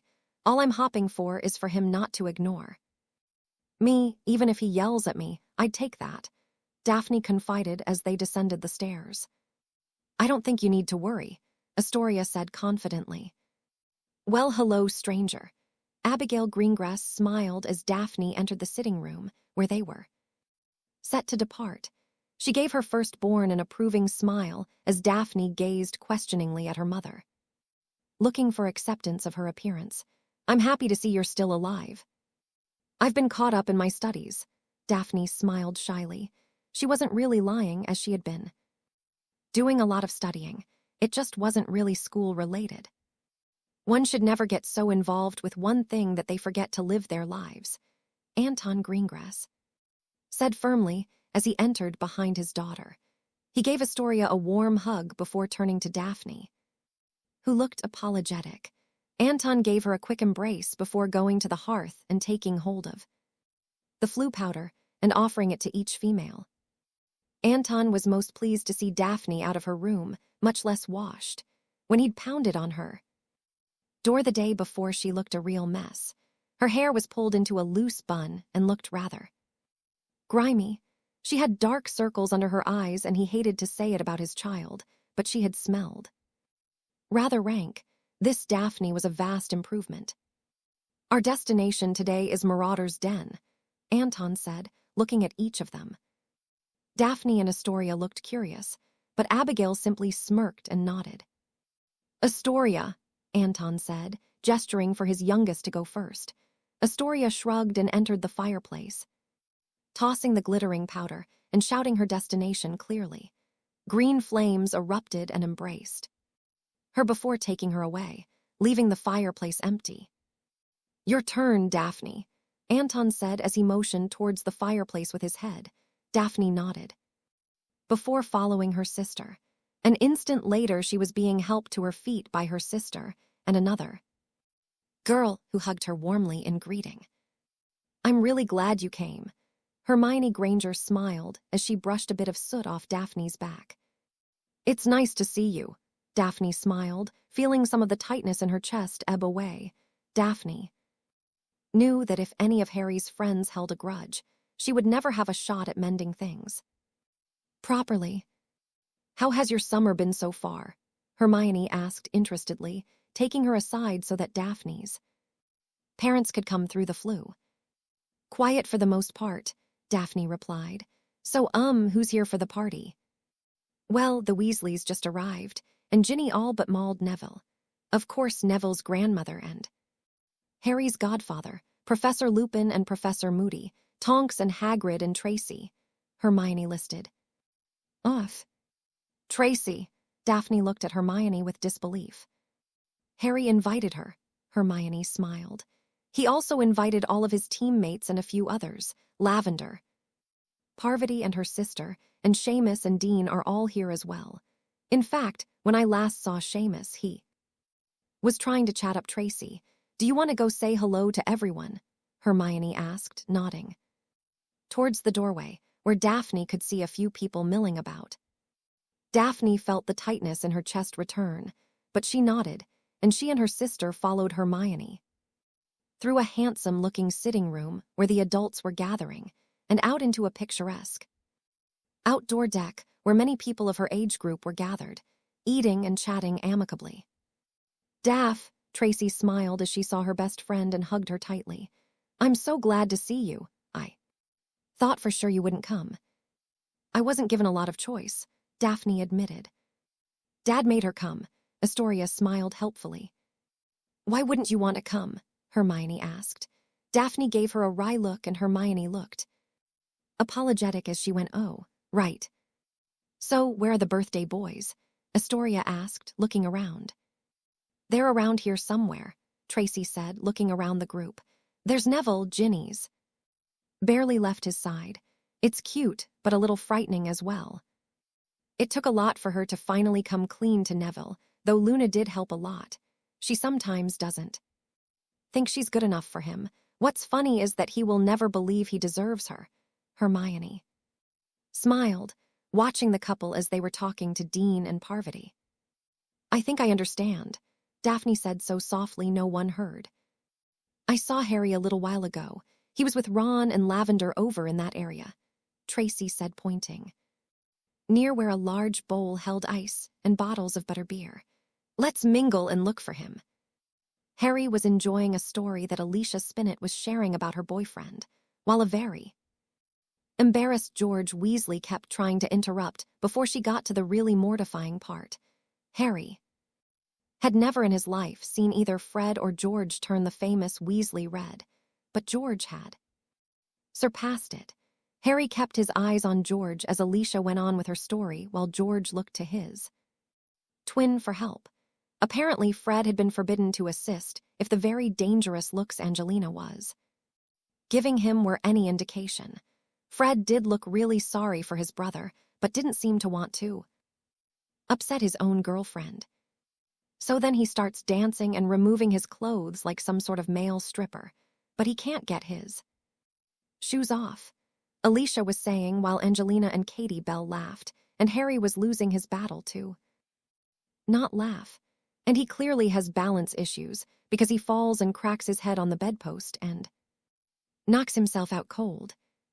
The girls howled and Harry lost it as well, reaching out to pat George's shoulder. Fred also attempted to sympathize with his brother who was scowling hard at his girlfriend.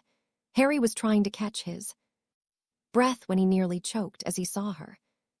She was even more stunning than the first time he'd seen her on the train, seemingly for the first time. Her hair was longer than the last time they saw each other, but still that enchanting honey gold. Her eyes were nothing like the cold, empty orbs he'd come to know. Even at this distance, he could see the conflict there in those bright blue oceans, the same eyes that had been haunting his dreams all summer long. "Would you lot excuse me?" Harry asked, getting to his feet. He had wondered just what he would feel when he saw her again. He knew that he didn't hate her. He never had. He'd been deeply hurt and ferociously angry with her, but he'd never hated her. He had wanted to. He knew it would have been much easier if he could, but he had been unable to. The nervousness he'd been positive he would feel was there, as was the complete inability to think of what he should say to her. Yet, he couldn't stop himself from going to her, almost as if some power was pulling him to her. "Hi, Harry," Astoria spoke first and threw her arms around him. Harry returned the embrace and pulled away. "It's good to see you." He smiled and Astoria grinned as she watched his eyes drift towards her sister, who was staring hard at her own feet. "Couldn't miss this, could we?" Astoria remarked. "Well, I really need a drink," Tracy said with a laugh, and Hermione agreed. Both girls waved at Harry, and Tracy took hold of Astoria's arm and began dragging the younger Greengrass away, all the while Astoria protested, wishing to observe what she was sure was going to be most entertaining. "I wasn't sure you'd actually come," Harry said after a long moment.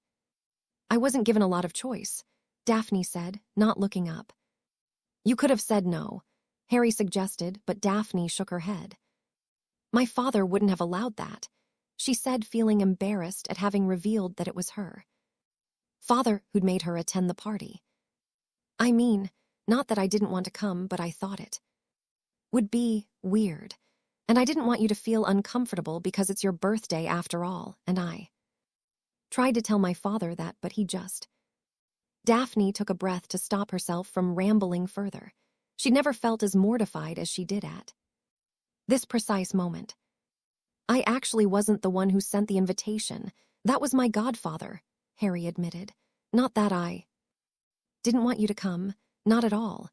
But I didn't want you to feel pressured or anything like that.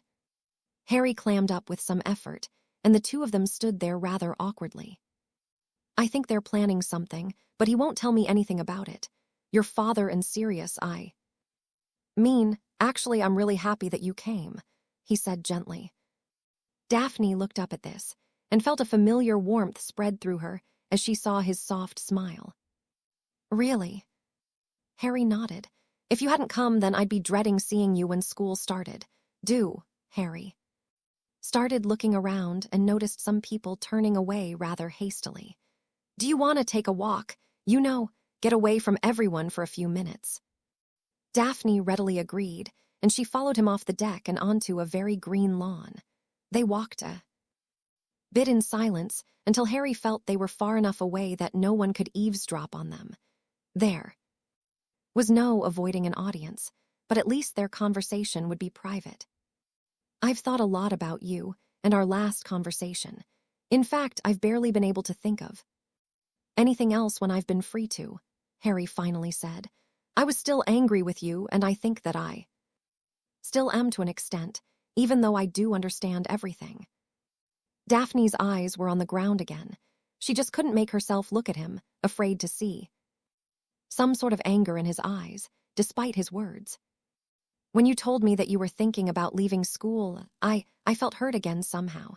The truth is, I wanted to hate you for what you did. I deserve that, Daphne replied, but Harry shook his head. No, you don't. What you deserved was someone helping you when you asked for it. You should never have had to make a choice like that, Harry said evenly. Those of us who care about you should have been able to see something was wrong. We all failed you. I should have done more to prevent making the choice, Daphne remarked. Hindsight and all that, we can't change the past. Well, at least not without a time-turner, Harry smirked, and Daphne chuckled in spite of herself. So why didn't you hate me? Daphne asked, finally looking up at Harry, noting how different he really looked. Usually he looked rather drawn, almost like a skeleton. He was still on the thinner side, but she could see there was more muscle now.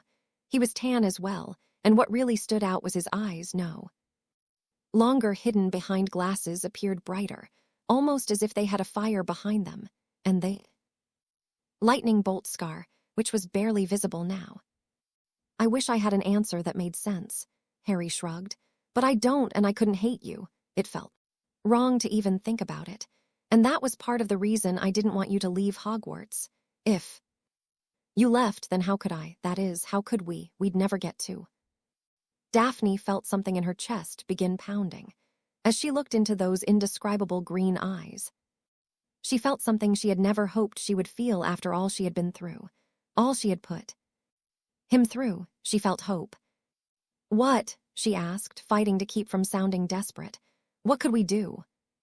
Harry sighed, and his resolve crumbled. I don't know, I don't want you to leave school. Not for me, not for anyone. A lot of people would miss you, Harry said, his eyes dropping. He felt stupid and cowardly. He'd been so close to just telling her exactly how he felt and what he wanted, but part of him, the part that still made him relive the torture, and the taunting overrode his heart, and he had all but run away like a frightened animal with his tail between his legs. Daphne sighed, but the hope didn't fade. She had seen it in his eyes, and it had made her swoon. He'd been unable to say everything that he wanted to. She knew that, but he hadn't screamed at her, or cursed her or anything. He had said, in a roundabout sort of way, that he would miss her if she left. And for now, that was enough for her. She wasn't going to push him. It was enough to know that he didn't hate her. She could work with that. Do you want to get a butterbeer? She asked, and Harry smiled thankfully. She led him back to the party, fighting the urge to take his hand in hers. She had to be patient, but for now, she simply thanked the gods that she was being given a second chance. Well, they're not hexing each other. Anton sighed as he stared out the window at his daughter and Harry Potter. That's a good sign. Possibly, Sirius smirked as he poured 4 glasses of scotch. Harry's been training to fight with his body. in case he's ever without his wand again. Anton looked worried for a minute, but Remus waved away his concern. Harry would never hurt her. He still cares very deeply for Daphne, even if he hasn't yet admitted it to himself. He's a lot like his father that way. We all knew James had it bad for Lily before he really understood it. Remus smiled as he accepted his glass. "It's just good to see her out of her bedroom," Abigail said as she also accepted a drink. "I thought she was going to try to stay locked up in there for the rest of her life." "They'll figure things out." Sirius smiled, taking a sip of his drink. "We just have to let them do it on their own. We, on the other hand, have far more important things to discuss." "We've found him," Anton said, turning to Sirius. "But we can't get to him. He's protected, and it's likely he won't remain where he is for much longer."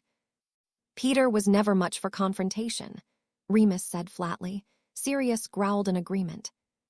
"I have people trying to figure a way to lure him out," Anton explained, but Sirius shook his head. "Voldemort will keep him protected. So long as I'm a fugitive, I can't do anything in the Wisengamot, or anywhere else. He knows that Black family has a lot of allies, and if I were to call them against him, it would be a harder fight." Abigail set her glass down and folded her hands in her lap, looking at each man in turn. "The Ministry is in serious upheaval right now, and I don't think that we're going to get our hands on Pettigrew. If it's as you say, then you know who will not allow Pettigrew out of his sight long enough for us to grab him. So perhaps there is another way to clear your name, Sirius." "We're listening," Anton said, looking at his wife quite puzzled. "We petitioned the court to hold the trial they never did," Abigail smiled. "Given how truly chaotic things are within the Ministry, it should be quite easy to push through a petition. All we need are a few prominent people in our corner. Dumbledore for sure, and I think Amelia Bones as well.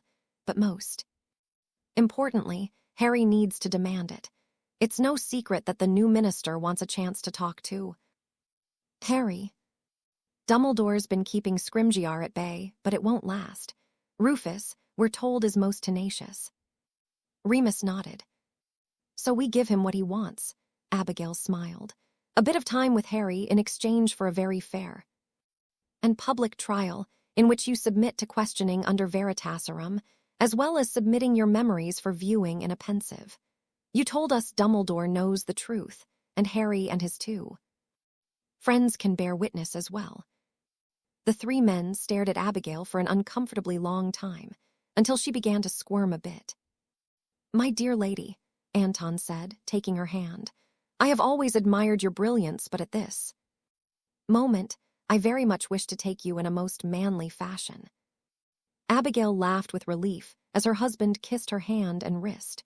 Remus applauded, and Sirius raised his glass in salute. "This will of course mean a return trip to Azkaban," Remus pointed out. "Harry won't like that at all." "Actually, not if we make it part of the deal.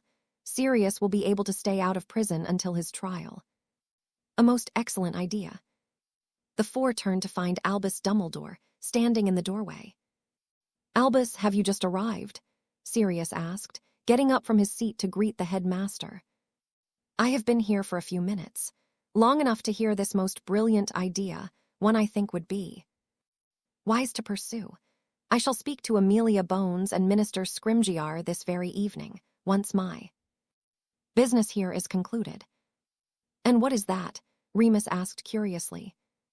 "I wish to speak with all of the parents here today, to ask for their permission for their children to help train Harry. After what Alistair has told me, I think it wise that we add more distractions for Harry so he might learn how to adapt better." "A very wise idea," Anton nodded. "Both our girls will be most happy to help." "Very good. It was Daphne I was most hoping to get to help, in fact." Dumbledore smiled. "But we can save that for another day. Now, I think it might be a good idea to begin giving both of our guests of honor their presence. I do wish I could stay, but I still have much to accomplish. So I leave this to you, Sirius, to give to Harry for me, and I bid you all a good afternoon." Sirius accepted the envelope and followed Dumbledore out. Remus stood and excused himself to gather the young people together for cake and presents, leaving the Greengrasses alone for a moment. "Did you see his hand?" Abigail asked of her husband. "No, why?" Anton asked curiously. "It may have been a trick of the light, but I was sure that it looked, well, dead," Abigail explained, taking her husband's proffered hand. "It was rather frightening. Do you know if he was hit with anything during that last duel with you-know-who?" "Not that I am aware of, but I'm sure it's nothing." Anton smiled, leading Abigail out to where everyone was gathering. Abigail nodded, but couldn't shake the seed of doubt that had taken root in her gut. If Albus Dumbledore, the leader of the fight against Lord Voldemort, should perish, who then could unite and lead the wizarding world into war? Finally, Sirius all but shouted as Harry appeared in the kitchen the day after his birthday. Sirius and Remus were sitting at the table waiting for him, and when they got a good look at him, they both cringed. Harry looked horrible. "Did you sleep okay?" Remus asked with concern. Harry merely grumbled as he all but fell into his chair. Remus passed him a mug and poured tea into it. Harry gave the smallest of smiles of gratitude as he began heaping spoonfuls of sugar into it. "Everything all right?" Sirius asked, after Harry drank a few sips. "Yeah," he said flatly. "No, maybe, I don't really know." "Perhaps it would help to talk about it," Remus suggested, leaning forward in his seat. Harry looked at his honorary uncle and then to his godfather. How in the hell was he supposed to talk about this with them? He wasn't even sure he could put it into words. He had lain awake in his bed all night because his thrice-cursed mind would not stop thinking about that gorgeous blonde who he desperately wanted at his side again, yet was so afraid of. Seeing her at his birthday party had stirred something in him that he'd been trying to suppress. They had talked just like they had before they had started dating, when she let her walls down and allowed herself to be comfortable and relax with him. They hadn't talked much after she had first arrived, but she had remained near him throughout the rest of the party. It had been strangely comfortable and awkward altogether. And then, just before she had left, she had kissed him. Nothing mind-blowing, just a friendly peck on his cheek. Harry wasn't sure if it meant anything, but she had flashed red right after, and all but sprinted into the flue. "Honestly, I think I'd rather figure this out on my own," Harry finally said. Remus and Sirius shared smiles that made Harry grimace and groan. "All right," Sirius said. "We have something we have to discuss with you." An hour later, a very awake Harry was staring at his godfather with something between absolute indignance and hope. "Just so I've got this straight," Harry started, "I go and meet with the Minister of Magic so he can propose that I occasionally stop by the ministry, and he gives you a fair, unbiased trial where you can show your memories and be questioned under truth serum." "That's the plan," Sirius nodded. "Are you out of your ever-loving mind?" Harry shouted. "They'll throw you back in Azkaban and paint it like they caught you, just to show the public they're accomplishing something." "Dumbledore is not going to let that happen," Remus assured Harry. "Nor will the Greengrasses," Sirius said. "It was Abigail's idea in the first place." "Do you think it will work?" Harry asked after another long silence. "It's a risk, but given the state of things, it's doubtful that he will chance it," Sirius said. "Actually, given what the ministry could learn through Sirius, and your testimony," Remus began. "My testimony?" Harry looked confused. "Yes, you, Ron and Hermione will have to give testimony about what happened the night Wormtail got away," Remus smiled gently. "While my memories would likely be enough, we want no doubt of the truth," Sirius explained. "This is the only way, Harry. I know you hate your fame, but this is a time when it's good, without you being who you are and as important as you are." "You don't have to try and convince me," Harry smirked. "I was in the moment you said it would result with you being a free man. I just don't want to be the ministry's puppet." "Then don't be," Sirius replied. "But you said," Harry began, but Sirius shook his head and held up a hand. I said the minister was going to propose you be seen at the ministry. You don't have to do that. In fact, I would feel better if you refused, but instead gave the minister something to think about. Remus was smiling now, and Harry noticed this. You already know what he's talking about, Harry said, and Remus nodded. Right now, the biggest threat is the spies Voldemort already has within the ministry. Also, it might be a good idea to give harsher punishments to those bearing the dark mark. Remus smiled. What about people under the Imperious Curse? Harry asked. Sirius laughed. Harry, the only way someone can have the dark mark is if they voluntarily accept it. You could put someone under the Imperious and make them take it, but the magic knows the difference. Don't ask me to explain how because I don't really understand it myself. Besides, Voldemort doesn't want people following him because he made them. He wants the faithful, people who believe in his vision and his power. Harry nodded his understanding, and Sirius and Remus began telling the teen more of their ideas to help the ministry. Harry knew at least half of these ideas had come from Dumbledore himself, and every one of them made perfect sense to him, especially after that really stupid pamphlet he'd gotten a few days ago, suggesting that people use secret questions to identify each other, and the warning about Infurious. It was all rather ridiculous and like putting a band-aid on a severed limb. When Harry was finally excused to enjoy his freedom for the week, he went into his new room to work. On his homework, he hadn't had much chance to work on it while he'd been traveling and training. He'd been to a handful of scenic spots, but had been unable to do much of anything while he'd been there. Harry had even told Sirius that he was owed a proper vacation.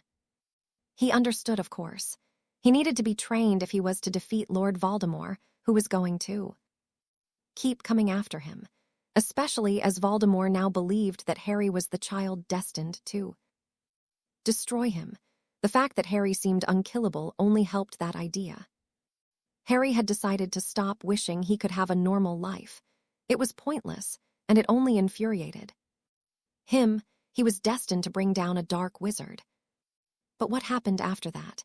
Harry put his quill down and stared out the window as he began to contemplate a point in his life where Voldemort was gone, and he no longer had the weight of the world resting on his shoulders. What would his life be like? What did he want from his life? He hadn't gone to his career counseling meeting due to a slight case of captivity. He had once thought being an Auror would be really great, but now the idea was a bit soured. Did he really want to make his future wife worry about him whenever he left the house? After everything he'd experienced during his life, Harry thought that maybe he would rather live a quiet life, settle down in a nice house with a beautiful wife and 4 kids. Neville had told him once that the Potter family fortune was nothing to scoff at, and Sirius had confirmed that Harry or his children would likely never have to work, and his grandchildren would still be well off. The thoughts of family brought him around to thinking about girls, or rather one girl. Daphne had looked just as beautiful as the day he'd first noticed her on the train. Actually, Harry thought she was more beautiful, and he knew it had everything to do with the fact that the Ice Queen was all but gone. When he'd talked to her, he could see everything she was feeling reflected in her blue eyes. It was heart-wrenching. And then the kiss. Yeah, it had only been a peck on the cheek, and she had looked as if she were struggling with the decision to act before she'd actually done it. Harry wondered if she wanted to try their relationship again, properly this time. And then it came again. That little nagging voice that reminded him that it had been Daphne who handed him to his enemy to protect her family. Harry reminded himself. The little voice didn't like that response and told Harry he'd be really stupid to let her back in his life. Harry shouted in frustration. He really wanted to throw something and vent his irritation, but instead, he pounded his fists on his desk and gritted his teeth. There was a knock at his door, and Sirius poked his head in. "Everything all right in here?" he asked. Harry shook his head and rose from his desk chair. "No," Harry growled, running his hand through his hair, making Sirius smile at the near-mirror image of James Potter, years ago. "Is this about what we talked about this morning?"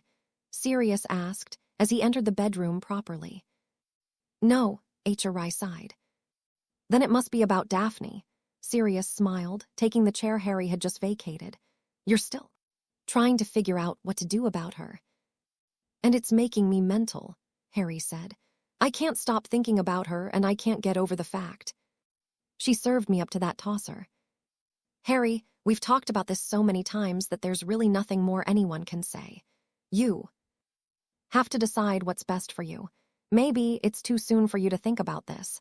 Maybe you should try dating other girls just to work on your trust issues. You may find someone who makes you feel better than Daphne did. If you and Daphne are meant for each other, you'll find your way back to each other. Don't force it or it won't be right." Sirius smiled. "Maybe you're right," Harry sighed. "I mean, what if I end up missing the girl I'm supposed to be with? Because I'm so focused on figuring things out with Daphne," Harry said wearily. "Exactly," Sirius said, getting to his feet again.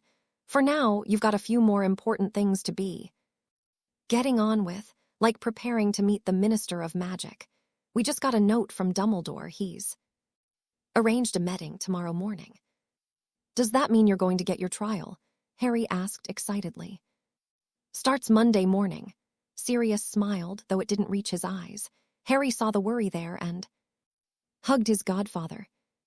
"We'll get through this and you'll be free," Harry said adamantly, "even if I have to hunt down Pettigrew myself and throw him at the minister.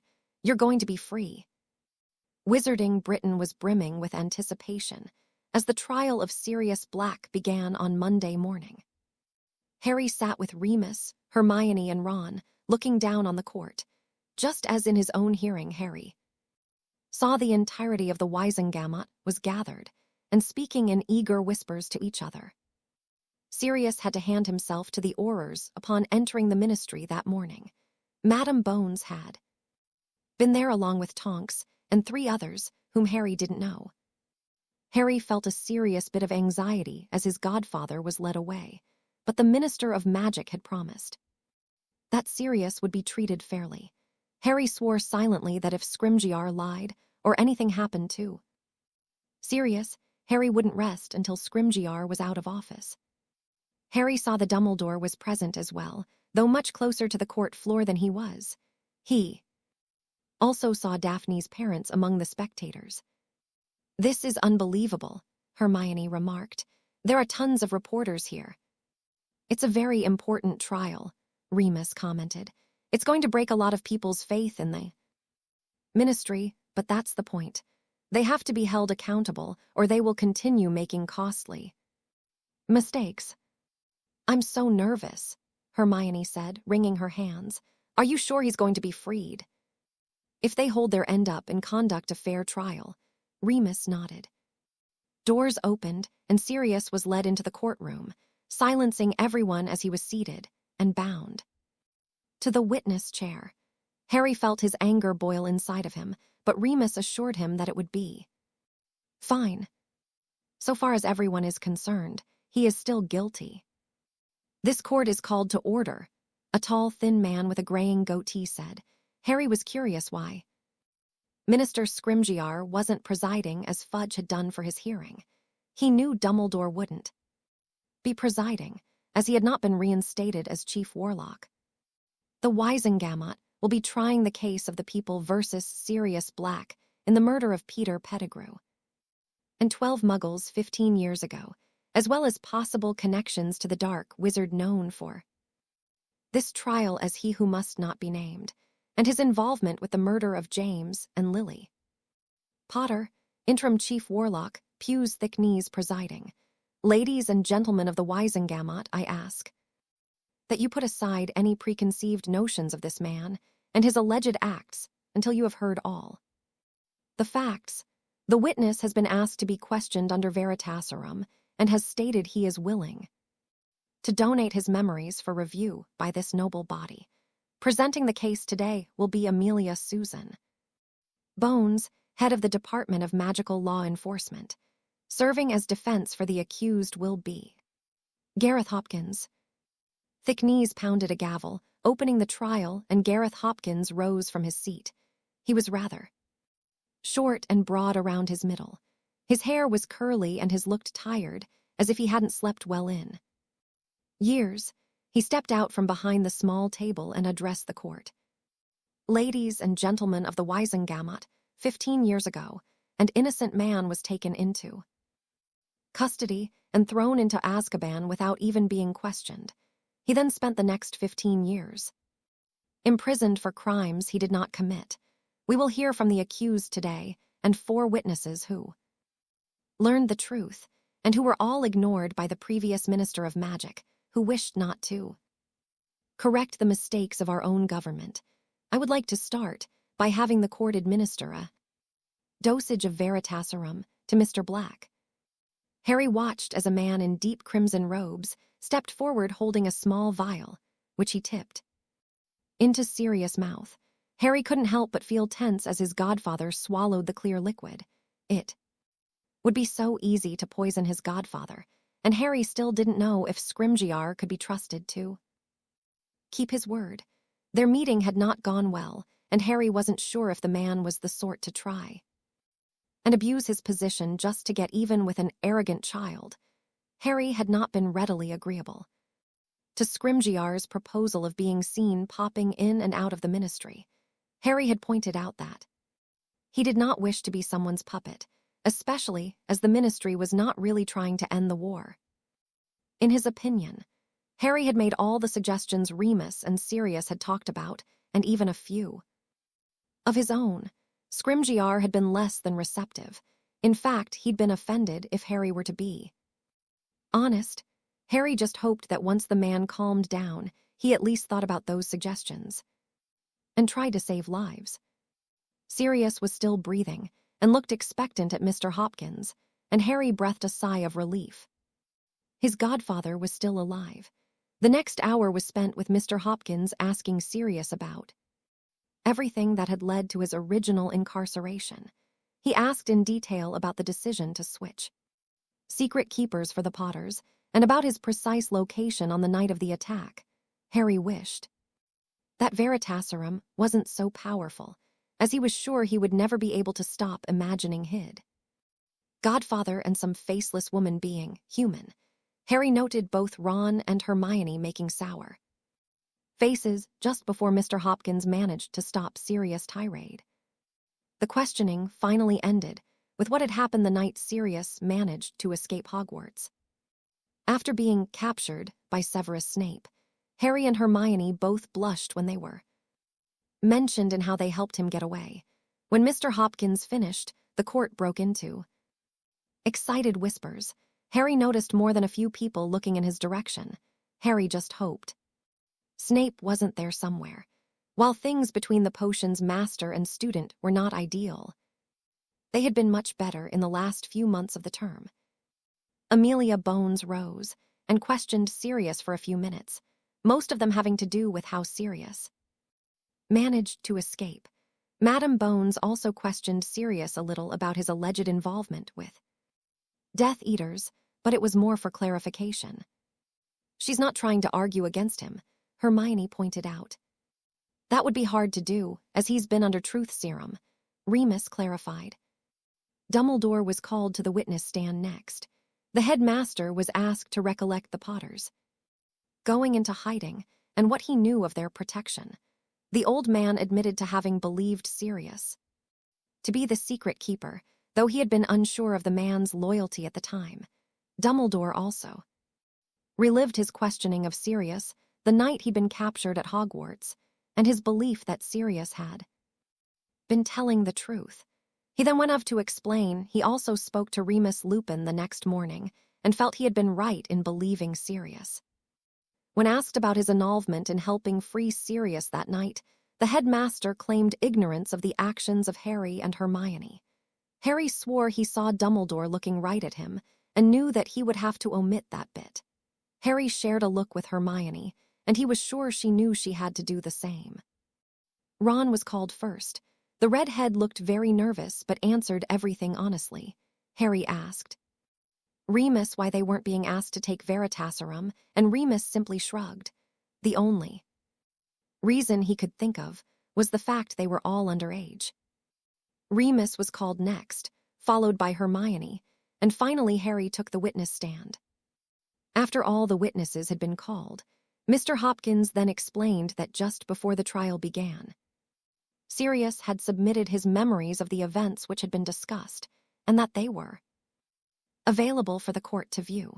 Chief Warlock Thicknees ordered the viewing of those memories, and Harry felt a bit more relief, as he was sure that when everyone saw Pettigrew alive, they would have no choice but to set Sirius free.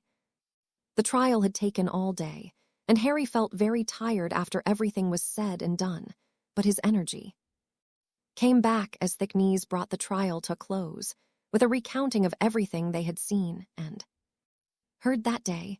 He then called for a vote of the members of the court, Harry along with quite a few. Others were on the edges of their seat, as hands were raised, and the final verdict was made. Daily Prophet Special. Sirius Black, CLERD. The rest of the summer, Harry spent all his time training, but now that he was back in England, he was training at Hogwarts and learning to cast with 2 wands. Mornings he would run more obstacle course and was allowed to use 1 wand. After lunch, he was in private lessons with Sirius and Dumbledore, where he was learning very advanced spells and learning to cast them with 2 wands. In the mornings, while he ran obstacles, the amount of opponents would vary. Some mornings it would be just a few people. Other mornings, Harry would be facing just about everyone he knew. He was always kept in the dark about what he would be facing until it was time, because, as Moody was constantly reminding him, you just never knew what your enemy might have in store for you. Harry had been doing quite well most days. He was getting familiar with the different styles from all his friends and family, and near the end of the summer, was getting through the course easier and easier. It was then that his trainers began to do things to throw him off and prevent him from completing the course. The most notable, and by far most hysterical, was when Tonks appeared near the end of the course.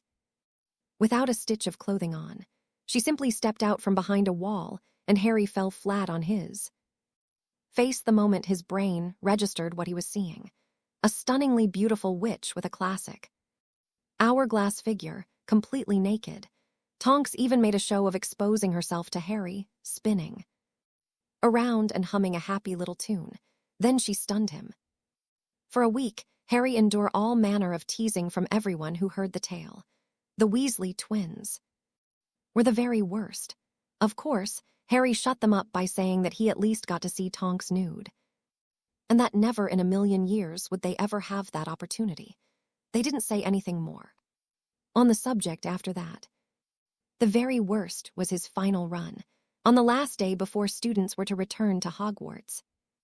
Harry's lungs burned as he ran and dodged spells from the Weasley twins. As this would be his last time doing the obstacle course, Harry's trainers had decided to throw everything at him. It had started with Bill Weasley and Fleur Delacour, whom Harry had heard were now engaged to be married.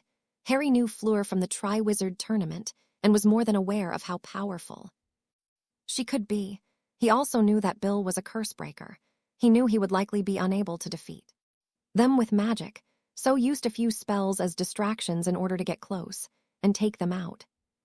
Physically, it had been child's play, and Harry was reminded of why he'd been trained in physical combat.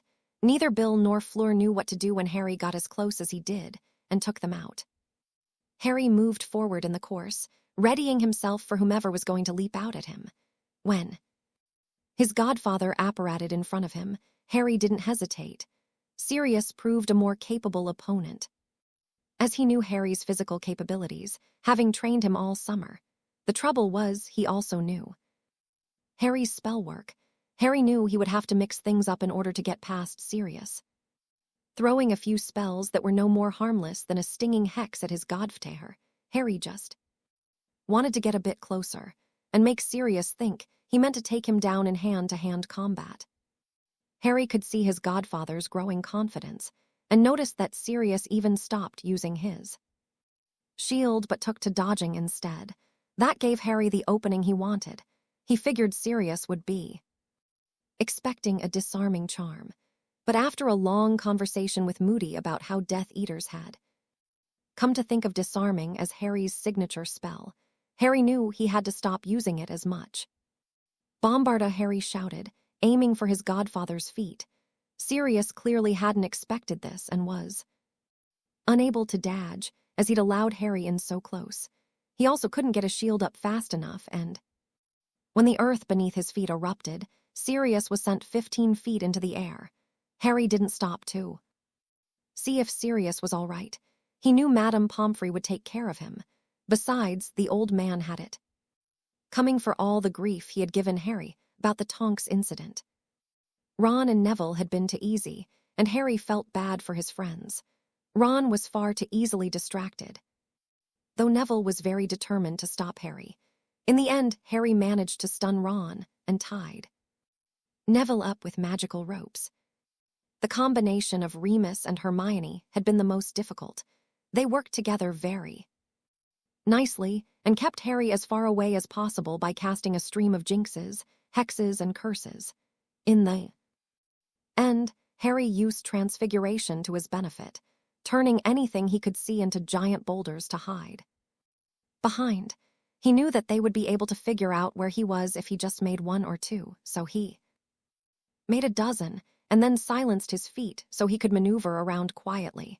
He stunned Remus after sneaking up on him, but Hermione quickly caught on to Harry's game and began vanishing the boulders. Harry made a split decision and waited. When Hermione vanished the stone he was behind, he cast 3 stunners in succession, hitting her in the chest with the final one, as she had managed to get a shield up. It didn't hold up against his onslaught, however, and she crumpled to the dirt, leaving Harry free to move forward. By now, Harry felt exhausted. He'd left a trail of destruction behind him, but he knew he was only halfway through the course. He was brought out of his reverie when a spell hit him in the shoulder. I was wondering when those two would show up, Harry said to himself as Fred and George made their presence known. Of all of his opponents, Harry knew the twins were the most adaptable. They also worked really well together, almost as if they could read each other's thoughts. It was now that Harry felt was time to reveal his secret weapon. Up until now, he'd been casting with a single wand, as very few people knew of the second, or his work with Dumbledore to get competent. Harry was confident that the majority of his adversaries he'd be able to take with a single wand. But the twins were anything but common, and catching them off guard was damned near impossible. Harry decided that it was best to lure the twins into a false sense of security. Their overconfidence would be their downfall. Let them think they had the upper hand, which wasn't too difficult, and then, when they were ready to take Harry down, he turned the tables. "Reducto!" Harry shouted, blowing up the ground in front of the twins. Fred and George stumbled back, and Harry landed a stunning hex on George. Fred was already moving, however, and Harry knew he couldn't let him revive his brother. Using both wands, he cast dual reductors around George's fallen form, keeping Fred at bay.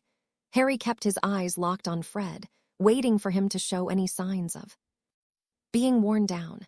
So long as he kept him moving, he couldn't fight back. And then it happened. Fred stumbled. Harry cast a body bind and an incarcerous curse at Fred and cheered to himself when Fred went down. That only left Tonks.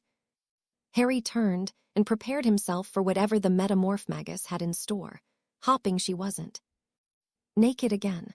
Harry started off at a jog, heading for the end of the course, keeping his eyes wide open for Tonks' grand entrance. But it wasn't Tonks who showed up. In 1,000 years, Harry might not have ever guessed his final opponent. She stepped out, wand raised at him, her blue eyes narrowed. Harry skidded to a halt with the shock of seeing her with his wand raised at him, and all of the hurt and betrayal he had thought he was getting over came up to the surface. "You made an oath," Harry stammered as he fell on his ass and began backpedaling. Daphne's wand shook in her hand, but her face was resolved. It was like some kind of nightmare. Then everything went black. Harry awoke, with his godfather kneeling over him. "Welcome back," he smiled. Thanks for watching part 1 of this story. For part 2, please check out my channel.